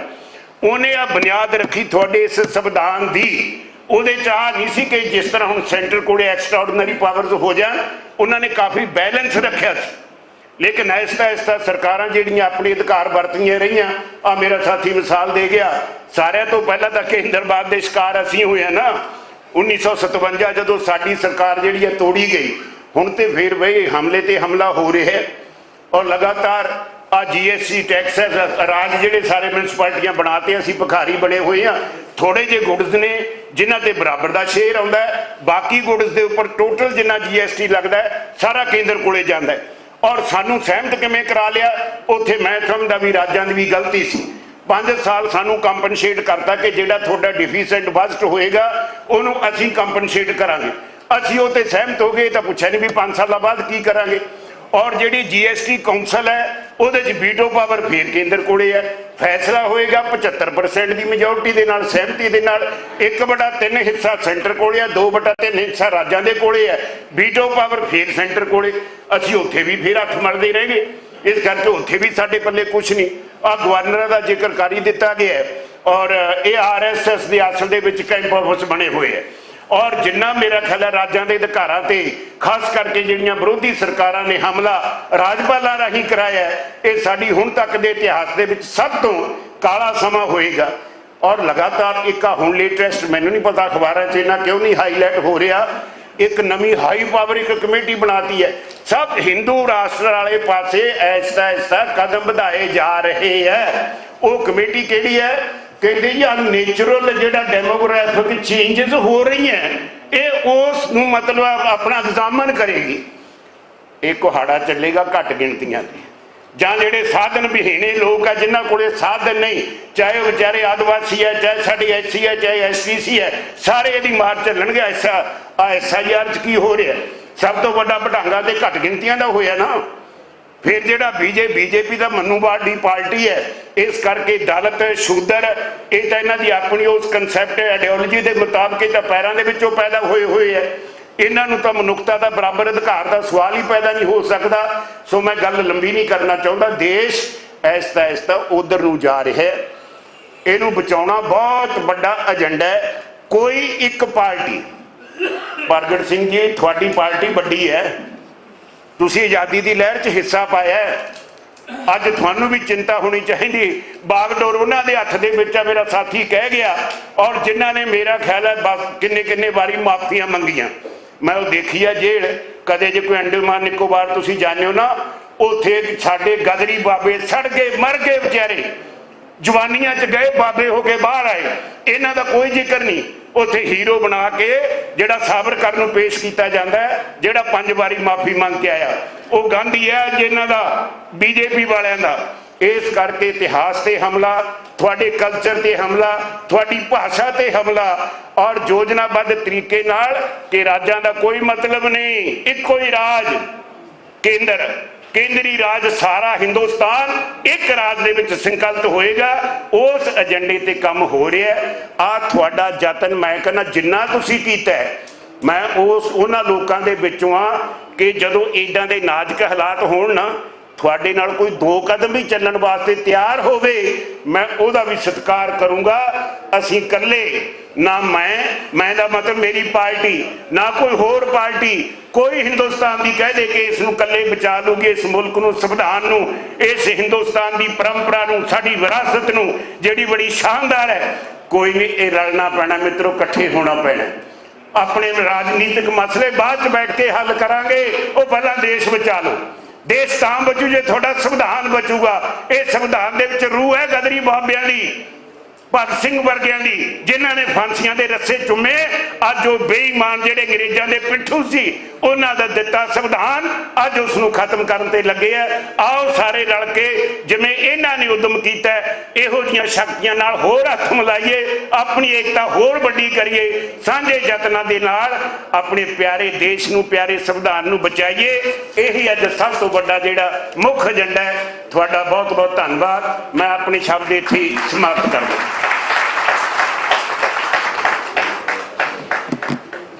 ਧੰਨਵਾਦ ਅਰਸੀ ਸਾਹਿਬ।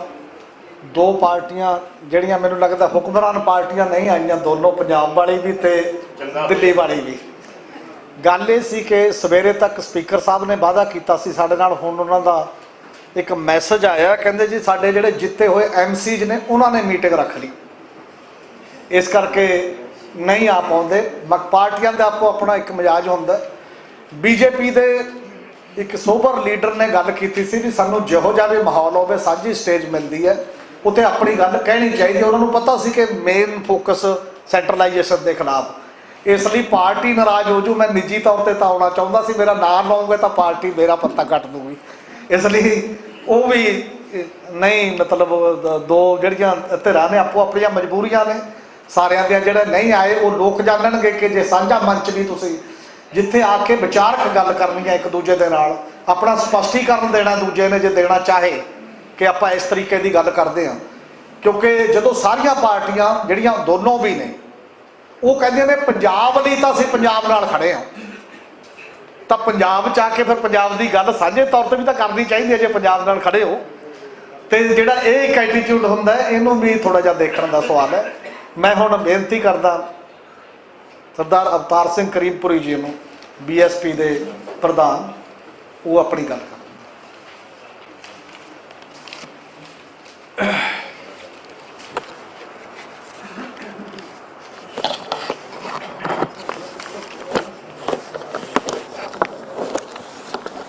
ਅੱਜ ਦੇ ਬਹੁਤ ਹੀ ਮਹੱਤਵਪੂਰਨ ਸੈਮੀਨਾਰ ਦੇ ਵਿੱਚ ਸਾਰੇ ਸਤਿਕਾਰਯੋਗ ਬੁੱਧੀਜੀਵੀ ਸਾਥੀਓ ਔਰ ਵੱਖ-ਵੱਖ ਪਾਰਟੀਆਂ ਦੇ ਆਗੂ ਸਾਹਿਬਾਨ, ਪ੍ਰਬੰਧਕ ਸਾਹਿਬਾਨ, ਸਭ ਨੂੰ ਜੈ ਭੀਮ, ਜੈ ਭਾਰਤ, ਵਾਹਿਗੁਰੂ ਜੀ ਕਾ ਖਾਲਸਾ, ਸ੍ਰੀ ਵਾਹਿਗੁਰੂ ਜੀ ਕੀ ਫਤਿਹ। ਮੈਂ ਜਿਹੜੀਆਂ ਗੱਲਾਂ ਪਹਿਲਾਂ ਹੋ ਗਈਆਂ ਬਿਲਕੁਲ ਕਿਸੇ ਨੂੰ ਵੀ ਦੁਹਰਾਉਣਾ ਨਹੀਂ ਚਾਹੂੰਗਾ, ਔਰ ਸੰਘੀ ਢਾਂਚੇ ਦੇ ਬਾਰੇ ਪੰਜਾਬ ਦੇ ਇੰਟਰਸਟ ਲਈ ਫੈਡਰਲ ਸਟਰਕਚਰ ਮਜ਼ਬੂਤ ਹੋਵੇ, ਇਹਦੇ ਬਾਰੇ ਔਰ ਇਹਦਾ ਹੁਣ ਤੱਕ ਜੋ ਸੈਂਟਰ ਨੇ जिस तरीके नाल अपनी पावर्स का इस्तेमाल किया, सरदार हमीर सिंह जी ने कहा कि किसी भी पार्टी के पापा का नाम लेके जिक्र नहीं करना ताकि कोई नवी कंट्रोवर्सी शुरू ना हो। मैं बिल्कुल उन्होंने सहमत हाँ और मैं कोई धर्म संकट उन्होंने पैदा नहीं करना चाहता कुछ भी। लेकिन जिहड़ा आपां रो रहे हैं, कबीर साहब ने की कहा कि सुखिया सब संसार है खावे और सोए, दुखिया दास कबीर है जागे और रोए। सतगुरु कबीर जी बाणी च कहते हैं कि संसार जरा खाण नूं और सौण नूं ही सुख समझण लग, जब किसी को पूछो कि किदा, बहुत वधिया खा रहे और सो रहे। पर कबीर कहता भी मैं दुखी हूं। क्यों दुखी है? दुखिया दास कबीर है जागे और रोए। मैनू नींद क्यों नहीं आती? उन्होंने पूछा भी तुसी संत हो गए, दुखी क्यों? संत का काम तो संगत के दुखों का अंत करना, तो तुसी रोंदे क्यों? उन्हें कहा कबीरा तेरी चौपड़ी गल कटी इनके पास, तो मेरे सामने जिन्हों दी गर्दना बढ़िया जा रही हिल नहीं रही। तो मैं बहुजन समाज पार्टी वालों जो बाबा साहब डॉक्टर अंबेडकर जी का संघी ढांचे के प्रति नजरिया से सेंटर स्टेट के रिलेशन वाला जो उन्होंने संविधान सभा की डिस्कशन भी किया, और उन्होंने यत्न किया कि साडा देश जिहड़ा इहदे विच ऐसा सिस्टम दिता जाए कि जिथे अपना विकास सूबे कर सकन और देश की एकता और अखंडता का भी ख्याल रखा जाए। बहुजन समाज पार्टी बाबा साहब डॉक्टर अंबेडकर जी की उस सोच नाल 100% सहमत। अब मिसयूज तो हुक्मराना ने किया, और हुक्मराना ने मिसयूज जिहड़ा किया उहदा आउटकम है कि जिहड़ा बुद्धिजीवी वर्ग हुआ वो बैठा सोच विचार करने लगे। पंजाब जिथे आप रहते हैं, जिहदे बारे आप चिंता व्यक्त कर रहे हैं, पंजाब का जोग्राफिकल मॉडल भी होया। अब उस मॉडल दे विच किने किने रोल किया वो तुहानू मेरे नाल ज़्यादा पता कि पंजाब का जोग्राफिकल मॉडल किदा, पंजाब का फाइनैंशियल मॉडल किदा होया और पंजाब का फिजिकल मॉडल किदा। पंजाब नूं प्लान तरीके दे नाल इहदा फिजिकल मॉडल, इहदा फाइनैंशियल मॉडल, इहदा जोग्राफिकल मॉडल, और उहदे विच कौन कौन शामिल है ये बुद्धिजीवियों को मेरे ख्याल समझाने की लोड़ है। डॉक्टर अंबेडकर साहब ने बुद्धिजीवियों के एक बारे एक गल कही है कि बुद्धिजीवी होना कोई बहुत बड़ी गल नहीं, बुद्धिजीवी की दिशा क्या है ये बड़ी गल। क्योंकि विनाश ने भी बुद्धि चाहिए है, विकास ने भी बुद्धि चाहिए। एक बंदा परमाणु बंब बनाता बर्बादी ले, वो भी बुद्धि रखता, और एक को तो बिजली तैयार करता विकास ले, वो भी बुद्धि रखता। इस करके बुद्धिजीवियों को मैं सुनेहा देना चाहूंगा कि अगर आप पंजाब को मौजूदा क्राइसिस चो कढ़ना तो सानू ये फैसला करना पऊगा कि असी रिलेशन बचाने हैं या जनरेशन बचाने। बुद्धिजीवी अगर रिलेशन बचाने लिए डटे रहेंगे, उन्होंने कलमा रिलेशन बचाने ते लगियां रहनगियां, तो जनरेशन गुआओगे। अगर हिम्मत करोगे जनरेशन बचाने लिए कलमा डेडिकेट करोगे तो तुसी रिलेशनां दी सैक्रीफाइस करके जनरेशन बचाओगे। जिहड़ा तुसी संकल्प पत्र दिता बहुजन समाज पार्टी ने, इहदे जिहड़े मुख्य विचार जिहड़े तुहाडे ਕਿ ਮੈਂ ਬੜੇ 5-4 ਜਿੰਨੇ ਵੀ ਹੈਗੇ ਆ, ਇਹਦੇ ਨਾਲ BSP 100% ਸਹਿਮਤ। ਅਸੀਂ ਤੁਹਾਡੇ ਇਸ ਸੋਚ ਦੇ ਮੈਂ ਇਹ ਬੇਨਤੀ ਕਰਨੀ ਚਾਹੂੰਗਾ ਤੁਹਾਨੂੰ ਕਿ ਅਸੀਂ ਅੱਜ ਜਿਹੜੇ ਸਾਡੇ ਸਾਹਮਣੇ ਚੈਲੰਜ ਹੈ, ਉਹ ਚੈਲੰਜ ਦੇ ਉੱਪਰ ਬੁੱਧੀਜੀਵੀ ਵਰਗ ਬਹੁਤ ਬੜਾ ਰੋਲ ਕਰ ਸਕਦਾ। ਮੈਨੂੰ ਕਈ ਵਾਰ ਅਫਸੋਸ ਹੁੰਦਾ, ਬਹੁਤ ਜ਼ਿਆਦਾ। ਇੱਥੇ ਵੀ ਮੰਚ ਤੇ ਦੱਸਿਆ ਗਿਆ ਕਿ RSS ਦਾ ਏਜੰਡਾ ਆ ਇਸ ਦੇਸ਼ ਨੂੰ ਹਿੰਦੂ ਰਾਸ਼ਟਰ ਬਣਾਉਣਾ। ਔਰ ਜੇ ਮੈਂ ਉਹਨੂੰ ਡਿਫਾਈਨ ਕਰਾਂ, ਉਹ ਇਹ ਕਹਿੰਦੇ ਆ ਹਿੰਦੀ, ਹਿੰਦੂ ਔਰ ਹਿੰਦੁਸਤਾਨ, ਇਹ 3 ਕਨਸੈਪਟ, ਉਹਦੇ 3 ਪਿਲਰ ਹੈ। ਹਿੰਦੀ ਭਾਸ਼ਾ ਦੇ ਤੌਰ ਤੇ ਇਸ ਦੇਸ਼ ਦੇ ਵਿੱਚ ਸਾਰਿਆਂ ਨੂੰ ਹਿੰਦੀ ਸਿਖਾਉਣਾ ਔਰ ਹਿੰਦੀ ਉਹਨਾਂ ਦੀ ਪਹਿਲੀ ਭਾਸ਼ਾ ਦੇ ਤੌਰ ਤੇ ਇਹ ਉਹਨੂੰ ਡਿਵੈਲਪ ਕਰਨਾ। ਜਿੱਦਾਂ ਅੱਜ ਪੰਜਾਬ 'ਚ ਹੋਇਆ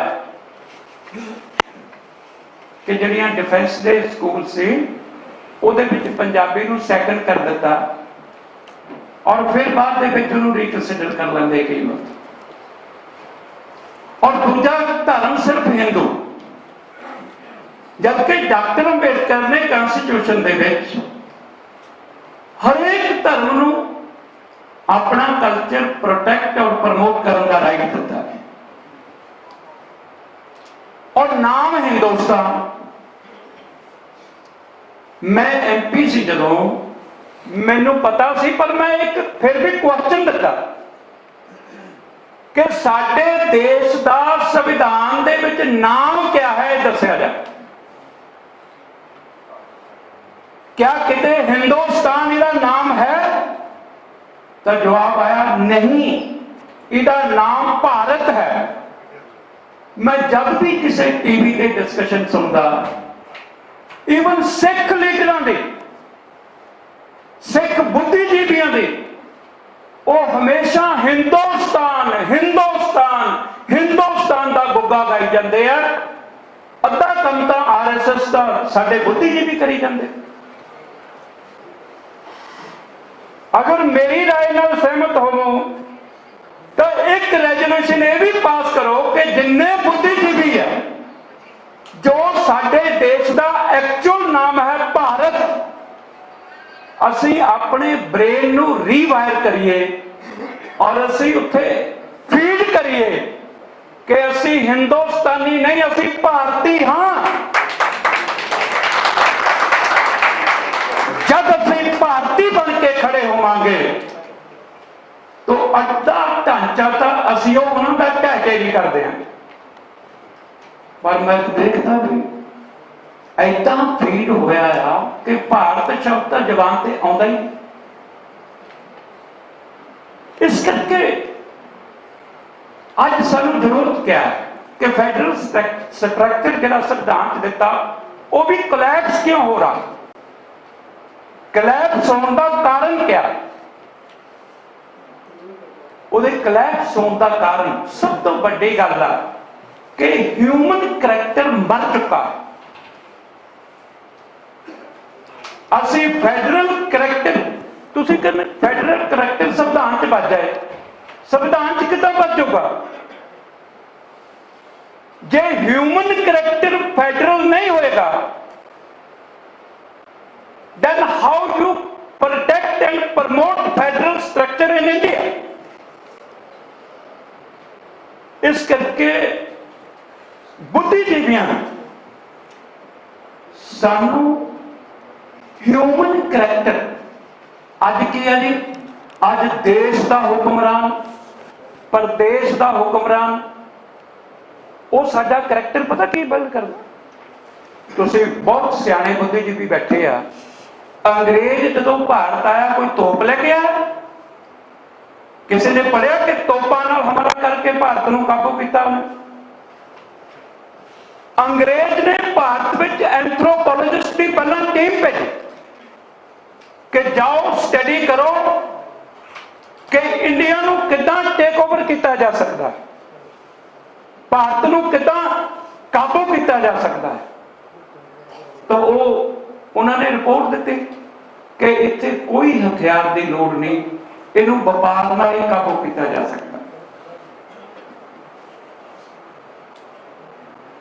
ਮੈਂ ਤੁਹਾਨੂੰ ਬੇਨਤੀ ਕਰਦਾ ਕਿ ਕੁਝ ਵੀ ਬਚਾਉਣ ਤੋਂ ਪਹਿਲਾਂ ਸਾਨੂੰ ਇੱਕ ਹਿਊਮਨ ਕਰੈਕਟਰ ਜਿਹੜਾ ਸਾਡਾ ਖਤਮ ਕਰ ਦਿੱਤਾ ਗਿਆ, ਸਾਡਾ ਹੁਕਮਰਾਨਾਂ ਨੇ ਕਰੈਕਟਰ ਕੀ ਬਿਲਡ ਕੀਤਾ। ਦੇਖੋ ਬੈਗਰ ਕਰੈਕਟਰ, ਦੋ ਹੀ ਕਰੈਕਟਰ ਆ ਦੁਨੀਆ 'ਚ, ਇੱਕ ਰੂਲਿੰਗ ਕਰੈਕਟਰ, ਇੱਕ ਬੈਗਰ ਕਰੈਕਟਰ। ਬੈਗਰ ਇਸ ਕਰਕੇ ਅਗਰ ਅਸੀਂ ਫੈਡਰਲ ਸਟਰਕਚਰ ਬਚਾਉਣਾ ਹੈ ਤਾਂ ਸਾਨੂੰ ਬੈਗਰ ਕਰੈਕਟਰ ਜਿਹੜਾ ਹੁਕਮਰਾਨ ਡਿਵੈਲਪ ਕਰ ਰਿਹਾ ਹੈ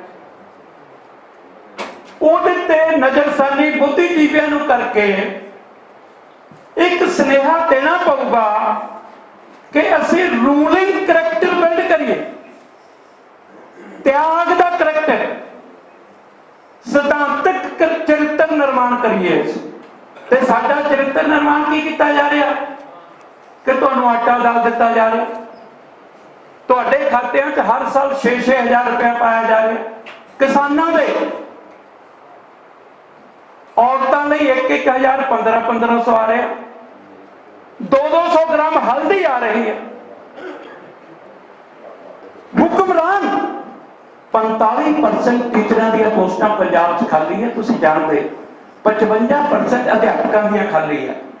ਉਹ ਤੁਹਾਨੂੰ ਅਧਿਆਪਕ ਨਹੀਂ ਦੇਣਾ ਚਾਹੁੰਦਾ ਕਿਉਂਕਿ ਅਧਿਆਪਕ ਨੇਸ਼ਨ ਬਿਲਡ ਕਰਦਾ ਹੈ, ਅਧਿਆਪਕ ਤਕਦੀਰ ਬਣਾਉਣ ਦਾ ਔਰ ਬਦਲਣ ਦਾ ਕੰਮ ਕਰਦਾ ਹੈ। ਉਹ ਤੁਹਾਨੂੰ ਕਿੱਟ ਦੇਣੀ ਚਾਹੁੰਦਾ ਜਿਹਦੇ ਵਿੱਚ 200 ਗ੍ਰਾਮ ਹਲਦੀ ਹੋਣੀ ਹੈ, 2 ਕਿਲੋ ਛੋਲੇ ਹੋਣੇ।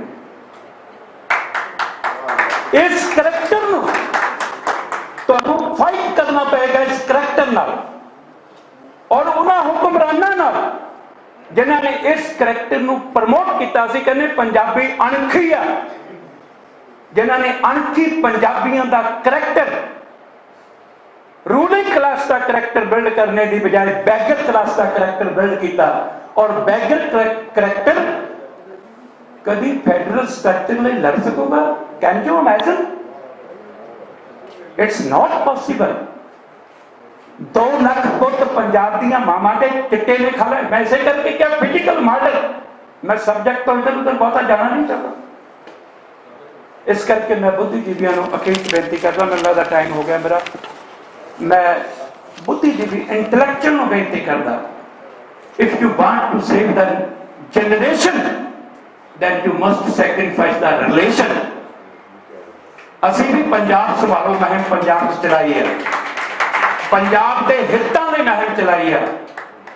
ਉਹ ਮੁਹਿੰਮ ਵੀ ਤੁਹਾਡਾ ਆਸ਼ੀਰਵਾਦ ਮੰਗਦੀ ਹੈ। ਮੈਂ ਤੁਹਾਡਾ ਧੰਨਵਾਦ ਕਰਦਾ ਹਮੀਰ ਸਿੰਘ ਜੀ ਦਾ, ਗਿਆਨੀ ਜੀ ਦਾ, ਜਿਨ੍ਹਾਂ ਨੇ ਯਤਨ ਕੀਤਾ ਸਾਰੇ ਬੁੱਧੀਜੀਵੀਆਂ ਨੂੰ ਇੱਕ ਜਗ੍ਹਾ ਇਕੱਠੇ ਕਰਨ ਲਈ। ਕਲਮਾਂ ਦੇ ਵਿੱਚ ਬੜੀ ਸ਼ਕਤੀ ਹੁੰਦੀ ਆ, ਜ਼ਬਾਨਾਂ 'ਚ ਬੜੀ ਸ਼ਕਤੀ ਹੁੰਦੀ ਆ। ਸਵਾਲ ਜਦੋਂ ਈਮਾਨ ਔਰ ਜਾਨ ਬਚਾਉਣ 'ਚ ਪੈਦਾ ਹੋਇਆ ਸੀ, ਗੁਰੂ ਸਾਹਿਬ ਦੇ ਛੋਟੇ ਛੋਟੇ ਸਾਹਿਬਜ਼ਾਦਿਆਂ ਨੇ ਵੀ ਜਾਨਾਂ ਵਾਰ ਕੇ ਈਮਾਨ ਬਚਾਇਆ ਸੀ। ਅਗਰ ਪੰਜਾਬੀਆਂ ਦੇ ਉੱਜੜ ਰਹੇ ਵਿਹੜਿਆਂ 'ਚ ਮੁੜ ਕੇ ਉਜਾਲਾ ਲਿਆਣਾ ਚਾਹੁੰਦੇ ਆ ਤਾਂ ਅੱਜ ਫਿਰ ਸਵਾਲ ਈਮਾਨ ਬਚਾਉਣ ਦਾ ਹੈ। ਧੰਨਵਾਦ। ਜੈ ਭੀਮ, ਜੈ ਭਾਰਤ, ਵਾਹਿਗੁਰੂ ਜੀ ਕਾ ਖਾਲਸਾ, ਵਾਹਿਗੁਰੂ। ਬਾਅਦ 'ਚ ਪਹਿਲਾਂ ਬੋਲ ਲੈਣ ਤੇ ਜੋ ਵੀ ਬਣੇ। ਸੂਚਨਾ 2 ਗੱਡੀਆਂ ਖੜੀਆਂ ਨੇ ਰਸਤੇ 'ਚ, 9302 3876। ਉਹ ਕਿਰਪਾ ਕਰਕੇ ਥੋੜਾ ਜਿਹਾ ਉੱਥੇ ਕਿਸੇ ਨੇ ਕੁਝ ਕੱਢਣਾ ਹੋਵੇਗਾ, ਧਿਆਨ ਦੇਣ ਜੀ। ਤੇ ਕਾਫੀ ਪਿੰਡ ਆਪਾਂ ਪਾਰ ਕਰ ਲਿਆ, ਲਗਭਗ ਟਾਈਮ ਦੇ ਮੁਤਾਬਕ ਹੀ ਆ, ਸਾਰਿਆਂ ਨੂੰ ਟਾਈਮ ਦੇ ਮੁਤਾਬਕ ਲਗਭਗ ਵਿਹਲਾ ਕਰ ਦਿੱਤਾ ਜਾਏਗਾ ਮੇਰੇ ਖਿਆਲ ਹੈ। ਤੇ ਮੈਂ ਹੁਣ ਬੇਨਤੀ ਕਰਦਾ ਸੁਖਦਰਸ਼ਨ ਨੱਤ, ਉਹਨਾਂ ਨੂੰ ਕਾਮਰੇਡ ਸੁਖਦਰਸ਼ਨ ਨੱਤ, CPI-ML ਲਿਬਰੇਸ਼ਨ, ਉਹ ਵੀ ਸਮਾਂ ਸਾਰਿਆਂ ਲਈ ਬਰਾਬਰ ਹੀ ਹੈ, ਉਸੇ ਸਮੇਂ ਦੇ ਮੁਤਾਬਕ ਆਪਣੀ ਗੱਲ ਕਹਿਣ। ਗੁਰੂ ਗ੍ਰੰਥ ਸਾਹਿਬ ਭਵਨ ਦੇ ਵਿੱਚ ਹਾਜ਼ਰ ਸਮੂਹ ਰਾਜਨੀਤਿਕ ਪਾਰਟੀਆਂ ਦੇ ਆਗੂ ਸਾਹਿਬਾਨ ਤੇ ਵੱਖ-ਵੱਖ ਖੇਤਰਾਂ ਦੇ ਬੁੱਧੀਜੀਵੀ ਸਰੋਤਿਓ, ਆਪਾਂ ਕਾਫੀ ਡਿਸਕਸ਼ਨ ਇਸ ਦਿੱਤੇ ਏਜੰਡੇ ਤੇ ਕੀਤੀ ਹੈ। ਮੈਂ ਖਾਸ ਤੌਰ ਤੇ ਧੰਨਵਾਦੀ ਹਾਂ ਪ੍ਰੋਫੈਸਰ ਸਾਹਿਬ ਦਾ, ਜਿਹੜੇ ਸਭ ਤੋਂ ਪਹਿਲਾਂ ਬੋਲੇ ਤੇ ਉਹਨਾਂ ਨੇ ਏਜੰਡੇ ਦੇ ਬਹੁਤ ਸਾਰੇ ਪੱਖ ਖੋਲ੍ਹ ਕੇ ਸਾਡੇ ਸਾਹਮਣੇ ਰੱਖੇ। ਮੈਂ ਕੁਝ ਗੱਲਾਂ ਕਰਨਾ ਚਾਹੁੰਦਾ ਕਿ ਜਦੋਂ ਅੰਗਰੇਜ਼ਾਂ ਦੇ ਖਿਲਾਫ ਆਜ਼ਾਦੀ ਦੀ ਲੜਾਈ ਲੜੀ ਗਈ, ਉਸ ਲੜਾਈ ਦੇ ਵਿੱਚ ਉਸ ਸੰਘਰਸ਼ ਨੇ ਇਸ ਦੇਸ਼ ਨੂੰ ਇਕਜੁੱਟ ਕੀਤਾ, ਜਿਹੜਾ ਇਹ ਦੇਸ਼ ਪਹਿਲਾਂ ਕਦੇ ਵੀ ਇਕਜੁੱਟ ਨਹੀਂ ਸੀ ਰਿਹਾ। ਇਹ ਬਹੁਤ ਸਾਰੇ ਟੁਕੜਿਆਂ ਦੇ ਵਿੱਚ ਵੰਡਿਆ ਹੋਇਆ ਸੀ ਤੇ ਉਹ ਅਸਰ ਸੰਵਿਧਾਨ ਬਣਾਉਣ ਤੱਕ ਵੀ ਬਰਕਰਾਰ ਸੀ, ਕਿਉਂਕਿ ਜਿਹੜੀ ਸੰਵਿਧਾਨ ਸਭਾ ਸੀ ਉਹਦੇ 'ਚ ਵੱਖ-ਵੱਖ ਵਿਚਾਰਧਾਰਾਵਾਂ ਦੇ ਵੱਖ-ਵੱਖ ਹਿੱਸਿਆਂ ਦੇ ਜਿਹੜੇ ਨੁਮਾਇੰਦਿਆਂ ਦੀ ਨੁਮਾਇੰਦਗੀ ਸੀ, ਜਿਹਦੇ ਕਰਕੇ ਤੁਸੀਂ ਦੇਖਦੇ ਹੋ ਕਿ ਸੰਵਿਧਾਨ ਕਾਫੀ ਸਾਰੀਆਂ ਡੈਮੋਕ੍ਰੈਟਿਕ ਕਦਰਾਂ ਕੀਮਤਾਂ ਵੀ ਤੇ ਫੈਡਰਲ ਸਟਰਕਚਰ ਦੀ ਗੱਲ ਵੀ ਲੈ ਕੇ ਆਇਆ। ਪਰ ਜਿਉਂ-ਜਿਉਂ ਸਮਾਂ ਗੁਜ਼ਰਿਆ ਤੇ ਆਮ ਹੁੰਦਾ ਕਿ ਜਿਹੜੀ ਸੱਤਾਧਾਰੀ ਪਾਰਟੀ ਹੈ ਉਹਨੂੰ, ਜਿਵੇਂ ਅਸੀਂ ਇੱਥੇ ਵੀ ਦੇਖਦੇ ਹਾਂ ਕਿ ਦੋਨੇ ਸੱਤਾਧਾਰੀ ਪਾਰਟੀਆਂ ਗੈਰ ਹਾਜ਼ਰ ਹੈ, ਕਿਉਂਕਿ ਸੱਤਾਧਾਰੀਆਂ ਨੂੰ ਇੱਕ ਆਦਤ ਪੈ ਜਾਂਦੀ ਹੈ ਕਿ ਅਸੀਂ ਆਪਣੇ ਤੋਂ ਵੱਖਰੀ ਗੱਲ ਨਹੀਂ ਸੁਣਨੀ। ਸ਼ੁਰੂ 'ਚ ਇਹ ਆਦਤ ਨਹੀਂ ਸੀ। ਪਾਰਲੀਮੈਂਟ ਦੇ ਵਿੱਚ ਜਵਾਹਰ ਲਾਲ ਨਹਿਰੂ ਰਾਮ ਮਨੋਹਰ ਲੋਹੀਆ ਨੂੰ ਵੀ ਸੁਣਦੇ ਸੀ, ਡਾਕਟਰ ਅੰਬੇਦਕਰ ਨੂੰ ਵੀ ਸੁਣਦੇ ਸੀ ਤੇ ਹੋਰ ਵੀ ਕਮਿਊਨਿਸਟ ਲੀਡਰਾਂ ਨੂੰ ਵੀ ਸੁਣਦੇ ਸੀ ਜਿਹੜੇ ਉਹਨਾਂ ਦੀ ਆਲੋਚਨਾ ਕਰਦੇ ਸੀ। ਪਰ ਅੱਜ ਅਸੀਂ ਦੇਖਦੇ ਹਾਂ ਨਾ ਪਾਰਲੀਮੈਂਟ 'ਚ ਨਾ ਅਸੈਂਬਲੀਆਂ 'ਚ ਵਿਰੋਧੀ ਗੱਲ ਨੂੰ ਸੁਣਨ ਦਾ ਕਲਚਰ ਨਹੀਂ ਰਿਹਾ। ਤੇ ਉਵੇਂ ਜਿਵੇਂ ਉਹਨਾਂ ਨੂੰ ਪਤਾ ਸੀ ਕਿ ਸੈਮੀਨਾਰ 'ਚ ਬਹੁਤ ਸਾਰੀਆਂ ਇਸ ਕਿਸਮ ਦੀਆਂ ਗੱਲਾਂ ਹੋਣਗੀਆਂ ਜਿਨ੍ਹਾਂ ਤੇ ਉਹਨਾਂ ਦੀ ਆਲੋਚਨਾ ਹੋਊ, ਉਹ ਇਹਦੇ ਲਈ ਸੁਣਨ ਲਈ ਤਿਆਰ ਨਹੀਂ ਹੋਏ। ਤੇ ਅਸੀਂ ਦੇਖਿਆ ਕਿ ਸਮਾਂ ਗੁਜ਼ਰਦੇ ਜਾਣ ਨਾਲ ਉਹ ਜਿਹੜਾ ਡੈਮੋਕ੍ਰੇਸੀ ਸੀ ਉਹ ਲਗਾਤਾਰ ਸੁੰਗੜਦੀ ਗਈ। ਫੈਡਰਲ ਢਾਂਚੇ ਦਾ ਜਿਹੜਾ ਸੰਕਲਪ ਸੀ ਉਹਨੂੰ ਲਗਾਤਾਰ ਸੰਗੇੜਿਆ ਜਾਂਦਾ ਰਿਹਾ। ਤੇ ਇੱਕ ਗੱਲ ਸ਼ੁਰੂ 'ਚ ਮੈਂ ਕਹਿ ਦੇਣਾ ਚਾਹੁੰਦਾ ਕਿ ਸਾਡੀ ਪਾਰਟੀ CPI-ML ਨੇ ਆਪਣੇ ਮੁੱਢ ਤੋਂ ਹੀ ਕਿਹਾ ਸੀ, ਇਹ ਗੱਲ ਤੇ ਅੱਜ ਵੀ ਸਾਡੇ ਪ੍ਰੋਗਰਾਮ ਸ਼ਾਮਲ ਹੈ, ਕਿ ਦੇਸ਼ ਦੀ ਏਕਤਾ, ਦੇਸ਼ ਦੇ ਲੋਕਾਂ ਦੀਆਂ ਜੇ ਅਮੰਗਾਂ ਤੇ ਆਸ਼ਾਵਾਂ ਨੂੰ ਡੈਮੋਕ੍ਰੈਟਿਕ ਢੰਗ ਨਾਲ ਸੁਣਿਆ ਜਾਵੇ ਤੇ ਪੂਰਾ ਕੀਤਾ ਜਾਵੇ, ਫੇਰ ਹੀ ਕਾਇਮ ਰਹਿੰਦੀ ਹੈ। ਬੰਦੂਕਾਂ ਦੇ ਸਿਰ ਤੇ ਦੇਸ਼ ਦੀ ਏਕਤਾ ਕਦੇ ਕਾਇਮ ਨਹੀਂ ਰਹਿੰਦੀ।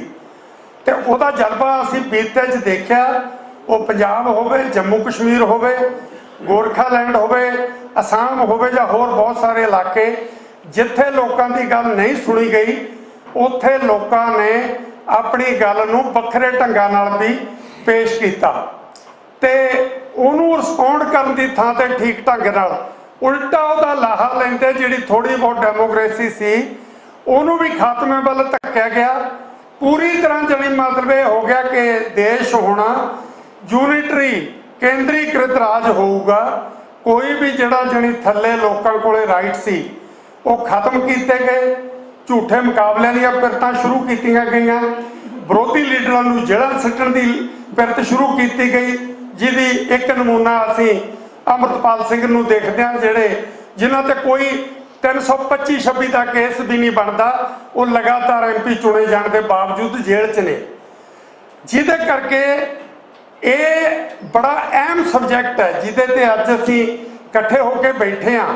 ਜੇ ਤਾਂ ਇਹਦੇ ਤੇ ਆਜ਼ਾਦੀ ਦੀ ਇੱਕ ਦੂਜੀ ਲੜਾਈ ਵਰਗਾ ਦੇਸ਼ ਦੇ ਵਿੱਚ ਇੱਕ ਫੈਡਰਲ ਤੇ ਡੈਮੋਕ੍ਰੈਟਿਕ ਸਿਸਟਮ ਨੂੰ ਸਥਾਪਿਤ ਕਰਨ ਦੇ ਲਈ ਦੂਜੀ ਆਜ਼ਾਦੀ ਦੀ ਲੜਾਈ ਵਰਗੀ ਕੋਈ ਇਕਜੁੱਟ ਲੜਾਈ ਜੇ ਤਾਂ ਬਣ ਜਾਂਦੀ ਹੈ ਤਾਂ ਠੀਕ ਹੈ। ਨਹੀਂ, ਮੈਨੂੰ ਇਹ ਕਹਿਣ 'ਚ ਕੋਈ ਹਿਚਕ ਨਹੀਂ ਆਉਂਦੇ ਸਮਿਆਂ 'ਚ ਇਹ ਦੇਸ਼ ਇਕਜੁੱਟ ਨਹੀਂ ਰਹੂਗਾ। ਕੋਈ ਵੀ ਕੋਸ਼ਿਸ਼ ਕਰਕੇ ਦੇਖ ਲੈ ਇਹਦੇ ਤੇ।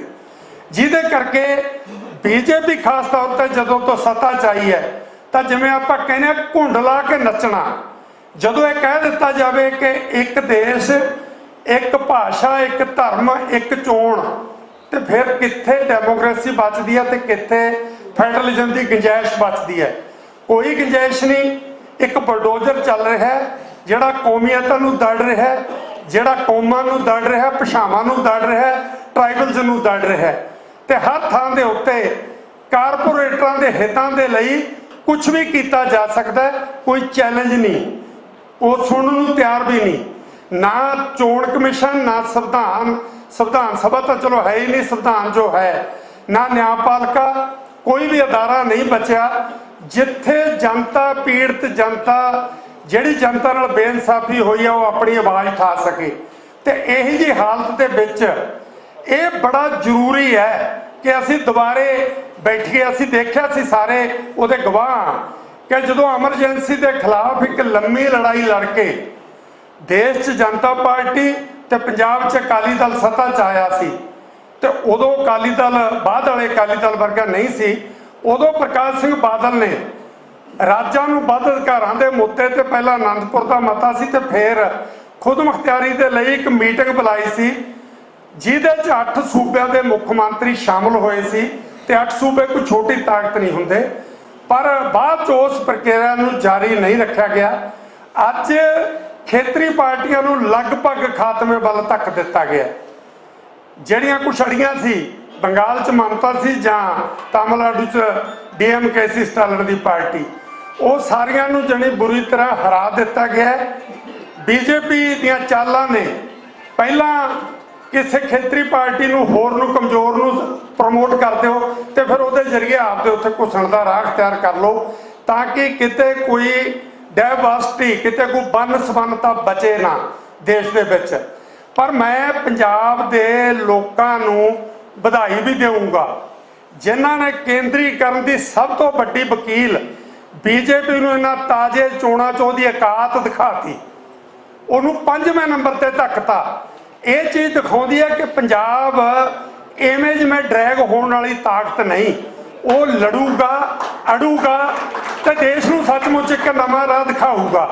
ਸਾਨੂੰ ਹਰ ਚੀਜ਼ ਦੇ ਉੱਤੇ, ਨਾ ਸਾਡੇ ਰਿਪੇਰੀਅਨ ਲਾਅ ਦੇ ਤਹਿਤ ਪਾਣੀਆਂ ਦੀ ਗੱਲ ਸੁਣੀ ਜਾ ਰਹੀ ਹੈ, ਸਾਡੀ ਜ਼ਮੀਨ ਜਿਹੜੀਆਂ ਭਾਰਤ ਮਲਾਵਾਂ ਵਰਗੀਆਂ ਸੜਕਾਂ ਨੇ ਜਿਨ੍ਹਾਂ ਦੀ ਸਾਨੂੰ ਲੋੜ ਨਹੀਂ ਸੀ, ਉਪਜਾਊ ਜ਼ਮੀਨ ਉਹਦੇ ਥੱਲੇ ਇਹ ਕਹਿ ਲਓ ਦੱਬੀ ਜਾ ਰਹੀ ਹੈ। ਪੰਜਾਬੀ ਭਾਸ਼ਾ, ਪੰਜਾਬ ਦਾ ਕਲਚਰ, ਪੰਜਾਬ ਦਾ ਇਤਿਹਾਸ ਸਿਲੇਬਸਾਂ 'ਚੋਂ ਬਾਹਰ ਕੱਢਿਆ ਜਾ ਰਿਹਾ ਹੈ, ਜਿਹਦੇ ਕਰਕੇ ਹਰ ਖੇਤਰ 'ਚ ਸਾਡੀ ਕੋਈ ਸੁਣਵਾਈ ਨਹੀਂ। ਤੇ ਕਦੇ ਇੱਕ ਸਾਡੇ ਬੜੇ ਮਹਾਕਵੀ ਹੋਏ ਨੇ ਗੁਰਦਾਸ ਰਾਮ ਆਲਮ, ਉਹਨਾਂ ਨੇ ਕਿਹਾ ਸੀ ਚਾਹੇ ਪਿੰਡ 'ਚੋਂ ਆਵੇ ਇੱਕ ਮਰਲਾ, ਸਾਥੋਂ ਆਪਣਾ ਹਿੱਸਾ ਨਾ ਛੱਡ ਹੋਵੇ। ਜਿਹਦੇ ਕਰਕੇ ਇਸ ਦੇਸ਼ ਦੀ ਆਜ਼ਾਦੀ ਦੇ ਲਈ ਅਸੀਂ ਸਭ ਤੋਂ ਵੱਧ ਲੜੇ ਸੀ। 2 ਸੂਬੇ ਪੰਜਾਬ ਤੇ ਬੰਗਾਲ, ਦੋਨਾਂ ਨੂੰ ਵੰਡ ਦਾ ਸ਼ਿਕਾਰ ਬਣਾਇਆ ਗਿਆ ਤੇ ਦੋਨਾਂ ਨੂੰ ਵਿਤਕਰੇ ਦਾ ਸ਼ਿਕਾਰ ਬਣਾਇਆ ਗਿਆ। ਜਿਹੜੇ BJP ਦੇ ਪ੍ਰੋ ਸੂਬੇ ਨੇ ਉਹਨਾਂ ਨੂੰ ਗ੍ਰਾਂਟਾਂ ਦੇ ਗੱਫੇ ਤੇ ਸਾਨੂੰ ਆਪਦੇ ਹਿੱਸੇ ਪੈਂਦਾ ਜਿਹੜਾ ਪੈਸਾ ਫੰਡਾਂ 'ਚ ਉਹ ਵੀ ਨਾ ਮਿਲੇ। GST ਦੇ ਜ਼ਰੀਏ ਸਟੇਟਾਂ ਨੂੰ ਭਿਖਾਰੀ ਬਣਾ ਦਿੱਤਾ ਗਿਆ। ਤੇ ਇੱਕ ਖਾਸ ਗੱਲ ਜਿਹੜੀ ਨੋਟ ਕਰਨ ਵਾਲੀ ਹੈ, ਮੈਂ ਪਿਛਲੇ ਦਿਨਾਂ 'ਚ ਇੱਕ ਸਟੱਡੀ ਕੀਤਾ, ਆਮ ਇੱਕ ਮੀਡੀਅਮ ਮਤਲਬ ਬਰਤਾਂਤ ਹੈ ਕਿ ਆਬਾਦੀ ਜੀ ਬੜੀ ਤੇਜ਼ੀ ਨਾਲ ਵੱਧ ਰਹੀ ਹੈ। ਦੁਨੀਆ ਭਰ ਦੇ ਜਿਹੜੇ ਸਮਾਜ ਸ਼ਾਸਤਰੀ ਨੇ ਉਹਨਾਂ ਨੇ ਇੱਕ ਸਹਿਮਤੀ ਨਾਲ ਸਿੱਟਾ ਕੱਢਿਆ ਕਿ ਜੇ ਇੱਕ ਪਰਿਵਾਰ ਦੀ ਪੈਦਾਇਸ਼ ਦਰ 1.2 ਹੈ ਤਾਂ ਆਬਾਦੀ ਸਟੇਬਲ ਹੁੰਦੀ ਹੈ, ਜੇ 1.2 ਤੋਂ ਪੈਦਾਇਸ਼ ਦਰ ਘੱਟ ਹੈ ਤਾਂ ਆਬਾਦੀ ਘਟਣੀ ਸ਼ੁਰੂ ਹੋ ਜਾਂਦੀ ਹੈ। 2.1 ਤੋਂ ਜੇ ਘਟਦੀ ਹੈ ਤਾਂ ਆਬਾਦੀ ਘਟਣੀ ਸ਼ੁਰੂ ਹੋ ਜਾਂਦੀ ਹੈ। ਅਸੀਂ ਕੀ ਦੇਖਦੇ ਹਾਂ, ਪੰਜਾਬ ਦੀ ਆਬਾਦੀ ਦੇ ਵਾਧੇ ਦੀ ਦਰ ਇਸ ਵੇਲੇ ਸਿਰਫ 1.5 ਰਹਿ ਗਈ। ਸਾਫ਼ ਹੈ ਪੰਜਾਬ ਦੀ ਆਬਾਦੀ ਘਟ ਰਹੀ ਹੈ, ਪੰਜਾਬ ਦੀ ਨਹੀਂ, ਆਂਧਰਾ ਪ੍ਰਦੇਸ਼ ਦੀ, ਕਰਨਾਟਕ ਦੀ, ਕੇਰਲਾ ਦੀ, ਬਹੁਤ ਸਾਰੇ ਸੂਬਿਆਂ ਦੀ। ਜਿਹਦੇ ਕਰਕੇ ਆਂਧਰਾ ਪ੍ਰਦੇਸ਼ ਦਾ ਮੁੱਖ ਮੰਤਰੀ ਐਵੇਂ ਨਹੀਂ ਕਹਿੰਦਾ ਤੀਜੇ ਬੱਚੇ ਤੇ 30,000 ਰੁਪਇਆ ਦੇਵਾਂਗੇ, ਚੌਥੇ ਬੱਚੇ ਤੇ ਅਸੀਂ 40,000 ਰੁਪਇਆ ਦੇਵਾਂਗੇ ਇਨਸੈਂਟਿਵ। ਤਾਂ 5 ਸੂਬੇ ਨੇ ਜਿਨ੍ਹਾਂ ਦੀ ਆਬਾਦੀ ਦੇ ਵਾਧੇ ਦੀ ਦਰ ਦੇਸ਼ ਦੀ ਐਵਰੇਜ ਨਾਲੋਂ ਜ਼ਿਆਦਾ ਆ। ਉਹ 5 ਸੂਬੇ ਕਿਹੜੇ ਆ? ਬਿਹਾਰ ਹੈ, ਉੱਤਰ ਪ੍ਰਦੇਸ਼ ਹੈ, ਮੱਧ ਪ੍ਰਦੇਸ਼ ਹੈ, ਛੱਤੀਸਗੜ੍ਹ ਹੈ ਤੇ ਰਾਜਸਥਾਨ ਹੈ।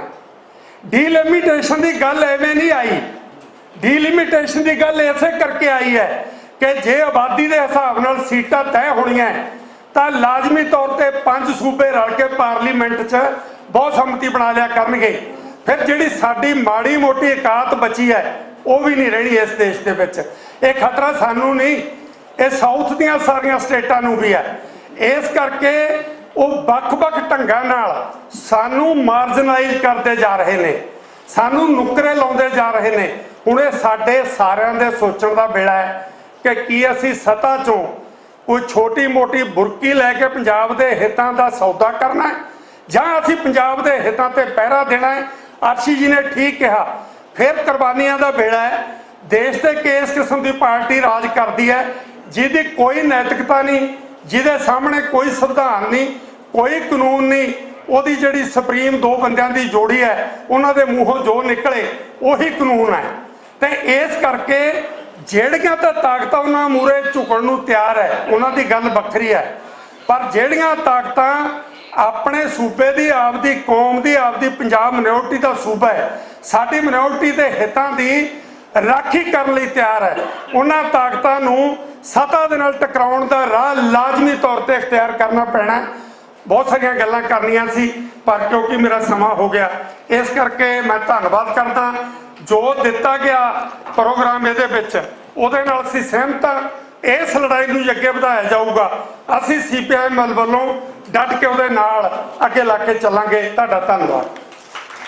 ਸਤਿਕਾਰਯੋਗ ਪ੍ਰਧਾਨਗੀ ਮੰਡਲ ਤੇ ਬਾਕੀ ਸੱਜਣੋ, ਵਾਹਿਗੁਰੂ ਜੀ ਕਾ ਖਾਲਸਾ, ਵਾਹਿਗੁਰੂ ਜੀ ਕੀ ਫਤਿਹ। ਮੈਂ ਆਪਣੀ ਗੱਲ ਸ਼ੁਰੂ ਕਰਨ ਤੋਂ ਪਹਿਲਾਂ ਇੱਕ ਤਾਂ ਮੈਂ ਇਸ ਗੱਲ ਦੀ ਵਧਾਈ ਦੇਣਾ ਚਾਹੁੰਦਾ ਜਿਹੜਾ ਸੈਮੀਨਾਰ ਤਾਂ ਚਲੋ ਅਸੀਂ ਪਿੰਡ ਬਚਾਓ ਪੰਜਾਬ ਬਚਾਓ ਗਿਆਨੀ ਜੀ ਦੇ ਉਸ ਕਰਿਆ ਹੀ ਹੈ, ਪਰ ਸਾਰੀਆਂ ਸਿਆਸੀ ਪਾਰਟੀਆਂ ਇਹਨਾਂ ਦੇ ਬਹੁਤਿਆਂ ਦੇ ਮੰਤਰਾਂ ਨੂੰ ਵੀ ਮੈਂ ਸਾਂਝਾ ਕਰਿਆ ਹੋਇਆ ਹੈ। ਅੱਜ ਇੱਕ ਸਾਨੂੰ ਉਮੀਦ ਦੇ ਰਹੀਆਂ ਨੇ ਕਿ ਅਸੀਂ ਪੰਜਾਬ ਬਚਾਵਾਂਗੇ, ਅਸੀਂ ਦੇਸ਼ ਬਚਾਵਾਂਗੇ, ਅਸੀਂ ਫੈਡਰਲ ਢਾਂਚਾ ਬਚਾਵਾਂਗੇ, ਅਸੀਂ ਇਸ ਫੈਡਰਲ ਢਾਂਚੇ ਨੂੰ ਤਕੜਾ ਕਰਾਂਗੇ। ਇਹ ਮੈਨੂੰ ਉਮੀਦ ਜਾਗਦੀ ਹੈ। ਜਿਨ੍ਹਾਂ ਨੇ ਸਾਰਿਆਂ ਨੇ ਗੱਲ ਕਰੀ ਹੈ 100 ਉਹਨਾਂ 'ਚ ਮਤਭੇਦ ਹੋ ਸਕਦੇ ਨੇ ਗੱਲਾਂ 'ਚ, ਕੋਈ ਗੱਲ ਤੱਥ ਵੀ ਕਿਤੇ ਇੱਧਰ ਉੱਧਰ ਦੇ ਹੋ ਸਕਦੇ ਨੇ, ਪਰ ਉਹਦੀ ਧਾਰਾ ਇੱਕੋ ਹੀ ਹੈ। ਧਾਰਾ ਉਹ ਕਹਿੰਦੇ ਠੂਆਂ ਦੀ ਡਾਰ ਜਾਂਦੀ ਸੀ, ਕਹਿੰਦਾ ਕਿਹੜਾ ਵੱਡਾ ਡੰਗ ਮਾਰਦਾ, ਕਹਿੰਦਾ ਜਿਹਦੇ ਮਰਜ਼ੀ ਪੁੱਛ ਨੂੰ ਹੱਥ ਲਾ ਲੈ, ਡੰਗ ਉੱਦਾਂ ਹੀ ਮਾਰ। ਸੋ ਇਸ ਕਰਕੇ ਇੱਕ ਤਾਂ ਇਹ ਹਾਂ। ਦੂਜਾ ਮੈਂ ਸੈਮੀਨਾਰ ਦੀ ਗੱਲ ਕਰਦਾ, ਇਹ ਵੀ ਮੈਨੂੰ ਉਮੀਦ ਹੈ ਪੰਜਾਬ ਦੇ ਵਿੱਚ ਇਹ ਤੀਜਾ ਸੈਮੀਨਾਰ ਹੈ ਐਸਾ ਜਿਹਦੇ ਵਿੱਚ ਇਸ ਤਰ੍ਹਾਂ ਦਾ ਇਕੱਠ ਹੋਇਆ। ਇੱਕ ਸੈਮੀਨਾਰ ਪਹਿਲਾਂ ਕਿਸੇ ਇਸ਼ੂ 'ਤੇ ਬਣਾਇਆ ਸੀ, ਦੂਜਾ ਪ੍ਰਗਟ ਸਿੰਘ ਜੀ ਨੇ ਪਾਣੀਆਂ ਦੇ ਮਾਮਲੇ ਦੇ ਉੱਤੇ ਕਰਿਆ ਸੀ, ਅਤੇ ਤੀਜਾ ਹੁਣ ਇਹ ਹੈ। ਇਹ ਨਹੀਂ ਹੈ ਕਿ ਗੋਸ਼ਟੀਆਂ ਦਾ ਕੋਈ ਮਤਲਬ ਨਹੀਂ ਹੁੰਦਾ, ਬਲਕਿ ਜਿੰਨਾ ਚਿਰ ਬਾਬੇ ਨੇ ਕਿਹਾ ਜਦ ਤੱਕ ਦੁਨੀਆ ਰਹੀ ਹੈ ਨਾਨਕ ਸੁਣੀਆਂ ਕਿਛ ਕਹੀਏ, ਬਿਨਾਂ ਵਿਚਾਰੇ ਬਿਨਾਂ ਸੋਚੇ ਉਂਝ ਕਰ ਦੋ ਜੀ, ਕਰ ਦੋ ਕਰ ਦੋ ਕਰ ਦੋ। ਤੱਥਾਂ ਨੂੰ ਦੇਖਣਾ, ਕਾਨੂੰਨ ਨੂੰ ਦੇਖਣਾ, ਹਾਲਤ ਨੂੰ ਦੇਖਣਾ ਜ਼ਰੂਰੀ ਹੈ। ਕਿਸਾਨ ਵੀ ਜਦ ਰੋਜ਼ ਇਹੀ ਕੰਮ ਕਰਦਾ ਵੀ ਜੇ ਵਰਤ ਨਹੀਂ ਆਈ ਜ਼ਮੀਨ ਗਿੱਲੀ 'ਚ ਹਲ ਵੱਧਦਾ ਤਾਂ ਡਲੇ ਪੈ ਜਾਣਗੇ, ਜ਼ਿਆਦਾ ਸੁੱਕ ਗਈ ਫਿਰ ਹਾਲ ਨਹੀਂ ਬਹਿਣਾ। ਰੌਣੀ ਕਰਕੇ ਹਿਸਾਬ ਲਾਉਂਦਾ ਨਾ, ਕਣਕ ਵੱਢਣ ਵੇਲੇ ਹਿਸਾਬ ਲਾਉਂਦਾ ਹੀ ਹੈ ਨਾ ਵੀ ਹੁਣ ਵੱਢਣੀ ਹੈ ਬਸ।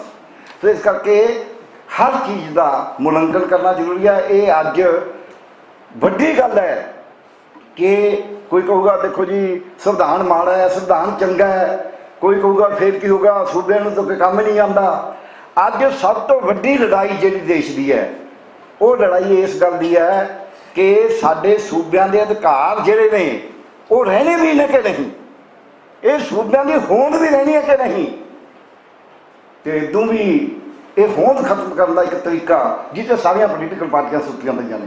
ਮੈਨੂੰ ਕਹਿੰਦੀ ਕੋਈ ਝਿਜਕ ਨਹੀਂ, ਮਿਲ ਕੇ ਰਹੀਆਂ ਨੇ ਇੱਥੇ CEO ਨੂੰ, ਇਹ ਇਹਨਾਂ ਨੂੰ ਪਤਾ ਹੀ ਨਹੀਂ ਕਿ ਉਹ CEO ਕਰ ਕੀ ਰਹੀ ਹੈ। ਉਹ ਹੈਗੇ SIR ਦੇ ਰਾਹੀਂ ਜਿੱਥੇ ਸਾਡੇ ਸੰਵਿਧਾਨ ਨੇ ਸਾਨੂੰ ਹੱਕ ਦਿੱਤਾ ਸੀ ਕਿ ਅਸੀਂ ਭਾਰਤ ਦੇ ਲੋਕ, ਸੰਵਿਧਾਨ ਦੀ ਧਾਰਾ 326 'ਚ ਲਿਖਿਆ every adult shall be the voter, shall be registered as a voter. ਪ੍ਰਮਾਣਯੋਗ ਸੁਪਰੀਮ ਕੋਰਟ ਨੇ ਕਹਿਤਾ ਇਹ ਕਹਿੰਦੇ ਸਟੈਚੂਰੀ ਰਾਈਟ ਹੈ, ਮਤਲਬ ਕਾਨੂੰਨ ਨੇ ਰਾਈਟ ਦਿੱਤਾ ਹੈ, ਜਦਕਿ ਸੰਵਿਧਾਨ 'ਚ ਲਿਖਿਆ ਰਾਈਟ। ਇਸ ਕਰਕੇ ਅਦਾਲਤਾਂ ਅਦੂਲਤਾਂ ਤੋਂ ਜੇ ਕੋਈ ਬਹੁਤੀ ਆਸ ਰੱਖਦਾ ਹੋਵੇ ਉਹਦੇ ਨਾਲ ਹੱਲ ਨਹੀਂ ਹੋਣਾ ਮਾਮਲਾ। ਅੱਜ ਉਲਟਾ ਕੰਮ ਹੋ ਗਿਆ ਫੈਡਰਲਿਜ਼ਮ ਨੂੰ ਤੋੜਨ ਦਾ ਕਿ ਲੋਕ ਸਰਕਾਰ ਚੁਣਨਗੇ ਜਾਂ ਸਰਕਾਰ ਫੈਸਲਾ ਕਰੂਗੀ ਕੌਣ ਵੋਟਰ ਹੋਏਗਾ। ਵੋਟਰ ਸਰਕਾਰ ਚੁਣੇਗਾ, ਚੰਗੀ ਚੁਣੇ ਮਾੜੀ ਚੁਣੇ ਜਿਹੀ ਮਰਜ਼ੀ ਚੁਣੇ, ਵੋਟਰ ਸਰਕਾਰ ਚੁਣੇਗਾ ਜਾਂ ਸਰਕਾਰ ਫੈਸਲਾ ਕਰੂਗੀ ਵੀ ਵੋਟਰ ਕੌਣ ਹੋਏਗਾ। ਇਹ ਫੈਡਰਲਿਜ਼ਮ ਤੇ ਸਭ ਤੋਂ ਵੱਡਾ ਹਮਲਾ ਹੈ ਕਿ ਚੰਗਾ ਫਿਰ ਆ ਜਾਏ ਤੁਹਾਡੀ ਵੋਟ ਹੀ ਹੋਣੀ ਹੈ, ਲਾ ਲਿਓ ਜੋਰ ਜਿਹੜਾ ਲਾਉਣਾ ਹੈ, ਫਿਰ ਜਿਹਦੀ ਮਰਜ਼ੀ ਇੱਧਰ ਉੱਧਰ ਵੀ ਕਰੀ ਜਾਓ, ਹਰ ਜਗ੍ਹਾ 'ਤੇ ਕਰੀ ਹੈ। ਅਤੇ ਦੂਜੀ ਗੱਲਾਂ ਬਹੁਤ ਹੋਈਆਂ, ਮੈਂ ਇਸ ਕਰਕੇ ਆਪਣੇ ਟਾਈਮ ਤੋਂ ਮੈਂ ਉਦੋਂ ਵੀ ਘੱਟ ਹੀ ਦੇਵਾਂਗਾ ਕਿਉਂਕਿ ਸਾਡੇ ਵਾਸਤੇ ਟਾਈਮ ਘੱਟ ਹੀ ਚਾਹੀਦਾ, ਸਿਆਸੀ ਪਾਰਟੀਆਂ ਨੂੰ ਬੋਲਣਾ ਚਾਹੀਦਾ। ਦੂਜੀ ਗੱਲ ਮੈਂ ਇਹ ਕਹਾਂਗਾ, ਹਮਲੇ ਸਾਰੀ ਤਰ੍ਹਾਂ ਦੇ ਹੋ ਰਹੇ ਨੇ। ਜਦ ਅਸੀਂ ਕਹਿੰਦੇ ਹਾਂ ਇਹ ਹਮਲਿਆਂ ਦੇ ਵਿੱਚ ਹੋਣ ਦਾ ਇੱਕ ਵੱਡਾ ਕਾਰਨ ਵੀ ਸਾਨੂੰ ਸਮਝਣਾ ਪਏਗਾ। ਕਾਰਨ ਇਹ ਹੈ ਕਿ ਅਸੀਂ ਸੜਕਾਂ ਦੀ ਰਾਜਨੀਤੀ ਛੱਡਤੀ। ਫੈਡਰਲਿਜ਼ਮ ਦੀ ਲੜਾਈ ਹੁਣ ਸੜਕਾਂ ਦੀ ਰਾਜਨੀਤੀ ਹੈ। ਹੁਣ ਇਹ ਅਦਾਲਤਾਂ ਦੀ ਜਾਂ ਸੰਵਿਧਾਨ ਦੀ ਜਾਂ ਕੋਈ ਗੱਲਾਂ ਦੀ ਕਦੀ ਨਹੀਂ ਰਹੀ। ਸੈਮੀਨਾਰ ਇਸ ਕਰਕੇ ਨੇ ਕਿ ਉਹ ਲੜਾਈ ਦੀ ਤਿਆਰੀ ਵਾਸਤੇ ਤੁਹਾਨੂੰ ਸਮਝਣਾ ਪਏਗਾ। ਅਸੀਂ ਕਈ ਵਾਰੀ ਕਹਿੰਦੇ ਹੁੰਦੇ ਬਚਪਨ 'ਚ ਸਤਸੰਗ 2 ਘੜੀਆਂ, ਕੋਈ ਕਰਦੇ ਕਰਮਾਂ ਵਾਲੇ। ਇਹ ਸਤਸੰਗ ਕਰਨਾ ਜ਼ਰੂਰੀ ਹੈ, ਪਰ ਕਰਮ ਕਰਨ ਵਾਸਤੇ। ਇਹ ਨਹੀਂ ਵੀ ਸਾਰਿਆਂ ਨੂੰ ਸਤਸੰਗ ਹੀ ਕਰੀ ਜਾਓ। ਸੋ ਇਹ ਦੂਜੀ ਹੈ। ਤੀਜੀ ਗੱਲ ਇਹ ਹੈ, ਅਸੀਂ ਕਈ ਵਾਰੀ ਇੱਕ ਚੀਜ਼ 'ਚ ਦੇਖਦੇ ਹਾਂ, ਕਈ ਵਾਰੀ ਦੂਜੀ 'ਚ ਦੇਖਦੇ ਹਾਂ। ਕਈ ਵਾਰੀ ਅਸੀਂ ਕਹਿਣਾ ਵੀ ਸਾਡੇ ਪੈਸੇ ਸਾਨੂੰ ਆਹ ਦਿੰਦੇ ਨਹੀਂ, ਸਾਨੂੰ ਆਹ ਨਹੀਂ ਦਿੰਦੇ। ਇਹਨਾਂ ਚੀਜ਼ਾਂ 'ਚ ਲੜਨ 'ਚ ਕੋਈ ਨਿਕਲਣਾ ਕੁਛ ਨਹੀਂ। ਗਿਣੀ ਜਾਓ, ਸਰਕਾਰਾਂ ਇੱਕ ਦੂਜੇ ਨੂੰ ਗਿਣੀ ਜਾਣਗੀਆਂ। ਸਾਡੀ ਲੜਾਈ ਇਹ ਹੈ ਕਿ ਜਿਹੜਾ ਕੈਬਨਿਟ ਮਿਸ਼ਨ ਪਲਾਨ ਸੀ, ਅਸੀਂ ਸਭ ਕਹਿ ਕੇ ਗਏ ਨੇ, ਉਹਦੇ ਚੌਥੀ ਗੱਲ ਵੀ ਸੀ ਕਰੰਸੀ। ਕਰੰਸੀ ਜਿਹੜੀ ਸੀ ਸਿੱਕਾ, ਸਿੱਕਾ ਵੀ ਦੇਸ਼ ਦਾ ਹੋਏਗਾ। ਕੋਈ ਗੱਲ ਨਹੀਂ, ਮੈਂ ਸਿਰਫ ਇਹਨਾਂ ਨੂੰ ਛੱਡ ਕੇ ਬਾਕੀ ਸਾਰਾ ਕੁਝ ਸੂਬਿਆਂ ਕੋਲ ਹੋਏਗਾ। ਜਿਹੜਾ ਅਨੰਦਪੁਰ ਦਾ ਮਤਾ ਸੀ, ਇਹ ਇਹਨੂੰ ਥੋੜਾ ਇਕਾਨਾ ਘੱਟ ਹੀ ਸੀ, ਇਹਨੂੰ ਵੱਧ ਨਹੀਂ ਸੀ ਮੰਗਿਆ। ਰੌਲਾ ਪਾਤਾ ਅਨੰਦਪੁਰ ਦਾ ਮਤਾ, ਖਾਲਿਸਤਾਨੀ ਮਤਾ, ਫਲਾਣਾ ਮਤਾ। ਇਹ ਜਿਹੜੀ ਇਹ ਕਿਉਂ ਹੋਇਆ? ਭੀੜ ਤੰਤਰ ਦੀ ਮਾਨਸਤਾ ਇਹ ਗੱਲ ਇੱਥੇ ਹੋਈ ਹੈ। ਉਹ ਮੈਂ ਤਾਂ ਕਹਿਣਾ ਵੀ ਤੱਥਾਂ ਦੀ ਗੱਲ ਬੜੀ ਖੁਸ਼ੀ ਹੋਈ ਲੱਗੀ ਵੀ ਸਾਡੇ ਤਾਂ ਜੀ ਸਕੂਲ ਹੀ ਖਾਲੀ ਪਏ ਨੇ। ਮੈਂ ਸਵੇਰੇ ਇੱਕ ਆਰਟੀਕਲ ਲਿਖਣਾ ਸੀ, ਪੰਜਾਬ ਦੇ ਵਿੱਚ 1,22,000 ਅਧਿਆਪਕ ਹੈ, 23.5 ਲੱਖ ਬੱਚਾ ਹੈ, ਇੱਕ ਬੱਚੇ 20 ਬੱਚਿਆਂ ਪਿੱਛੇ ਇੱਕ ਅਧਿਆਪਕ ਹੈ। ਪੜ੍ਹਾਈ ਤਾਂ ਨਹੀਂ ਹੋ ਰਹੀ, ਜਦਕਿ ਨਾਮ 40 ਬੱਚਿਆਂ ਦਾ। ਅਸੀਂ ਕਹਿੰਦੇ ਪੋਸਟਾਂ ਖਾਲੀ ਪਈਆਂ ਨੇ। ਕਿਉਂ? ਕਿਉਂਕਿ ਅਸੀਂ ਤੱਥ ਨਹੀਂ ਦੇਖਦੇ ਵੀ ਉਹ ਪੋਸਟਾਂ ਉਦੋਂ ਸੀਆਂ ਜਦ 39 ਲੱਖ ਬੱਚਾ ਹੁੰਦਾ ਸੀ। ਇੱਕ ਬੱਚੇ 'ਚ 80 ਲੱਖ ਰੁਪਇਆ, 80,000 ਰੁਪਇਆ ਖਰਚ ਹੋ ਰਿਹਾ। 8ਵੀਂ ਦੇ ਬੱਚੇ ਨੂੰ ਦੂਜੀ ਦੀ ਕਿਤਾਬ ਨਹੀਂ ਪੜ੍ਹਨੀ ਆਉਂਦੀ। ਇੱਥੇ ਗੱਲ ਹੋਈ ਹੈ ਵੀ ਮੀਡੀਆ ਵਾਲੇ ਗਲਤ ਲਿਖਦੇ ਨੇ, ਯੂਨੀਵਰਸਿਟੀਆਂ ਦੀ ਗਲਤ ਲਿਖਦੀਆਂ ਨੇ। ਸੋ ਮੇਰੀ ਬੇਨਤੀ ਇੰਨੀ ਹੈ ਵੀ ਅੱਜ ਫੈਡਰਲਿਜ਼ਮ ਦੀ ਗੱਲ ਆਪਾਂ ਕਰੀਏ, ਬਾਕੀ ਗੱਲਾਂ ਦੇ ਪਾਸੇ ਜਾਣ ਦੀ ਬਜਾਏ ਮੁੱਖ ਰੂਪ ਦੇ ਵਿੱਚ ਅੱਜ ਕੇਂਦਰ ਕੱਲਾ ਹਿੰਦੂਤਵਾ ਦਾ ਰਾਜ ਨਹੀਂ ਕਰਨਾ ਚਾਹੁੰਦਾ। ਇਹ ਵੀ ਜਿਹੜਾ ਹਿੰਦੂਤਵਾ, ਵਿਪਰਵਾਦੀ, ਬ੍ਰਾਹਮਣਵਾਦੀ ਰਾਜ ਹੈ, ਇਹ ਵੀ ਲੋਕਾਂ ਨੂੰ ਤੋੜਦਾ ਹੈ। ਅਸਲ 'ਚ ਮਨੂ ਸਿਮਰਤੀ ਲਾਗੂ ਕਰਨੀ ਚਾਹੁੰਦਾ ਹੈ, ਔਰ ਮਨੂ ਸਿਮਰਤੀ ਹਿੰਦੂਆਂ ਨੂੰ ਵੀ ਥੱਲੇ ਲਾਉਂਦੀ ਹੈ। ਸਭ ਤੋਂ ਜ਼ਿਆਦਾ ਹਿੰਦੂਆਂ ਨੂੰ ਹੀ ਥੱਲੇ ਲਾਉਂਦੀ ਆ ਉਹ। ਸੋ ਮਨੂ ਸਿਮਰਤੀ ਦਾ ਰਾਜ ਉਹ ਲਾਗੂ ਕਰਨਾ ਚਾਹੁੰਦਾ ਹੈ ਕਿ ਮਨੂ ਸਿਮਰਤੀ ਦੇ ਰਾਜ ਦੀ ਬਜਾਏ ਸਾਨੂੰ 3 ਦੁਨੀਆ ਦੇ ਵਿੱਚ, ਮੈਂ ਕਹਿ ਸਕਦਾ ਵੀ 3 ਕਾਨੂੰਨ ਕਹਿ ਲਓ, ਆਇਨ ਕਹਿ ਲਓ, ਜਿਹੜੇ ਉਰਦੂ ਵਾਲੇ ਕਹਿੰਦੇ ਨੇ, ਉਹ ਕੀ ਨੇ? ਇੱਕ ਹੈ ਸਾਡਾ ਸੰਵਿਧਾਨ, ਇੱਕ ਹੈ ਸ਼੍ਰੀ ਗੁਰੂ ਗ੍ਰੰਥ ਸਾਹਿਬ, ਇੱਕ ਹੈ ਮਨੂ ਸਿਮਰਤੀ। ਸਾਡਾ ਸੰਵਿਧਾਨ ਤੇ ਗੁਰੂ ਗ੍ਰੰਥ ਸਾਹਿਬ, ਸੰਵਿਧਾਨ ਉਹਦੇ ਨੇੜੇ ਨਹੀਂ ਗੁਰੂ ਗ੍ਰੰਥ ਸਾਹਿਬ ਦੇ ਉਹਨਾਂ, ਪਰ ਫਿਰ ਵੀ ਸੋਚ ਉਸ ਪਾਸੇ ਹੈ ਵੀ ਕਿਰਤ ਕਰਨੀ ਪਊਗੀ, ਹਰ ਇੱਕ ਨੂੰ ਕੰਮ ਕਰਨਾ ਚਾਹੀਦਾ ਹੈ, ਸਭ ਦੇ ਸਾਧਨ ਸੰਦੇ ਨੇ, ਕਿਸੇ ਦੀ ਲੁੱਟ ਨਹੀਂ ਹੋਣੀ ਚਾਹੀਦੀ, ਇਨਸਾਫ ਮਿਲਣਾ ਚਾਹੀਦਾ। ਇਹ ਵੱਡੀ ਗੱਲ ਹੈ। ਇਸੇ ਕਰਕੇ ਪੰਜਾਬ ਤੋਂ ਡਰਦੇ ਨੇ ਕਿ ਪੰਜਾਬ ਦਾ ਜਿਹੜਾ ਸਿਧਾਂਤਕ ਤੌਰ 'ਤੇ ਆਧਾਰ ਹੈ, ਜਿਹੜੀ ਮੈਂ ਇਹ ਗੱਲ ਕਹਿਣੀ ਚਾਹੁੰਦਾ ਫੈਡਰਲਿਜ਼ਮ ਨੂੰ ਬਚਾਉਣ ਦਾ, ਉਹ ਆਧਾਰ ਇਹ ਹੈ ਕਿ ਸਾਡਾ ਸਿਧਾਂਤ ਇਹ ਕਹਿੰਦਾ ਰਾਜ ਕਿਰਤ ਦਾ ਹੋਣਾ ਚਾਹੀਦਾ, ਲੁੱਟ ਨਹੀਂ ਹੋਣੀ ਚਾਹੀਦੀ। ਉਸ ਤੋਂ ਡਰਦੇ ਨੇ। ਹੁਣ ਉਹ ਏਕਾ ਅਧਿਕਾਰਵਾਦ ਇਸ ਕਰਕੇ ਕਰ ਰਹੇ ਨੇ ਵੀ ਇਹਨਾਂ ਨੇ ਵੇਚਣਾ ਦੇਸ਼ ਨੂੰ। ਸਾਰੇ ਕਹਿ ਗਏ ਅੱਜ ਲੜਾਈ ਕੱਲੀ ਸਿੱਖਿਆ 'ਚ ਨਹੀਂ, ਕੱਲੀ ਸਿਹਤ 'ਚ ਨਹੀਂ, ਕੱਲੇ ਇਹੀ ਨਹੀਂ ਕਿ 3 ਸੂਚੀਆਂ 'ਚੋਂ ਕੇਂਦਰ 'ਚ ਪਾਈ ਗਏ। ਬਹੁਤ ਕੁਛ ਹੈ, ਬੜਾ ਕੁਛ ਕਿਹਾ ਗਿਆ, ਬੜਾ ਕੁਛ ਹੋਰ ਕਿਹਾ ਜਾ ਸਕਦਾ ਹੈ। ਕੱਲਾ ਇਹ ਵੀ ਤਰੀਕਾ ਵਰਤ ਲਿਆ ਵੀ ਕਾਨੂੰਨ ਬਣਾ ਦਿਓ ਇੱਕ ਨਵਾਂ, ਤੁਹਾਡੀ ਮਰਜ਼ੀ ਲਾਗੂ ਕਰ ਲਓ, ਨਹੀਂ ਕਰ ਲਓ। ਮੈਂ ਬਥੇਰੇ ਕਾਨੂੰਨ, ਕਿਉਂਕਿ ਮੈਂ ਤਾਂ ਸਰਕਾਰ 'ਚ ਰਿਹਾ, ਬਥੇਰੇ ਕਾਨੂੰਨ ਐਸੇ ਬਣੇ ਹੋਏ ਨੇ ਜਿਨ੍ਹਾਂ ਦੇ ਉੱਤੇ ਮੈਨੂੰ ਸੁਪਰੀਮ ਕੋਰਟ 'ਚ ਦੇਖਿਆ, ਹਾਈ ਕੋਰਟ 'ਚ ਵੀ ਸੁਪਰੀਮ ਕੋਰਟ 'ਚ ਦੇਣਾ ਪਿਆ ਕਿ ਜੀ ਕੇਂਦਰ ਨੇ ਬਣਾਇਆ, ਸਾਡੇ ਤਾਂ ਲਾਗੂ ਨਹੀਂ ਹੁੰਦਾ, ਐਵੇਂ ਸਾਨੂੰ ਐਵੇਂ ਖਿੱਚੀ ਫਿਰ ਦਿਓ ਤੁਸੀਂ, ਕਿਉਂਕਿ ਇਹ ਸਾਡੇ ਸੂਬੇ ਦਾ ਅਧਿਕਾਰ ਸੀ। ਕੇਂਦਰ ਨੇ ਆਪਦਾ ਬਣਾ ਲਿਆ, ਉਹ ਜਿੱਥੇ ਉਹਦਾ ਰਾਜ ਆ ਕਰਦੇ ਲਾਗੂ। ਅਸੀਂ ਨਹੀਂ ਮੰਨਦੇ, ਅਸੀਂ ਨਹੀਂ ਮੰਨਿਆ। ਆਰਗਨ ਟ੍ਰਾਂਸਪਲਾਂਟ ਐਕਟ ਹੈ, ਅੰਗ ਬਦਲੀ ਕਾਨੂੰਨ, ਇਹਦੇ ਉੱਤੇ ਕੇਸ ਪਿਆ ਹੋਇਆ ਸੀ, ਅਸੀਂ ਜਿੱਤਿਆ ਉਸ ਕੇਸ 'ਚ। ਸੋ ਇਸ ਕਰਕੇ ਸਾਨੂੰ ਅਦਾਲਤਾਂ 'ਚੋਂ ਕਾਨੂੰਨ 'ਚ ਜਾਣ ਦੀ ਬਜਾਏ ਹਰ ਪਾਸਾ ਸਾਡਾ, ਚਾਹੇ ਸਾਡੀ ਖੇਤੀ ਹੈ, ਚਾਹੇ ਸਾਡਾ ਵਪਾਰ ਹੈ, ਇੱਕ ਵਪਾਰ ਤੱਕ ਅਸੀਂ ਸੀਮਿਤ ਹੈ, ਚਾਹੇ ਸਾਡਾ ਉਦਯੋਗ ਹੈ, ਚਾਹੇ ਸਾਡਾ ਪਰਿਆਵਰਨ ਹੈ, ਚਾਹੇ ਸਾਡੀ ਸਿੱਖਿਆ ਹੈ, ਚਾਹੇ ਸਾਡੀ ਸਿਹਤ ਹੈ, ਚਾਹੇ ਸਾਡੀ ਨਿਆਂ ਪ੍ਰਣਾਲੀ ਹੈ, ਚਾਹੇ ਸਾਡਾ ਅਮਨ ਕਾਨੂੰਨ ਹੈ, ਚਾਹੇ ਸਾਡੀਆਂ ਚੋਣਾਂ ਨੇ, ਚਾਹੇ ਸਾਡੇ ਧਾਰਮਿਕ ਅਦਾਰੇ ਨੇ, ਇਹਨਾਂ ਸਾਰਿਆਂ ਦੇ ਉੱਤੇ, ਚਾਹੇ ਸਾਡੀ ਬੋਲੀ ਹੈ, ਸਾਰਿਆਂ ਦੇ ਉੱਤੇ ਇੱਕ ਅਧਿਕਾਰਵਾਦ ਚੱਲ ਰਿਹਾ ਹੈ। ਫੈਡਰਲਿਜ਼ਮ ਤੋੜਿਆ ਜਾ ਰਿਹਾ ਹੈ। ਪੰਜਾਬੀ ਦੀ ਜ਼ਬਾਨ ਦੀ ਗੱਲ ਹੋਈ ਹੈ, ਪੰਜਾਬੀ ਉਹਨਾਂ ਨੇ ਜਿਹੜਾ CBSE ਦੇ ਸਕੂਲ ਨੇ ਉਹਨਾਂ ਦੇ ਵਿੱਚੋਂ ਉਹ ਜ਼ਬਾਨ ਜਿਹੜੇ ਸਾਰੀਆਂ ਖੇਤਰੀ ਭਾਸ਼ਾਵਾਂ ਨੇ ਕੱਢ ਕੇ ਅੰਗਰੇਜ਼ੀ ਔਰ ਹਿੰਦੀ ਨੂੰ ਉੱਤੇ ਦਿੱਤਾ ਹੋਇਆ। ਜਾ ਕੇ ਉਹਨਾਂ ਦੇ ਕੁਝ 4-5 ਦਿਨ ਪਹਿਲਾਂ ਮੈਂ ਇਹ ਦੇਖ ਰਿਹਾ ਸੀ। ਸੋ ਅੱਜ ਆਪਾਂ ਇਸ ਗੱਲ ਤੋਂ ਇੱਥੇ ਹੀ ਕਹਿ ਬਹਿ ਕੇ ਜਾਈਏ। ਬਹੁਤ ਸੋਹਣੀ ਗੱਲ ਛੋਟੇਪੁਰ ਜੀ ਕਹਿ ਕੇ ਗਏ ਨੇ ਤੇ ਮੈਂ ਇਹਨਾਂ ਨੂੰ ਉਦੋਂ ਦਾ ਜਾਣਦਾ ਜਦ ਇਹ ਬੜੇ ਨੌਜਵਾਨ ਜਥੇਦਾਰ ਸੀ। ਮੈਂ ਗੁਰਦਾਸਪੁਰ SMO ਸੀ ਤੇ ਇਹਨਾਂ ਨੇ ਦਫ਼ਤਰਾਂ ਦਾ ਘਰਾਓ ਕਰਿਆ ਹੋਇਆ ਸੀ। ਉੱਥੇ DC ਸੀਗਾ, ਉਹਨੇ ਗੋਲੀ ਗਾਲੀ ਚਲਾਤੀ ਤੇ ਮੇਰੇ ਕੋਲ ਆਏ। ਇਹ ਤਾਂ ਕਹਿਣਾ, ਮੈਂ ਕਿਹਾ ਜਥੇਦਾਰ ਜੀ ਤੁਸੀਂ ਮੇਰੇ ਗੋਲੀ ਮਰਵਾ ਸਕਦੇ ਹੋ ਕਿ ਸਰਕਾਰ ਮੈਨੂੰ ਡਿਸਮਿਸ ਕਰ ਸਕਦੀ ਹੈ। ਨਾ ਤੁਹਾਡੇ ਕਹੇ ਤੋਂ 25 ਦੀ 26 ਬਣਨੀ ਹੈ, ਨਾ ਉਹਨਾਂ ਦੇ 26 ਦੀ 25। ਇਹ ਕਹਿੰਦੇ ਦੱਸ ਇਹ ਕਿਉਂ ਕਹਿੰਦੇ ਹੋ, ਤੁਹਾਡੇ ਨਾਲ ਬਲ ਕੋਈ ਉਂਗਲ ਚੱਕ ਸਕਦਾ? ਮੈਂ ਤਾਂ ਦੱਸ ਇਹ ਕਹਿਣ ਆਇਆ ਸੀ ਵੀ ਜੇ ਕੋਈ ਦਵਾਈ ਦਵਾਈ ਦੀ ਘਾਟ ਹੋਵੇ ਮੈਨੂੰ ਦੱਸੋ। ਕਦੇ ਦਖਲਅੰਦਾਜ਼ੀ ਨਹੀਂ ਕਰੀ ਸੀ। ਸਿਆਣੇ ਪੋਲੀਟੀਸ਼ੀਅਨ, ਇਮਾਨਦਾਰ ਪੋਲੀਟੀਸ਼ੀਅਨ ਮੈਂ ਦੇਖੇ ਨੇ। ਭੁੰਦਰ ਸਾਹਿਬ ਬੈਠੇ ਨੇ, ਬੜੀ ਚੰਗੀ ਤਰ੍ਹਾਂ ਮੈਂ ਜਾਣਦਾ। ਅਰਸੀ ਸਾਹਿਬ ਬੈਠੇ ਨੇ, ਬਾਕੀ ਤਾਂ ਸਾਰੇ ਬੈਠੇ ਨੇ। ਪ੍ਰਗਟ ਸਿੰਘ ਜੀ ਨੂੰ ਤੁਸੀਂ ਦੇਖਿਆ, ਗਲਤੀਆਂ ਹਰ ਇੱਕ ਬੰਦਾ ਕਰਦਾ, ਮੈਂ ਨਹੀਂ ਕਰਦਾ, ਤੁਸੀਂ ਵੀ ਕਰਦੇ। ਗਲਤੀ ਹੋਣ ਦਾ ਮਤਲਬ ਇਹ ਨਹੀਂ ਹੁੰਦਾ ਉਹ ਬੇਈਮਾਨ ਹੈ।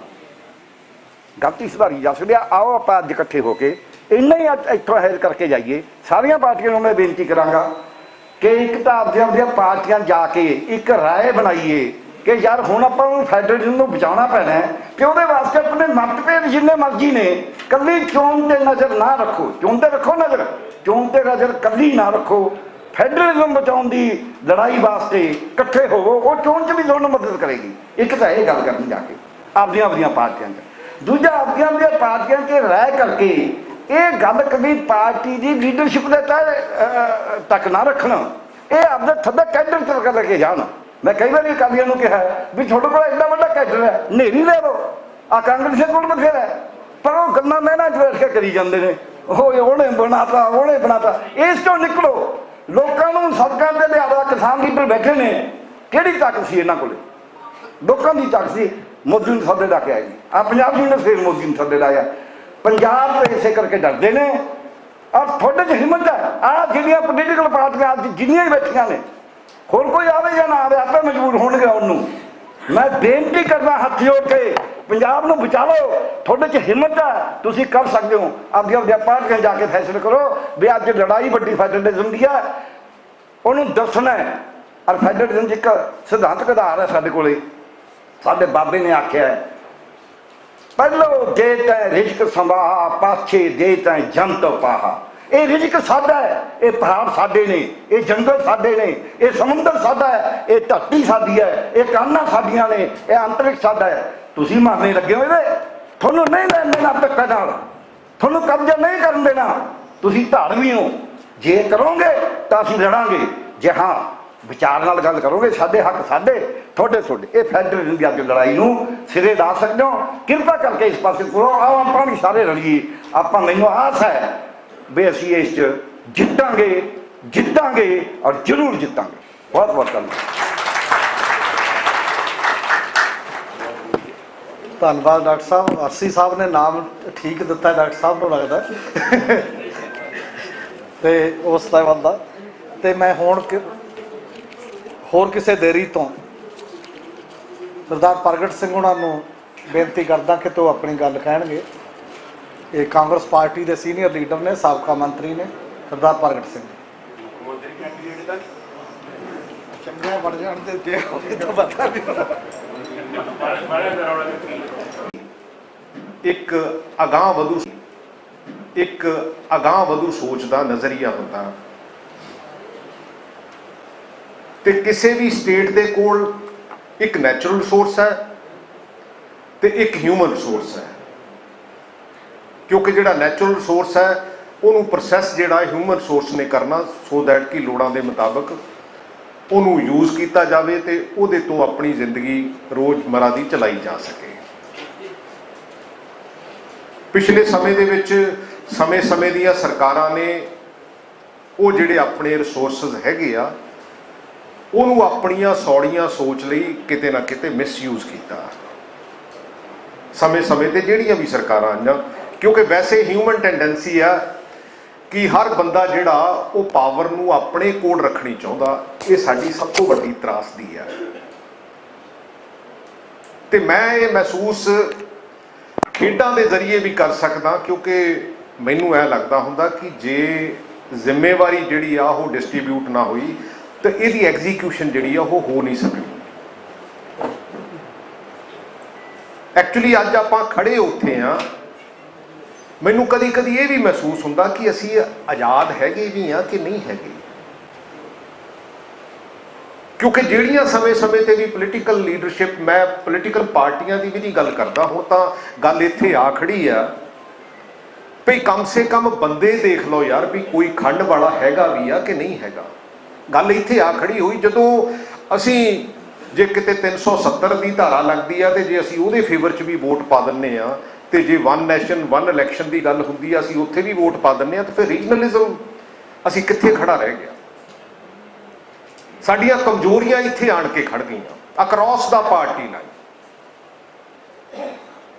ਕਿਉਂਕਿ ਫੈਡਰਲ ਸਟਰਕਚਰ, ਕਿਉਂਕਿ ਜਿੰਨਾ ਚਿਰ ਅਸੀਂ ਡੀਪ ਸਟੇਟ ਨੂੰ ਸਮਝਣ ਦੀ ਕੋਸ਼ਿਸ਼ ਹੀ ਨਹੀਂ ਕਰਦੇ, ਐਕਚੁਅਲੀ ਇਹ ਕਾਂਗਰਸ ਜਾਂ ਬੀਜੇਪੀ ਜਾਂ ਕੁਝ ਨਹੀਂ ਹੈ, ਇਹ ਐਕਚੁਅਲੀ ਡੀਪ ਸਟੇਟ ਹੈ। ਜੇ ਅਸੀਂ ਸਮਝਣ ਦੀ ਕੋਸ਼ਿਸ਼ ਹੀ ਨਹੀਂ ਕਰਦੇ, ਅੱਛਾ ਜਾਂ ਸਾਡੇ ਕੋਲ ਕੱਲਾ ਹੀ ਜੋਸ਼ ਹੈ ਜਾਂ ਸਾਡੇ ਕੋਲ ਕੱਲਾ ਹੀ ਹੋਸ਼ ਹੈ। ਜਿਨ੍ਹਾਂ ਨੇ 80-85% ਜੇ ਸ਼ਹਾਦਤਾਂ ਦਿੱਤੀਆਂ ਹੋਣ ਤੇ ਲਾਹੌਲ ਸਪੀਤੀ ਤੋਂ ਲੈ ਕੇ ਖੈਬਰ ਦਰੇ ਤੱਕ ਹੋਵੇ, ਤੇ ਹੁਣ ਆਪਾਂ ਕਿੱਥੇ ਆਣ ਕੇ ਖੜੇ ਆ? ਕਿਤੇ ਸਾਨੂੰ ਮਾੜਾ ਜਿਹਾ ਬੈਠ ਕੇ ਤਾਂ ਸੋਚ ਲੈਣਾ ਚਾਹੀਦਾ ਵੀ ਅਸੀਂ ਇੱਥੇ ਖੜੇ ਆ, ਅਸੀਂ ਉਹਦੇ ਤੇ ਵੀ ਬੜਕਾ ਮਾਰੀ ਜਾਂਦੇ ਆ। ਆ ਤਾਂ ਜਿਹੜੀ 131 ਦੀ ਅਮੈਂਡਮੈਂਟ ਸੀਗੀ ਜਿਹੜੀ ਕਿ 2/3 ਮੈਜੋਰਟੀ ਨਾਲ ਹੋਣੀ ਸੀ, ਜੇ ਮੈਨੂੰ ਲੱਗਦਾ ਕਿ ਪੰਜਾਬੀ ਸਾਰੇ ਇਕੱਠੇ ਨਾ ਹੁੰਦੇ ਇਹਨਾਂ ਨੇ ਪਰਮਾਨੈਂਟਲੀ ਆਹ ਯੂਟੀ ਬਣਾ ਦੇਣੀ ਸੀਗੀ। ਤੇ ਜਦੋਂ JK ਦੀ ਸੁਪਰੀਮ ਕੋਰਟ ਦੇ ਵਿੱਚ ਸੁਣਵਾਈ ਹੋ ਰਹੀ ਸੀ ਤੇ ਉੱਥੇ ਸੁਪਰੀਮ ਕੋਰਟ ਦੇ ਜੱਜ ਨੇ ਕਿਹਾ ਸੀ ਵੀ ਤੁਹਾਡੇ ਤੇ ਕਿੱਦਾਂ ਭਰੋਸਾ ਕਰ ਲਈਏ ਵੀ ਤੁਸੀਂ 5 ਸਾਲਾਂ 'ਚ ਮੋੜ ਦਿਓਗੇ, ਕਿਉਂਕਿ ਪੰਜਾਬ ਨਾਲ ਤੁਸੀਂ ਕੀ ਕੀਤਾ ਵੀ ਕਿਹਾ ਵੀ 5 ਸਾਲਾਂ ਦੇ ਵਿੱਚ ਮੋੜਾਂਗੇ। ਅੱਜ ਕਿਉਂਕਿ ਜਦੋਂ ਮੈਂ ਇਹਦੀ ਬੈਕਗਰਾਊਂਡ ਤੇ ਜਾਂਦਾ ਨਾ, ਸੱਚੀ ਗੱਲ ਹੈ ਮੈਨੂੰ ਇਹ ਲੱਗਦਾ ਕਿ ਜਿਹੜਾ ਸਾਡਾ ਸੋਸ਼ਲ ਸਟਰਕਚਰ ਆ ਉਹ ਬਹੁਤ ਕਮਜ਼ੋਰ ਹੋ ਗਿਆ, ਕਿਉਂਕਿ ਤਾਏ ਨੇ, ਕਿਉਂਕਿ ਆਪਾਂ ਖੜੇ ਹੀ ਉੱਥੇ ਆ, ਕਿਉਂਕਿ ਜਿਹੜਾ ਬੇਸਿਕ ਇਸ਼ੂ ਆ ਕਿ ਪਿੰਡ ਬਚਾਓ ਪੰਜਾਬ ਬਚਾਓ, ਉਦੋਂ ਵੀ ਪਹਿਲਾਂ ਕਿਉਂਕਿ ਤਾਇਆ ਖੱਬੇ ਨੂੰ ਜਾਣ ਨੂੰ ਤਿਆਰ ਆ ਤੇ ਚਾਚਾ ਪੱਕਾ ਹੀ ਸੱਜੇ ਨੂੰ ਜਾਣ ਨੂੰ ਤਿਆਰ ਆ। ਜਦੋਂ ਮੈਂ ਪੋਲੀਟੀਕਲ ਸਿਸਟਮ ਦੀ ਗੱਲ ਕਰਦਾ, ਕਿਉਂਕਿ ਸਿਆਣੀ ਤਾਂ ਗੱਲ ਬਹੁਤੀ ਲੰਬੀ ਚੌੜੀ ਹੁੰਦੀ ਨਹੀਂ ਹੈ, ਤੇ ਪੋਲੀਟੀਕਲ ਜਿਹੜੇ ਲੀਡਰਸ ਆ, ਜਿਹੜੇ ਥੋੜੇ ਬਹੁਤੇ ਵੱਡੇ ਲੀਡਰਸ ਬਣ ਜਾਂਦੇ ਆ, ਜਿਹੜੇ ਉਹਨੂੰ ਕੰਟਰੋਲ ਕਰਨ ਲੱਗ ਪੈਂਦੇ, ਉਹਨਾਂ ਨੂੰ ਸਿਆਣਾ ਬੰਦਾ ਬਹੁਤ ਘੱਟ ਚਾਹੀਦਾ। ਉਹਨਾਂ ਦੀ ਕਿਉਂਕਿ ਰੀੜ ਦੀ ਨਾ ਹੱਡੀ ਹੋਵੇ, ਨਾ ਦਿਮਾਗ ਸੋਚ ਸਕਦਾ ਹੋਵੇ ਤੇ ਨਾ ਗੁਰਦਾ ਕਹਿ ਸਕਦਾ ਹੋਵੇ। ਇਹ ਸਾਰੀਆਂ ਪਾਰਟੀਆਂ 'ਚ ਇਹ ਹੋਇਆ। ਸੋ ਅੱਜ ਅਸੀਂ ਉਸ ਜਗ੍ਹਾ ਤੇ ਖੜੇ ਹਾਂ, ਕਿਉਂਕਿ ਸਾਡਾ ਸੋਸ਼ਲ ਸਟਰਕਚਰ ਵੀ ਆਪਾਂ ਲੜਾਂਗੇ ਕਾਹਦੇ ਨਾਲ? ਕਿਉਂਕਿ ਬੇਈਮਾਨੀ ਹੈਗੀ ਆ। ਆਪਾਂ ਲੜਾਂਗੇ ਤਾਂ ਜੇ ਉਸ ਜੋਸ਼ ਤੇ ਹੋਸ਼ ਦਾ ਸੁਮੇਲ ਹੋਊਗਾ, ਜੇ ਆਪਾਂ ਇਕੱਠੇ ਹੋਵਾਂਗੇ। ਕੋਈ ਦੁਨੀਆ ਦੇ ਉੱਤੇ ਜਦੋਂ ਵੀ ਕਿਤੇ ਚੇਂਜਸ ਆਉਂਦੀਆਂ, ਜਦੋਂ ਲੋਕ ਇਕੱਠੇ ਹੁੰਦੇ ਆ, ਜਦੋਂ ਸੁਸਾਇਟੀ ਇਕੱਠੀ ਹੁੰਦੀ ਆ, ਜਦੋਂ ਉਹ ਸਿਆਣਪ ਨਾਲ ਅੱਗੇ ਵੱਧਦੀ ਹੈ।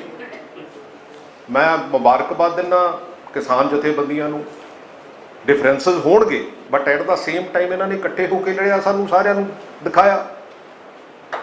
ਤੇ ਪੋਲੀਟੀਕਲ ਪਾਰਟੀਆਂ ਨੂੰ ਵੀ ਜਿਹੜੇ ਇਸ਼ੂਜ਼ ਹੈ ਉਹਦੇ ਤੇ ਸਾਨੂੰ ਇਕੱਠੇ ਹੋਣ ਦੀ ਜ਼ਰੂਰਤ ਹੈ, ਵਿਚਾਰਧਾਰਕ ਤੌਰ ਤੇ ਇਕੱਠੇ। ਐਕਚੁਅਲੀ ਵਿਚਾਰਧਾਰਾ ਦੀ ਹੁਣ ਲੜਾਈ ਸੱਚੀ ਗੱਲ ਹੈ ਰਹਿ ਨਹੀਂ ਗਈ।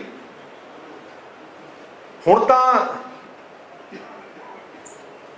ਮਤਲਬ ਮੈਂ ਤਾਂ ਇੱਕ ਦਿਨ ਇੱਕ ਕਿਰਿਆ ਤੇ ਬੈਠਾ ਸੀਗਾ ਤੇ ਉੱਥੇ ਇੱਕ ਲੀਡਰ ਦਾ ਨਾਮ ਬੋਲਿਆ ਗਿਆ ਵੀ ਫਲਾਨਾ ਲੀਡਰ ਤੇ ਫਲਾਨੀ ਪਾਰਟੀ। ਉਹ ਮੇਰੇ ਨੇੜੇ ਬੈਠਾ ਸੀ, ਮੈਨੂੰ ਨਹੀਂ ਸੱਚੀ ਗੱਲ ਹੈ ਪਤਾ ਸੀ ਵੀ ਉਹ ਇਹਦੇ ਵਿੱਚ ਚਲੇ ਗਿਆ। ਉਹ ਜਦੋਂ ਸ਼ਰਧਾਂਜਲੀ ਦੇ ਕੇ ਆਇਆ, ਮੈਂ ਕਿਹਾ ਜੀ ਤੁਸੀਂ ਵੀ ਇਸ ਪਾਰਟੀ ਚਲੇ ਗਏ ਸੀ? ਕਹਿੰਦੇ ਮੈਂ ਵੀ ਪਿੱਛੇ ਜਿਹਾ ਚਲੇ ਗਿਆ ਸੀ। ਅੱਛਾ ਹੁਣ ਤਾਂ ਰਾਤ ਨੂੰ ਜਾਂਦੇ ਆ, ਸਵੇਰ ਨੂੰ ਮੁੜ ਆਉਂਦੇ ਆ, ਅੱਛਾ ਘਰ ਵਾਪਸੀ ਹੋ ਗਈ, ਫਲਾਨਾ ਹੋ ਗਿਆ। ਕਿਸੇ ਦੀ ਲੜਾਈ ਸੱਚੀ ਗੱਲ ਹੈ ਵਿਚਾਰਧਾਰਾ ਦੀ ਲੜਾਈ ਨਹੀਂ ਰਹਿ ਗਈ, ਸੰਵਿਧਾਨਿਕ ਲੜਾਈ ਨਹੀਂ ਰਹਿ ਗਈ, ਮਾਨਸਿਕਤਾ ਦੀ ਲੜਾਈ ਨਹੀਂ ਰਹਿ ਗਈ। ਇਹ ਸਾਰੀਆਂ ਪਾਰਟੀਆਂ 'ਚ ਹੋਇਆ। ਇੱਕ ਲੀਡਰ ਬਣਾਉਂਦੇ ਆ, ਉਹਦੇ ਆਲੇ ਦੁਆਲੇ ਕੁਛ ਕੁ ਬੰਦਿਆਂ ਦਾ ਜਵਾਬੜਾ, ਜਿਨ੍ਹਾਂ ਨੂੰ ਮੈਂ ਬਹੁਤੇ ਰੂਪ ਦੇ ਵਿੱਚ ਚਮਚੇ ਕਹਿੰਦਾ ਹੁੰਦਾ, ਔਰ ਉਹ ਉਸ ਬੰਦੇ ਨੂੰ ਇੰਨਾ ਪੰਪ ਮਾਰ ਦਿੰਦੇ ਆ ਵੀ ਉਹ ਜਨਾਬ ਨਾ ਤੁਹਾਡੇ ਵਰਗਾ ਪੈਦਾ ਹੋਇਆ ਨਾ ਪੈਦਾ ਹੋਣਾ। ਅੱਛਾ ਉਹ ਧਰਤੀ ਤੋਂ 4 ਫੁੱਟ ਉੱਚੇ ਕਿਉਂਕਿ ਹਿਊਮਨ ਸਾਈਕੀ ਹੈ, ਧਰਤੀ ਤੋਂ 4 ਫੁੱਟ ਉੱਚੇ ਹੋ ਜਾਂਦਾ, ਅੱਛਾ ਉਹ 2-3 ਸਾਲ ਉੱਦਾਂ ਹੀ ਲੰਘ ਜਾਂਦੇ ਇਸ ਹਵਾ ਦੇ ਵਿੱਚ, ਕਿਉਂਕਿ ਕਿਤੇ ਹੌਲਦਾਰ ਨੇ ਝਿੜਕਿਆ ਹੁੰਦਾ, ਕਿਤੇ ASI ਨੇ ਝਿੜਕਿਆ ਹੁੰਦਾ, ਜਦੋਂ 10 DGP ਆਣ ਕੇ ਉਹਨੂੰ ਸਲੂਟ ਮਾਰਦੇ ਆ, ਉਹਦੇ ਤਾਂ ਕਲਰ ਵੈਸੇ ਹੀ ਨਹੀਂ ਥੱਲੇ ਆਉਂਦੇ। ਕਿਉਂਕਿ ਲੈਣੀ ਮੈਨੂੰ ਲੱਗਦਾ ਸੱਤਾ ਫਿਰ ਵੀ ਸੌਖੀ ਹੋ ਸਕਦੀ ਹੈ, ਪਰ ਸੰਭਾਲਣੀ ਉਦੋਂ ਵੀ ਔਖੀ ਆ, ਕਿਉਂਕਿ ਜਦੋਂ ਉਹਦੇ ਤੇ ਬਹਿ ਕੇ ਤੁਸੀਂ ਫੈਸਲੇ ਕਰਦੇ ਆ ਤੇ ਫਿਰ ਇੰਨੇ ਕਮਜ਼ੋਰ ਫੈਸਲੇ ਕਰਦੇ ਆ ਜਿਹਦਾ ਹੱਦ ਹਿਸਾਬ ਕੋਈ। ਔਰ ਹੁਣ ਤਾਂ ਹਾਲਾਤ ਜਿਹੜੇ ਆ, ਕਿਉਂਕਿ ਜਿਹੜੀ ਟੈਕਨੋਲੋਜੀ ਆ, ਜੇ ਅੱਜ ਦਾ ਸਮਾਂ ਜਿਹੜੀ ਟੈਕਨੋਲੋਜੀ ਆ ਉਹਨੇ ਇਹੋ ਜਿਹੀ ਜਗ੍ਹਾ ਤੇ ਲਿਆ ਕੇ ਖੜਾ ਕਰ ਲਿਆ ਜਿੱਥੇ ਸਿਆਣਪ ਵਾਲੀ ਤਾਂ ਮੈਨੂੰ ਲੱਗਦਾ ਗੱਲ ਹੀ ਹੌਲੀ ਹੌਲੀ ਮੁੱਕੀ ਜਾਂਦੀ ਹੈ। ਕਿਉਂਕਿ ਕੰਪਨੀਆਂ ਹੈਗੀਆਂ, ਉਹਨੂੰ ਬੇਸਿਕਲੀ ਉਹ ਸੋਸ਼ਲ ਮੀਡੀਆ ਚਲਾਉਂਦੀ ਆ ਉਹ। ਅੱਛਾ ਹੁਣ ਤਾਂ ਇੱਥੋਂ ਤੱਕ ਵੀ ਆ ਗਿਆ ਵੀ ਮੈਨੂੰ ਨਹੀਂ ਲੱਗਦਾ ਕਿਤੇ ਪੰਜਾਬ ਦੀ ਗੱਲ ਅੱਜ ਕੱਲ੍ਹ ਹੁੰਦੀ ਹੋਵੇ। ਅੱਜ ਕੱਲ੍ਹ ਤਾਂ 5-7 ਬੰਦੇ ਹੀ ਆ ਜਿਹੜੇ ਇੱਕ ਦੂਸਰੇ ਨੂੰ ਮਤਲਬ ਕੋਈ ਕਹਿੰਦਾ ਵੀ ਇਹ ਇੱਦਾਂ ਦਾ ਆ, ਕੋਈ ਕਹਿੰਦਾ ਇੱਦਾਂ ਦਾ, ਕੋਈ ਕਹਿੰਦਾ ਇੱਦਾਂ ਦਾ। ਮੈਨੂੰ ਲੱਗਦਾ ਕਿਰਦਾਰ ਕੁਸ਼ੀ। ਔਰ ਦੁਨੀਆ ਦੇ ਉੱਤੇ ਡਰੱਗਸ ਹੈਗੀ ਆ, ਦੁਨੀਆ ਦੇ ਉੱਤੇ ਇਹ ਸਮੱਸਿਆਵਾਂ ਹੈਗੀਆਂ, ਲੇਕਿਨ ਅਸੀਂ ਪੰਜਾਬੀਆਂ ਨੇ ਆਪਣਾ ਇਹੋ ਜਿਹਾ ਝੱਗਾ ਚੱਕ ਕੇ ਆਪਣਾ ਸਾਰਾ ਕੁਝ ਨੰਗਾ ਕੀਤਾ। ਤੇ ਮੈਨੂੰ ਲੱਗਦਾ ਕੋਈ ਬਾਹਰੋਂ ਆਣ ਕੇ ਸਾਡੇ ਵੱਲ ਦੇਖਣ ਨੂੰ ਵੀ ਹੁਣ ਤੱਕ ਤਿਆਰ ਨਹੀਂ ਹੈਗਾ ਕਿ ਹਾਂ ਬਈ ਅਸੀਂ ਇੱਥੇ ਕਿਤੇ ਇਨਵੈਸਟ ਵੀ ਕਰ ਸਕਦੇ ਹਾਂ, ਅਸੀਂ ਇੱਥੇ ਖੜ ਵੀ ਸਕਦੇ ਹਾਂ। ਅੱਜ ਇੱਥੇ ਹਾਲਾਤ ਹੈਗੇ ਆ, ਔਰ ਉਹਦਾ ਇੱਕੋ ਇੱਕ ਹੱਲ ਹੈ ਕਿ ਅਸੀਂ ਜਿੰਨਾ ਚਿਰ ਡਿਬੇਟ ਨਹੀਂ ਕਰਦੇ, ਜਿੰਨਾ ਚਿਰ ਜੋਸ਼ ਤੇ ਹੋਸ਼ ਦੇ ਸੁਮੇਲ ਚੋਂ ਅਸੀਂ ਅੱਗੇ ਨਹੀਂ ਵੱਧਦੇ। ਕਿਉਂਕਿ ਮੈਂ ਹਮੇਸ਼ਾ ਸਰਦਾਰ ਹਮੀਰ ਸਿੰਘ ਔਰ ਇਹਨਾਂ ਦੀ ਜਿਹੜੀ ਸਾਰੀ ਟੀਮ ਹੈ, ਕਿਉਂਕਿ ਇੱਦਾਂ ਦੇ ਤਾਂ ਮੈਨੂੰ ਲੱਗਦਾ ਡਿਸਕਸ਼ਨ ਹੋਣੋਂ ਬਿਲਕੁਲ ਹਟ ਗਈ ਆ। ਇਹਨਾਂ ਨੇ ਲਫ਼ਜ਼ ਯੂਜ਼ ਕਰਦੇ ਹੁੰਦੇ ਵੀ ਬੌਧਿਕ ਕੰਗਾਲੀ, ਅਸੀਂ ਬੌਧਿਕ ਕੰਗਾਲੀ ਦੇ ਬਹੁਤ ਨੇੜੇ ਜਿਹਾ ਚਲੇ ਗਏ ਆ। ਕਰਾਉਣਾ ਕਿਹਦੇ ਕੋਲੋਂ ਆ, ਕਰਨਾ ਕਿਸ ਤਰ੍ਹਾਂ।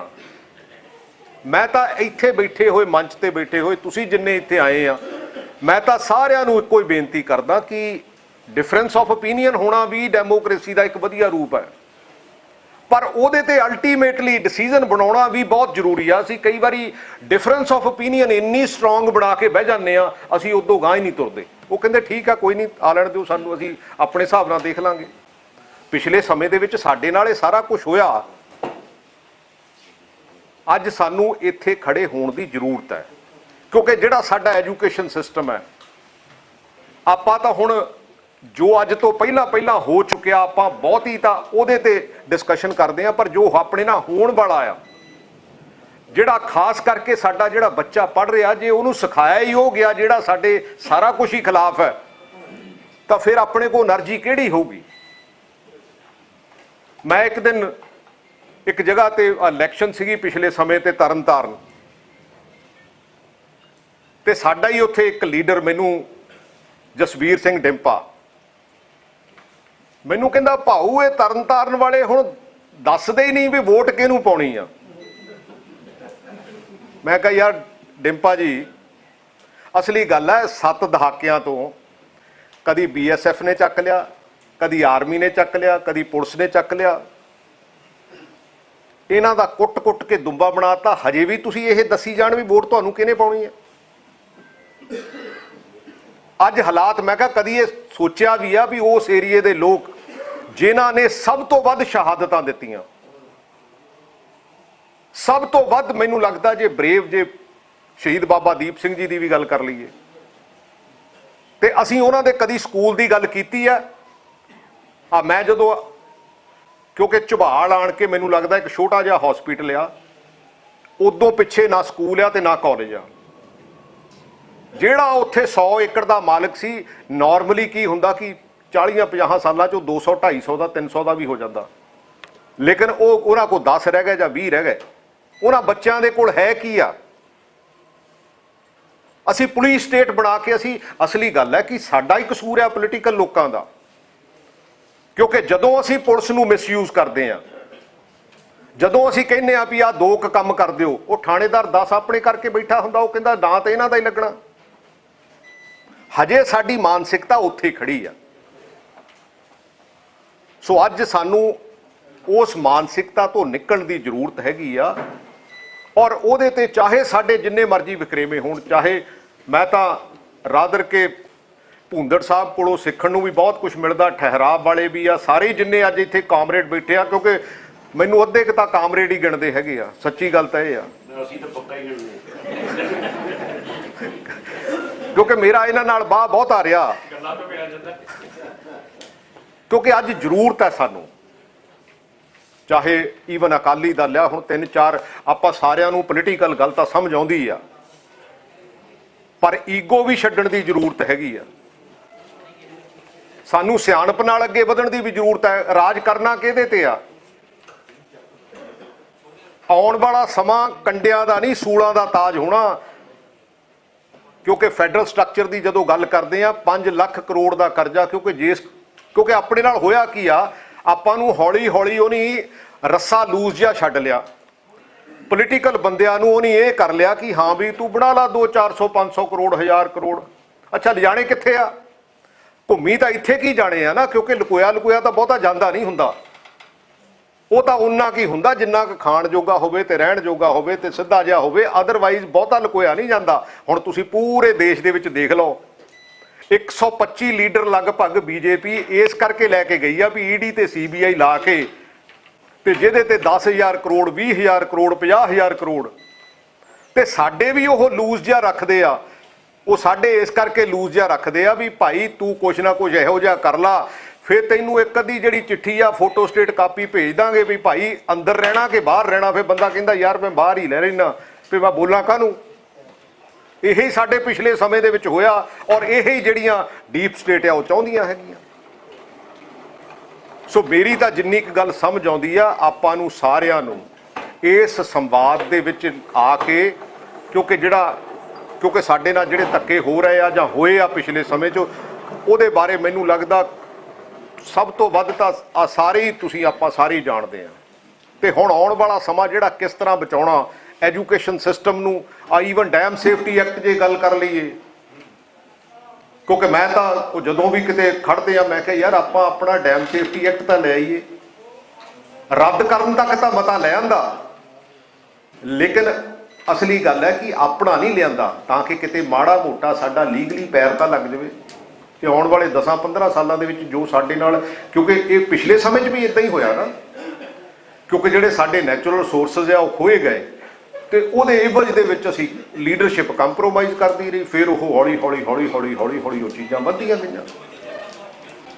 ਤੇ ਜੇ ਸਾਡੀ ਵਿਚਾਰਧਾਰਾ ਹੀ ਨਹੀਂ ਹੈ, ਜੇ ਅਸੀਂ ਇਨਸਾਨੀਅਤ ਦੀ ਗੱਲ ਹੀ ਨਹੀਂ ਕਰਦੇ, ਹੁਣ ਦੇਸ਼ ਦੀ ਜਿਹੜੀ ਅੱਜ ਦੀ ਹੁਕਮਰਾਨ ਪਾਰਟੀ ਹੈਗੀ ਆ, ਉਹ ਤਾਂ ਬੇਸਿਕਲੀ ਸਾਡੇ ਫੈਡਰਲ ਸਟਰਕਚਰ ਨੂੰ ਬਿਲਕੁਲ ਤਹਿਸ-ਨਹਿਸ ਕਰਨਾ ਚਾਹੁੰਦੀ ਆ। ਅੱਛਾ, ਸਾਡੇ ਬਹੁਤ ਲੀਡਰ ਉਹਦੇ ਵਿੱਚ ਵੀ ਜਾ ਕੇ ਬੜੀਆਂ ਫੋਟੋਆਂ ਪਾਉਂਦੇ ਆ। ਅੱਛਾ, ਕੋਈ ਜੱਫੀਆਂ ਪਾਉਣ ਨੂੰ ਤੁਰੇ ਫਿਰਦੇ ਆ ਵੀ ਯਾਰ ਵੀ ਕਿਸੇ ਤਰ੍ਹਾਂ ਸਾਡਾ ਸਮਝੌਤਾ ਹੋ ਜਵੇ। ਸਹੀ, ਅਸੀਂ ਸੱਤਾ ਕਰਨੀ ਕਾਹਦੇ ਲਈ ਆ, ਕੀ ਕਰਨਾ ਕੀ ਆ? ਮੈਂ ਤਾਂ ਕਈ ਵਾਰੀ ਆਪਣੇ ਵਾਲਿਆਂ ਨੂੰ ਵੀ ਕਹਿੰਦਾ ਹੁੰਦਾ ਯਾਰ ਆਪਾਂ ਕਿੱਧਰ ਨੂੰ ਤੁਰੇ ਜਾ ਰਹੇ ਆ। ਸੋ ਅੱਜ ਮੈਂ ਤਾਂ ਤੁਹਾਨੂੰ ਸਾਰਿਆਂ ਨੂੰ ਬੇਨਤੀ ਕਰਦਾ, ਕਿਉਂਕਿ ਜਿਹੜਾ ਇੰਟੈਲੈਕਚੁਅਲ ਵਰਗ ਹੈ, ਕਿਉਂਕਿ ਜਿਹੜੇ ਹੋਸ਼ ਦੇ ਵਿੱਚ ਹੈ ਤੇ ਜਿਹੜੇ ਜੋਸ਼ ਦੇ ਵਿੱਚ ਆ, ਉਹਨੂੰ ਨਾਲ ਲੈ ਲਈ, ਕਿਉਂਕਿ ਉਸ એનર્ਜੀ ਨੂੰ ਅਸੀਂ ਨੈਗੇਟਿਵ ਪਾਸੇ ਨੂੰ ਕਈ ਵਾਰੀ ਬਹੁਤ ਚੈਨਲਾਈਜ਼ ਕਰ ਲੈਂਦੇ ਆ। ਔਰ ਭੁੰਦੜ ਸਾਹਿਬ ਇਹ ਵੀ ਕੋਸ਼ਿਸ਼ ਕਰੋ ਵੀ ਅਕਾਲੀ ਦਲ ਵੀ ਸਾਰੇ ਕਿਤੇ ਇਕੱਠੇ ਹੋ ਕੇ, ਪਰ ਇਸ ਸਟਰਕਚਰ ਤੇ ਖੜੇ ਹੋਵੋ। ਅਸੀਂ ਤਾਂ ਭਾਵੇਂ ਨੈਸ਼ਨਲ ਪਾਰਟੀਆਂ, ਪਰ ਤੁਸੀਂ ਤਾਂ ਰੀਜਨਲ ਪਾਰਟੀ ਹੋ, ਵੱਡੀ ਜ਼ਿੰਮੇਵਾਰੀ। ਅਸੀਂ ਕਿਉਂਕਿ ਇਕੱਠੇ ਹੋਵੋ, ਕੁਛ ਨਹੀਂ ਹੁੰਦਾ, ਇਹ ਬਿਲਕੁਲ ਛੋਟੀ ਜੀ ਗੱਲ ਹੈਗੀ ਆ। ਆਪਾਂ ਕਿਹਦੇ ਤੇ ਰਾਜ ਕਰ ਲੈਣਾ? ਅੱਛਾ, ਸਮਾਂ ਬਹੁਤ ਥੋੜਾ ਜਿਹਾ ਆ, ਬੰਦਾ 40 50 60 ਸਾਲ ਲਈ ਆਉਂਦਾ। ਮੈਂ ਪਿੱਛੇ ਜਿਹਾ ਔਰੰਗਾਬਾਦ ਗਿਆ ਸੀਗਾ, ਤੇ ਉੱਥੇ ਜਿਹੜਾ ਉਹਦਾ ਕਿਲਾ ਸੀਗਾ ਔਰੰਗਜ਼ੇਬ ਦਾ, ਉੱਥੇ ਇੱਕ ਪਾਸੇ ਪਿਸ਼ਾਬਖਾਨਾ ਬਣਿਆ ਸੀਗਾ। ਮੈਂ ਕਿਹਾ ਯਾਰ ਦੇਖੋ, ਮੇਰਾ ਖਿਆਲ ਹੈ ਵੀ 300-350 ਸਾਲ ਦੀ ਗੱਲ ਹੀ ਹੈ ਨਾ, ਤੇ ਉੱਥੇ ਲਾਈਨ ਲੱਗ ਕੇ ਲੋਕੀ ਖੜ ਕੇ ਮਿਲਣ ਲਈ, ਮੇਰਾ ਖਿਆਲ ਹੈ ਲਾਈਨਾਂ ਲੱਗਦੀਆਂ ਹੋਣਗੀਆਂ। ਪਰ ਹੁਣ ਉੱਥੇ ਕੀ ਬਣਿਆ ਆ? ਇਹ ਵੀ ਬੰਦੇ ਨੂੰ ਭੁਲੇਖਾ ਬਹੁਤ ਹੈ ਵੀ ਪਤਾ ਨਹੀਂ ਮੈਂ ਇੱਥੇ ਪਤਾ ਨਹੀਂ ਕਿਹੜੇ ਪੱਥਰ ਲਾ ਲੈਣੇ ਆ। ਕੁਛ ਨਹੀਂ ਲੱਗਣਾ ਹੈਗਾ, ਸਿਰਫ ਆਪਾਂ ਆਪਣੀ ਜ਼ਿੰਮੇਵਾਰੀ ਜਿਹੜੀ ਆ ਉਹਦਾ ਜੇ ਅਹਿਸਾਸ ਕਰ ਲਈਏ, ਕਿਉਂਕਿ ਉਹ ਵੀ ਬੰਦੇ ਸ਼ਮਸ਼ਾਨ 'ਚ ਹੀ ਹੁੰਦੇ ਆ ਜਿਹੜੇ ਕਦੀ ਲੜਦੇ ਨਹੀਂ ਆ, ਤੇ ਜਿਹੜੇ ਲੜ ਕੇ ਜਾਂਦੇ ਆ ਉੱਥੇ ਵੀ ਉਹ ਵੀ ਸ਼ਮਸ਼ਾਨ 'ਚ ਹੀ ਜਾਣਾ। ਹੋਰ ਫਰਕ ਕੁਛ ਨਹੀਂ ਹੈ, ਸਿਰਫ ਸੋਚ ਦਾ ਫਰਕ। ਸੋ ਮੇਰੀ ਤਾਂ ਜਿੱਥੇ ਹਮੀਰ ਸਿੰਘ ਜੀ ਨੂੰ ਗਿਆਨੀ ਜੀ ਨੂੰ, ਸਾਰੀ ਇਹਨਾਂ ਦੀ ਟੀਮ ਦਾ ਮੈਂ ਧੰਨਵਾਦ ਵੀ ਕਰਦਾ, ਕਿਉਂਕਿ ਇਸੇ ਤਰ੍ਹਾਂ ਦੇ ਜਿਹੜੇ ਸੈਮੀਨਾਰ ਆ ਹੋਰ ਜਗ੍ਹਾ ਤੇ ਵੀ ਆਪਾਂ ਕੋਸ਼ਿਸ਼ ਕਰੀਏ ਤਾਂ ਕਿ ਜਿਹੜੀ ਬੌਧਿਕ ਕੰਗਾਲੀ ਆ ਉਹਦੇ ਵਿੱਚੋਂ ਵੀ ਪੰਜਾਬ ਨੂੰ ਆਪਾਂ ਕੱਢ ਸਕੀਏ ਇੱਕ ਮੂਵਮੈਂਟ। ਕਿਉਂਕਿ ਇਹ ਜਿਹੜੀ ਸਪਿਰਿਟ ਹੈ, ਕਿਉਂਕਿ ਕਦੀ ਕੋਈ ਕਹਿੰਦਾ ਇਹ ਫਲਾਣੇ ਦੀ ਸਰਕਾਰ ਆ, ਕਦੀ ਕੋਈ ਕਹਿੰਦਾ ਫਲਾਣੇ ਦੀ ਸਰਕਾਰ ਆ। ਯਾਰ ਪੰਜਾਬੀਆਂ ਦੀ ਸਰਕਾਰ ਵੀ ਤਾਂ ਹੈਗੀ ਆ। ਕੋਈ ਕਹਿੰਦਾ ਮੈਂ ਫਲਾਨੀ ਪੋਲੀਟੀਕਲ ਪਾਰਟੀ ਦਾ, ਕੋਈ ਕਹਿੰਦਾ ਫਲਾਨੀ ਪੋਲੀਟੀਕਲ ਪਾਰਟੀ ਦਾ। ਅੱਛਾ, ਕੋਈ ਕਹੀ ਜਾਂਦੇ ਆ ਵੀ ਸਾਡੀ ਮਾਂ ਪਾਰਟੀ ਆ ਜੀ। ਮੈਂ ਕਹਿੰਦਾ ਪਿਓ ਦਾ ਵੀ ਕਿਤੇ ਧਿਆਨ ਰੱਖ ਲਓ, ਪੰਜਾਬ ਤੁਹਾਡਾ ਪਿਓ ਨਹੀਂ ਹੈਗਾ, ਉਹਦਾ ਵੀ ਕਿਤੇ ਨਾ ਕਿਤੇ ਧਿਆਨ ਰੱਖ ਲਈਏ। ਸੋ ਮੈਂ ਤਾਂ ਇੰਨੀ ਕੁ ਬੇਨਤੀ ਕਰਦਾ ਔਰ ਤੁਹਾਡਾ ਸਾਰਿਆਂ ਦਾ ਧੰਨਵਾਦ ਕਰਦਾ। ਵਾਹਿਗੁਰੂ ਜੀ ਕਾ ਖਾਲਸਾ, ਵਾਹਿਗੁਰੂ ਜੀ ਕੀ ਫਤਿਹ।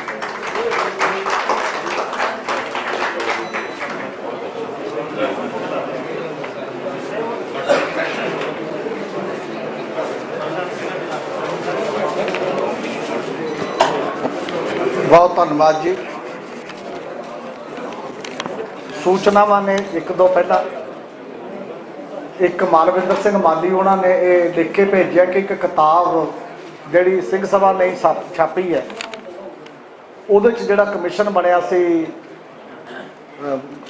ਕੇਂਦਰ ਪੱਧਰ ਤੇ, ਜਿਹੜਾ ਕਮਿਸ਼ਨ ਰਾਜਾਂ ਤੇ ਕੇਂਦਰ ਦੇ ਸੰਬੰਧਾਂ ਨੂੰ ਮੋੜ ਡਿਫਾਈਨ ਕਰਨ ਲਈ, ਹਾਂਜੀ, ਉਹਨਾਂ ਨੂੰ ਜਸਟਿਸ ਪੁੰਛੀ ਕਮਿਸ਼ਨ ਤੇ ਪਹਿਲਾਂ ਸਰਕਾਰੀਆ ਕਮਿਸ਼ਨ ਜਿਹੜੇ ਦੋ ਬਣੇ, ਹਾਂਜੀ। ਇਹ ਕਿਤਾਬ ਦੇ ਵਿੱਚ ਉਹ ਕਹਿੰਦੇ ਨੇ ਕਿ ਸਰਬਹਿੰਦ ਅਕਾਲੀ ਦਲ ਦਾ ਇੱਕ ਡਾਕੂਮੈਂਟ ਹੈ, ਉਹ ਪੜ੍ਹਨਯੋਗ ਹੈ ਅਤੇ ਕਿਤਾਬ ਇੱਥੋਂ ਲਈ ਜਾ ਸਕਦੀ ਹੈ, ਜਿਹੜੇ ਵੀ ਉਦੋਂ ਦਿੱਤਾ ਹੋਣਾ ਜਿਹੜਾ ਜਿੱਥੇ ਗੱਲ ਹੋ ਸਕਦੀ। ਦੂਜਾ ਕਰਨੈਲ ਸਿੰਘ ਪੰਜੋਲੀ ਵੀ ਮੈਨੂੰ ਮੇਰੇ ਕੋਲ ਆਇਆ, ਸ਼ਾਇਦ ਪਿੱਛੇ ਬੈਠੇ ਨੇ, ਜਿਹੜੇ ਜਨ ਸੈਕਟਰੀ SGPC ਰਹੇ ਨੇ। ਉਹਨਾਂ ਦਾ ਇੱਕ ਸੁਝਾਅ ਹੈ, ਇੱਕ ਰਾਏ ਹੈ ਕਿ ਜਿਹੜੀਆਂ ਪਾਰਟੀਆਂ ਖੁਦਮੁਖਤਿਆਰੀ ਨਾਲ ਸਹਿਮਤ ਹਨ ਉਹ 2027 ਦੀ ਪੰਜਾਬ ਅਸੈਂਬਲੀ ਦੀ ਚੋਣ ਇਕੱਠੇ ਹੋ ਕੇ ਖੁਦਮੁਖਤਿਆਰੀ ਦੇ ਏਜੰਡੇ 'ਤੇ ਲੜਨ। ਇਹ ਉਹਨਾਂ ਦਾ ਆਪਣਾ ਇੱਕ ਵਿਚਾਰ ਹੈ, ਆਪਣੇ ਉਸ ਸੁਝਾਅ ਦੇ ਰੂਪ ਦੇ ਵਿੱਚ। ਅਤੇ RMPI ਤੋਂ ਸੱਜਣ ਸਿੰਘ ਜੀ ਨੇ, ਸੈਂਟਰਲ ਕਮੇਟੀ ਮੈਂਬਰ ਨੇ, ਮੰਗਤ ਰਾਮ ਪਾਸਲਾ ਜੀ ਦੀ ਪਾਰਟੀ, ਪਾਸਲਾ ਜੀ ਦੀ ਜਗ੍ਹਾ ਉਹ ਆਏ ਨੇ। ਉਹਨਾਂ ਦੀ ਮੈਂ ਹਾਜ਼ਰੀ ਹੀ ਲਵਾ ਸਕੂੰਗਾ ਕਿਉਂਕਿ ਜਿਹੜਿਆਂ ਨੂੰ ਪਰਸਨਲੀ ਵੀ ਨਾਲ ਪਾਰਟੀਆਂ ਦੇ ਵਿੱਚੋਂ ਸੱਦਾ ਦਿੱਤਾ ਗਿਆ ਸੀ, ਉਹਨਾਂ ਨੂੰ ਬੋਲਣ ਦਾ ਮੌਕਾ ਜ਼ਰੂਰ ਇਸ ਲੈਵਲ ਦੇ ਉੱਤੇ ਦਿੱਤਾ ਗਿਆ। ਅਤੇ ਮੈਂ ਹੁਣ ਰਿਕੁਐਸਟ ਕਰਦਾ, ਬੇਨਤੀ ਕਰਦਾ ਸਰਦਾਰ ਬਲਵਿੰਦਰ ਸਿੰਘ ਭੁੰਦੜ ਉਹਨਾਂ ਨੂੰ ਕਿ ਉਹ ਆਪਣੀ ਗੱਲ ਰੱਖਣ। ਇਹ ਸਾਰੇ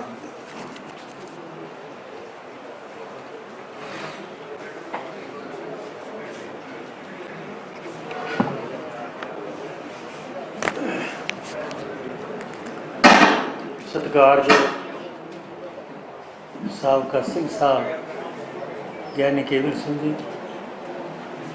ਸਰਦਾਰ ਹਰਮੀਤ ਸਿੰਘ ਜੀ, ਬਾਕੀ ਇਸ ਮੰਚ ਦੇ ਸਾਰੇ ਜਿੰਨੇ ਬਹੁਤ ਹੀ ਸਿਆਣੇ ਬੁੱਧੀਜੀਵੀ ਨੇ, ਸਾਰਿਆਂ ਦਾ ਪਹਿਲਾਂ ਮੈਂ ਆਪਾਂ ਸਾਰੇ ਇਕੱਠੇ ਹੋ ਕੇ ਧੰਨਵਾਦ ਕਰੀਏ ਕਿ ਜਿਹੜਾ ਪੰਜਾਬ ਦਾ ਸਭ ਤੋਂ ਵੱਡਾ ਇਸ਼ੂ ਹੈ ਔਰ ਜਿਸ ਆਜ਼ਾਦੀ ਤੋਂ ਬਾਅਦ ਕ੍ਰਾਂਤੀ ਸ਼ੁਰੂ ਹੋ ਗਿਆ ਸੀ ਉਹ ਬਿਲਕੁਲ ਖਤਮ ਹੋ ਗਿਆ ਸੀ। ਅੱਜ ਜਿੱਥੇ ਪਹਿਲਾ ਸੈਮੀਨਾਰ ਕੀਤੇ, ਹੁਣ ਇਸ 'ਤੇ ਸਪੈਸ਼ਲ ਕੀਤਾ ਹੈ, ਇਹ ਇਸ ਨੂੰ ਜ਼ਿੰਦਾ ਕਰਨ ਦੀ ਕੋਸ਼ਿਸ਼ ਕਰ ਰਹੇ ਹੈ। ਜ਼ਿਆਦਾ ਰਿਪੀਟ ਕਰਨ ਦੀ ਬਜਾਏ, ਕਿਉਂਕਿ ਟਾਈਮ ਥੋੜ੍ਹਾ, ਤੁਸੀਂ ਥੱਕ ਵੀ ਗਏ ਹੋਵੋਗੇ। ਪਹਿਲੀ ਗੱਲ ਤਾਂ ਕਿ ਜੋ ਡਾਕੂਮੈਂਟ ਦਿੱਤਾ ਗਿਆ ਉਹ ਸਾਰਾ ਕੁਝ ਬਿਆਨ ਹੈ। ਦੂਸਰੀ ਗੱਲ, ਪਹਿਲਾਂ ਪ੍ਰੋਫੈਸਰ ਸਾਹਿਬ ਬੋਲੇ, ਖਾਲਸਾ, ਉਹਨਾਂ ਨੇ ਤਕਰੀਬਨ ਸਾਰੀਆਂ ਗੱਲਾਂ ਉਸ ਕਹਿ ਦਿੱਤੀਆਂ। ਫਿਰ ਵਾਰੀ ਬੋਲਣ ਵਾਲਿਆਂ ਨੇ ਤਕਰੀਬਨ ਉਸ ਦੀ ਤਾਇਦ ਕੀਤੀ ਹੈ। ਇਸ ਕਰਕੇ ਮੈਂ ਪਹਿਲਾਂ ਤਾਂ ਇਹ ਕਹਿਣਾ ਕਿ ਆਪਾਂ ਸਾਰੇ ਇਸ ਇਸ਼ੂ ਨਾਲ ਸਹਿਮਤ ਹਾਂ ਕਿ ਬਹੁਤ ਵੱਡਾ ਦੇਸ਼ ਦਾ ਨੁਕਸਾਨ ਹੋ ਗਿਆ। ਜਿੱਥੇ ਮੰਚ ਦਾ ਨਾਮ ਪੰਜਾਬ ਬਚਾਓ ਹੈ, ਪਿੰਡ ਬਚਾਓ ਹੈ, ਉੱਥੇ ਪਰਿਵਾਰ ਬਚਾਓ ਅਤੇ ਦੇਸ਼ ਬਚਾਓ ਵੀ ਰੱਖ ਲਓ। ਪਰਿਵਾਰ ਵੀ ਟੁੱਟ ਗਏ ਅਤੇ ਦੇਸ਼ ਵੀ ਟੁੱਟਣ ਦੇ ਕਿਨਾਰੇ ਹੈ। ਇਸ ਕਰਕੇ ਦੇਸ਼ ਦੀ ਲੜਾਈ ਹੈ, ਇਕੱਲੇ ਪੰਜਾਬ ਦੀ ਨਹੀਂ, ਪੰਜਾਬ ਦੀ ਸਭ ਤੋਂ ਪਹਿਲਾਂ। ਸੋ ਇਸ ਨੂੰ ਜਿੱਤਣਾ ਕਿਵੇਂ ਹੈ? ਆਪਾਂ ਬਜਾਏ ਗੱਲਾਂ ਦੇ ਉੱਥੇ ਆਈਏ। ਫਿਰ ਮੈਂ ਇੱਕ ਦੋ ਮਿਸਾਲਾਂ ਦੇਵਾਂਗਾ ਜਿਹੜੀਆਂ ਕਿ ਹਨ ਤਾਂ ਸਿੰਪਲ ਕਿ ਕਿਵੇਂ ਇਹ ਹਾਲਾਤ ਆਏ ਨੇ, ਇਸ ਤਰ੍ਹਾਂ ਬਣੇ ਨੇ ਥੋੜ੍ਹਾ ਜਿਹਾ ਟਾਈਮ 'ਚ, ਕਿਉਂਕਿ ਲੰਬਾ ਤਾਂ ਹੋ ਨਹੀਂ ਸਕਦਾ, ਬਹੁਤ ਦੇਰ ਦੇ ਬੈਠੇ ਹੋ। ਦੇਖੋ, ਮੇਰਾ ਖਿਆਲ ਹੈ ਇਹ ਜਿਹੜਾ ਮੰਚ ਹੈ, ਜਿੱਥੇ ਆਪਾਂ ਜਿੰਨੇ ਹੋਰ ਬੰਦੇ ਸ਼ਾਮਲ ਹੋ ਸਕਦੇ ਹੋਣ, ਖਿਆਲ ਕਿਸੇ ਦੇ ਕੋਈ ਵੀ ਹੋਣ, ਲੜਾਈ ਸ਼ਾਂਤੀਪੂਰਵਕ ਅਕਲ ਨਾਲ ਮੰਚ ਹੋਈ। ਪੋਲੀਟੀਕਲ ਬੰਦੇ ਨੂੰ ਕਿਸੇ ਦੀ ਅਗਵਾਈ ਨਹੀਂ ਕਰਨੀ ਚਾਹੀਦੀ, ਸਾਥ ਦੇਣਾ ਚਾਹੀਦਾ ਤਾਂ ਕਿ ਸਾਡੇ ਮਤਭੇਦ ਹੋ ਗਏ, ਅੱਡ ਅੱਡ ਹੋ ਗਏ, ਅਸੀਂ ਇਕੱਠੇ ਹੋ ਕੇ ਲੜ ਸਕੀਏ। ਉੱਥੇ ਜਦੋਂ ਪੋਲੀਟੀਕਲ ਬੰਦੇ ਅਸੀਂ ਆ ਜਾਂਦੇ ਹਾਂ ਤਾਂ ਅਸੀਂ ਸਾਧਰੀ ਲੋਕ, ਸਾਡੇ 'ਚ ਕੋਈ ਨਾ ਕੋਈ ਕਮੀ ਹੁੰਦੀ ਹੈ, ਮਾੜੀ ਮੋਟੀ ਇੱਛਾ ਹੁੰਦੀ ਹੈ ਰਾਜ ਦੀ, ਉਹ ਫਿਰ ਮਤਭੇਦ ਕਰ ਲੈਂਦੇ ਹਾਂ। ਲੇਕਿਨ ਇੱਥੇ ਮਤਭੇਦ ਦਾ ਸਵਾਲ ਨਹੀਂ, ਮਤਭੇਦ ਨਾਲ ਲੜਾਈ ਨਹੀਂ ਜਿੱਤੀ ਜਾ ਸਕਦੀ, ਲੇਕਿਨ ਜ਼ਰੂਰਤ ਸਾਰਿਆਂ ਦੀ। ਇਸ ਕਰਕੇ ਅਸੀਂ ਇਸ ਮੰਚ ਦੇ ਥੱਲੇ ਲੜਾਈ ਲੜੀਏ ਜ਼ੋਰ ਨਾਲ। ਦੂਜਾ ਮੈਂ ਇਹ ਵੀ ਬੇਨਤੀ ਕਰਾਂਗਾ, ਤੁਸੀਂ ਬਹੁਤ ਸਿਆਣੇ ਹੋ ਸਾਥੋਂ ਤਾਂ, ਜਿਨ੍ਹਾਂ ਨੇ ਮੰਚ ਬਣਾਇਆ, ਐਡੀ ਵੱਡੀ ਹਿੰਮਤ ਕੀਤੀ ਹੈ, ਇੰਨੀ ਮਿਹਨਤ ਕਰ ਰਹੇ ਹੋ, ਕਿ ਇਸ ਮੰਚ ਨੂੰ ਦੇਸ਼ ਲੈਵਲ 'ਤੇ ਲਿਜਾਓ। ਅੱਜ ਦੱਖਣ ਦੀਆਂ 7 ਸਟੇਟਾਂ ਵੱਖ ਨੇ। ਤਾਮਿਲਨਾਡੂ 'ਚ 3 ਮਹੀਨੇ ਪਹਿਲਾਂ 6 ਮਹੀਨੇ ਪਹਿਲਾਂ ਮੀਟਿੰਗ ਹੋਈ ਸੀ, 6 ਚੀਫ ਮਿਨਿਸਟਰ ਆਏ ਸੀ, ਬਾਕੀ ਇਕੱਲੇ ਬੀਜੇ ਤੋਂ ਬਗੈਰ ਸਾਰੀਆਂ ਪਾਰਟੀਆਂ, ਕਾਂਗਰਸ ਵੀ ਆਈ ਸੀ, ਅਕਾਲੀ ਦਲ ਵੱਲੋਂ ਅਸੀਂ ਵੀ ਗਏ ਸੀ। ਉੱਥੇ ਸਾਰਾ ਇਹ ਸੀ ਕਿ ਜੇ ਸੈਂਟਰ ਵਾਲੇ ਹੋ ਤੁਸੀਂ ਸਾਡੇ ਨਾਲ ਧੱਕਾ ਕਰ ਰਹੇ ਹੋ, ਅਸੀਂ ਆਬਾਦੀ ਘਟਾਈ ਹੈ ਦੇਸ਼ ਦੇ ਬਚਤ ਵਾਸਤੇ, ਤੁਸੀਂ ਸਾਨੂੰ ਸਜ਼ਾ ਦੇ ਰਹੇ ਹੋ, ਸਾਡੀ ਸੀਟਾਂ ਘਟਾ ਰਹੇ ਹੋ ਤਾਂ ਕਿ ਪਾਰਲੀਮੈਂਟ ਸਾਡੀ ਆਵਾਜ਼ ਖਤਮ ਹੋ ਜਾਏ। ਤੁਸੀਂ ਅਗਰ ਇਹ ਕਰੋਗੇ ਅਸੀਂ ਕਿਸੇ ਕੀਮਤ 'ਤੇ ਤੁਹਾਡੀ ਗੱਲ ਬਰਦਾਸ਼ਤ ਨਹੀਂ ਕਰਾਂਗੇ। ਡਰਦਿਆਂ ਨੇ ਕਹਿਤਾ, ਜਾ ਕੇ ਮੋਦੀ ਨੂੰ ਕਹਿਣਾ ਪਿਆ ਅਸੀਂ ਕਿਸੇ ਕੀਮਤ 'ਤੇ ਤੁਹਾਡੀ ਵੋਟਾਂ ਨਹੀਂ ਘਟਾਉਂਦੇ, ਉਹ ਕਿਸੇ ਤਰ੍ਹਾਂ ਕੰਪਨਸੇਟ ਕਰਾਂਗੇ। ਤਾਕਤ ਤੋਂ ਡਰੇ ਜਿਹੜੇ ਉਹ 7 ਸਟੇਟਸ ਨੇ, ਪੰਗਾ ਉੱਥੇ ਵੀ ਹੈ। ਬਾਕੀ ਰਹਿ ਗਏ ਆਪਾਂ, ਆਪਣੇ ਨਾਲ ਇੱਕ ਇੱਕ ਕਰਕੇ ਧੱਕਾ ਕੀਤਾ ਹੈ। ਇਸੇ ਕਰਕੇ ਤੁਸੀਂ ਅਨੰਦਪੁਰ ਸਾਹਿਬ ਦੇ ਮਤੇ ਦੀ ਗੱਲ ਕੀਤੀ ਹੈ। ਬਹੁਤ ਸਿਆਣੇ ਸਿਆਣੇ ਬੁੱਧੀਜੀਵੀ ਬੈਠੇ ਹੈ। ਅਸਲ ਸਭ ਤੋਂ ਪਹਿਲਾਂ ਆਜ਼ਾਦੀ ਤੋਂ ਬਾਅਦ ਜੋ ਗੱਲ ਇੱਕ ਦੋ ਬੁਲਾਰੇ ਕਹਿ ਗਏ ਨੇ ਕਿ ਆਜ਼ਾਦੀ ਤੋਂ ਬਾਅਦ ਉਹ ਸਾਰੀਆਂ ਗੱਲਾਂ ਮੁੱਕਰ ਗਏ ਜੋ ਪਹਿਲਾਂ ਕੀਤੀਆਂ ਸੀ। ਜਿੰਨਾ ਆਜ਼ਾਦੀ ਦੇ ਵਿੱਚ ਨੁਕਸਾਨ ਖਾਧਾ, ਜਿਹੜੀ ਤਾਂ ਵੰਡ ਹੋਈ ਬਹਾਦਰੀ ਕਰਕੇ, ਜਾ ਕੇ ਅੰਡੇਮਾਨ ਦੀ ਜੇਲ੍ਹ ਦੇਖ ਲਓ, ਜੋ ਉੱਥੇ ਮੇਨ ਕੈਦੀ ਹੈ ਜਾਂ ਫਾਂਸੀ 'ਤੇ ਚੜ੍ਹੇ ਹੈ ਉਹ ਲੋਕ ਬੰਗਾਲੀ ਅਤੇ ਪੰਜਾਬੀ ਸੀ। ਇਸੇ ਕਰਕੇ ਸਾਡੀ ਵੰਡ ਹੋਈ। ਲੇਕਿਨ ਜਦੋਂ ਅਸੀਂ ਇਕੱਠੇ ਹੋ ਕੇ ਲੜੇ, ਇਹ ਲੜਾਈ ਜਿੱਤ ਲਈ, ਅਤੇ ਜਿੱਤਣ ਤੋਂ ਬਾਅਦ ਜਿਹੜੀਆਂ ਪਹਿਲੀਆਂ ਗੱਲਾਂ ਸੀ ਉਹ ਸਾਰੇ ਭੁੱਲ ਗਏ ਉਸ ਵੇਲੇ ਦੇ ਹੁਕਮਰਾਨ। ਉਹ ਭੁੱਲਣ ਕਰਕੇ ਅਕਾਲੀ ਦਲ ਨੇ ਸਭ ਤੋਂ ਪਹਿਲਾਂ ਮਹਿਸੂਸ ਕੀਤਾ 1962 ਦੇ ਵਿੱਚ Batala all India all world Sikh conference ਹੁੰਦੀ ਸੀ ਉਦੋਂ, ਉਸ ਦੇ ਵਿੱਚ ਬਟਾਲੇ 'ਚ ਪਹਿਲਾਂ ਗਿਆਨੀ ਕਰਤਾਰ ਸਿੰਘ ਜੀ ਨੇ ਇਹ ਵੱਧ ਅਧਿਕਾਰਾਂ ਦਾ ਮਤਾ ਪੇਸ਼ ਕੀਤਾ। ਫਿਰ ਉਸ ਤੋਂ ਬਾਅਦ ਸਰਦਾਰ ਕਪੂਰ ਸਿੰਘ ਨੇ ਕਮੇਟੀ ਬਣੀ, ਸਰ ਕਪੂਰ ਸਿੰਘ ਦੀ ਅਗਵਾਈ 'ਚ। ਫਿਰ 1971 ਦੇ ਵਿੱਚ ਅਨੰਦਪੁਰ ਸਾਹਿਬ ਦਾ ਮਤਾ ਬਣਿਆ। ਉਹਦੇ ਵਿੱਚ ਇੱਕ ਦੋ ਲਫ਼ਜ਼ ਸੀ ਜਿਹਦੇ 'ਚ ਪੰਜਾਬੀ ਦੇ ਲਫ਼ਜ਼ਾਂ 'ਚ ਉਹਦਾ ਮਤਲਬ ਸੀ ਕਿ ਸਾਡੇ ਮਨ ਮੰਦਰ ਅੰਦਰ ਜੋ ਉਕਰਿਆ ਉਸ ਤਰ੍ਹਾਂ ਦਾ ਸਾਨੂੰ ਚਾਹੀਦਾ। ਉਹ ਕਹਿੰਦੇ ਤਾਂ ਖਾਲਸਤਾਨ ਹੈ ਨਾ ਵੀ ਬੰਦ ਹੈ, ਉਹਨੂੰ ਗੁੰਮਰਾਹ ਕੀਤਾ ਗਿਆ। ਫਿਰ 1978 ਦੀ ਆਲ ਵਰਲਡ ਸਿੱਖ ਕਾਨਫਰੰਸ ਹੋਈ ਲੁਧਿਆਣੇ। ਪ੍ਰਧਾਨ ਜਦੋਂ ਤਲਵੰਡੀ ਸਾਹਿਬ ਸੀ, ਉਸ ਮੀਟਿੰਗ ਦੇ ਵਿੱਚ ਕਾਮਰੇਡ ਸਰਕਾਰਯੋਗ ਸਰਜੀਤ ਸਿੰਘ ਜੀ ਵਿੱਚ ਬੈਠੇ ਸੀ। ਉਸ 'ਚ ਬਾਅਦ 'ਚ ਬਣਨ ਵਾਲੇ ਪ੍ਰਧਾਨ ਮੰਤਰੀ ਚੰਦਰ ਸ਼ੇਖਰ ਜੀ ਵੀ ਵਿੱਚ ਬੈਠੇ ਸੀ। ਉਹ ਮਤੇ ਨੂੰ ਸੋਧਾ ਗਿਆ, ਉਹ 2 ਲਫ਼ਜ਼ ਕੱਢੇ ਗਏ ਅਤੇ ਬਾਕੀ ਮਤਾ ਉਸ ਸਟੇਜ 'ਤੇ ਪਾਸ ਕੀਤਾ ਗਿਆ। ਉਹ ਮਤੇ ਦੇ ਵਿੱਚ ਜੋ ਤੁਸੀਂ ਸਾਰਿਆਂ ਨੇ ਦੁਹਰਾਇਆ ਕਿ 4 ਗੱਲਾਂ ਸੈਂਟਰ ਕੋਲੇ, ਜੋ ਪਹਿਲਾਂ ਵੀ ਇਹ ਕਹਿੰਦੇ ਸੀ ਬਾਕੀ ਸਟੇਟਾਂ ਕੋਲੇ। ਮੈਂ ਉਹਦੇ ਅੱਗੇ ਡਿਫਾਈਨ ਟਾਈਮ ਲੱਗੇਗਾ। ਹੁਣ ਸਿਰਫ ਮੈਂ ਇੱਥੇ ਕਹਿਣਾ ਕਿ ਇਹਨੂੰ ਹੌਲੀ ਹੌਲੀ ਖਾਰਜ ਕਿਵੇਂ ਕੀਤਾ ਗਿਆ। ਮੇਰੀ ਗੱਲ ਨੂੰ ਕਿਸੇ ਨੁਕਤਾ ਚੀਜ਼ ਨਾ ਸਮਝ ਲੈਣਾ, ਨਾ ਮੈਂ ਜ਼ਿੰਦਗੀ 'ਚ ਕਦੇ ਕੀਤੀ ਹੈ ਨਾ ਮੈਂ ਕਰਾਂਗਾ, ਮੇਰਾ ਸੁਭਾਅ ਹੈ ਆਪਣਾ। ਗੱਲ ਕਰੋ ਠੀਕ ਹੈ, ਜਿਹੜਾ ਸਮਾਂ ਉਹ ਤੁਹਾਨੂੰ ਦੱਸਣਾ ਪੈਂਦਾ ਕਿ ਦੇਖੋ ਕੁਦਰਤੀ 1972 'ਚ ਮੈਂ ਫਸਟ ਟਾਈਮ MLA ਬਣਿਆ ਅਤੇ ਗਿਆਨੀ ਜੀ ਉਸ ਵੇਲੇ ਮੁੱਖ ਮੰਤਰੀ ਸਨ। ਉਸ ਵੇਲੇ ਤੱਕ ਮੈਨੂੰ ਯਾਦ ਹੈ, ਔਰ 1980 ਤੱਕ ਕਿਉਂਕਿ ਅਸੈਂਬਲੀਆਂ ਸੀ, ਸਾਨੂੰ ਪਤਾ ਹੁੰਦਾ ਸੀ ਕੀ ਹੋ ਰਿਹਾ। ਉਸ ਵੇਲੇ ਤੱਕ ਜਿਵੇਂ ਬਟਾਲਾ ਸੀ, ਗੋਬਿੰਦਗੜ੍ਹ ਸੀ, ਇਹ ਸਾਰੀਆਂ ਇੰਡਸਟਰੀਆਂ ਸੀ। ਸਭ ਤੋਂ ਪਹਿਲਾਂ ਬਟਾਲਾ ਉਜੜੀ। ਕਿਉਂ ਉਜੜੀ?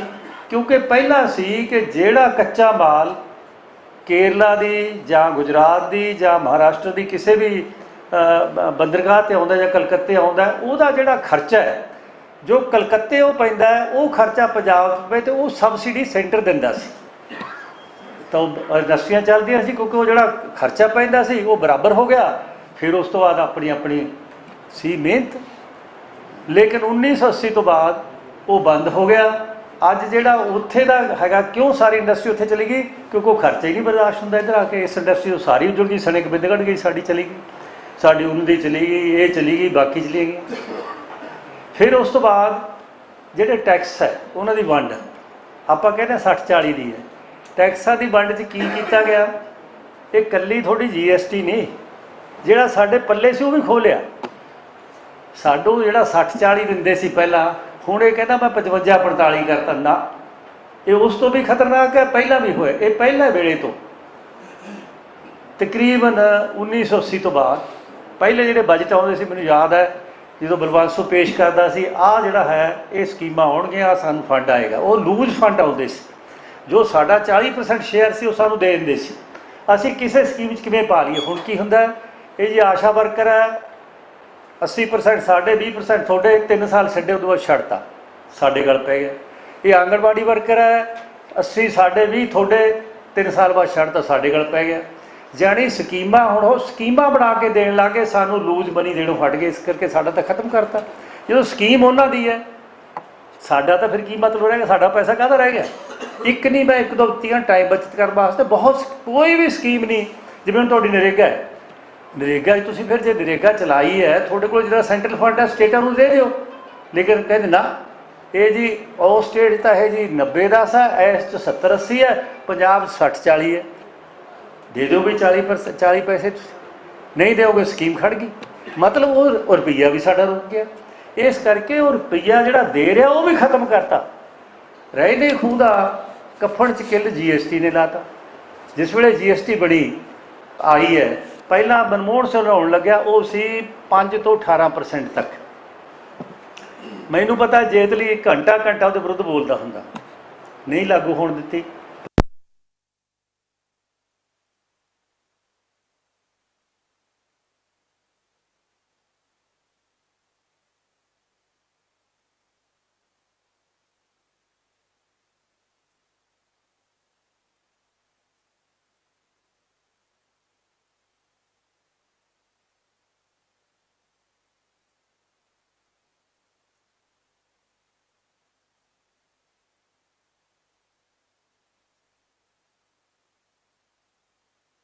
ਕੋਈ ਇਨਕੁਆਰੀ ਇੱਥੇ ਆ ਕੇ ਨਹੀਂ ਸਕਦੀ। EDC ਦਾ ਕੰਮ ਵਿਜੀਲੈਂਸ ਕਰਦਾ, ਸਟੇਟ ਦੀ ਵਿਜੀਲੈਂਸ ਕਰੇ। EDC ਆ ਜਾਂਦੇ ਜਿਹਦੇ ਘਰੇ ਛਾਪੇ ਮਾਰ ਲੈਂਦੀ ਆ ਕੇ। ਜਾਣੀ ਤੁਹਾਨੂੰ ਇਹ 3 ਹੋਰ ਏਜੰਸੀਆਂ ਬਣਾ ਲਈਆਂ, ਜਿਹੜੀਆਂ ਹਿਡਨ ਏਜੰਸੀਆਂ ਨੇ, ਜਿਹਨੂੰ ਜੀ ਕੀਤਾ ਝੁਕਾ ਲਓ। ਤੁਸੀਂ ਤਾਂ ਕਹਿੰਦੇ ਨਾ 125 ਬਦਲਤੇ, ਅਸੀਂ ਤਾਂ ਪਾਰਲੀਮੈਂਟ ਦੇਖਿਆ ਕਿ ਸਾਡੇ ਕੋਲ ਬੰਦੇ ਘੱਟ ਨੇ। ਅਸੀਂ ਉਦੋਂ BG ਬਣਾ ਹੁੰਦੇ ਸੀ, ਕਾਨੂੰਨ ਪਾਸ ਹੋਣਾ ਹੈ, ਕਾਨੂੰਨ ਪਾਸ ਹੋ ਨਹੀਂ ਰਿਹਾ, ਇਹ ਕਿਵੇਂ ਕਰਨਗੇ। ਅਗਲੇ ਨੂੰ ਪਤਾ ਲੱਗਣਾ ਕਿ ਇੰਨੇ, ਮੈਂ ਨਾਂ ਨਹੀਂ ਲੈਂਦਾ, ਇੰਨੇ ਫਲਾਣੀ ਪਾਰਟੀ ਦੇ ਗੈਰ ਹਾਜ਼ਰ, ਇੰਨੀ ਫਲਾਣੀ ਦੇ, ਇੰਨੇ ਫਲਾਣੀ ਦੇ ਮੈਜੋਰਟੀ ਹੋ ਗਈ। ਉਹਨੂੰ ਕਹਿੰਦੇ ਦੇਖ ਲਓ ਅੰਦਰ ਗਏ ਹੋ, ED ਆਊਗੀ, ਉਹ ਚੁੱਪ ਕਰਕੇ ਗੈਰ ਹਾਜ਼ਰੀ ਹੋ ਜਾਂਦੀ, ਮੈਜੋਰਟੀ ਇਹਨਾਂ ਦੀ ਹੋ ਜਾਂਦੀ, ਕਾਨੂੰਨ ਪਾਸ ਕਰ ਲੈਂਦੇ। ਇਸ ਕਰਕੇ ਏਜੰਸੀਆਂ ਇੱਥੇ ਨਹੀਂ, ਦੇਸ਼ 'ਚ ਵਰਤ ਰਹੇ ਨੇ। ਆਹ ਜਿਹੜੀ SIR ਹੈ, ਇਹ ਬੰਗਾਲ 'ਚ ਵਰਤਦੇ ਦੇਖ ਹੀ ਲਏ ਆਪਾਂ ਕਿਸ ਤਰ੍ਹਾਂ ਵਰਤੀ ਹੈ, ਕਿਸ ਤਰ੍ਹਾਂ ਉੱਥੇ ਸਾਰਾ ਸਿਸਟਮ ਕੀਤਾ। ਇਸ ਕਰਕੇ ਇਸ ਵੇਲੇ ਜੋ ਸਹੀ ਮਾਨਾ ਕਹੀਏ ਕਿ ਡੈਮੋਕ੍ਰੇਸੀ ਖਤਮ ਹੋ ਚੁੱਕੀ ਹੈ, ਡਿਕਟੇਟਰਸ਼ਿਪ ਵੱਲ ਕੰਟਰੀ ਵਧੀ ਹੈ। ਆਪਾਂ ਫੈਡਰਲ ਪਾਵਰ ਕੀ ਮੰਗਦੇ, ਆਪਾਂ ਇਕੱਠੇ ਹੋ ਕੇ ਤਗੜੇ ਹੋ ਕੇ ਦੇਸ਼ ਦੀ ਆਜ਼ਾਦੀ ਦੀ ਲੜਾਈ ਲੜਨਾ ਸੋਚ ਲਈਏ। ਇਹ ਤਾਂ ਗੁਲਾਮੀ ਆ ਗਿਆ ਦੁਆਰਾ ਕਿ ਤੁਸੀਂ ਬੋਲੀ, ਜਿਹੜਾ ਬੋਲੇਗਾ। ਮੈਨੂੰ ਯਾਦ ਹੈ, ਮੈਂ ਨਾਂ ਨਹੀਂ ਲੈਂਦਾ, ਪਾਰਲੀਮੈਂਟ 'ਚ ਇੱਕ ਦਿਨ ਕੋਈ ਇਸ ਤਰ੍ਹਾਂ ਦੀ ਬਹਿਸ ਆ ਗਈ, ਮੈਂ ਨਾਂ ਲਾਇਆ ਤਾਂ ਤੁਹਾਨੂੰ ਪਤਾ ਲੱਗੇ। ਮੈਂ ਕਿਹਾ ਭਰਾ ਇਸ 'ਤੇ ਤੂੰ ਬੋਲ ਯਾਰ, ਇੰਟੈਲੀਜੈਂਟ ਹੈ, ਮੈਨੂੰ ਤਾਂ ਇਹਦੀ ਸਮਝ ਨਹੀਂ। ਮੈਨੂੰ ਕਹਿੰਦਾ ਤੈਨੂੰ ਮੈਂ ਲਿਖਾ ਦਿੰਦਾ, ਤੂੰ ਬੋਲ ਪਈ, ਮੈਂ ਬੋਲ ਪਿਆ, ਤੜਕੇ ਪਤੰਦਰ ਮੇਰੇ ਛਾਪਾ ਮਾਰ ਲੈਣਗੇ। ਇਹ ਹਾਲ ਹੋ ਰਿਹਾ। ਇਸ ਕਰਕੇ ਤੁਹਾਡਾ ਸਭ ਕੁਝ ਖਤਮ ਕਰਤਾ ਹੈ, ਕੁਛ ਨਹੀਂ ਤੁਹਾਡੇ ਪੱਲੇ ਛੱਡਿਆ ਬੋਲਣ ਨੂੰ। ਔਰ ਇੱਕ ਪਾਰਟੀ ਨਹੀਂ, ਸਾਰੀਆਂ ਪਾਰਟੀਆਂ ਦਾ ਹਾਲ ਇਹ ਕਰਤਾ। ਸਰਮਾਏਦਾਰ ਆ ਗਿਆ ਇਸ ਵੇਲੇ, ਵਰਲਡ ਨੂੰ ਵੀ ਚੰਦ ਜਿਹੜੇ ਹੈਗੇ ਸਰਮਾਏਦਾਰ ਕੈਪਚਰ ਕਰ ਗਏ ਨੇ, ਔਰ ਇੰਡੀਆ ਨੂੰ ਤਾਂ ਕਰ ਹੀ ਚੰਦ ਗਏ ਨੇ। ਚੰਦ ਬੰਦੇ ਦਾ ਹੱਥ ਇੰਡੀਆ ਆ ਗਿਆ। ਤੁਸੀਂ ਦੱਸੋ ਕਿ ਇਹਦਾ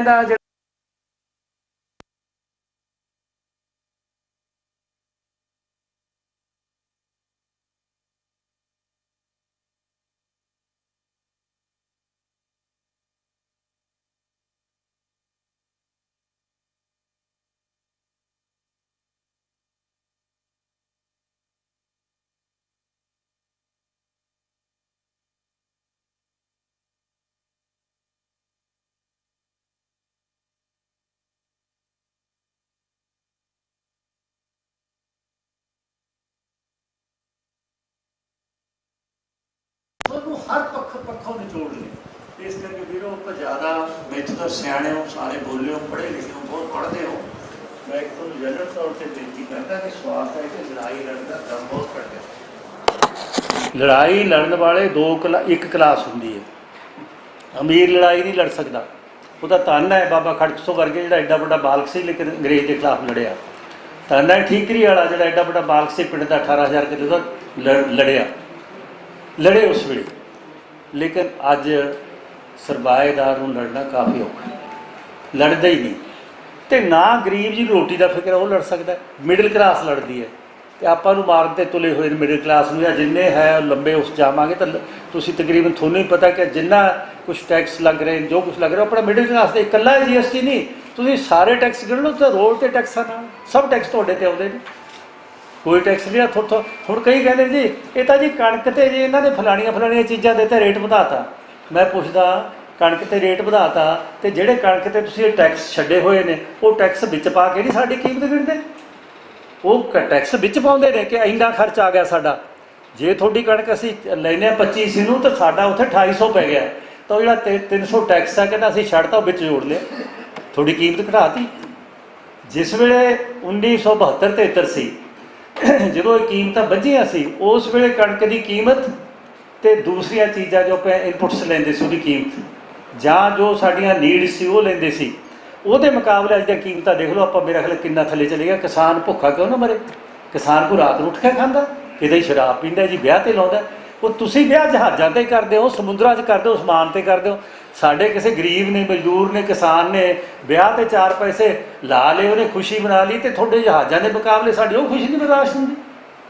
ਸੋ ਵੀਰੋ ਆਪਾਂ ਨੂੰ ਲਾਹਨਤਾਂ ਵੀ ਪਾਈਆਂ, ਜਿਹੜਾ ਆਪਾਂ ਲੁੱਟਿਆ ਵੀ ਜਾ ਰਿਹਾ, ਆਪਾਂ ਨੂੰ ਕੁੱਟਿਆ ਵੀ ਜਾ ਰਿਹਾ।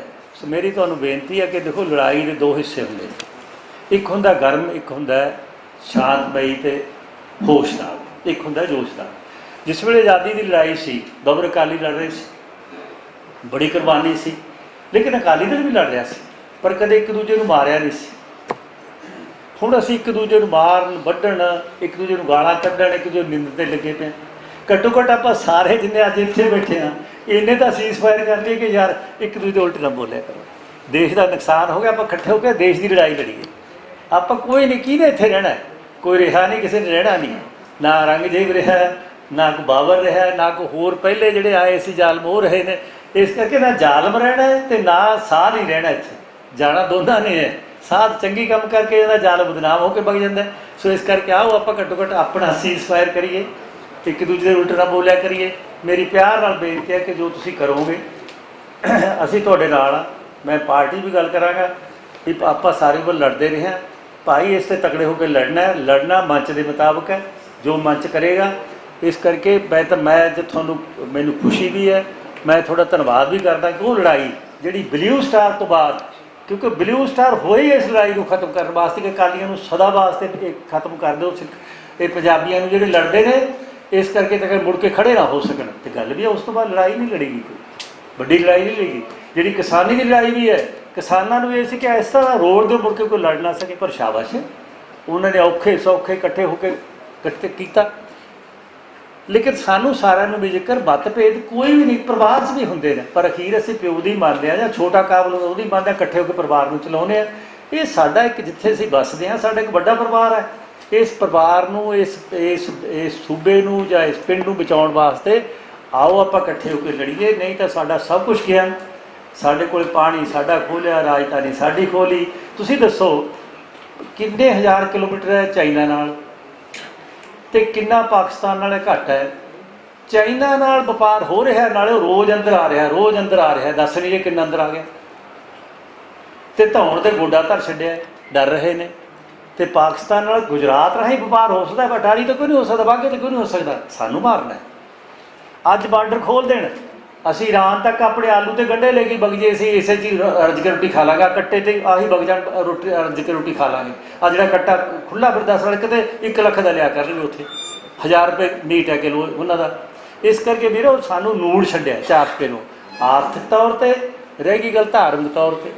ਮੈਂ ਨਹੀਂ ਕਹਿੰਦਾ ਹਰ ਥਾਂ 'ਤੇ ਕਮੀਆਂ ਹੋਣਗੀਆਂ, ਪਰ ਦੁਨੀਆ ਦਾ ਇੱਕੋ ਧਰਮ ਸੀ ਜਿਹੜਾ ਧਰਮ ਵੋਟ ਨਾਲ ਚੁਣ ਕੇ ਉਹਦਾ ਪ੍ਰਬੰਧ ਵੀ ਹੁੰਦਾ ਸੀ, ਔਰ ਕਿਸੇ ਕਾਨੂੰਨ ਦੇ ਥੱਲੇ ਆ। 1925 ਦਾ ਐਕਟ ਪਾਰਲੀਮੈਂਟ 'ਚ ਬਣਿਆ, ਅੰਗਰੇਜ਼ ਦੀ ਧੌਣ 'ਤੇ ਗੋਡਾ ਧਰ ਕੇ। ਸੈਂਕੜੇ ਸ਼ਹੀਦੀਆਂ ਹੋਈਆਂ ਅਤੇ ਹਜ਼ਾਰਾਂ ਲੱਤਾਂ ਵਾਟ ਅਤੇ ਅਰਬਾਂ ਰੁਪਏ ਦੇ ਜੁਰਮਾਨੇ ਦਿੱਤੇ ਨੇ। ਉਹ ਲੜਾਈ ਜਿੱਤੀ ਹੋਈ ਨੂੰ ਅੱਜ ਐਕਟ ਕਾਇਮ ਹੈ, ਲੇਕਿਨ ਤੋੜਤਾ ਹਜ਼ੂਰ ਸਾਹਿਬ ਅੱਡ, ਪਟਨਾ ਸਾਹਿਬ ਅੱਡ, ਦਿੱਲੀ ਅੱਡ, ਇਹ ਆਪਣਾ ਹਰਿਆਣਾ ਅੱਡ, ਹਰਿਆਣੇ ਦੇ 11 ਮੈਂਬਰ ਉਸ ਐਕਟ ਮੁਤਾਬਕ ਪੰਜਾਬ ਦੇ ਵਿੱਚ ਨੇ, ਹਿੰਦੁਸਤਾਨ ਦੇ ਨੋਮੀਨੇਟ ਮੈਂਬਰ ਉਸ ਦੇ ਵਿੱਚ ਨੇ, ਲੇਕਿਨ ਐਕਟ ਤੋੜਤਾ। ਐਕਟ 25 ਦਾ ਕਾਇਮ ਹੈ, ਸੂਬੇ ਦਾ ਵੱਖ ਕਰਤਾ, ਤੋੜ ਕੇ ਕਰਤਾ। ਦੱਸੋ ਤੁਸੀਂ ਗ੍ਰੰਥੀ ਲੱਗਣਾ ਇੱਥੇ? ਕਿਸ ਦਾ ਧਰਮ ਉਚਾਰ? ਅਸੀਂ ਲੜੀਏ ਭਿੜੀਏ ਕਿਵੇਂ ਕਰੀਏ, ਇੱਕ ਦੂਜੇ ਨੂੰ ਆਪਸ ਵਿੱਚ ਸੁਲਝੀਏ, ਚਲਾਈਏ, ਜਿਹੜਾ ਚੰਗਾ ਹੋਵੇ ਉਹਨੂੰ ਫੇਰ ਚੁਣ ਲੈਣ ਸਿੱਖ। ਇਸ ਕਰਕੇ ਵੀਰੋ ਹਰ ਪਾਸੋਂ ਇਹ ਜਿਹੜੀ ਮਾਰ ਮਾਰੀ ਜਾ ਰਹੀ ਹੈ, ਕਿਉਂ ਮਾਰੀ ਜਾ ਰਹੀ ਹੈ? ਜੋ ਕਿ ਹੈ ਨਾ ਆਪਣੇ ਨੇ ਪਿਆਰੇ ਲਾਲ ਜੀ ਨੇ, ਇਹ ਬਹੁਤ ਸਿਆਣੇ ਨੇ। ਮੈਂ ਤਾਂ ਸਮਝਦਾ ਵੀ ਸਾਨੂੰ ਇਹਨਾਂ ਨੂੰ ਦੇਖ ਕੇ ਥੋੜ੍ਹੀ ਨੀਵੀਂ ਪਾਉਣੀ ਚਾਹੀਦੀ ਹੈ ਕਿ ਅਸੀਂ ਧਾਰਮਿਕ ਆ, ਸਾਥੋਂ ਬੋਲਿਆ ਨਹੀਂ ਜਾਂਦੇ, ਧਰਮ ਦੇ ਜਿੱਦਾਂ ਬੋਲਦੇ ਨੇ ਅਸੀਂ ਬੋਲ ਹੀ ਨਹੀਂ ਸਕਦੇ। ਇਸ ਕਰਕੇ ਜੋ ਗੁਰੂ ਗ੍ਰੰਥ ਸਾਹਿਬ ਹੈ ਨਾ, ਇਹ ਉਸ ਨੂੰ ਵੀ ਤੋੜਨਾ ਚਾਹੁੰਦੇ ਨੇ, ਤਾਂ ਕਿ ਜਿਹੜਾ ਗੁਰੂ ਗ੍ਰੰਥ ਸਾਹਿਬ ਹੈ ਦੁਨੀਆ ਨੂੰ ਇੱਕ ਕਰਦਾ ਹੈ, ਸਰਬੱਤ ਦਾ ਭਲਾ ਮੰਗਦਾ ਹੈ। ਔਰ ਇਦੋਂ ਵੱਡਾ ਇਨਕਲਾਬੀ ਕੋਈ ਹੈ ਹੀ, ਜਿੱਥੇ ਧਾਰਮਿਕ ਤੌਰ 'ਤੇ ਸਾਡਾ ਤਾਂ ਹਾਜ਼ਰ ਨਾਜ਼ਰ ਗੁਰੂ ਹੈ, ਲੇਕਿਨ ਪੜ੍ਹੇ ਲਿਖਿਆ ਵਾਸਤੇ ਇਸ ਨੂੰ ਪੜ੍ਹੋ। ਜੋ ਕੁਛ ਕਹਿ ਗਿਆ ਸਾਇੰਸ ਪਹੁੰਚ ਨਹੀਂ ਸਕੀ ਉੱਥੇ। ਅੱਜ ਭਾਲਦੇ ਫਿਰਦੇ ਨਾ ਪਤਾਲਾ ਪਤਾਲ ਲੱਖ ਆਕਾਸ਼ ਆਕਾਸ਼, ਓੜ ਕੋੜ ਭਾਲ ਥਕੇ ਵੇਦ ਕਹਿਣ ਕੇ ਬਾਤ, ਸਹਿਸ 18 ਕਹਿਣ ਕਿਤੇ ਬਾਸ ਨੂੰ ਬਤਾ, ਲੇਖਾ ਹੋਏ ਤਾਂ ਲਿਖਿਆ, ਲੇਖਾ ਹੋਏ ਵਿਨਾਸ਼। ਤਾਂ ਕਈ ਲੇਖਾ ਹੀ ਨਹੀਂ ਨਾ ਚੀਜ਼ਾਂ ਦਾ। ਇਹ ਭਾਲਦੇ ਫਿਰਦੇ ਜੀ ਇੱਥੇ ਜੇ ਪਹੁੰਚ ਗਿਆ, ਅਸੀਂ ਇੱਥੇ ਜੇ ਪਹੁੰਚ ਗਿਆ, ਪਹੁੰਚੇ ਉੱਥੇ ਜਿੱਥੇ ਗੁਰੂ ਨਾਨਕ ਦੇਵ ਜੀ ਪਹੁੰਚੇ ਨੇ, ਜਿੱਥੇ ਗੁਰੂ ਗ੍ਰੰਥ ਸਾਹਿਬ ਤੁਹਾਨੂੰ ਦੱਸ ਰਿਹਾ। ਇਸ ਕਰਕੇ ਵੀਰੋ ਮੇਰੀ ਤੁਹਾਨੂੰ ਬੇਨਤੀ ਹੈ, ਤੁਹਾਡਾ ਸਾਰਿਆਂ ਦਾ ਧੰਨਵਾਦ। ਸਾਥੋਂ ਸਿਆਣੇ ਬੈਠੇ ਹੋ, ਸਾਨੂੰ ਬੋਲਣ ਦਾ ਮੌਕਾ ਦੇਤਾ ਹੈ, ਤੁਹਾਡਾ ਧੰਨਵਾਦ। ਬਾਕੀ ਤੁਸੀਂ ਜੋ ਸਿੰਘ ਸਾਹਿਬ ਜੀ ਸਾਰੇ ਤੁਸੀਂ ਵੀਰ ਸਮਝੇ, ਅਸੀਂ ਤੁਹਾਡੇ ਨਾਲ ਅਗਵਾਈ ਕਰੋ। ਕੋਈ ਇਹ ਪੋਲੀਟੀਕਲ ਮੋਰਚਾ ਨਹੀਂ, ਇਹ ਪੰਜਾਬ ਬਚਾਓ ਹੈ, ਦੇਸ਼ ਬਚਾਓ ਹੈ। ਇਸ ਕਰਕੇ ਪੰਜਾਬ ਦੇ ਭਲੇ ਵਾਸਤੇ ਲੜ ਰਹੇ ਹੋ, ਤੁਹਾਨੂੰ ਧੰਨਵਾਦ ਕਰਦੇ ਹਾਂ ਅਤੇ ਦਿਲੋਂ ਤੁਹਾਡੇ ਨਾਲ ਆ, ਅਤੇ ਪਾਰਟੀ ਤੌਰ 'ਤੇ ਵੀ ਤੁਹਾਡੇ ਨਾਲ ਖੜਾਂਗੇ। ਅਤੇ ਸਾਰਿਆਂ ਨੂੰ ਮੈਂ ਬੇਨਤੀ ਕਰਾਂ ਕਿ ਆਪਾਂ ਸਾਰੇ ਵੀਰ ਆਏ ਹਾਂ, ਸਭ ਸਿਆਣੇ ਹੋ, ਸੋਚ ਅਤੇ ਹੋਸ਼ ਅਤੇ ਜੋਸ਼ ਵੱਖਰਾ ਹੋ ਸਕਦਾ, ਵੱਧ ਲੜ ਸਕਦਾ ਘੱਟ। ਜਿਹੜੇ ਇੱਕ ਜਵਾਨ ਹੈ ਉਹ 15 ਕਿਲੋਮੀਟਰ ਭੱਜ ਸਕਦਾ ਹੈ, ਇੱਕ ਥੋੜ੍ਹਾ ਜਿਹਾ 50 ਸਾਲ ਦਾ 10 ਹੈ, ਇੱਕ ਉਦੋਂ ਵੱਡਾ ਹੈ ਉਹ ਉਦੋਂ ਘੱਟ ਹੈ, ਇੱਕ ਵੱਡਾ ਹੈ 70 ਸਾਲ ਦਾ ਉਹ 2 ਕਿਲੋਮੀਟਰ। ਪਰ ਭੱਜੇ ਤਾਂ ਇੱਕ ਪਾਸੇ, ਅੱਡ ਨਾ ਇੱਧਰ ਅਤੇ ਇੱਧਰ ਨਾ ਭੱਜੋ, ਇੱਕ ਪਾਸੇ ਭੱਜ ਲਓ ਤਾਂ ਕਿ ਆਪਾਂ ਇਕੱਠੇ ਹੋ ਕੇ ਸਰਤਾ ਕਰੀਏ। ਇਸ ਕਰਕੇ ਆਪਾਂ ਸਾਰੇ ਇੱਕ ਸੋਚ ਲੈ ਕੇ ਚੱਲੀਏ। ਮੇਰੀ ਸਾਰਿਆਂ ਨੂੰ ਬੇਨਤੀ ਹੈ, ਹੋਰ ਕੋਈ ਕਮੀ ਪੇਸ਼ੀ ਦੀ ਮਾਫੀ ਦਿਓ, ਭਾਈ ਬੋਲਦਿਆਂ ਤੋਂ ਕਿਹਾ ਗਿਆ ਹੋਵੇ। ਸਭ ਦਾ ਧੰਨਵਾਦ। ਵਾਹਿਗੁਰੂ ਜੀ ਕਾ ਖਾਲਸਾ, ਵਾਹਿਗੁਰੂ ਜੀ ਕੀ ਫਤਿਹ। ਬਹੁਤ ਬਹੁਤ ਸ਼ੁਕਰੀਆ ਧੁੰਦਰ ਸਾਹਿਬ। ਅਜੇ ਜਿਹੜਾ ਇਸ਼ੂ ਉਠਾਇਆ ਉਦੋਂ ਵੀ ਨਹੀਂ ਜਾ ਰਿਹਾ। ਐਕਚੁਅਲੀ 41% ਜਿਹੜਾ ਡੈਵੋਲੂਸ਼ਨ ਆਫ ਫੰਡ ਆ ਉਹ 41 ਹੈ ਹੀ ਨਹੀਂ। ਫਾਈਨਾਂਸ ਕਮਿਸ਼ਨ ਕਹਿੰਦਾ ਗਵਰਨਮੈਂਟ ਦਾ ਉਹ 31% ਹੈ। 4 ਤੋਂ 5 ਲੱਖ ਕਰੋੜ ਰੁਪਈਆ ਹਰ ਸਾਲ ਗਵਰਨਮੈਂਟ ਆਫ ਇੰਡੀਆ ਸੈਸ ਤੇ ਸਰਚਾਰਜ ਰਾਹੀਂ ਲੈ ਜਾਂਦੀ ਹੈ, ਉਹਦੇ 'ਚੋਂ ਵੀ 10% ਨਹੀਂ ਦਿੰਦੀ ਰਾਜਾਂ ਨੂੰ ਕਿਸੇ ਵੀ ਰੂਪ ਦੇ ਵਿੱਚ। ਜਿੰਨਾ ਅਲਾਉਟਡ ਹੈ ਉਹ ਵੀ ਖਤਮ ਹੋ ਰਿਹਾ ਕਿਸੇ ਮਾਮਲੇ ਦੇ ਵਿੱਚ। ਟਾਈਮ ਬੜਾ ਹੋ ਗਿਆ, ਆਪਾਂ ਟਾਈਮ ਦੇ ਅਨੁਸਾਰ ਹੀ ਇਹਨੂੰ ਖਤਮ ਕਰਨਾ ਹੈ। ਮੈਂ ਹੁਣ ਲਾਸਟ ਦੇ ਵਿੱਚ ਸਾਬਕਾ ਜਥੇਦਾਰ ਤਖਤ ਦਮਦਮਾ ਸਾਹਿਬ ਗਿਆਨੀ ਕੇਵਲ ਸਿੰਘ ਜੀ ਜਿਹੜੇ ਪ੍ਰਧਾਨਗੀ ਵੀ ਅੱਜ ਕਰ ਰਹੇ ਸੀ, ਉਹਨਾਂ ਨੂੰ ਬੇਨਤੀ ਕਰੂੰਗਾ ਆਪਣੀ ਗੱਲ ਵੀ ਕਹਿਣ, ਅਤੇ ਸਾਰੇ ਆਏ ਨੁਮਾਇੰਦਿਆਂ ਦਾ ਅਤੇ ਸਾਰੇ ਸਰੋਤਿਆਂ ਦਾ ਸਾਰਿਆਂ ਦਾ ਧੰਨਵਾਦ ਵੀ ਕਰਨਗੇ, ਅਤੇ ਅਗਲਾ ਕੋਈ ਪ੍ਰੋਗਰਾਮ ਜਿਹੜਾ ਉਹ ਵੀ ਸਾਡੇ ਨਾਲ ਸਾਂਝਾ ਕਰਨਗੇ।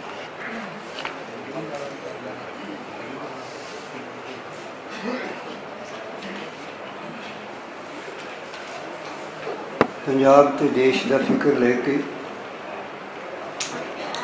ਪੰਜਾਬ ਦੇ ਸਿਆਸੀ ਆਗੂ ਸਾਹਿਬਾਨ ਤੇ ਪੰਜਾਬ ਦੇ ਸਾਰੇ ਆਏ ਹੋਏ ਚੇਤਨ ਵਾਸੀਓ, ਸਾਰੇ ਗੁਰੂ ਫਤਿਹ ਨਾਲ ਸਾਂਝ ਪਾਓ। ਵਾਹਿਗੁਰੂ ਜੀ ਕਾ ਖਾਲਸਾ, ਵਾਹਿਗੁਰੂ ਜੀ ਕੀ ਫਤਿਹ। ਇੱਕ ਵਾਰ ਫਿਰ ਗੱਜ ਕੇ ਆਖੋ, ਵਾਹਿਗੁਰੂ ਜੀ ਕਾ ਖਾਲਸਾ, ਵਾਹਿਗੁਰੂ ਜੀ ਕੀ ਫਤਿਹ। ਇਹ ਅੱਜ ਦੀ ਜੋ ਚਰਚਾ ਹੈ, ਇਹ ਚਰਚਾ ਪੰਜਾਬ ਦੀ ਆਨ ਤੇ ਸ਼ਾਨ ਉਸ ਸ਼ੋਭੇ 'ਚ ਵੇਖਣ ਦੀ ਹੈ ਜਿਹਦੇ ਲਈ ਸਾਡੀ ਵਿਰਾਸਤ, ਸਾਡੇ ਬਜ਼ੁਰਗਾਂ ਨੇ ਕੁਰਬਾਨੀਆਂ ਦੇ ਕੇ ਪੰਜਾਬ ਦੇ ਕੱਲ੍ਹ ਨੂੰ ਸੰਸਾਰ ਵਿੱਚ ਉੱਚਾ ਕੀਤਾ। ਪੰਜਾਬ ਅੰਦਰ 27 ਦੀਆਂ ਚੋਣਾਂ ਆ ਰਹੀਆਂ ਹਨ। ਅਸੀਂ ਮਹਿਸੂਸ ਕੀਤਾ ਹੈ ਪਿੰਡ ਬਚਾਓ ਪੰਜਾਬ ਬਚਾਓ ਦੇ ਸੇਵਕਾਂ ਨੇ ਕਿ ਪੰਜਾਬ ਦੀਆਂ ਸਿਆਸੀ ਧਿਰਾਂ ਅੱਜ ਪੰਜਾਬ ਦੇ ਹਿੱਤਾਂ ਦੀ ਗੱਲ ਨਾ ਕਰਕੇ ਕੇਵਲ ਸੱਤਾ ਦੀ ਪ੍ਰਾਪਤੀ ਦੀ ਗੱਲ ਕਰਨ ਲੱਗ ਪਈਆਂ।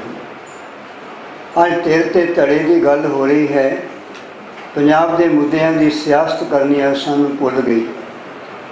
ਜੇ ਅਸੀਂ ਅੱਜ ਅਗਾਊਂ ਤਿਆਰੀ ਨਾ ਕੀਤੀ ਆਉਣ ਵਾਲੀਆਂ ਚੋਣਾਂ ਲਈ ਅਸੀਂ ਪੰਜਾਬ ਨੂੰ ਕੇਂਦਰ ਵਿੱਚ ਨਾ ਰੱਖਿਆ ਤੇ ਪੰਜਾਬ ਦੇ ਅਧਿਕਾਰਾਂ ਦੀ ਗੱਲ, ਸੂਬਿਆਂ ਦੇ ਅਧਿਕਾਰਾਂ ਦੀ ਗੱਲ, ਪੰਜਾਬ ਦੇ ਵਾਸੀਆਂ ਦੇ ਲਈ ਹੱਕ ਹਕੂਕਾਂ ਦੀ ਗੱਲ ਸਾਡੀਆਂ ਸਿਆਸੀ ਧਿਰਾਂ ਦੀ ਸੋਚ ਵਿੱਚੋਂ ਗਵਾਚ ਗਈ ਤਾਂ ਦੇਸ਼ ਦੀ ਲੜਾਈ ਕਿਵੇਂ ਲੜਾਂਗੇ? ਸਾਨੂੰ ਆਪਣਾ ਘਰ ਸੰਭਾਲਣਾ ਨਹੀਂ ਆ ਰਿਹਾ। ਇਹ ਸੱਦਾ ਅੱਜ ਤੁਹਾਨੂੰ ਇਸ ਲਈ ਮਾਰਿਆ ਹੈ ਕਿ ਆਓ ਮਿਲ ਬੈਠੋ, ਪੰਜਾਬ ਨੂੰ ਕੇਂਦਰ 'ਚ ਰੱਖੀਏ। ਪੰਜਾਬ ਦੇਸ਼ ਦਾ ਸਿਰ ਹੈ, ਦਿਮਾਗ ਹੈ, ਸੋਚ ਹੈ। ਇੱਥੋਂ ਦੀ ਸ਼ਕਤੀ ਦੇਸ਼ ਦੀ ਆਜ਼ਾਦੀ ਦੇ ਵੀ ਉਹਨੇ ਕੰਮ ਕੀਤਾ, ਮੁੜ ਕੇ ਖੁਰਾਕ ਲਈ ਉਹਨੇ ਕੰਮ ਕੀਤਾ। ਪੰਜਾਬ ਦੇ ਯੁੱਗ ਦਾ ਟਾੜਿਆ, ਦਬਾਇਆ ਜਾਂ ਦਬਿਆ ਕੁਚਲਿਆ ਗਿਆ ਹੈ। ਆਪਾਂ ਸਾਰੇ ਜਾਣਦੇ ਹੋਏ ਅੱਜ ਪੰਜਾਬ ਦੇ ਬਾਰੇ ਨੂੰ ਖੁੱਲ੍ਹਾ ਛੱਡ ਦਿੱਤਾ। ਅੱਜ ਪੰਜਾਬ ਉੱਜੜ ਚੱਲਿਆ ਹੈ, ਪਿੰਡ ਖਾਲੀ ਹੋ ਚੱਲੇ ਨੇ, ਨੌਜਵਾਨ ਪੀੜ੍ਹੀ ਪੰਜਾਬ ਵਿੱਚ ਰਹਿਣ ਤੋਂ ਇਨਕਾਰ ਕਰ ਗਈ, ਮਾਪੇ ਇੱਥੇ ਰੱਖਣ ਲਈ ਤਿਆਰ ਨਹੀਂ। ਪਰ ਸਿਆਸੀ ਧਿਰਾਂ ਸਾਡੀਆਂ ਪੰਜਾਬ 'ਤੇ ਸੱਤਾ ਕਰ ਰਹੀਆਂ ਹਨ। ਜਿਵੇਂ ਅੱਜ ਦੇਖਦੇ ਹਾਂ ਕਿ ਜਿਹੜੀ ਆਮ ਪਾਰਟੀ ਇੱਥੇ ਆਈ, ਉਹ ਆਮ ਪਾਰਟੀ ਨਾ ਰਹਿ ਕੇ ਖਾਸ ਪਾਰਟੀ ਬਣ ਗਈ। ਅੱਜ ਉਹ ਦਿਲ ਦਿਮਾਗ ਵਿੱਚ ਵੀ ਪੰਜਾਬ ਨਹੀਂ ਹੈ। ਇਹ ਕੇਂਦਰ ਦੀ ਹਕੂਮਤ ਹੈ ਜਿਹੜੀ ਸਾਡੇ ਸੂਬਿਆਂ ਦੇ ਅਧਿਕਾਰ ਖਾ ਰਹੀ ਹੈ। ਦੂਜੇ ਪਾਸੇ ਪੰਜਾਬ ਦੀ ਸਿਆਸਤ ਕਿੱਧਰ ਨੂੰ ਜਾ ਰਹੀ ਹੈ, ਇਹ ਵੀ ਆ ਸਾਡੇ ਸਾਹਮਣੇ ਵੇਖਣ ਤੇ ਫਿਕਰਮੰਦੀ ਦਾ ਵਿਸ਼ਾ। ਸੋ ਤੁਸੀਂ ਆਏ ਹੋ, ਤੁਹਾਡੇ ਸਾਹਮਣੇ ਏਜੰਡਾ ਰੱਖਿਆ ਗਿਆ। ਇਹ ਪਿੰਡ ਬਚਾਓ ਪੰਜਾਬ ਬਚਾਓ ਇਹਦਾ ਪਹਿਲਾ ਉਪਰਾਲਾ ਨਹੀਂ ਹੈ। ਜੇ ਤੁਹਾਡੇ ਧਿਆਨ ਵਿੱਚ ਹੋਏਗਾ ਤਾਂ ਅੱਜ ਤੋਂ ਅਸੀਂ 5-6 ਸਾਲ ਪਹਿਲਾਂ ਜਦੋਂ ਕਿਸਾਨ ਅੰਦੋਲਨ ਦਿੱਲੀ 'ਚ ਚੱਲ ਰਿਹਾ ਸੀ ਤਾਂ ਅਸੀਂ ਪਿੰਡ ਬਚਾਓ ਪੰਜਾਬ ਬਚਾਓ ਵੱਲੋਂ ਮੁੱਦੇ ਪੰਜਾਬ ਦੇ ਜਿਹੜਾ ਸੀ ਉਹ ਲੈ ਕੇ 92 ਦਿਨ ਪੂਰਾ ਪੰਜਾਬ ਅਸੀਂ ਹਰ ਜ਼ਿਲ੍ਹੇ 'ਚ 5-5 ਦਿਨ ਜਾ ਕੇ ਪੰਜਾਬ ਦੇ ਮੁੱਦਿਆਂ ਦੀ ਗੱਲ ਜਿਹੜੀ ਹੈ ਉਹ ਰੱਖੀ। ਪੰਜਾਬ ਦੇ ਮੁੱਦੇ ਹੈ ਨਹੀਂ, ਸਿਆਸੀ ਤਰ੍ਹਾਂ ਮੁੱਦੇ ਦੀਆਂ ਗੱਲ ਨਹੀਂ ਕਰਦੀਆਂ, ਸੱਤਾ ਦੀ ਗੱਲ ਕਰਦੀਆਂ ਨੇ। ਅਸੀਂ ਤੁਸੀਂ ਬੜੀ ਵਧੀਆ ਗੱਲਾਂ ਕੀਤੀਆਂ, ਅੱਜ ਦੇ ਏਜੰਡੇ ਨਾਲ ਤਾਂ ਸਾਰਿਆਂ ਨੇ ਸਹਿਮਤੀ ਪ੍ਰਗਟ ਕੀਤੀ। ਤੁਹਾਡੇ ਧੰਨਵਾਦੀ ਹਾਂ। ਇਹ ਤੁਹਾਡਾ ਇਮਤਿਹਾਨ ਵਾਲੇ 27 ਦੀਆਂ ਚੋਣਾਂ ਵਿੱਚ ਹੋਣਾ ਹੈ ਕਿ ਤੁਸੀਂ ਵਾਕਈ ਪੰਜਾਬ ਦੀਆਂ ਚੋਣਾਂ ਪੰਜਾਬ ਦੇ ਮੁੱਦਿਆਂ 'ਤੇ ਲੜੋਗੇ ਜਾਂ ਤੁਸੀਂ ਆਪਣੇ ਜਾਤ ਦੇ ਉੱਤੇ, ਬਰਾਦਰੀ ਦੇ ਉੱਤੇ, ਭਾਈਚਾਰਿਆਂ ਦੇ ਉੱਤੇ ਰੱਖੋਗੇ ਇੰਨੀਆਂ ਫਲਾਣੀਆਂ ਵੋਟਾਂ ਨੇ, ਇੰਨੀਆਂ ਫਲਾਣੀਆਂ ਵੋਟਾਂ ਨੇ, ਇੰਨੀਆਂ ਫਲਾਣੀਆਂ ਵੋਟਾਂ ਨੇ। ਅਸੀਂ ਇੱਥੋਂ ਦੇ ਪੰਜਾਬੀ ਨੂੰ ਵੋਟਾਂ ਸਮਝਦੇ ਹਾਂ ਜਾਂ ਪੰਜਾਬ ਦੇ ਵਾਸੀਆਂ ਦੇ ਅੰਦਰ ਅਸੀਂ ਉਹ ਸਰਾਬੇ ਦੀ ਰੂਹ ਜਿਹੜੀ ਹੈ ਉਹਨੂੰ ਦੁਬਾਰਾ ਜਿੰਦਾ ਕਰਨੀ ਚਾਹੁੰਦੇ ਹਾਂ। ਪੰਜਾਬ ਦੀ ਵਿਦਿਆ ਕਿੱਥੇ ਗਈ, ਪੰਜਾਬ ਦੇ ਪਾਣੀ ਕਿੱਥੇ ਗਏ, ਪੰਜਾਬ ਦੇ ਹੱਕ ਹਕੂਕਾਂ ਦਾ ਕੀ ਬਣਿਆ? ਕੇਂਦਰ ਨਾਲ ਲੜਨ ਵਾਲੇ ਅੱਜ ਅਸੀਂ ਆਪਸ ਵਿੱਚ ਲੜੀ ਜਾ ਰਹੇ ਹਾਂ। ਪੰਜਾਬ ਦੀ ਗੱਲ ਕਰਨ ਤੋਂ ਵੀ ਆਪਾਂ ਗਵਾਚ ਗਏ। ਅਸੀਂ ਤੁਹਾਡੇ ਰਣੀ ਹਾਂ, ਤੁਸੀਂ ਆਏ ਹੋ। ਇਹ ਸ਼ੁਰੂਆਤ ਹੈ। ਇਹ ਦਾਸ ਹੈ ਜੋ ਸਵੇਰੇ ਬੈਠਾ ਸੀ, ਮੇਰੇ ਕੋਲ ਇੱਕ ਸੁਨੇਹਾ ਆਇਆ। ਪਹਿਲਾਂ ਤਾਂ ਇਹ ਸੁਨੇਹਾ ਆਇਆ ਜਿਹਨਾਂ ਨੇ ਆਵਾਜ਼ ਮਾਰੀ ਹੈ ਉਹਨਾਂ ਦੀ ਸਿਆਸੀ ਧਿਰਾਂ ਵਿੱਚ ਡੈਮੋਕ੍ਰੇਸੀ ਹੈਗੀ ਹੈ ਕਿ ਸਿਆਸੀ ਜਥੇਬੰਦੀਆਂ ਦੀ ਬਣਦੀਆਂ ਥੱਲਿਓਂ ਬਣ ਰਹੀਆਂ, ਉੱਤੋਂ ਆਗੂ ਥਾਪੇ ਜਾ ਰਹੇ ਨੇ। ਇਹ ਵੀ ਕਦੀ ਵੇਖ ਕੇ ਦੇਖਣਾ ਜਥੇਬੰਦੀਆਂ ਦਾ ਢਾਂਚੇ ਕਿਵੇਂ ਬਣ ਰਹੇ ਨੇ। ਜੇ ਸਿਆਸੀ ਸਾਡੀਆਂ ਧਿਰਾਂ ਡੈਮੋਕ੍ਰੇਸੀ ਨਾਲ ਉਸੇ ਵੇਲੇ ਢੰਗ ਨਾਲ ਤਿਆਰ ਹੋਣੀਆਂ ਸ਼ੁਰੂ ਹੋ ਜਾਣ, ਕਿਤੇ ਤੇ ਪਿੰਡ ਦੇ ਵਰਕਰ ਦੀ ਸਾਡਾ ਪਿੰਡ ਦਾ ਜਥੇਦਾਰ, ਸਰਕਲ ਜਥੇਦਾਰ, ਉਹ ਜਥੇਦਾਰਾਂ ਦਾ ਸਿਲਸਿਲਾ ਜਿਹੜਾ ਸਾਡੇ ਕੋਲ ਚੱਲਿਆ ਕਰਦਾ ਸੀ, ਆਗੂ ਸਾਡੇ ਕੋਲ ਥੱਲਿਓਂ ਆਇਆ ਕਰਦੇ ਸਨ। ਅੱਜ ਆਗੂ ਥੱਲਿਓਂ ਨਾ ਨਿਕਲ ਕੇ ਅੱਜ ਉੱਤੋਂ ਆਗੂ ਥੋਪੇ ਜਾ ਰਹੇ ਨੇ ਕਿ ਸਾਡੇ ਆਉਣ ਵਾਲੇ ਕੱਲ੍ਹ ਨੂੰ ਪੰਜਾਬ ਦੀ ਜਿਹੜੀ ਸਾਡੀ ਅਣਖ ਦੀ ਗੱਲ ਹੈ ਜਿੰਦਾ ਰੱਖ ਸਕੇਗੀ। ਵੱਡੇ ਅੱਜ ਇੱਕ ਸਵਾਲ ਦਾਸ ਦੇ ਅੱਗੇ ਕੀਤਾ, ਭਾਈ ਸਾਹਿਬ ਜੀ ਸੈਮੀਨਾਰ ਕਰਕੇ ਗੱਲ ਖਤਮ ਕਰ ਦਿਓਗੇ ਜਾਂ ਅੱਜ ਇੱਥੇ ਬੈਠ ਕੇ ਕੋਈ ਅਗਲੀ ਪਲੈਨਿੰਗ ਵੀ ਕਰੋਗੇ? ਤੁਸੀਂ ਸਾਰਿਆਂ ਨੇ ਕਿਹਾ ਨਾਲ ਹੀ ਸਹਿਮਤ ਹਾਂ, ਅਸੀਂ ਤੁਹਾਡੇ ਨਾਲ ਸਹਿਮਤ ਹਾਂ। ਇਹ ਸਹਿਮਤੀ ਲਈ ਅੱਗੇ ਵਧਣਾ ਪਏਗਾ। ਡਾਕਟਰ ਗਰਗ ਜੀ ਬੈਠੇ ਨੇ, ਸਰਦਾਰ ਹਰਮੀਤ ਸਿੰਘ ਜੀ ਬੈਠੇ ਨੇ, ਸਾਰੇ ਇੱਥੇ ਵੀਰ ਹੋਰ ਬਹੁਤ ਸਾਰੇ ਸਾਡੇ ਵੀਰ ਪਿੰਡ ਬਚਾਓ ਪੰਜਾਬ ਦੇ ਬੈਠੇ ਨੇ। ਅਸੀਂ ਚਾਹਾਂਗੇ ਇਸ ਗੱਲ ਨੂੰ ਅੱਗੇ ਵਧਾਇਆ ਜਾਏ, ਇਹਨੂੰ ਅੱਗੇ ਤੋੜਿਆ ਜਾਏ। ਆਪਾਂ ਸਿਰ ਜੋੜ ਕੇ ਬੈਠੀਏ, ਪ੍ਰਧਾਨ ਪਾਰਟੀਆਂ ਦੇ ਪ੍ਰਧਾਨ ਲੈ ਕੇ ਬੈਠੋ, 4-4, 5-5 ਮੈਂਬਰ ਨਾਲ ਲੈ ਕੇ ਬੈਠੋ। ਜਿਹੜਾ ਅੱਜ ਏਜੰਡਾ ਦਿੱਤਾ ਗਿਆ ਹੈ ਫੈਡਰਲ ਢਾਂਚੇ ਦਾ, ਰਾਜਾਂ ਦੀ ਖੁਦ ਮੁਖਤਿਆਰੀ ਦਾ, ਇਹਨੂੰ ਕਿਤੇ ਨਾ ਕਿਤੇ ਅਸੀਂ ਇਸ ਰੂਪ ਵਿੱਚ ਪੇਸ਼ ਕਰੀਏ। ਪੰਜਾਬ ਵਿੱਚੋਂ ਗੱਲ ਆਵਾਜ਼ ਉਠਾਈਏ ਅਤੇ ਭਾਰਤ ਦੇ ਸਾਰੇ ਸੂਬੇ ਜਿਹੜੇ ਨੇ ਇਹਨਾਂ ਨੂੰ ਦੁਬਾਰਾ ਗੱਲ ਨਾਲ ਲਾ ਕੇ ਆਪਾਂ ਗਲਵੱਕੜੀ ਵਿੱਚ ਲੈ ਲਈਏ। ਪੰਜਾਬ ਕੋਲ ਤਾਕਤ ਹੈ। ਜੇ ਕਿਸਾਨ ਅੰਦੋਲਨ ਪੰਜਾਬ 'ਚ ਉੱਠਿਆ ਅਤੇ ਸਾਰਾ ਦੇਸ਼ ਕਿਸਾਨਾਂ ਦੀ ਆਵਾਜ਼ ਨਾਲ ਖੜਾ ਹੋ ਗਿਆ। ਫਿਰ ਅਸੀਂ ਇੱਥੋਂ ਆਵਾਜ਼ ਉਠਾਈਏ, ਸਾਰੇ ਦੇਸ਼ ਦੇ ਭਾਵੇਂ ਉਹ ਕਿਸ ਤਰ੍ਹਾਂ ਦੇ ਮਨੁੱਖ ਨੇ ਤੁਹਾਡੀ ਆਵਾਜ਼ ਨੂੰ ਸੁਣਨਗੇ। ਉਹ ਸਾਡੀ ਆਵਾਜ਼ ਸਾਰਿਆਂ ਨੂੰ ਆਪਣੇ ਵਾਲੇ ਪਾਸੇ ਖਿੱਚੇਗੀ। ਸਾਰੇ ਸੂਬੇ ਚਾਹੁੰਦੇ ਨੇ ਸਾਨੂੰ ਵੱਧ ਅਧਿਕਾਰ ਮਿਲਣੇ ਚਾਹੀਦੇ ਨੇ, ਪਰ ਅੱਜ ਬੋਲਣ ਦੀ ਸੱਤਾ ਨਹੀਂ ਰਹੀ। ਹਾਲਾਤ ਇਸ ਤਰ੍ਹਾਂ ਦੇ ਬਣਾ ਦਿੱਤੇ ਗਏ ਨੇ। ਇਸ ਲਈ ਆਵਾਜ਼ ਬੁਲੰਦ ਕਰੀਏ, ਆਪਣੀ ਲੜਾਈ ਵੱਡੀ ਕਰੀਏ। ਜਿਹੜੀ ਗੱਲ ਅੱਜ ਸਾਡੇ ਸਾਹਮਣੇ ਪਰੋਸੀ ਜਾ ਰਹੀ ਹੈ ਕਿ ਮੋਦੀ ਹੈ ਤੇ ਮੁਮਕਿਨ ਹੈ, ਕੱਲ੍ਹ ਸੀ ਇੰਦਰਾ ਜੀ ਇੰਡੀਆ 'ਚ ਇੰਦਰਾ ਸੀ। ਇਹ ਸੱਤਾ 'ਤੇ ਬਹਿ ਕੇ ਲੋਕਤੰਤਰ ਮਰ ਜਾਂਦਾ ਹੈ, ਵਿਅਕਤੀਵਾਦ ਭਾਰੂ ਹੋ ਜਾਂਦਾ ਹੈ, ਤਾਨਾਸ਼ਾਹੀ ਰਵੱਈਆ ਸਾਡੇ ਸਾਹਮਣੇ ਆ ਜਾਂਦਾ ਹੈ। ਭਾਰਤ ਨੂੰ ਅੱਜ ਲੋਕਤੰਤਰ ਢਾਂਚਾ ਚਾਹੀਦਾ ਹੈ, ਲੋਕਾਂ ਦੇ ਹੱਕਾਂ ਦੀ ਆਵਾਜ਼ ਚਾਹੀਦੀ ਹੈ, ਸੰਵਿਧਾਨ ਦੇ ਹੱਕ ਹਕੂਕਾਂ ਦੀ ਗੱਲ ਚਾਹੀਦੀ ਹੈ। ਉਹਦੀ ਆਵਾਜ਼ ਉਠਾਉਣ ਦੇ ਲਈ ਆਪਾਂ ਰਲ ਮਿਲ ਕੇ ਉਦਮ ਕਰੀਏ। ਇਹ ਬਲ ਇੱਥੋਂ ਧਾਰਨ ਕਰਕੇ ਅੱਗੇ ਵਧਿਆ ਜਾ ਸਕਦਾ ਹੈ। ਅਸੀਂ ਪਿੰਡ ਬਚਾਓ ਪੰਜਾਬ ਬਚਾਓ ਵੱਲੋਂ 1 ਮਹੀਨੇ ਸਾਡਾ ਤੀਜਾ ਸੰਮੇਲਨ ਹੈ।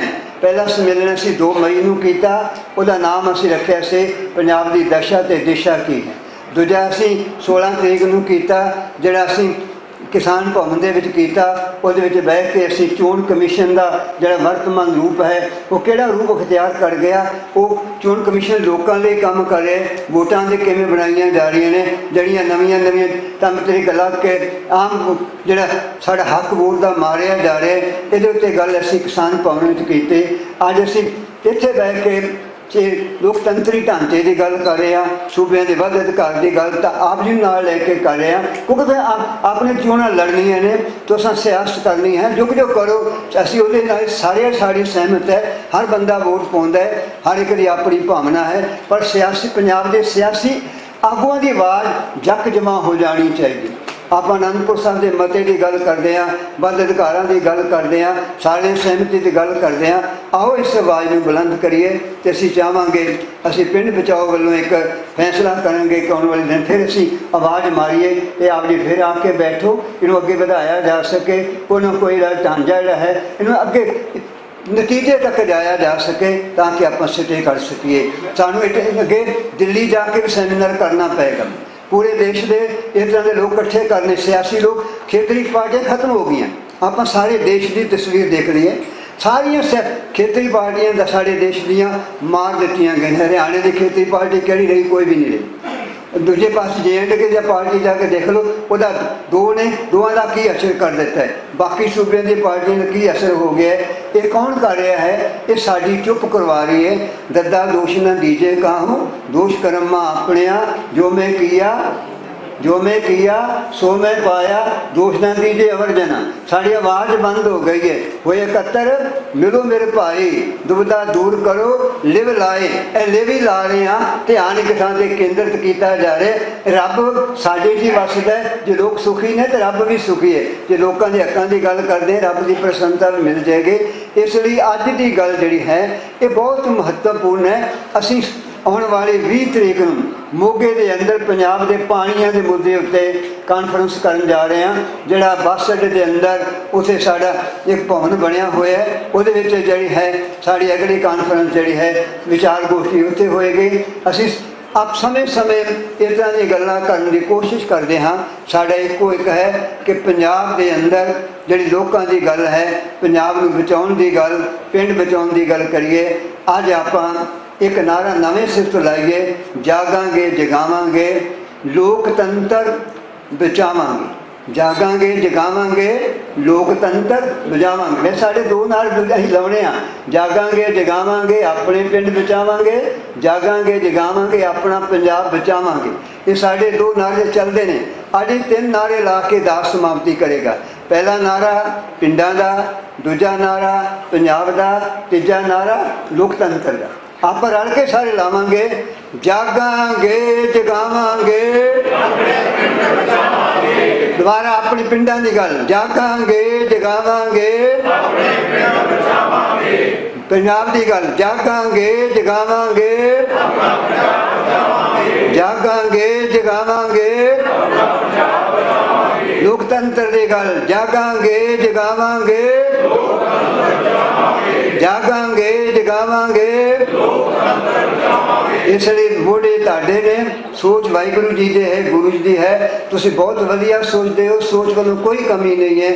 ਆਓ ਪਹਿਲਾਂ ਲੜੇ ਹਾਂ, ਅੱਜ ਵੀ ਆਪਾਂ ਲੜੀਏ। ਗੱਲ ਬੜੀ ਪਿਆਰੀ ਕੀਤੀ ਗਈ ਹੈ, ਜੋਸ਼ ਹੋਸ਼ ਤੇ ਸੋਚ। ਇਹ ਤਿੰਨਾਂ ਦਾ ਸੁਮੇਲ ਜਿਹੜਾ ਹੈ ਇਹ ਸਾਨੂੰ ਵਰਤਮਾਨ ਨੂੰ ਸੰਭਾਲਣ ਲਈ ਕੰਮ ਕਰੇਗਾ ਕਿ ਆਉਣ ਵਾਲੀ ਲੜਾਈ ਜਿਹੜੀ ਹੈ ਆਪਾਂ ਲੜਾਂਗੇ। ਸਾਡੀ ਕਿਸਾਨ ਜਥੇਬੰਦੀ ਹੈ, ਉਹਦਾ ਇੱਕ ਨਾਅਰਾ ਹੈ ਏਕਤਾ। ਇਹ ਜਿਹੜਾ ਏਕਤਾ ਹੈ ਇਹ ਸਾਡੇ ਲਈ ਕੀ ਹੈ? ਇਹ ਸਾਡੇ ਲਈ ਹਥਿਆਰ ਵੀ। ਏਕਤਾ ਸਾਡੇ ਜਿਹੜੇ ਹਥਿਆਰ ਬਣ ਕੇ ਕੰਮ ਕਰੇਗੀ। ਇਹਦੇ ਲਈ ਆਪਾਂ ਰਲ ਮਿਲ ਕੇ ਕੰਮ ਕਰੀਏ। ਸੋ ਸਾਰੀ ਜਥੇਬੰਦੀਆਂ ਦਾ, ਆਏ ਹੋਏ ਪੰਜਾਬ ਵਾਸੀਆਂ ਦਾ, ਜਿਨ੍ਹਾਂ ਨੇ ਕੰਮ ਕੀਤਾ, ਆਵਾਜ਼ ਮਾਰੀ, ਡਾਕਟਰ ਕੁਸ਼ਲ ਸਿੰਘ ਜੀ, ਪ੍ਰੋਫੈਸਰ ਸ਼ਾਮ ਸਿੰਘ ਜੀ, ਸਾਰਿਆਂ ਦਾ ਜਿਨ੍ਹਾਂ ਨੇ ਇਸ ਸਥਾਨ ਦੀ ਵਰਤੋਂ ਕਰਨ ਲਈ ਸਾਨੂੰ ਮੌਕਾ ਦਿੱਤਾ। ਜਿਹੜੇ ਸਰੋਤੇ ਆ ਕੇ ਬੈਠੇ ਉਹਨਾਂ ਸਾਰਿਆਂ ਦਾ ਧੰਨਵਾਦ। ਉਹਨਾਂ ਦੀ ਮਾਫੀ ਦਿਓ। ਸਾਰੇ ਗੱਜ ਕੇ ਫਤਿਹ ਬੁਲਾਓ। ਵਾਹਿਗੁਰੂ ਜੀ ਕਾ ਖਾਲਸਾ, ਵਾਹਿਗੁਰੂ जी की फतेह। आने तारे सदा है, गुरु का लंगर तैयार है, सारे लंगर छके जाने जी। फिर सारे का धन्यवाद। वाहिगुरू जी का खालसा, वाहिगुरू जी की फतेह। ਅੱਜ ਇੱਕ